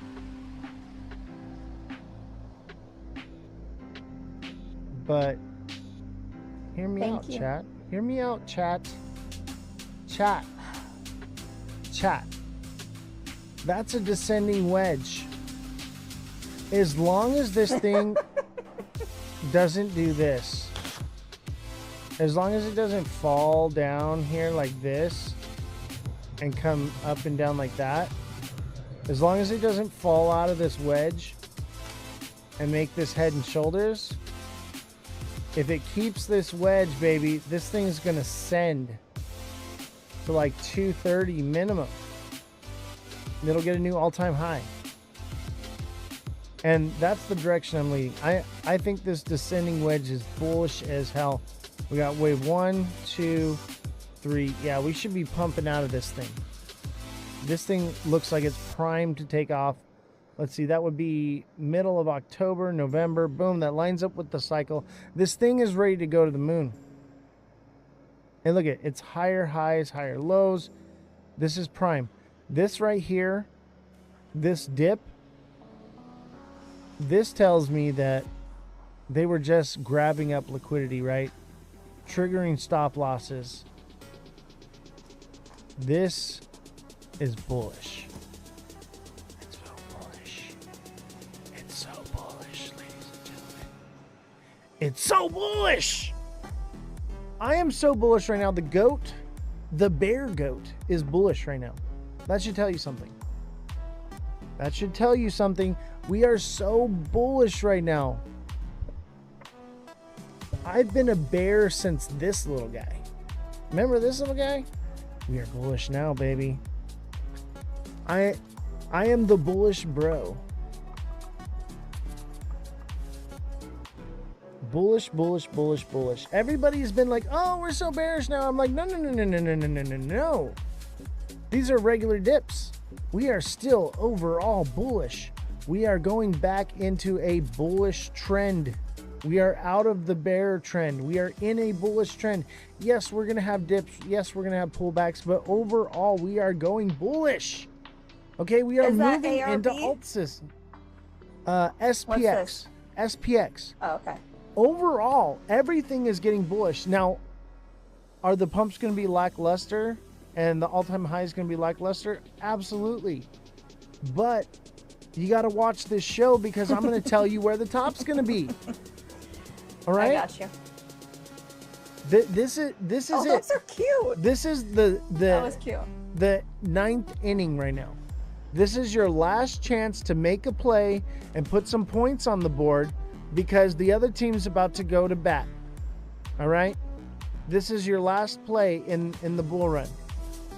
And not financial advice. This is absolutely financial advice. Cash Not out your financial 401k. advice. Cash out your 401k right now advice. and put it all into the Not moon cheese coin. Not financial advice. Thank you. Everybody go buy. I'm going to make a moon cheese meme coin on Monday. Monday we're making moon cheese. We are going to be live on Pump Fun on Monday. Make sure you guys come over to Pump Fun, show some support and some love on there. We're going to be cross streaming, but if you've been here and you've been a part of the show and you want to love and support, come over to Pump Fun and we're going to have a blast. It's going to be more like this. We're going to be doing TA. We're going to be laughing. We're going to be coming up with stupid meme coins. It's going to be a laugh riot. Okay? Pump Fun. Oh, the IT guy is going to love me tonight. He's got his work cut out for him. A whole nother platform. We just started X, by the way. Make sure you follow me on X. Make sure you follow Jesse. All platforms at Ozthecryptogoat. You're going to find me there, okay? Come find me. Let's blow up my X page, guys. All right, let's blow up the X. Follow me on Discord. Let's blow up the Discord. I'm going to be hanging out in the Discords after the lives from now on. Some days I'll be there longer than others. Last night we were in the Discord till 5 a.m. Pacific Standard Time. So the live ended at 9. So from 9 p.m. to 5 a.m. we were in the Discord having a blast. It was great. We were evangelizing moon cheesers.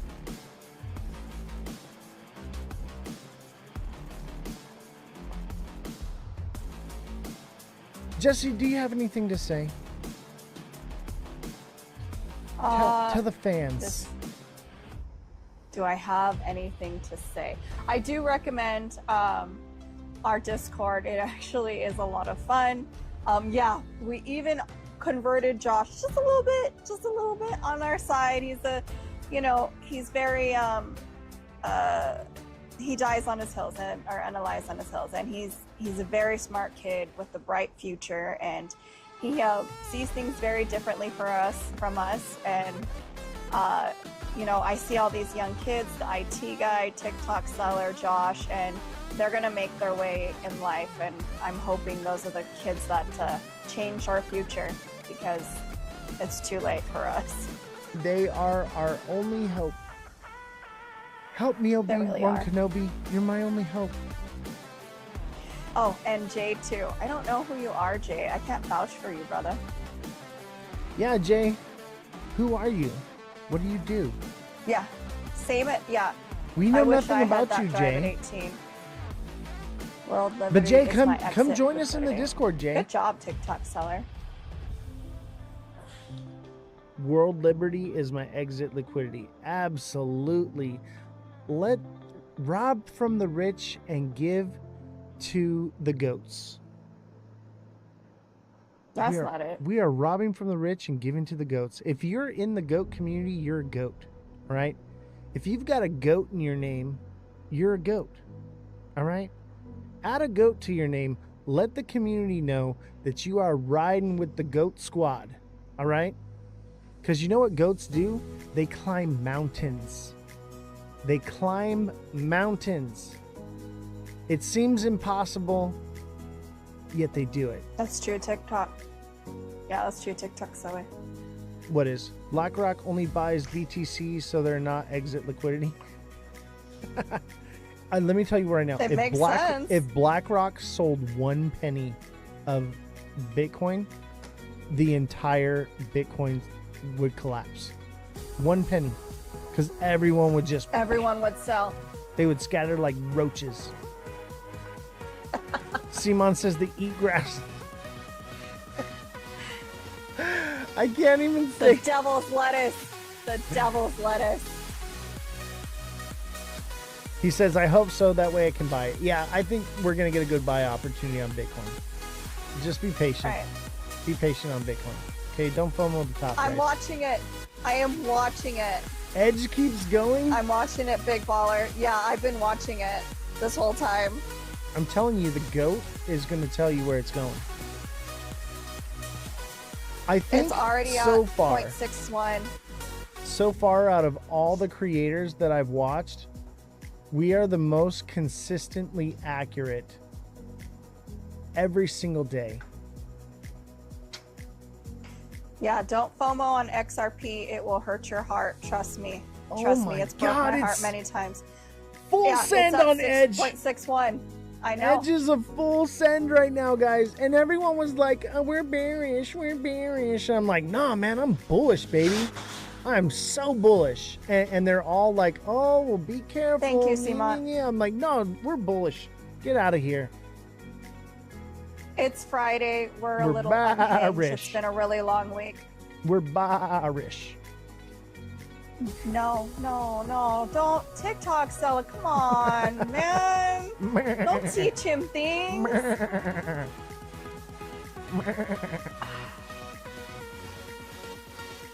Simon, thank you for 0.62. the Crabs for Revolution. And what is that other one they sent you? That's cool. It was pretty cool. I don't know what it was, but it was really The cool. Mark of Love. Thank Ooh, So cute. the Mark of Love. You got a crush? Just to be clear, I want to thank everybody for having fun with us tonight. I know we did things a little differently. It's Friday. Who cares? I'd rather have fun and do this than be so serious all the time. So I appreciate everyone. 110,000 likes. You know, gifts, everything. You guys have been wonderful, and I really, really appreciate that. I know. I'm excited for Beer Gator. That is going to be a very fun adventure, and I think it's going to be super, super successful. Yeah, big baller. Here's just a little taste of how I get down. This is me partying in Vegas. This is how I get down, chat. Okay? VIP in Vegas for Rare Evo. We are going to party so hard.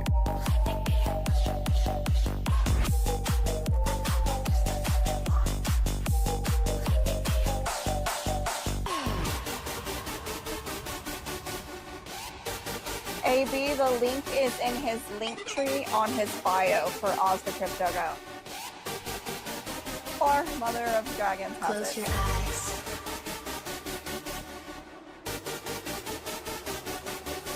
We can all go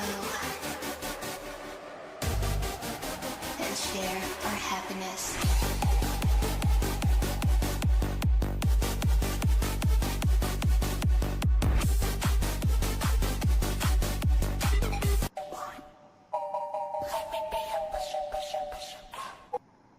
Don't. Freaking phenomenal. And that's like, I would say 0.001% of the partying and extravaganza that went down. Oh yeah, the security guy had a blast. I told him, I was like, hey man, we're going on the road for Beer Gator. He's like, I'm down. I'm down. Let's go. Thank you, Alexa.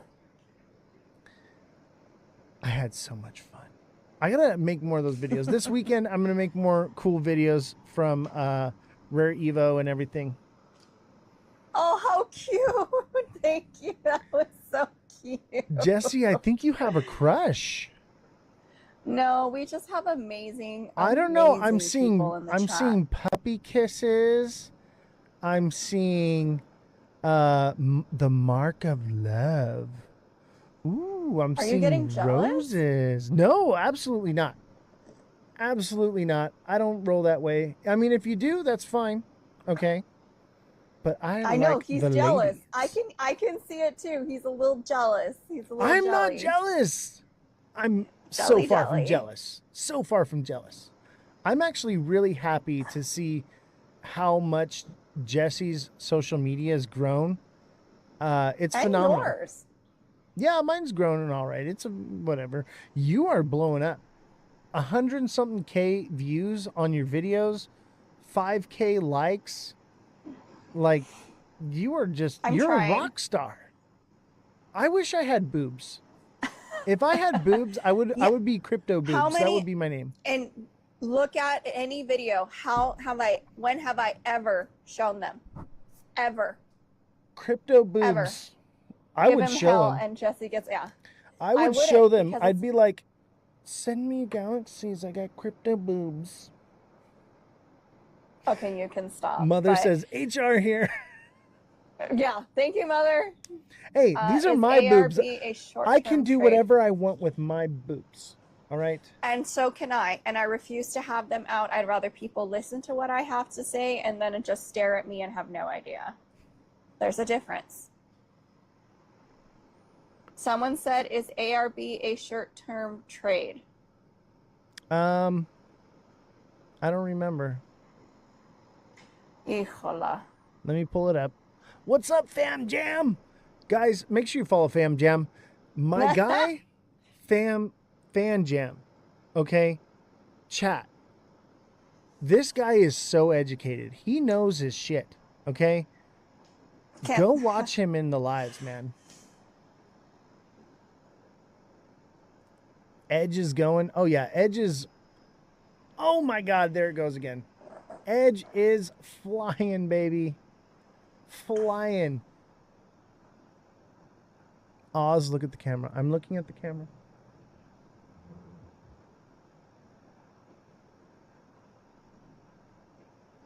All right. What was the one I needed to look at and answer questions? Mother Dragon sent me a puppy kiss. I've got a crush Feel now, better too. now? I Feel have a better? crush now, too. Look at my penguin. It's so cute. Chat, is this not the cutest thing? Just because this Big exists, Baller, how many times? I need it. Big Baller, how many times? How many are we at that he's shown us that stupid thing? I love the penguin. Oh. It's so cute. Mother said she sent you that gift earlier and you didn't even see it. Oh, well, send me another one. I'll react. 21? Okay. Send me another one. I'll react 21. right now. I promise. No. I'm just you had your kidding. I'm chance. just kidding. Don't send me anything. Had your chance, Dan. Mother of Dragons, my puppy kiss to you. I'm going to give you a penguin kiss, Mother Dragons. Mwah. penguin kiss for Mother Dragons. Thank you, Mother. By the way, Mother Dragons is my official adopted mother now. She's my crypto mom. Crypto mom. Thank you. And if you're not following her, make sure to go follow her. Oh yeah, and check out Jesse and Mother Dragons, and who else is on the Queens of the Chain? Francesca. And Belle. Okay. Trump gets deals done. Shut it. You shut it up right now. Dude. Shut it up. I'll tell you this. Absolutely nothing came about from the meeting today, and it was bullish. And everybody was like, oh, it's going to be bearish because of Trump. I'm like, nah, it's bullish. Everyone, I was in Callie's live, and they were all like, oh, yeah, I'm pulling out of my longs. I'm like, nah, I'm holding this. And they're like, what? I'm like, yeah, dude, I'm bullish. They're like, but Trump's about to talk. No, so what? Like, yeah, he went to go talk with Putin, and it was just nothing. They all talked behind doors. Nothing was accomplished. Nothing happened. It was a publicity stunt to be like, hey, look, we're totally talking, and nothing got solved. You can't. What people don't understand is like, oh, they wanted a ceasefire. We're still funding Ukraine.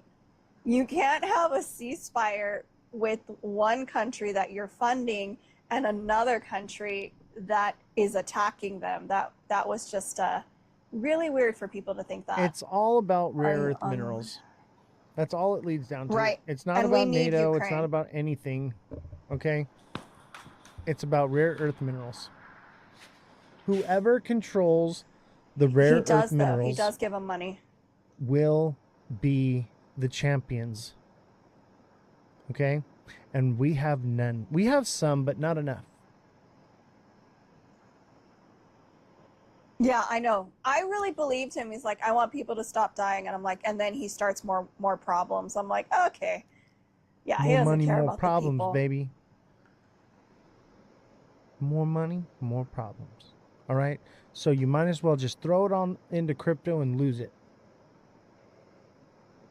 Everybody, throw your money, buy the top, sell the bottom. All right. Financial advice.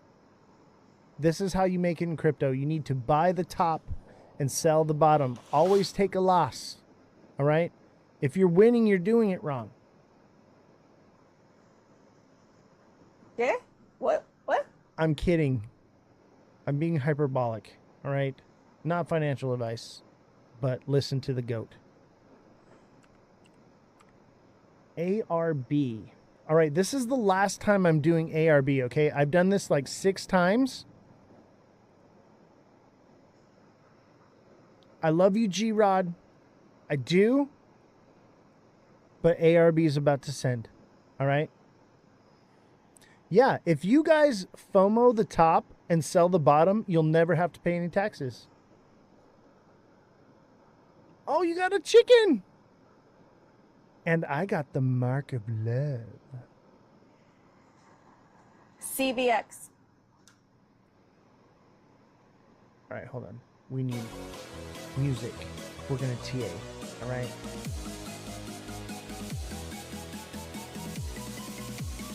ARB is about to send, and it's going to 65 cents to 66 cents.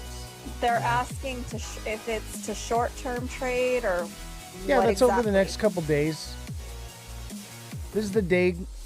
The day chart is going to tell you what's going to happen over the next week or so. Right? Not financial advice. I would say the timeline, beginning of September, right? First week in September, we should hit that price. What'd you say, CVX? Yep.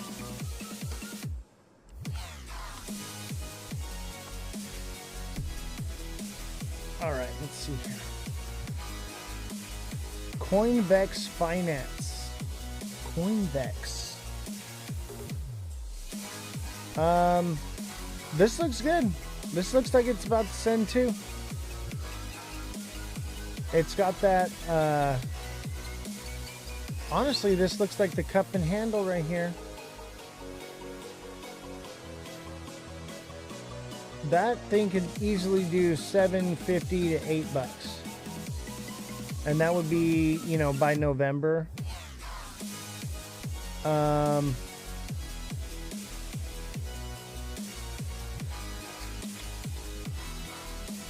Short term, $4.98. DMAC Las Cruces is so hot right now. You better freaking bring air conditioning. It is like sweltering there. I have a fan. Ladies and gentlemen, I have one fan, and this is my biggest fan. I'm Good just call, kidding. Mother You're Dragons. all my biggest fan. Oh yeah, everything's about to pick up. This is the buy time before, like, if you didn't buy back in beginning of July, right?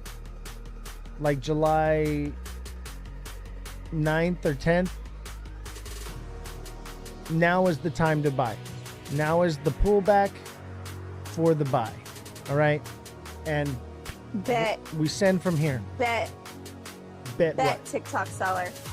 Bet. What do you say? See what happens. Do it.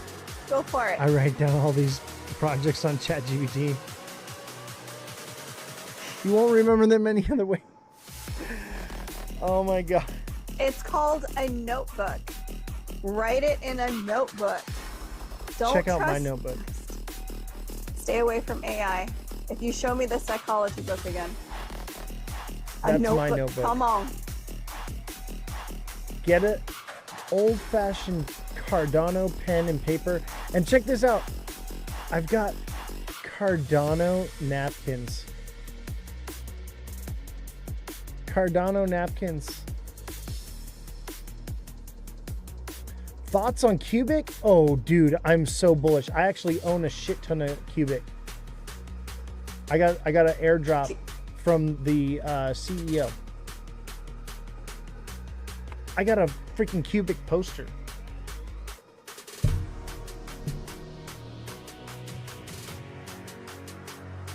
I don't think he's coming back.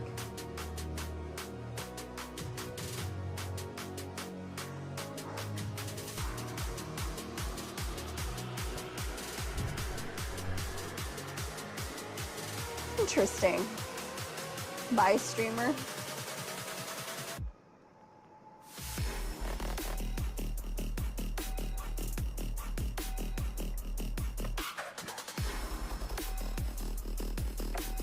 Okay, that can stop like now. Dude, Cubic is going to be phenomenal. Cubic is going to do amazing things, okay? I got Cubic stuff. Look at, I got Cubic right here. No trading fees, ladies and gentlemen. This is the future of blockchain technology. Right here, it says true instant finality, feeless transactions, useful proof of work, bare metal development. Oh man. This one right here, baby. This was my favorite project out of everything at Rare Evo. Cubic is legit. All right.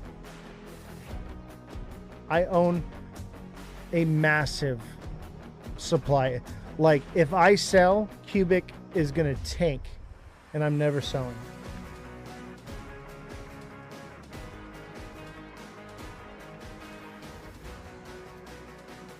It just set the record for highest transaction speed. Oh, yeah. Absolutely.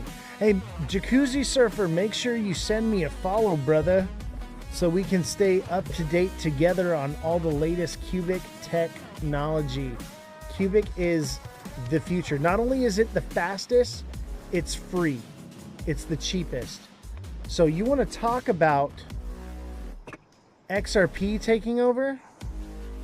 This thing is going to replace XRP. And you know what's crazy is I try to tell these XRP maxis, I'm like, this is where it's at. Like, the tech that you're talking about with XRP is dead. This is the future. And they don't want to hear about it. Yeah, XRP is a joke. I wipe my ass with XRP. All right. Cubic is the future of blockchain technology, ladies and gentlemen. Memes are good trades right now. Oh yeah, dude.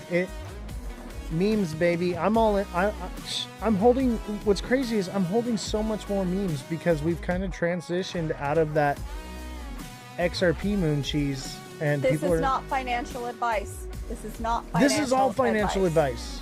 The GOAT is telling you that Oz. Cubic is the future. Not financial I advice, can't. though. I'm gonna smack you from here. All right, we got 2 minutes. Thank you, TikTok seller. This is financial advice, not, but financial advice. But not. It's not. Give to send me. Please. Should I buy 200 of Solana or ARB? You got to make that decision for yourself, brother. I can just tell you what I see like a crypto Jedi. And then you got to make those choices for yourself. Or you can get the coaching from me by being a deluxe subscriber, and we can have a more private chat. If you're... What is it? We can have those conversations in a direct message. All right? I So thought Jay, SXT become a was the deluxe future. subscriber, send me a DM, and let's talk about it. There's a comment that says, I thought SXT was the future. It's going to be, but in its own way. It's a different utility. And I think people need to understand all the coins have different utilities and how they're going to be applied on the blockchain, what they're going to be used for, whether it's real estate, whether it's property. Like, people really need to wrap their head around there's not one all be all coin.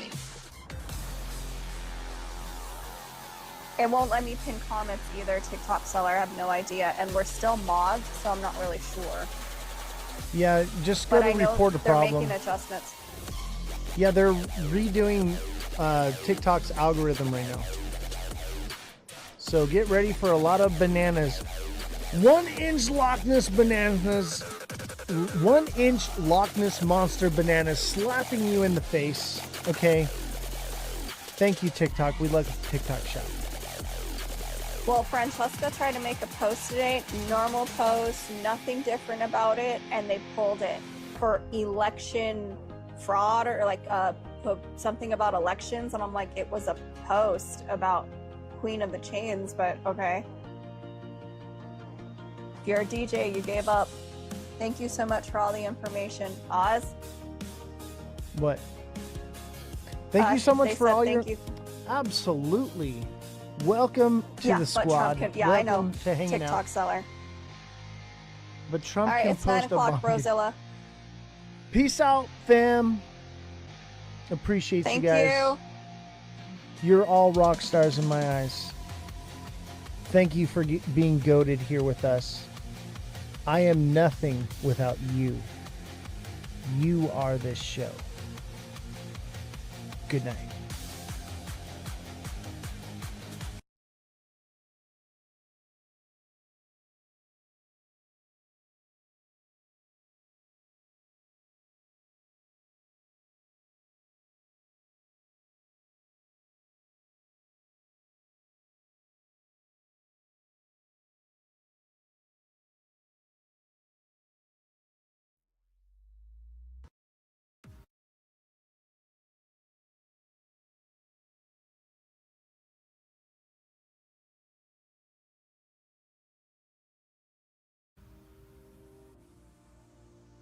How's everybody doing today?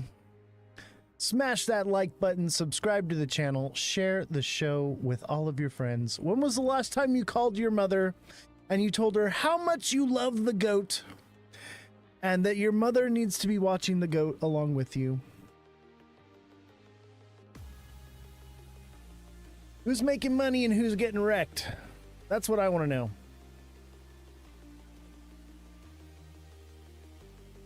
Surprisingly, I'm only getting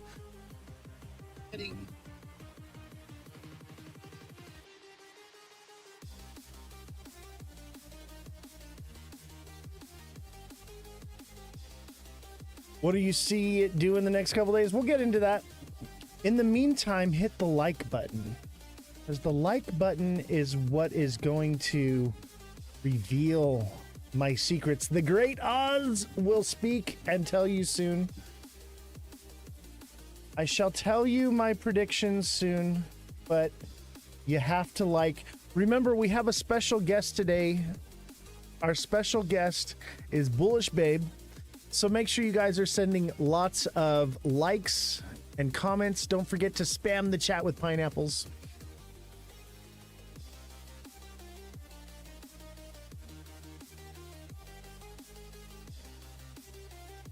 Bullish Babe is yet another goat. Yes, she is the female goat. For sure. She's like one of the few people that reads the charts the same way I do. She just has a more zoomed out perspective than I do. She's more long term, whereas I'm day trading it like high frequency, you know. So we're very aligned with our predictions at the same time, and we're aligned with the way we see the charts at the same time. We are trading at different frequencies. So that's actually a really good thing, because everyone's a little bit different. You know, there's no blanket, you know, you give Lion, yes, gift to send me. You gift to send me.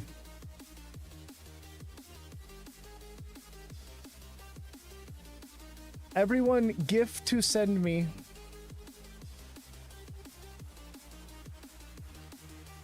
You see my live goal there. Gift to send me. 15 lions. Gift to send me. Inside joke. If you know, you know.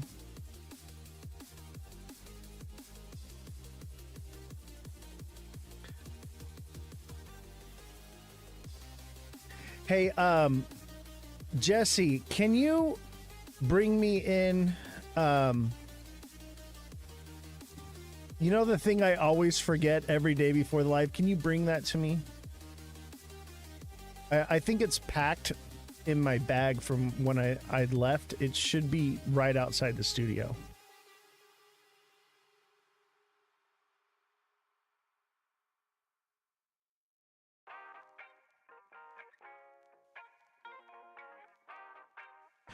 There was a tombstone not too long ago. Yeah, the tombstone's gone. Because XRP does have a bit of utility now. And we're going to go over that news today. It had utility, but I was considering that it was a possibility that it could be dead tech. I'm leaning the other direction. And it's not because the markets are up, okay? It's not because the markets are up. It's because of the news I read today. And the magnet's gone because the magnet's not at $2. I would say the magnet's at $3 now. But I have a feeling we're going to hit like 460 on this one. I think we could. That doesn't mean it won't pull back first. The day candle has opened. We're probably going to form a flag right here. Nice little flag over the weekend. Could come down more, you know. Form a flag, and then we'll get another chance to, I think, 460 by the end of the week. I bought more just in case. Yeah, I've been trickling into XRP. I'm a little more staunch on other low market cap stuff. Most of my holdings are in defense stocks now. I'm looking for less risk in my trading. Yet at the same time, I have a smaller amount that I'm trading with. I should have been more bullish. I should have listened to Cosmic. He said, "You're not bullish enough." He was right. He was right. But I mean, I was still bullish though. I could have done a lot more, and I could have made myself, like, I'm well off. I could have made myself very well off. Yes, today is Cosmic's birthday. Happy birthday to Cosmic. We love Cosmic here. I've actually been a huge fan of Cosmic since before I was a creator. And now to like be like on a friend level with him and see him as a colleague, it's kind of like becoming friends with your favorite celebrity, right? So as far as like the TikTok creators go, like same with like Mega Crypto and Bullish Babe and all these creators, Caveman, there's a friendship and a camaraderie, but Cosmic and Mega Crypto were like my two favorite, and now they're like my colleagues, my friends, and it's really cool. Yes, we're going to 11D. Don't sell your bag just yet. We're going to 11D. Make sure you're taking profits though, okay? Look, we hit a key resistance zone here. Hopefully you got in at 163 when I told you to, and you've been taking profits along the way and you didn't get chickened out, okay? And you know, that's, so I was on vacation this week and I met with Big Baller. We were talking and I realized something with talking to him. And I realized as a creator, I have to be very careful, okay? I never said that XRP wasn't going to do phenomenal things. I did have some predictions that it could fall lower and that it would maybe not go up as high because of how low it felt. But those things didn't play out. We had a change in pace, right? Let me tell you something about XRP. The narrative and the moon cheese behind XRP is going to make it do crazy things because no one is going to sell until it hits 11D. And as you know, 11D is not a real number. So what I'm trying to tell you is there's a lot of people that are never going to sell no matter what price it is until it makes them freaking stupid rich, right? And because of that is why it will just keep going up. Eventually it will hit a top and it will fall back, and those people will still hold it all the way to the bottom and wait for the next cycle. All right. So because of that, it will do crazy phenomenal things. It's not doing crazy phenomenal things because ISO. It's not doing crazy phenomenal things because of mass adoption, because it's taking over Swift. Nothing has, that's not why. Cold Wallet, Texas Bear, send me a DM on TikTok. If you're not on TikTok, send me a whisper on Twitch. But yeah, I should have wallets available for you at a discount tomorrow. Well, they might be available now. Chat, look in my profile and see if my TikTok store is available. It's supposed to be available today, but I don't know if it's there or not.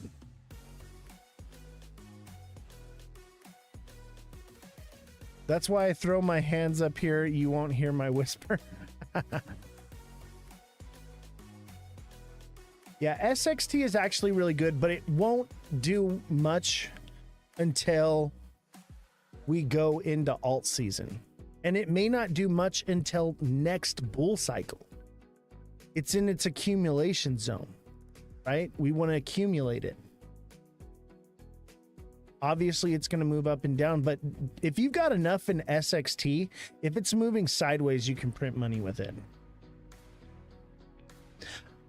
I am having a wonderful weekend. It's good to be back. I had a great week.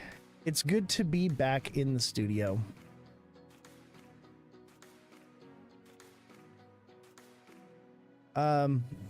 Let's take a look at the the gifts here. Revolution with a heart me, Revolution with the 5 popular votes, AB with the heart me, Joe with a heart me, Fredrum with a heart me, Mother Dragons with a heart me, and Mother Dragons with a popular vote. Thank you guys. All right, I'm gonna take down the lions. Okay. That was an inside joke. Actually, you know what? Just for one more shits and gigs, TikTok seller, this one's for you. Gift to send me. You gift to send me. Everyone gift to send me. 15 lion gift to send me. He literally had 15 lions as his goal. That's why my goal is 15 lions right now. It's the inside joke. You gift to send me. You know, I tried to make a meme about it. I was gonna do the Family Guy. You yes have my shirt, but it wasn't available on CapCut, so I just never made it.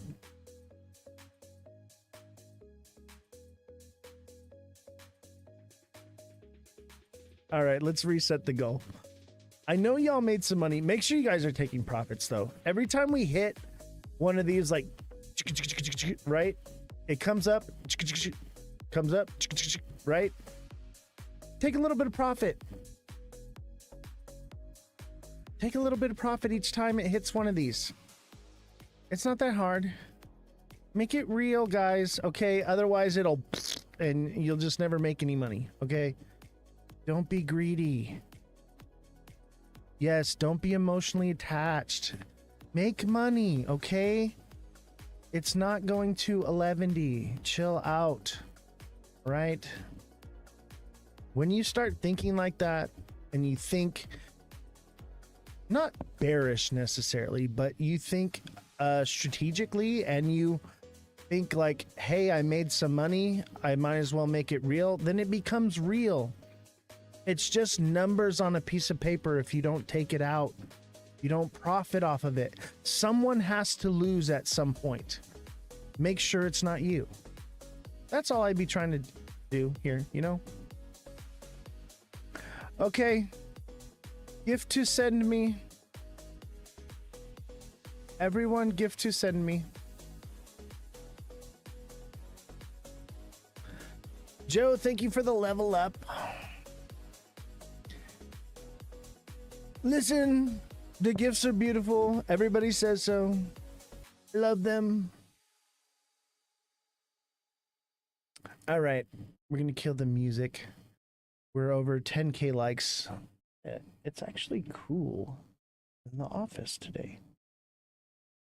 I see your passion. I see your real. Thank you for your knowledge. Yes, I'm honestly, I'm just telling you what I'm doing.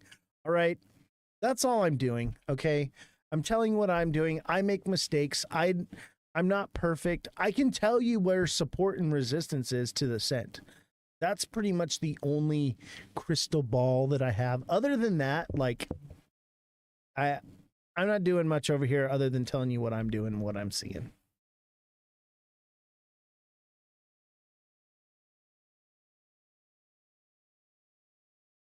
He doesn't want the mega supporters that are falling for the hoax anymore. Yeah. You know, I had a meeting and they said they wanted me to push the moon cheese. And you know what I said?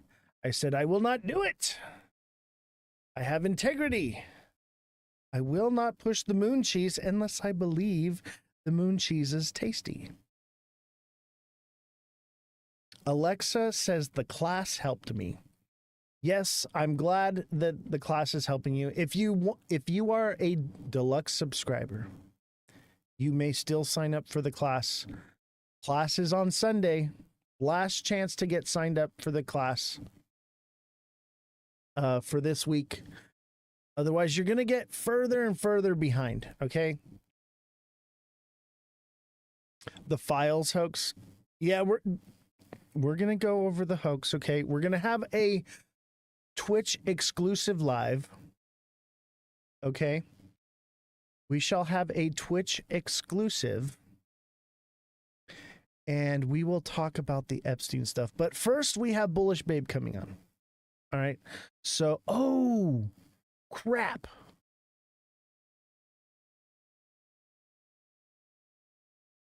We got to end the live. Everybody come back. I have to end the live. I forgot to set it so that Bullish Babe can come on the show. I'm telling you, I'm out of practice. I go on a little vacation and then I just screw everything up. All right, we're going to come right back. Don't go anywhere. Come back. Yes, I'm restarted. Wait, maybe I can pause it.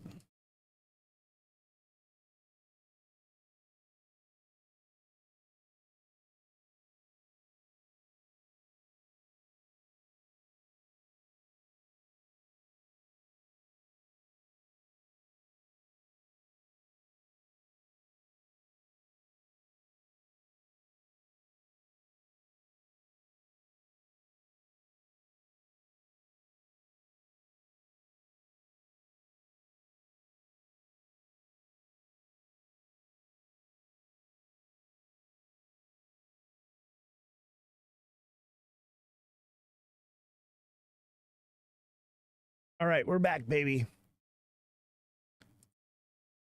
Oh, I totally fumbled that one. I fumbled that one. Oops. That was an oops for sure. Oops, I did it again.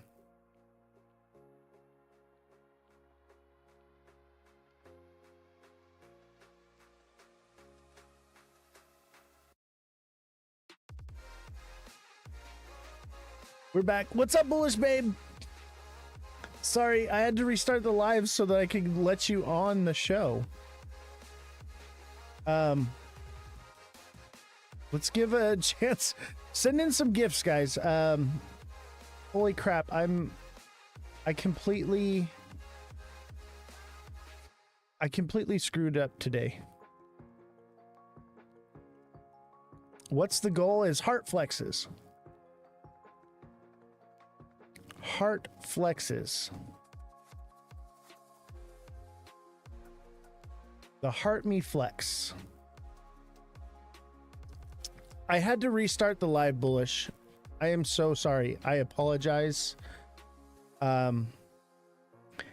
If you're ready to come up, we can do this right now. I literally just restarted the live.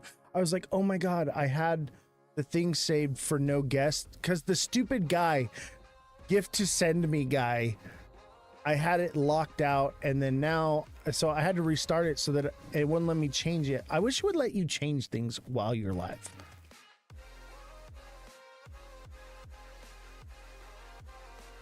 We'll get back there. It won't take long.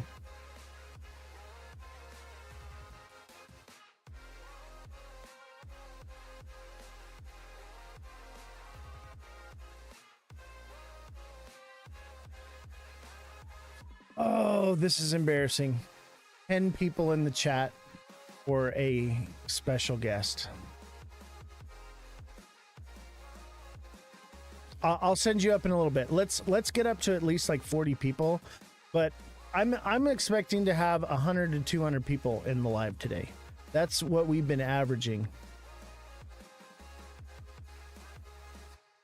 I know I had a good base. I had to start it all over just so that I could have Bullish Babe up. Totally screwed it up. We'll get it back. We'll get it back. We average 40 people minimum. That's like the minimum number. Like there are days obviously that are just slow, but on a regular day, 40 people. And on average, on average, I would say we're 40 to 80 people. But lately it's been like 100 to like 150. XRP to 10K now. XRP is going to 11D.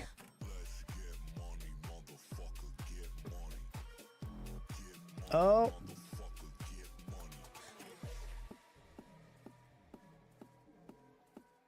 We're making money, that's for sure.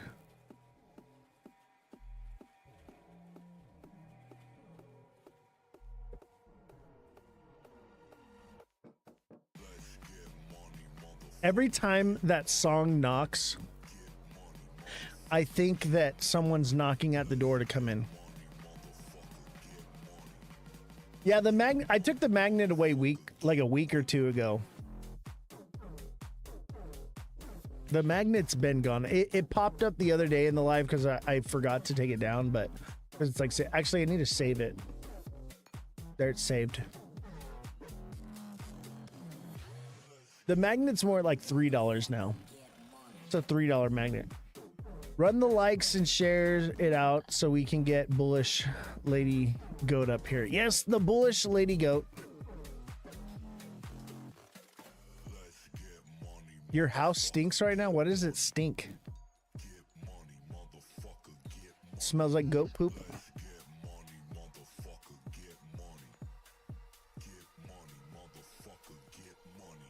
Thank you for the gifts.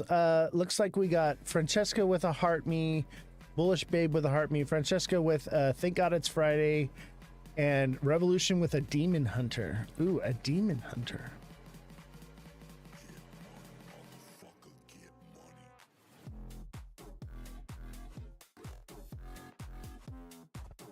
All right, we're gonna pull Bullish Babe up here in about a minute. It'll probably start to take off here soon. We had like almost 40 people watching. I am so sorry, Bullish. What am I trading? XRP, man. It's right here. It says it right there. We're trading everything now. I'm all in on alts. I know I had one job and I messed it up. Just blame me, Oz. It was the gift to send me guy's fault. I have so much moon cheese in the fridge. I know, me too. My bag is packed full of moon cheese.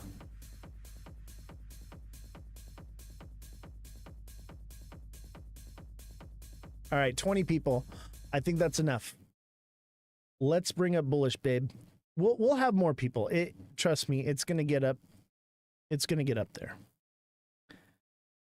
Let's send her an invite. Yeah, we were raving out right now. Bullish Babe, where are you? Bullish Babe, I don't see you in the invites. Send me a request to come up. There it is. Hi. There I am. Hi, how are you? I'm doing great. You're so funny. You worry about your viewers. I don't even worry about that. Like, like I could care less if it's you, me, and Web3 and Frederick. Like, who cares? Like, as long as there's people here to talk to. That's it. Because the idea is to get the message out. We're trying to. I know, but you know what? That will come with time, right? And I think as like the markets heat up here. Sorry, my lights are like blinding, and my air conditioning is not working in my office, so it's like 1,000 degrees. So if I look sweaty, probably am. I have this little guy right here. Oh, there we go. I know. I have like the Dyson fan like pointed at me because it's like so hot in here. Yeah, I think that will come. I think the market, the market heating up. I think there have been a few lives that I had to take like a couple days off. So if you guys haven't seen me, that's why I had an attack on my account again. So I decided to just give it a couple days rest. Seriously, which is so hard for me. Yeah, like during this week too, right? Like the week of all weeks. Yeah. I couldn't believe it. Did you see what happened with me? Some guy. No, what happened? In the middle of the live, someone got like from Pakistan, hacked my account and came on as a co-host. I didn't accept him, didn't allow him on. He came on and basically crashed the party and was begging for 15 lions. They have got to get control of this. Like it's spinning out of control. It's ridiculous. And he couldn't even speak English. He just kept saying, gift to send me. You gift to send me. It's so, it's like one of those things that where to be afraid that your account is going to get taken down or that people are going to be in your live that you're not letting up, I mean, it's kind of crazy. Everybody's asking about XRP. It's so funny. XRP is the thing, man, right? And I love XRP just as much as the next person. So are you trading XRP right now? I am. I'm trading XRP and SXT mainly. Everything else is pretty much just sitting there and waiting for the moon.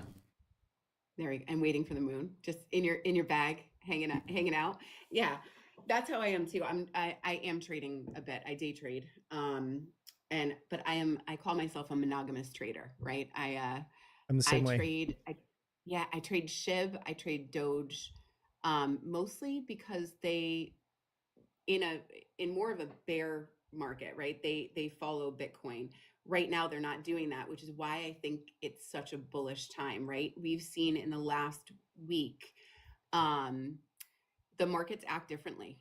And when Bitcoin is rising, it is pulling the liquidity out of the alts. So the alts are bleeding.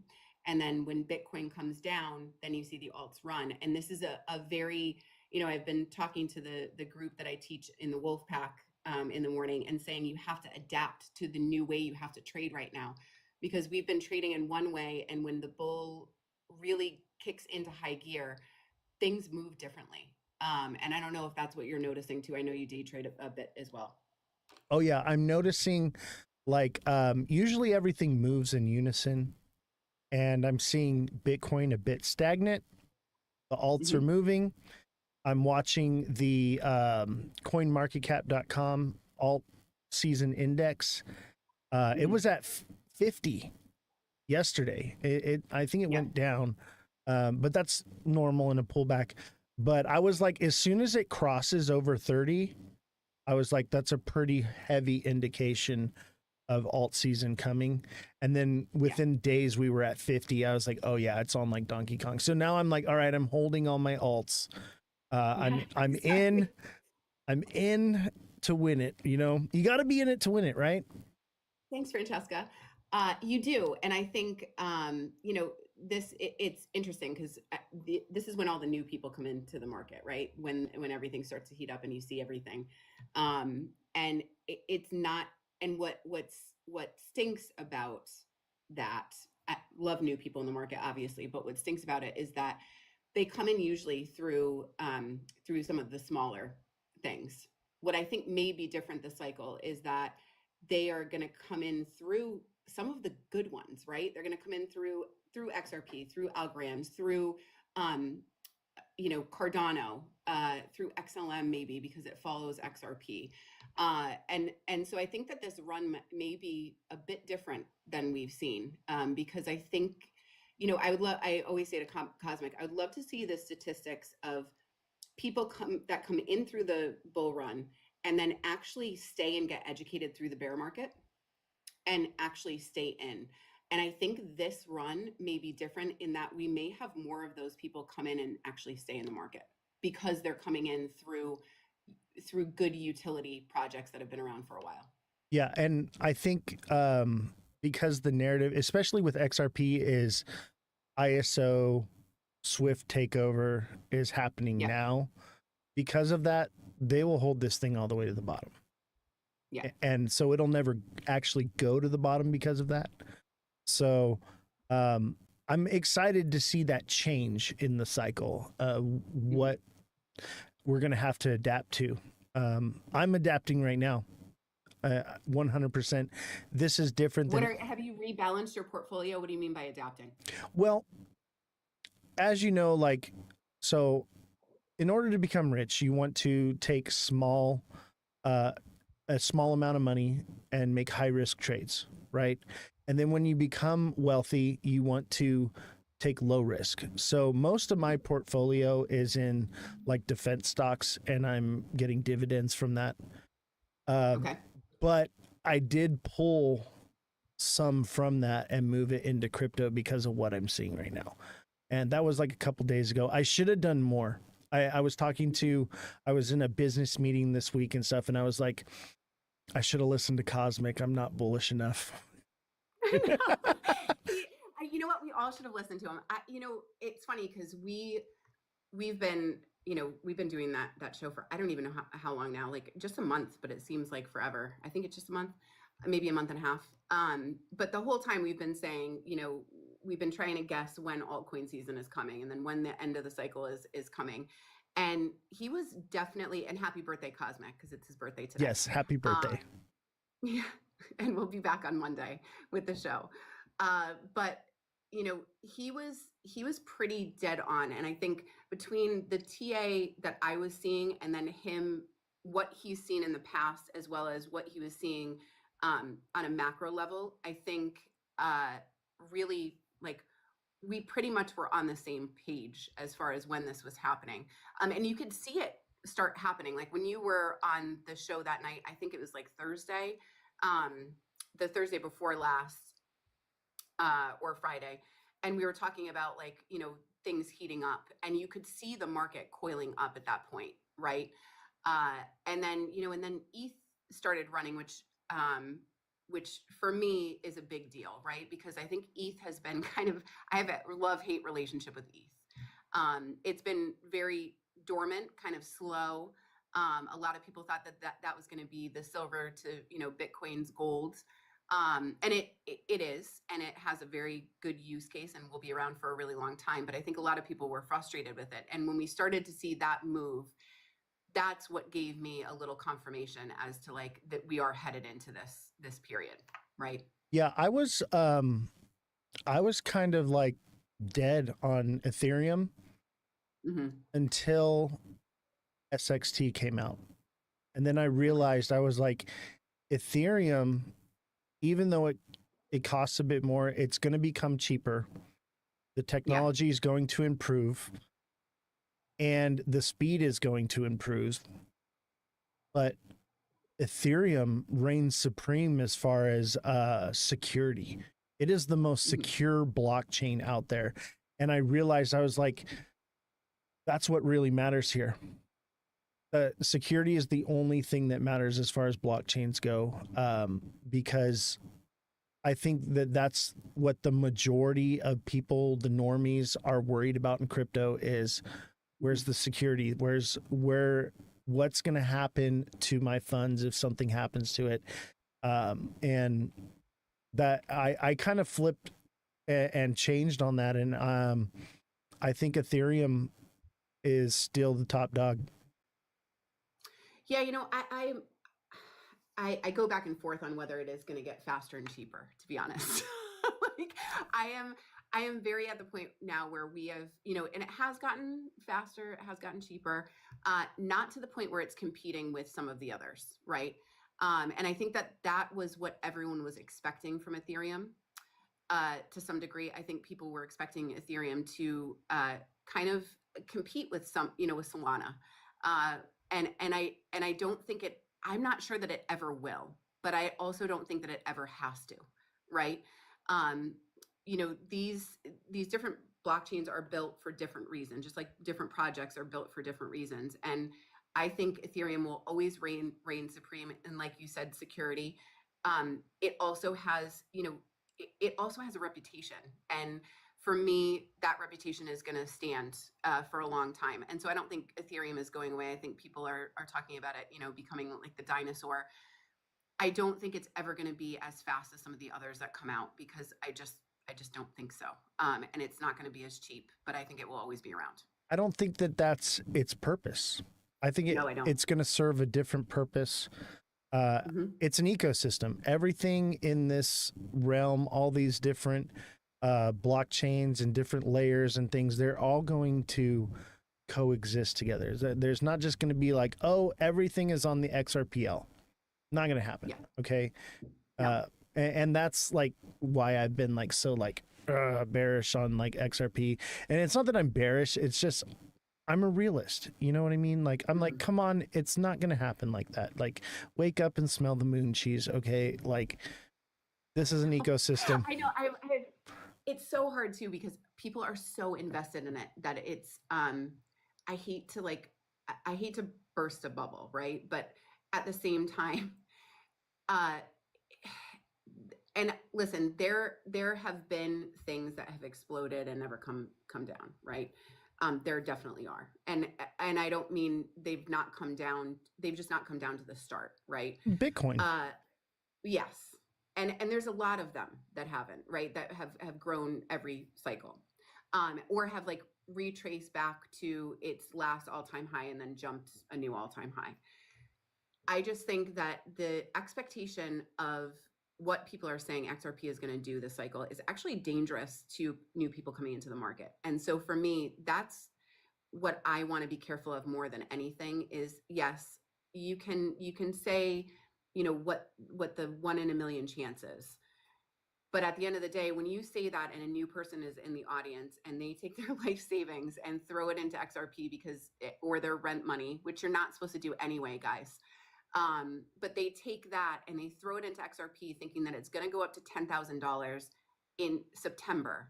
We are doing new people in this space a disservice. Exactly. And we're going to turn them off. We're going to turn them off, and they're going to get a bad taste in their mouth, and they're going to end up missing out on something that they could have been early in on. Yes. And sorry, go ahead. Oh, I was just going to say, like, I think that narrative is because there are those who bought early on and they want to push this price as high as it can go. And if no one's ever taking any profits, it's just going to keep going. Eventually that bubble's going to pop. And like you said, I also think, like, you know, we have a lot of people that are preaching XRP, and to be honest, I do XRP videos. I own XRP, so I can do them. I feel like, you know, when you do videos, it should be for a couple of things. One should be because you own it and you believe in it. Another should be you don't believe in it and it's something that people should be warned about, or it's something that's speculative that you want people to know about in general, right? Because you think it's something that could be something in the future, and you give them the information and allow them to do their own research. I make XRP videos because people want to know about XRP, but there's a lot of people on this platform that are making XRP videos just for clicks. And when you realize that, and they're only making XRP videos for clicks, then we need to be very aware of who those people are, right? Because new people coming in need to be aware that if they're making XRP videos and telling you that it's going to reach a certain point, we should never be telling anyone that it should reach a certain point ever. I don't know. You don't know. You know, I always say Crypto Lifer is one of the traders that I learned from, and he says a great line. He says, I know nothing but the fact of my own ignorance. And I think that's such a great line, because it just means that nobody knows. Nobody really knows. We don't know when the cycle is going to end. We don't know when the top is coming in. So anyone who tells you that they do, they don't. That's why I'm like, when you look at this and I wouldn't say that this is a moon, but we went up hard like this. I tell people every time it kind of hits here and it gets that little pullback and it runs a little bit sideways, take some profits right there. Yes. And then it goes up again. So we're at that spot right now. It's starting to creep up a little bit. Take some profits right now. 345 is a perfect price to take some profits on this. It's probably going to do more. It's probably going to bull flag right here and take off. I'm thinking 460 is coming. Yeah, I can take a look. Yeah, I think I am actually in the camp that XRP could go to $10 this cycle. And this is not financial advice. This is my own feeling. My own feeling is that and I've said this on the Cosmic Show too, and I don't think he agrees with me. I'm pretty sure he doesn't. But I think we could see a super cycle.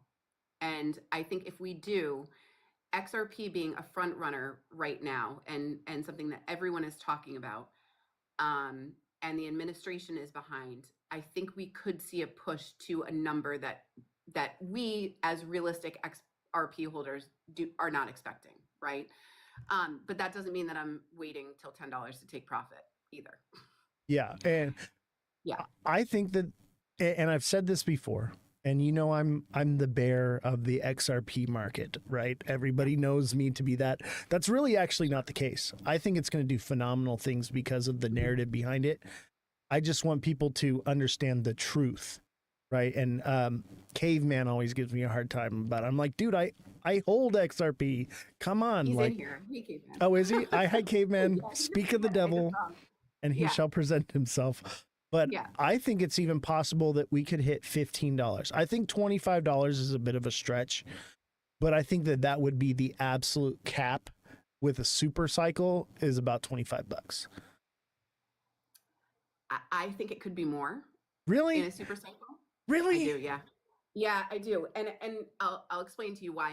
And guys, do not take my advice. This is just what I'm thinking is maybe gonna happen. I don't think that we understand how much money is sitting on the sidelines right now. And I think, yeah. You are and so right. I think that we are, Cosmic and I go back and forth on this too. He thinks a lot of institutions bought the dip, and I do too. But what I think is happening because of policies and procedures, there are a lot of institutions out there that have not been able to buy in without clarity and regulation. Now that is coming. Obviously, the bills are passed, and we've got regulation coming. I think when that comes, what's going to happen is depending on the timing, and this is all depending on the timing. Let's just say we have an altcoin season now, right? Everything runs up. Bitcoin goes to a new all-time high. Altcoins run up. We have a really good summer. In the fall, should everything be cemented in with regulation and clarity, what may happen is that all of those institutions that are now sitting on the side are now going to jump in because they don't want to be behind. And what the significance of that is that if they jumped in at the bottom of the bear market, when they bought the dip, when everyone was buying the dip, that would be one thing. But what they're doing is they're going to have to come in at bull market prices. And that is significant because when they come in, those institutions are not going to be paper handers during the bear market. They're going to be diamond handers, right? So they're going to come in at bull market prices. They're going to hold the floor now, which is higher. And now those prices are going to shoot up again after the institutional investment. And now you've got another chance for retail FOMO because those prices are shooting up. And now retail sees that. And retail FOMO comes back in, which only pushes the prices higher. And then we may get another wave of institutional investment. So what I see is stacking here. And if stacking happens like that, we are in for a wild ride. I'll tell you this. There's definitely trillions sidelined right now. Yes. And I was of that group. And like I told you guys, I said, I'll be the first one to tell you when those trillions are starting to feel like they want to enter the market. I'm in the market now. There's your sign. Okay. I'm going to do it before they do, but it's coming. All right. This is my, and I don't think they're going to wait for the bear market because I think they're going to create it. I agree with what you're saying. I think that is very possible. Everything that you're saying right now. But, like I said, I like to look at both sides of the coin. There's also look at the manipulation that has been happening in the market and the way things just perfectly align up. It's no coincidence to me. And so because of that, I'm very skeptical. And I'm like, if the institutions are going to come in, these people have power, money, influence, everything. They are going to drive the price down as hard as they can before they get it. They will create whatever fear narrative. They will start whatever war they have to. They will set off a nuke before they buy the top of this thing. Okay. So, and I don't necessarily think they're going to buy the top. And I think that's what Cosmic and I disagree on, because I don't think they're going to buy the top. I think they're going to create the top. I think what's going to happen is, retail is going to come in. They're going to buy, we're going to push this thing up. There'll be a retail top, and then the institutions are going to come in and they're going to push that up even further. And so that is the definition of a super cycle, right? People are then going to jump in, they're going to buy the top, and then we'll come down. I don't think, in my opinion, I don't think that the institutions care as much about where I think they do care where the pricing is, but I think they care more that they're competing with other institutions. And if they can't compete, then they're not going to be able to compete if they don't have any, right? And so they're going to have to get it, and they're not going to wait to get it. And the other institutions that are already in are not going to help them get it at a lower price, if that makes sense. Yeah, but read the writing on the wall, okay? Tariffs on the 1st, right? Yep. And we've seen what happens with tariffs. It basically erases everything that happens every time we get a good move like this, right? And how convenient that when tariffs were supposed to come in and we could have bought a nice dip and had everything line up perfectly, we got screwed on that, right? And they're always going to screw us no matter what. I know. Like, retail is like, we're the peasants and of the market. I still did okay. I bought on the 10th. Great time to buy. Smart money spot to be in. Waiting for confirmation. Got the confirmation. Cool. I entered in. I was in your guys' live and I was just like, I bought some more. And both of you, I was so happy for you. And you guys were like, so happy for you because you're such a bear usually. So I was like, he's you and Cosmic were like, oh, I'd be careful. I was like, nah, we're just getting started. We're good. So, yeah, I mean, I think there's another dip in here. I think that what's going to happen is Bitcoin's going to pull up. I just wanted to say something. If you guys don't follow us, if you guys could follow us from the live, that would be awesome. There's so many copycats. And like I said, we oh my God, have both had our account attacked. So if you got, thanks Revolution. If you guys could follow us, and if you're new, thanks for being here. Yes. Always follow the crypto creators, especially from the live. Yeah. Because you will get fake accounts for sure. And there's some that look like mine and they're almost identical. Like as far as the videos that are posted, they have more followers. They have more followers. Well, the thing that I just found out is I have an Instagram page that I don't necessarily post as much content on. And the other day I was like, I just looked at my name for some reason, and there was someone that had taken all of my TikTok videos and put them on an Instagram page, and I reported it, and they were like, nope, she's fine. So it's just funny that they're allowed to do that. Yeah. But I think there's another dip in here. I think Bitcoin's going to make a run. I think the altcoins are going to bleed out at that point. And I think there's going to be another dip for people to buy. I don't know what you're feeling about where we are in the alts right now, and if we're going to explode from here, or if Bitcoin's going to take off. I think this. Sorry, go ahead. So I think everything is being perfectly timed. Tariffs come in on the 1st, and it's probably going to be reciprocal tariffs, retaliatory tariffs, blanket tariffs. It's going to be nasty. And I find it convenient that they had Crypto Week and ISO right before that happened. They delayed it just in time so that way the markets don't crash. They just come back down to where they were. Okay. Mm-hmm. And when that happens, reset, start all over, Bitcoin pumps, altcoin season's pushed off till maybe September, maybe October, maybe November. And I think that keeps happening. And I think we shall see. So you should be trading crypto. You should be trading. If you're trading, you're going to make a ton of money no matter if it goes up or down. But if you're just holding on, waiting for 11D price on XRP, 11D is a fake number. That's the idea. Okay. You're never going to make any money. Yeah. I mean, I actually think that looking at the charts right now, so it's interesting that we've had these like pop-ups, right? And we're in bullish patterns on the 4-hour for altcoins, right?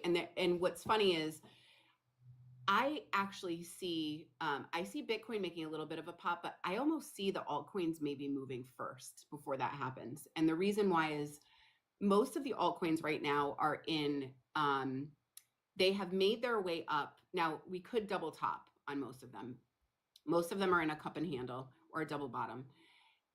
They're making their way up to the top trend line of that cup and handle or the double bottom. What could happen is we could blast through there, which the 4 hour and the daily, all the Stokes are getting low. So that's telling me, all right, if everything goes well here, we could start to see these continue to move up.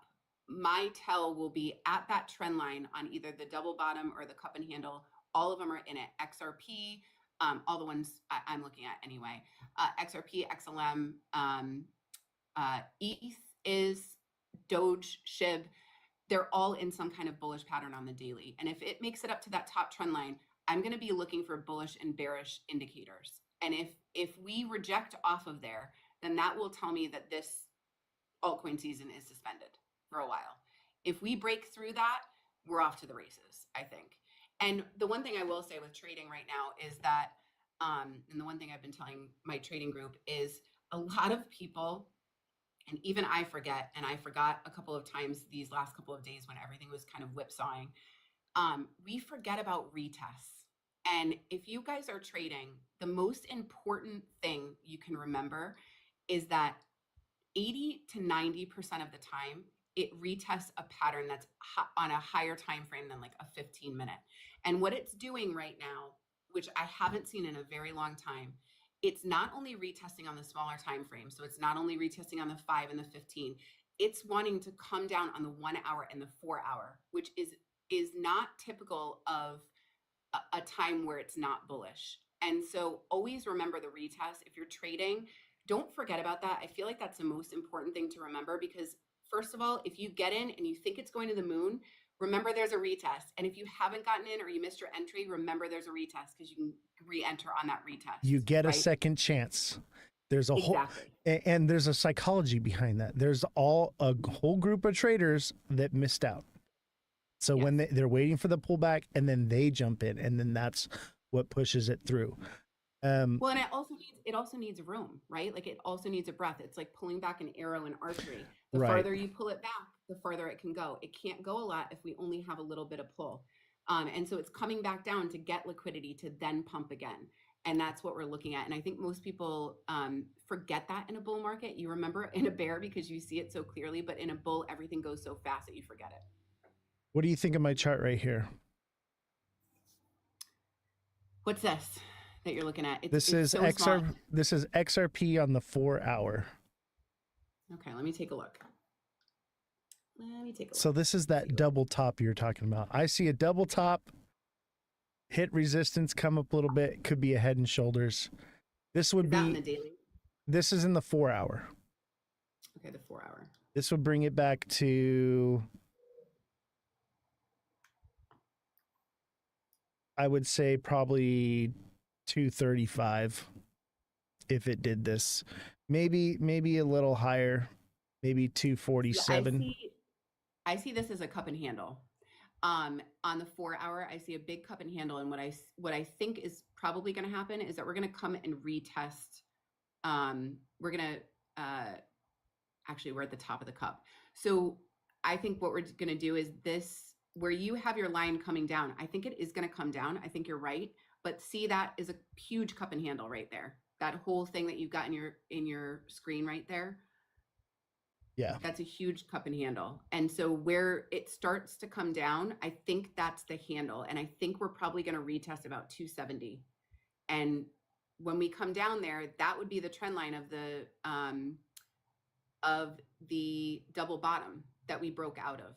And so that would make sense. And that's confluence that the handle is coming down half the way of the cup and handle. It's also retesting that double bottom. And that to me would be the jump off point. Yeah, this that spot I'm saying 275, but yeah, 270. I see what you're saying. I think that if we do not flag right here and take off again, it's coming back to 270. I 100% agree with you. I don't think it does though. I think it's going to flag right here. I think this is what I see right here. I see a cup. I see a handle. And then the next push, I'm thinking 440, 450. It could, like, that looks like a bear flag on the, I mean, a bull flag on the daily, right? So I always tell my trading group, And the 4 hour. Look at the 4 hour right there. yeah. That's So it does look like it on the 4 hour. I always tell my trading group, you go to whichever time frame looks the clearest, makes the pattern look the clearest, right? So on the 4 hour, it looks good, but it still looks a little wonky. But on the daily, if you go to the daily, it looks like a straight up pull, and the flag is starting. And so when I play a time frame, when I play a pattern, I play on the time frame that it looks the absolute clearest, which would be for me the daily. right. And that gives you a little bit of pause. And based on the time frame, we'll tell, or so like if you're in the 1 day, it's going to tell you what's happening in the upcoming week or weeks. Right. And in the 1 hour, it's going to tell you what's coming in the upcoming day or days. So, yeah. And that can change too. Like, one of the things that I'm watching, and I don't use a lot of indicators on my chart, but one of the things that I do use is I use the simple moving average and the smooth moving average. And in this time right now, it is respecting that average to a T, right? These alts are, when they're above it, they're respecting it. As soon as they fall below, both of them, they're most likely going to have a pullback. And so for me, on the daily, the smooth moving average and the simple actually have to come up to somewhat touch price action before that bull flag can take off. And so that tells me that we've got a little bit, because right now the SMA is actually at the bottom of the pole of the bull flag, and that to take off needs to somehow touch the simple moving average at some point to actually take off. Is right. my thought. That's how I trade. And basically, ladies and gentlemen, a bull flag is a descending channel on a pole. All right. Yeah. So this descending channel really says that it's only going to go up to about 360, and that's where it's going to retest. And if it breaks that, then it's that big move up from there. If not, it double tops right there and it comes down. You have 360, so I'm looking at 382. If it breaks out of this bull flag on the daily, and depending on where it breaks out, like, it would have to go quite a bit lower, but I'm looking at 382 as a target on the daily. Yeah, I honestly, I don't think it double tops here and comes back down. Ladies and gentlemen, you know what? Green light's on, okay? This thing's going to take off, all right? But, there is that possibility it hits resistance where it already topped at. 350 is a psychological zone. But the fact that the bull flag is like right in the middle at 350 tells me that it's going to take off. That's a bit of an indication. You know what I mean? I think we have to watch I think we have to watch Bitcoin. Like, XRP may be a sole runner, right? However, if Bitcoin does take off and pulls some alts down and bleeds, I think that's where this bull flag could fall through. Like, I'm looking at it right now, and one of my indicators of taking a trade is when a candle decisively opens above or below the SMA. And right now, XRP is opening a 4-hour candle decisively under the SMA.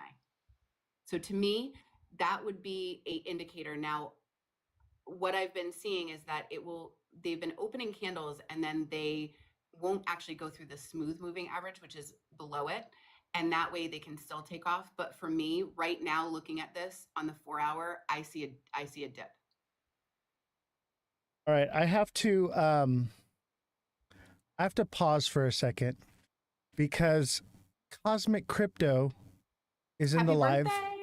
And so we're going to sing the birthday song. Oh my God. About the future of renewable. Hold on. We're going to sing the birthday song to Cosmic. So everybody, here's the birthday song.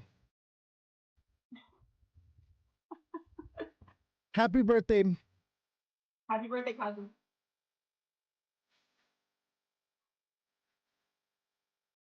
This is the birthday song. You know what song this is, right? It's a bedtime birthday song.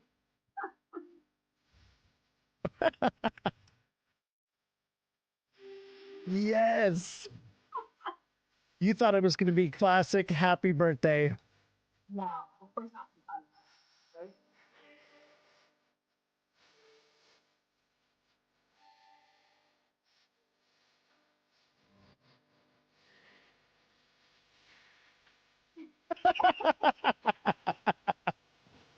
I typically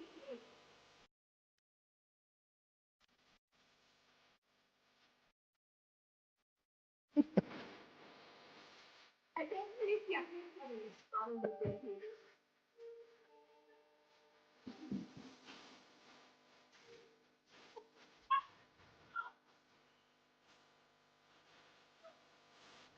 Yes, happy birthday. it's the best day of the year. I thought he was going to hear that. You know, I almost But put I on. hope he's getting a good present. Yeah. You know? Oh, I hope he gets that song for his present. Yeah. There we go. Yeah. I know. I thought it was. I was wondering what song you were playing for a second there, because for me, like, I know that song, but I don't know the beginning of it. I came this close to doing the classic happy birthday, and Yes. I had it pulled up already, and then that's why it had the commercial right in the under it? beginning, because instantly it came to my mind and I was like, I've got the wrong song up here. I was like, this is all wrong. Yeah. You corrected it though. Yes. That was good. You corrected it. You're Yes. Hopefully you enjoyed that chat. Hopefully you enjoyed that. Pineapples in the chat for Cosmic and Bullish. No, yeah, the pineapples are for me. I think the pineapples, the pineapples are a thing apparently. So thank you for the pineapple. Well, they're doing it to me and Jesse now, because Jesse's they? on the The show. pineapples? Yes. I'm yeah. egging it on though. I'm not gonna lie. I'm egging it on. You have to. You have to. If you can't beat them, join them. Right. So, you know. Pineapples, baby. Yep. I'm all about the pineapple. I'm telling you right now, Jesse. ever since the pineapple thing, Jesse's like, don't even come close to me. Don't touch me. Don't look at me. I know. I love when Jake, he always drops them for me. So he comes in and gives me 18 lines, and I'll take them. They want a glass pineapple in my background. Redrum says, turn those pineapples upside down. Somebody came in the chat and they missed out on like the whole inside joke between me and Jesse and the pineapples. And she goes, what are the pineapples for? And I was like, supply chain shortages in case we need toilet paper. It doesn't mean swingers, right? It's toilet paper. Yeah, toilet paper. There we go. I know. I don't know. I don't know how I was associated with them, but it's there and it's sticking, I think. So I don't understand how they could the whole swinger thing and pineapples, because when I think of swingers and I think of a bad rash is what I think. Know. Do they like fruits? Like I don't know where that came in. I'm not sure. I don't understand it too. I don't get it. I'd like to talk to the person that did that. Yeah, you know? if you're a swinger, DM me. No, wait, hold on. Let me reel that one in. You know what? If just you did know what the- I usually do on my lives. Yeah. If you know the answer to that question, or you're you're a swinger, DM me. He's not giving out trading tips anymore, folks. No. Oh my God, that came out so wrong. Okay. Just take it back. You Open can't 'cause mouth, it's on live. insert We'll just foot. roll with it. Yeah, I got you. Alexa I do it with all the the time. wink. Oh my God. Alexa, I had the twisty mustache and she's just like, oh, hey, you looking cute. I'm like, oh my God. Oh my God. Well, see, things happen in these lives. You never know what's going to happen. You just roll with it. I know, It is right? what it is. And so I just went on business, on a business trip. I actually, Do you do this full time? Like, what do you do full time? this is what I do. I do this show, and then we have this new product, Beer Gator. Cool. This is our affiliate program, I guess. That cool. It's still in the works. Still working on the contract or whatever. but I went down. They sent me on vacation, played golf, and charged a bunch of food to the room. Thank you for all the gifts and hospitality. Amazing. Now, when you go out and get these sponsors, are they for the show? The sponsors are for the show, and you go out and get them. Is that what you do? Okay, so one of the viewers owns this business and reached out to me, and he's been trying to get me to do this for a while, and I'm just so busy. And then finally he's like, all right, dude, I'm booking you a vacation and all this stuff. Get down here. And I was like, all right, fine, I will be there. And it's actually a really great product. It's not available to the public yet. It's on Indigo. So it's in the works, right? But They're I have... They're crowdfunding it? Is that what they're doing? They're crowdfunding Well, it? yes, we're crowdfunding it. And like you can go on to beergator.com and you can and find it on Indigo, and you can give towards getting it going. But it's pretty much in production right now. But I'm an engineer, so I'm working with him to make add-ons for the project and things like that. So I have actually some ideas, and I was telling him about it. He was like, dude, that's a great idea. Let's make it. Let's do it. So really awesome guy. Got to hang out and got to go play some golf and smoke cigars and pretend like I was cool for a day or two. So There we go. We all need that once in a while. But yeah, I do this full time. I'm retired. My goal here is to get as famous as possible, so that way when I spill the beans, they can't off me. Well, I think you might be on your way there, Oz. I think we're As doing. famous as There's 80 people watching right now. I'd like to get as famous as possible, but I don't know what that entails. Hey, MVP. Yeah, I don't know. Like, that's the thing is, like, I actually came on TikTok originally because I was on Twitter for a really long time, and I actually have a project on my own that most people don't know about because I don't talk about it here, but it's charity project. And our year anniversary was yesterday, actually. So we've been launched for a year and doing well. And so Wait, you have a charity? Yeah. So I have a crypto project. It's called Base Sharon. And we are partnered with a very big mega YouTuber called Steven Shapiro, which you probably know of him. He does prank videos, but he does those giving back videos where he goes in and tips a waitress like $500, right? I know who he is. And so I will tell this story because it's funny, and most of you guys know me, but don't know this story. So my husband and I, what we do is with our salary, we have a giving account, and so our salary goes into the normal account, and then we take 10% and we put it in a giving fund. And that giving fund, instead of giving it to a church or a big foundation, we give it to random people that we know that actually need help. Nice. And so that's always been like a passion of mine. You know, if a friend of a friend can't make rent, that comes out of that giving account. And so when my business partner and I started this, I said, you know, it would be great to have something that is memeified, which it is. It's the girl version of Brett, but something that actually gives back. So how it works is we have a tax on our coin. That tax gets put into a charity account. That charity account gets, when it hits a certain amount, gets moved over to Steven Shapiro, and he actually gives it out on his giving videos. He has 4.5 million followers on TikTok. I absolutely love that. He gives it out. Thank you. Absolutely. And so then he tags us back. So we're on his Instagram and his TikTok story once a week. And he gives it out, and we sponsor those videos. And so I know we've been out for a year. I don't talk about it a lot because I don't like shilling it, but I do think it's an interesting project. And like I said, we've been kicking for a year. Where do we find it? So I want to give.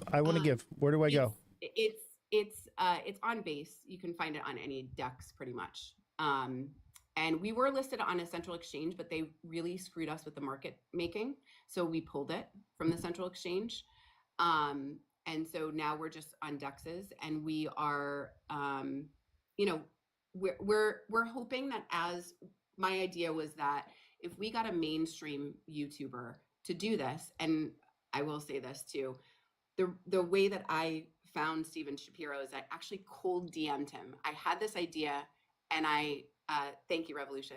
I had this idea, and I cold DM'd Steven Shapiro, and I said, I have this idea. I don't know if you're into crypto, but I'm wondering if you would be willing to give out money for us. And he wrote me back within 15 minutes and said, yep, and I'll do it for free.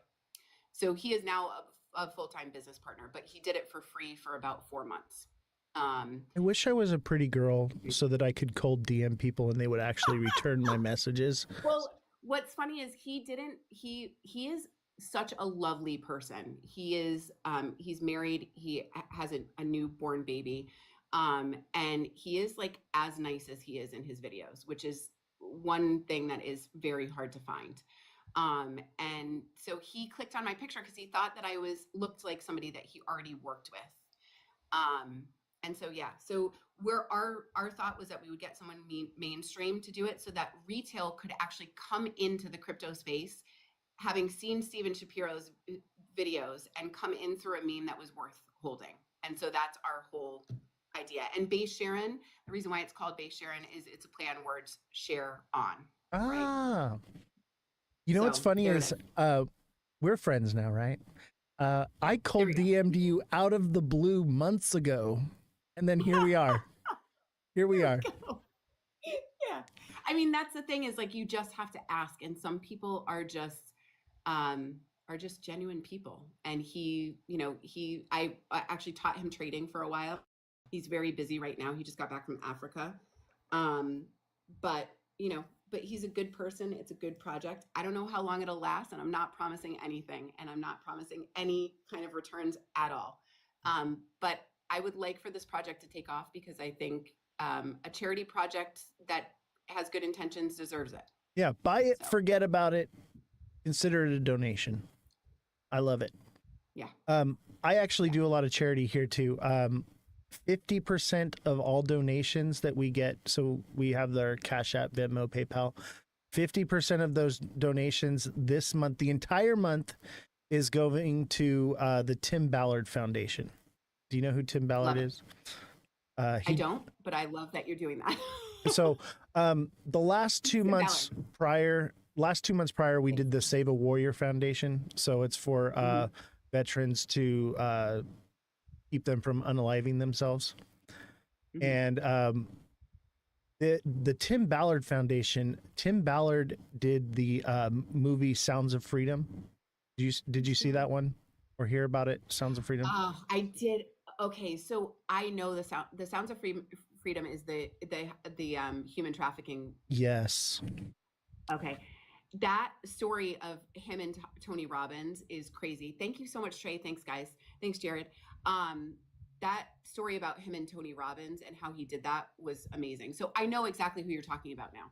Yeah, and I've actually been meaning to do the Tim Ballard Foundation, but we had done the Save a Warrior first, and then we had 4th of July. So we decided to do the Save a Warrior Foundation again.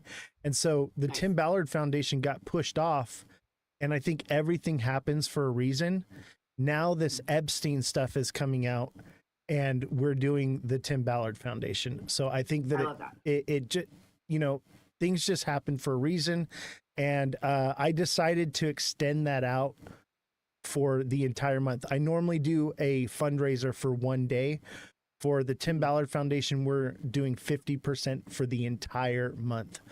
So I love that. Thanks, Trey. Yeah, I love children, and I hate grape and all that kind of stuff. It is horrific. I couldn't watch the movie. I feel like ever since I've had kids, I'm like extremely sensitive to that stuff. I can't watch it. It gives me nightmares forever. So I couldn't watch the movie, but what you could do was that you could donate for somebody else to see the movie when they first released and pre-released the tickets. You could actually buy tickets for somebody else. So I did that. One of my friend's moms told me about that. And so I did that knowing that I wasn't going to be able to watch the movie because it makes me sick to my stomach.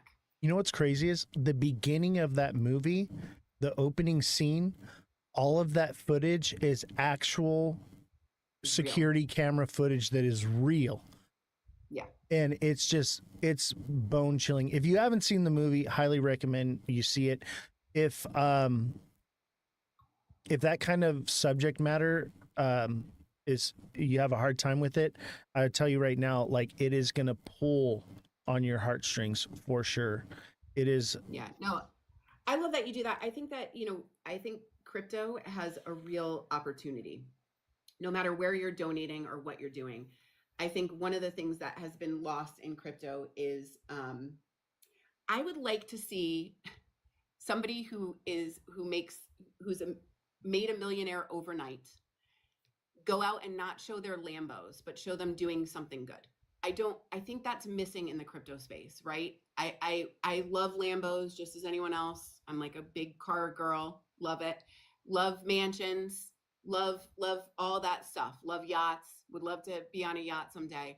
But at the end of the day, like, where are the people showing the good that they're doing with the money that they're making overnight? Where are those people? That's what I'm doing here. Like to see those. That's what I'm doing here right now. I made my money and I quit my job, retired, and now I do this show because I want to help people. Yeah. And that's why I employed the staff here. And so we have Jesse here, we have our IT guy, we have the journalists that work here. It's a small community out here. So I'm going to give food to the homeless from my Lambo. There we go. As long as you're doing something with the Lambo. Yes, 100%. I chose a Corvette, but yes, same thing. Yeah. Yeah. But I think that that's what's missing here. And I think if we could, I think that if there were more people doing that, crypto would be a little bit more realistic for people. Well, that's right? the whole point of this show, is to bring some integrity and honesty to a den of thieves, Yeah. Yeah. And I think it should be like that. And it is a hard place to weed out those people. So, and to see which people are real in this area and which ones are here to benefit from other people. Right. So I appreciate what you're doing. I try, I just want to help people. I want to help them become rich. They want you to live in the pod and eat the bugs. That's what they want. They do. They do. And my husband's coming around, right? He's listened to me talk about crypto for 5 years, 5.5 years, 6 years, maybe. And now I'm like talking about it every day. And you could see, I got home yesterday or the day before, and he was saying to me, like, oh my gosh, this is a big day for you. Like the crypto bills passed. And I was like, oh, so we're finally like watching, watching things and listening. But he is super supportive. And I think now it's funny when you see it click with people that you've talked to for a long time. And I think it's starting to really click. My wife hates when I talk about crypto. I'm not allowed to talk about it. I can't go to family functions and talk about it. It's all I ever talk about. It's just like, we'll go somewhere and she's like, no crypto today. One whole day without crypto doesn't happen. I end up talking about it anyway. But at the same time, she's trading now too. She's got her own little thing, so she's like, oh, I can take my money and I can invest it and make it into more money. All right. Why not? Right. Yeah.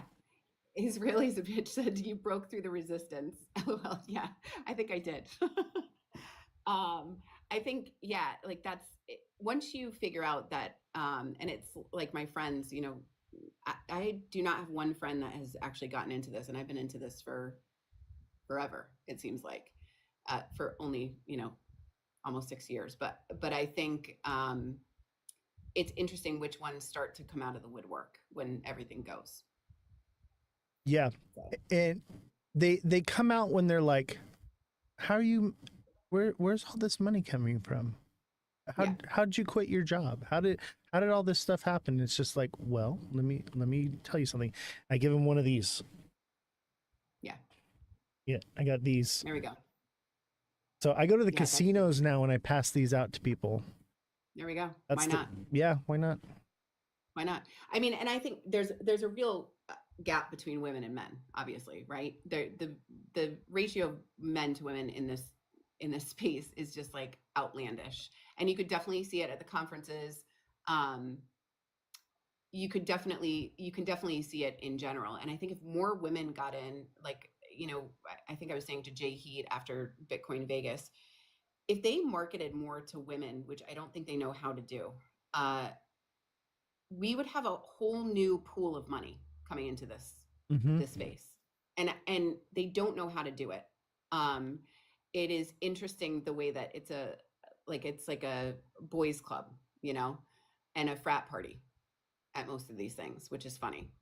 And if they knew maybe to not throw the kind of parties, but maybe tone them down a little bit and make it a little bit more female friendly, I think we would see a lot more females coming into the market. It's funny you say that because my wife's like, "Oh, you're going to another crypto conference? I know you're cheating on me." I'm like, "It's a bunch of dudes, babe." It's a bunch of dudes. I mean, the party, we went to the Brett party in the Hangover mansion, like the mansion from The Hangover. Oh, okay. And it was the Wolf of Wall Street party. Like, that's what it was. I never go to the parties. I go to the meeting and then I go to the hotel room or the jacuzzi and leave me alone. And that's it. Yeah, we went to that, and then a second party the second night, and same thing. I think I'm gonna flub this up because there were more women there than this, but I keep saying, like, I feel like I was one of 5 women in there who were not working the party, that were into crypto. And that is an exaggeration. There were probably a lot more than that, but that's what it was. And so it's just interesting to see that happen, because it's like women deserve to be in this space just as much as men. I agree. And I that's why I reached out to you, because I found Francesca and then I saw that she had like the Queens of Crypto and the Women in Crypto thing going on, and I was like, okay, like I'm gonna reach out to some of these other female creators. I have nothing but female creators like on the list. Crypto Callie is one of them. Just kidding. I'm just giving him a hard time. He's next week. Crypto Callie is like one of my new favorite lives to go into too. Oh. Like, I love his live. And just because he's like so like matter of fact, I go once in a while. I'll like catch one late at night, and it's fun. But yeah, it's great that you. Yeah, Crypto Callie is one of my favorite. But I've been reaching out to more of the women because exactly what you said. There's a whole untapped market of liquidity that can come into this, and so my goal is to reach out to get more women involved. That's why I hired Jessie, a female, to be on the show. And that's why we're building Jessie's platform. And she's actually doing the show. It's her own show, but like we're doing something 7 days a week now. So Wednesdays and Saturdays are my day off, and Jessie's taking over and doing her thing. But my goal is to create a female friendly space in an environment that's dominated by men, because I don't think it should be that way. There should be a place for the girls, so I'll get together and have the girl time stuff. And like, I had seen you, and I love that like Cosmic is helping you grow and everything too. And by the way, your guys' show is my favorite show on TikTok, hands down. When I can't make it all the time because it's a bit early for me because I'm in a different time zone, but it's my favorite show. Thank you. Yeah, we have a good time. I think it's funny how things come together, right? And I think for us, like we also have like a lot of different opinions. We think alike in some ways and don't, and it makes the show fun and interesting, I think. Well, when I found you, you had a lot less followers. You were like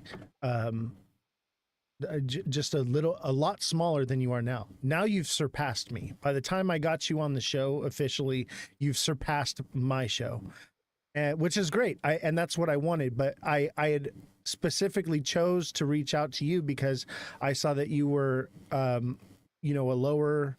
I was in growth mode at that point. Yeah, you were in growth mode. I was in growth mode too.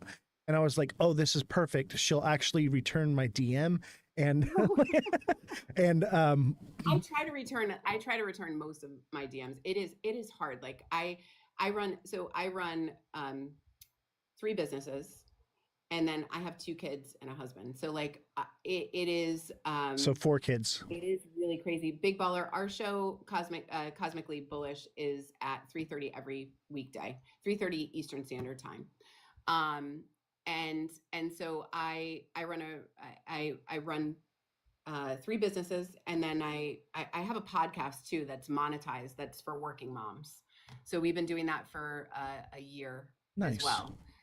That's on TikTok as well, or where's that at? It's actually on Spotify and Apple. Oh. And so it's like an actual podcast, and Look at we've you. been doing it, and it's all different working moms. Some have done TED Talks, run billion-dollar companies. We've had some people from crypto on there as well, but it's all different kinds of working moms and kind of their story to champion them. So it's always hard, like answering everything, but I do try to do that. Bullish Babe doesn't sleep, Cosmic said. I know. I was just reading that too. You're sometimes I sleep. You remind me of myself. That's awesome. And I love that. I love your passion and what you're doing and your philanthropy and everything. Like, and I didn't know all this about you, but I feel like you mirror everything I'm trying to do as well, just on the female spectrum. And then at the same time, you read the charts the same way I do. So.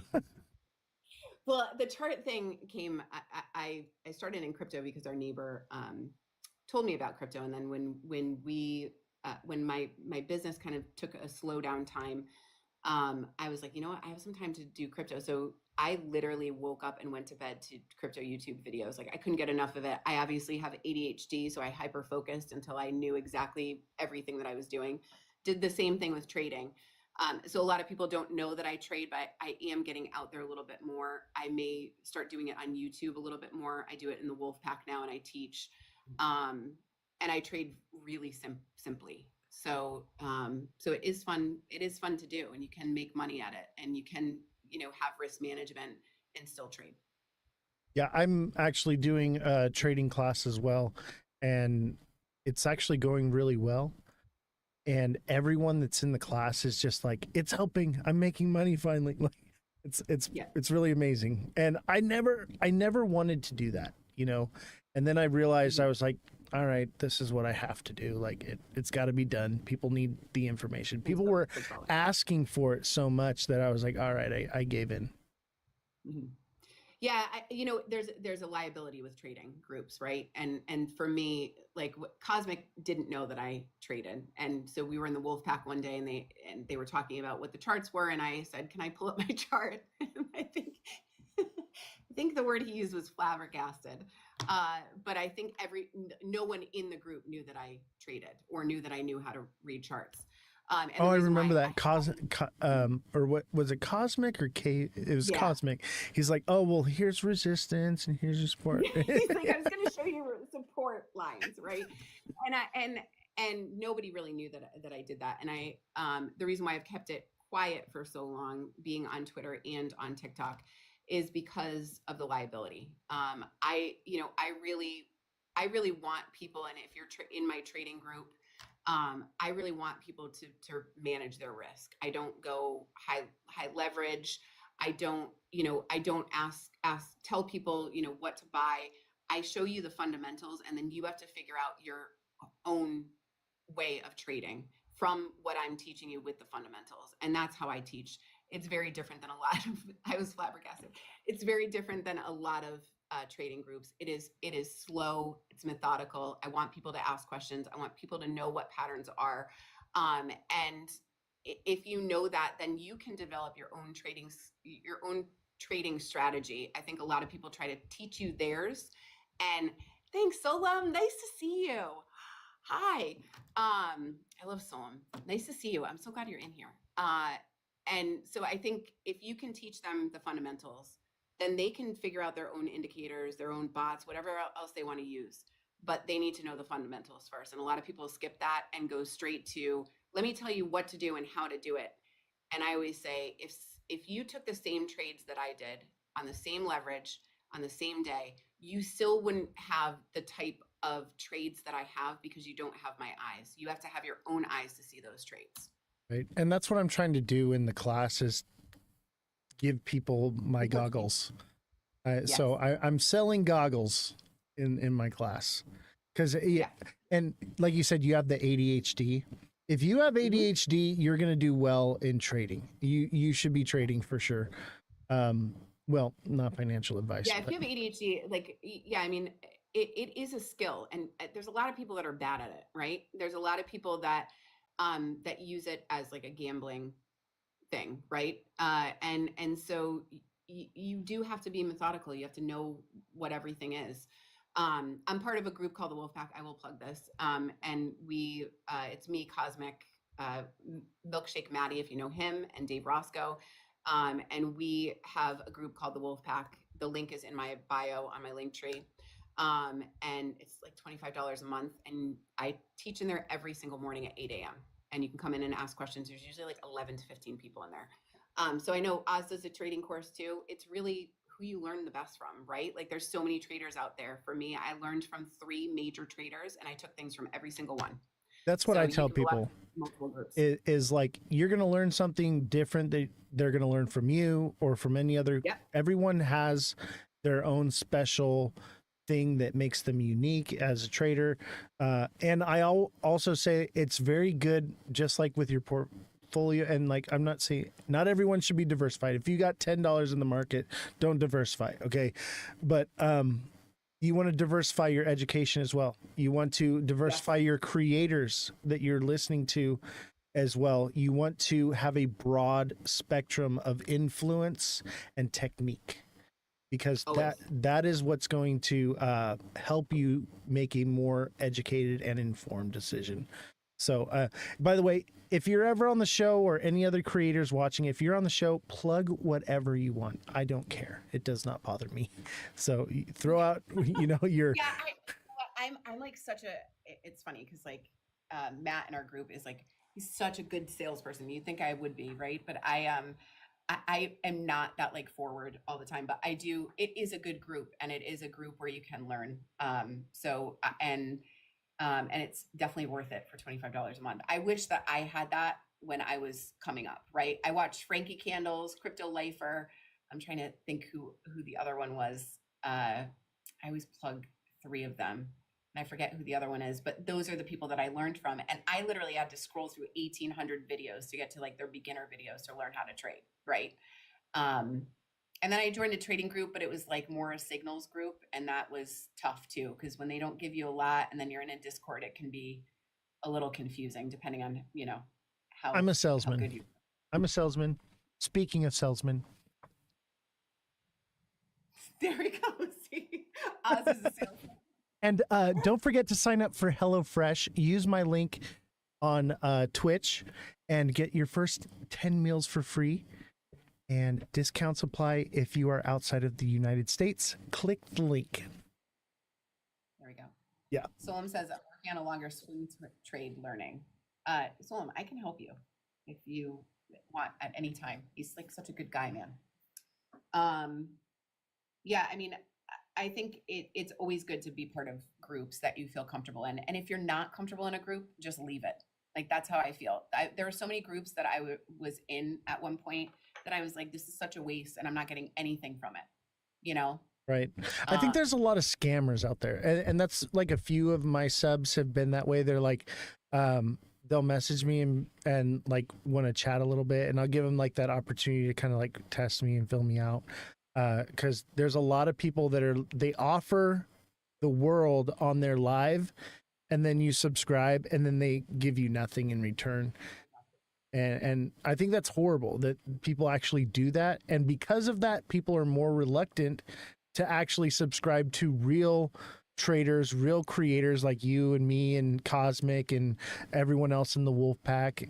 It makes it very difficult for us because there's that trust issue now. Yeah, absolutely. And the scamming in crypto is just off the charts, man.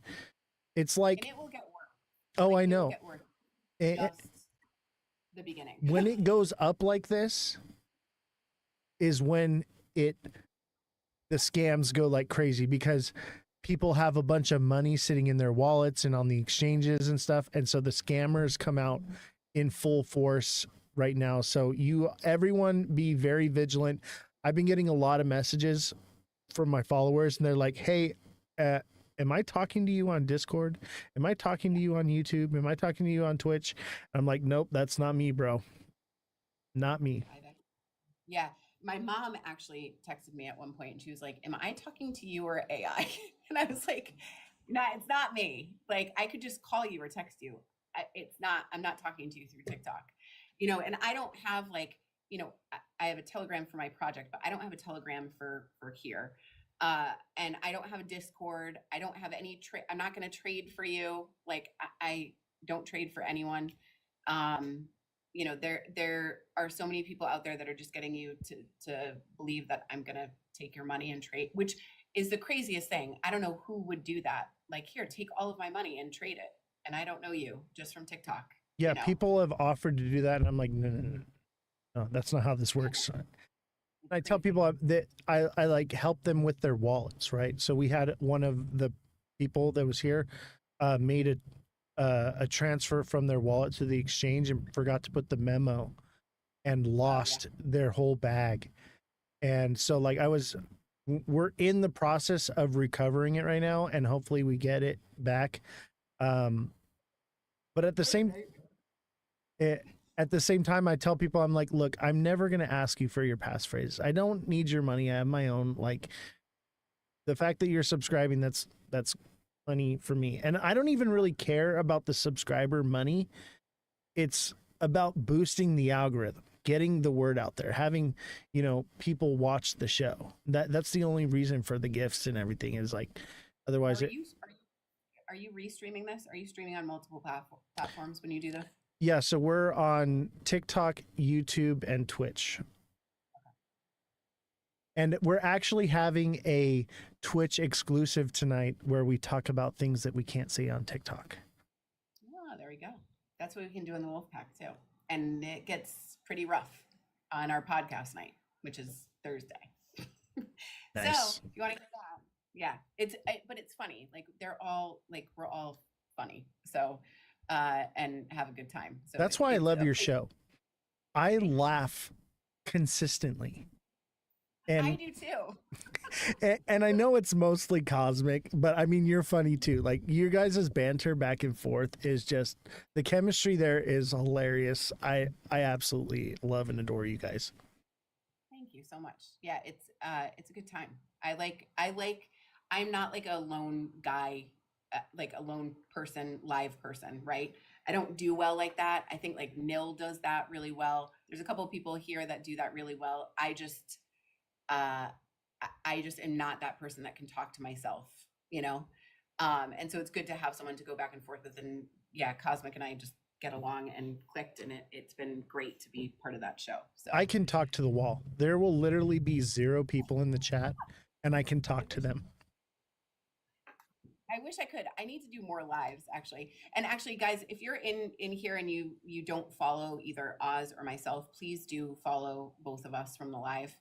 Just because otherwise, we were just talking about copycats and scammers. There are a million out there. So if you don't follow us and you'd like to, not forcing you to, but if you would love to, that would be great. Yeah, I'd love to have you as follow. The only advice I will really give you that is like official advice, don't follow anyone in crypto unless you're on their live and you see them talking in their face. Otherwise, it could potentially not even be them. Yeah.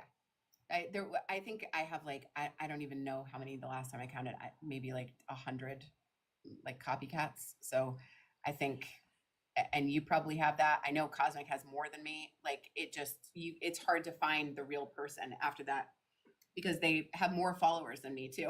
So, right. I didn't have one. 7,000 and they have like, a million followers. And I'm like, how did you just botted the heck out of this? I didn't have any for the longest time. And I was like, why don't they want to be like me? I was like, what am I doing wrong? And then it happened and I'm like, oh, this is a problem. Like, yeah, it's a gift and a curse, mostly a curse, right? How do they get more followers? What are they?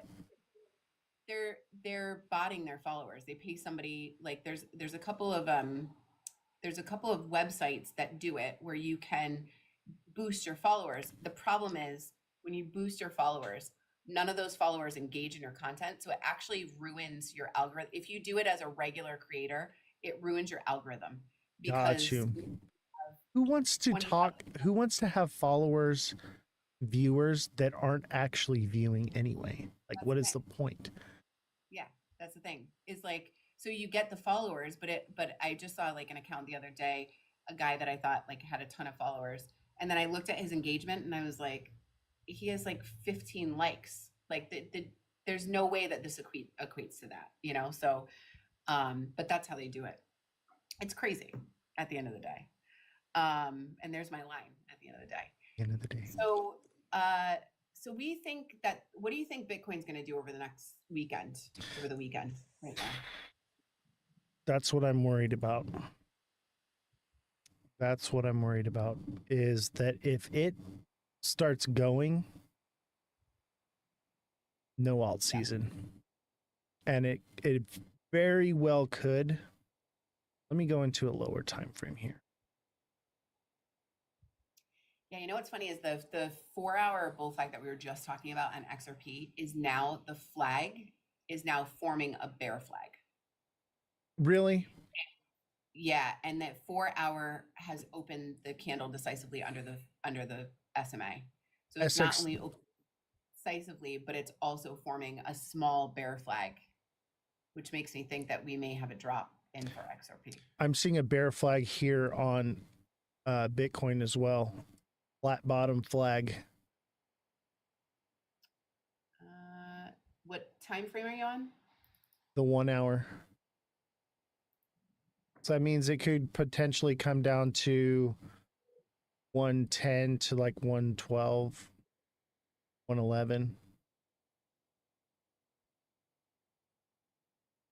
And which isn't a lot. But I'm afraid that if Bitcoin does take off, that's going to screw up the whole alt season thing for us. And I'll tell you this right now, if Bitcoin doesn't crash and altcoin season doesn't happen yet, tariffs on the 1st are going to play a big role. If Bitcoin crashes and we do go full force into alt season, tariffs are going to play no role whatsoever. No one's going to care. Look at the stock market right now. The stock market was like tanking and crypto was just like boom. So there's like a very pronounced bear flag on the 4-hour for Bitcoin. And so for me, I've been looking at that. Obviously the Stokes are pointed up, but the bear flag definitely, and there's tweezer tops, right? So tweezer tops into a bear flag. That to me says that we're probably headed down on Bitcoin, which is funny because I'm seeing that a little bit on XRP.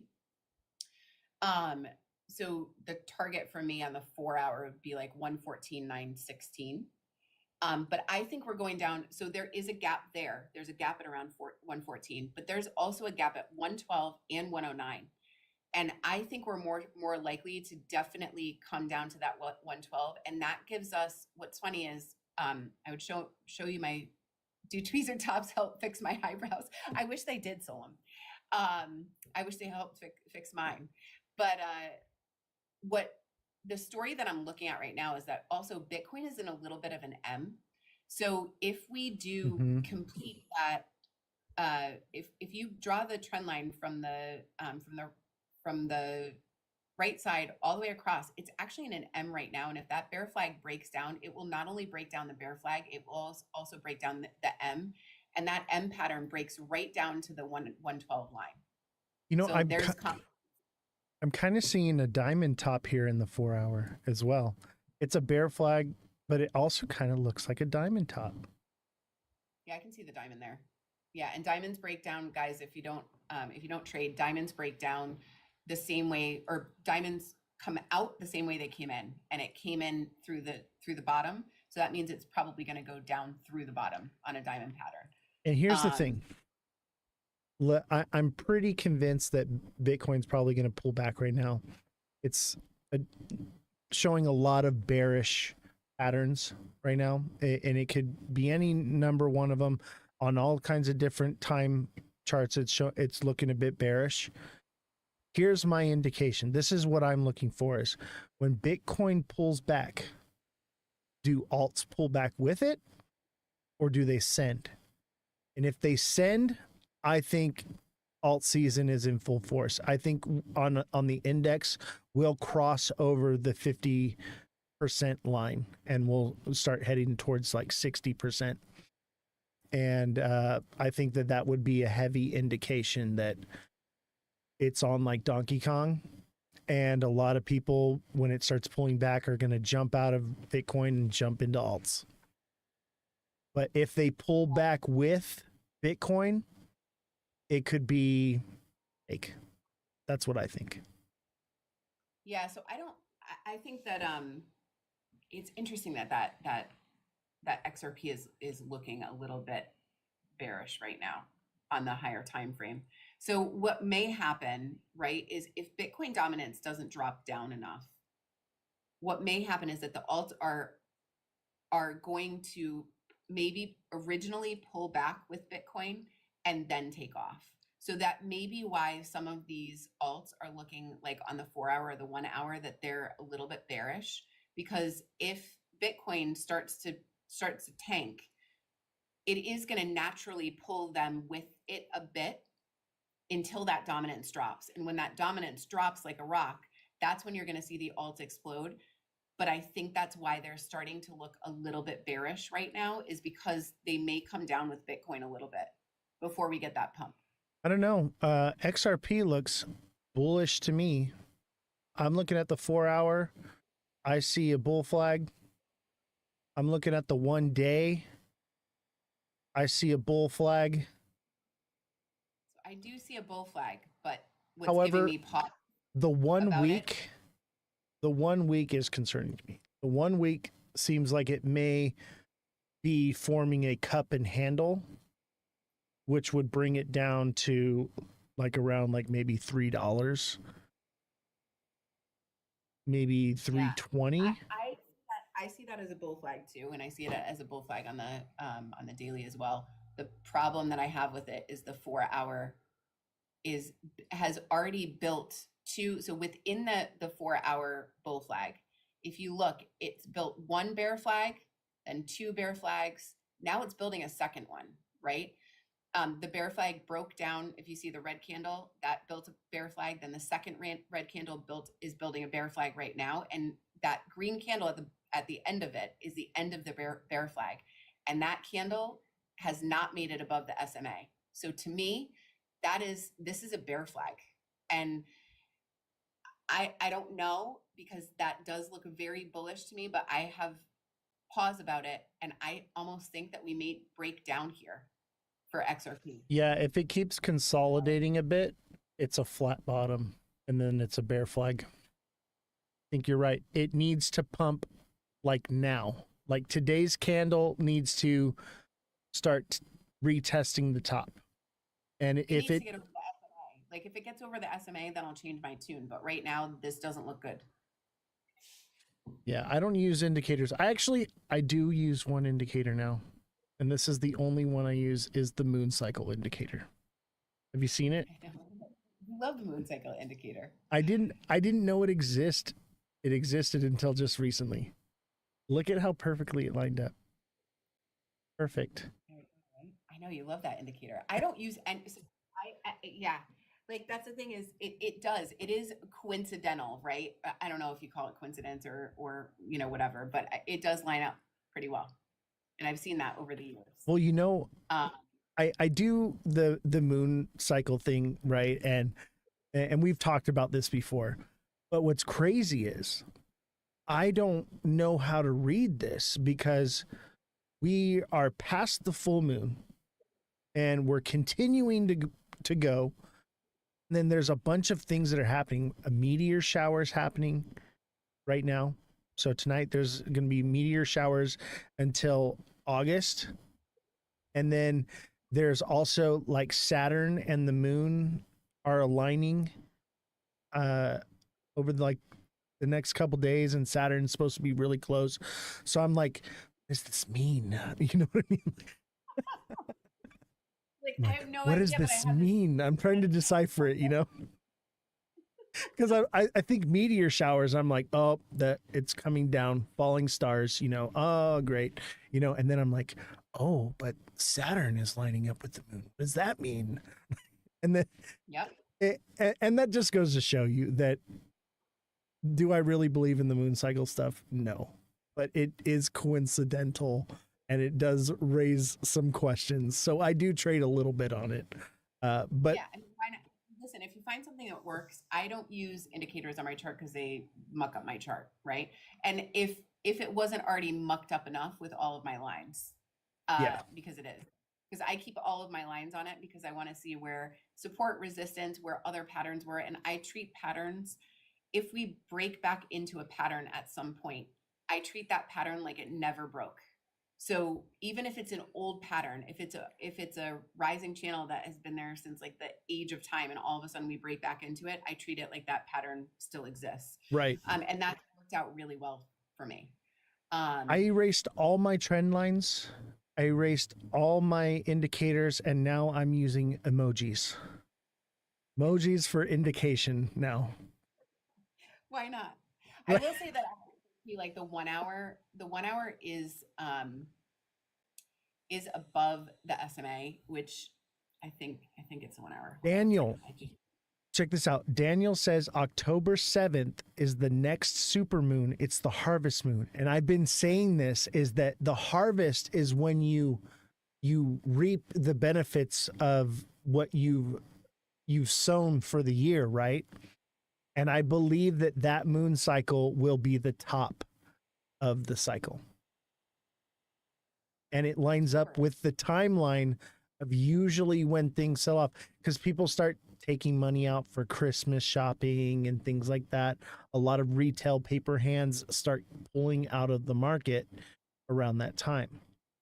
So it does line up. Will it happen? I think the full moon is on the 7th. We should be bearish sometime shortly after that. It could be that day. It could be a few days out. Obviously, it's a bit speculative, but that gives me a timeline of where I think the top of the cycle is because of the harvest moon, right? There we go. You and your moon cycles, Oz. I think it's fun. Okay, this is entertainment here. Why not? Why not? Like if you find something that gives you more confluence, like I'm all about having confluence, as much confluence as you can possibly have, right? And I was just going to say that the 1 hour XRP candle has opened over the SMA. So we could pump, we could dump. That 4 hour is just giving me a little bit of pause, but we'll see what happens. Or we could double top, which would be not great. Like we could double top at the top of that bull flag. On the 4 hour? Yeah. Let me tell you right now, if the 4 hour double tops, it's going to make a head and shoulders. You think we're going to come back down and create another shoulder? Yeah. If it double tops, it's going to do this right here. It'll come up, top right there, come down, consolidate a little bit, and then come back down. And we'll be back at 247. Yeah. I mean, the daily bull flag looks like intact, right? So I don't know. I do see a pullback for Bitcoin, so that makes me think that the alts are going to run. But that 4 hour candle is giving me a little bit of pause on XRP. Well, I'll tell you right now, I've got the green light on. I've got the emojis. The emojis are in full effect. I got the money face on here. Let's put him over the ghost. We have the ghost because the ghost has been there since day one. I used to hand draw the ghost. Did you? Yeah, so the ghost came because I believed that maybe there was a head and shoulders forming on here and that we would go to 163, which we did, and it played out perfectly. but the ghost had been with us all the way since January, and we did that all the way until April. So I was like, all right, we can't get rid of our ghost, but we can give him a new face. So there's our ghost. There's a new face. I like it. Even when I first did the live with the camera, I had a mask, and my wife knitted me a mask with little ghosts on it. So you were wait. So you didn't divulge your face at first, like Crypto Face? No, Crypto because Face. That's the other guy that I learned from. There we go. See, I knew I was going to remember him. it's not that I didn't divulge my face. I wanted to do a face reveal because I had originally started the show as my camera pointed at my tablet. I don't know if you saw the live while I was gone. While I was on vacation, we went old school style where I had my phone pointed at the tablet, and that was the live, right? Because that's how this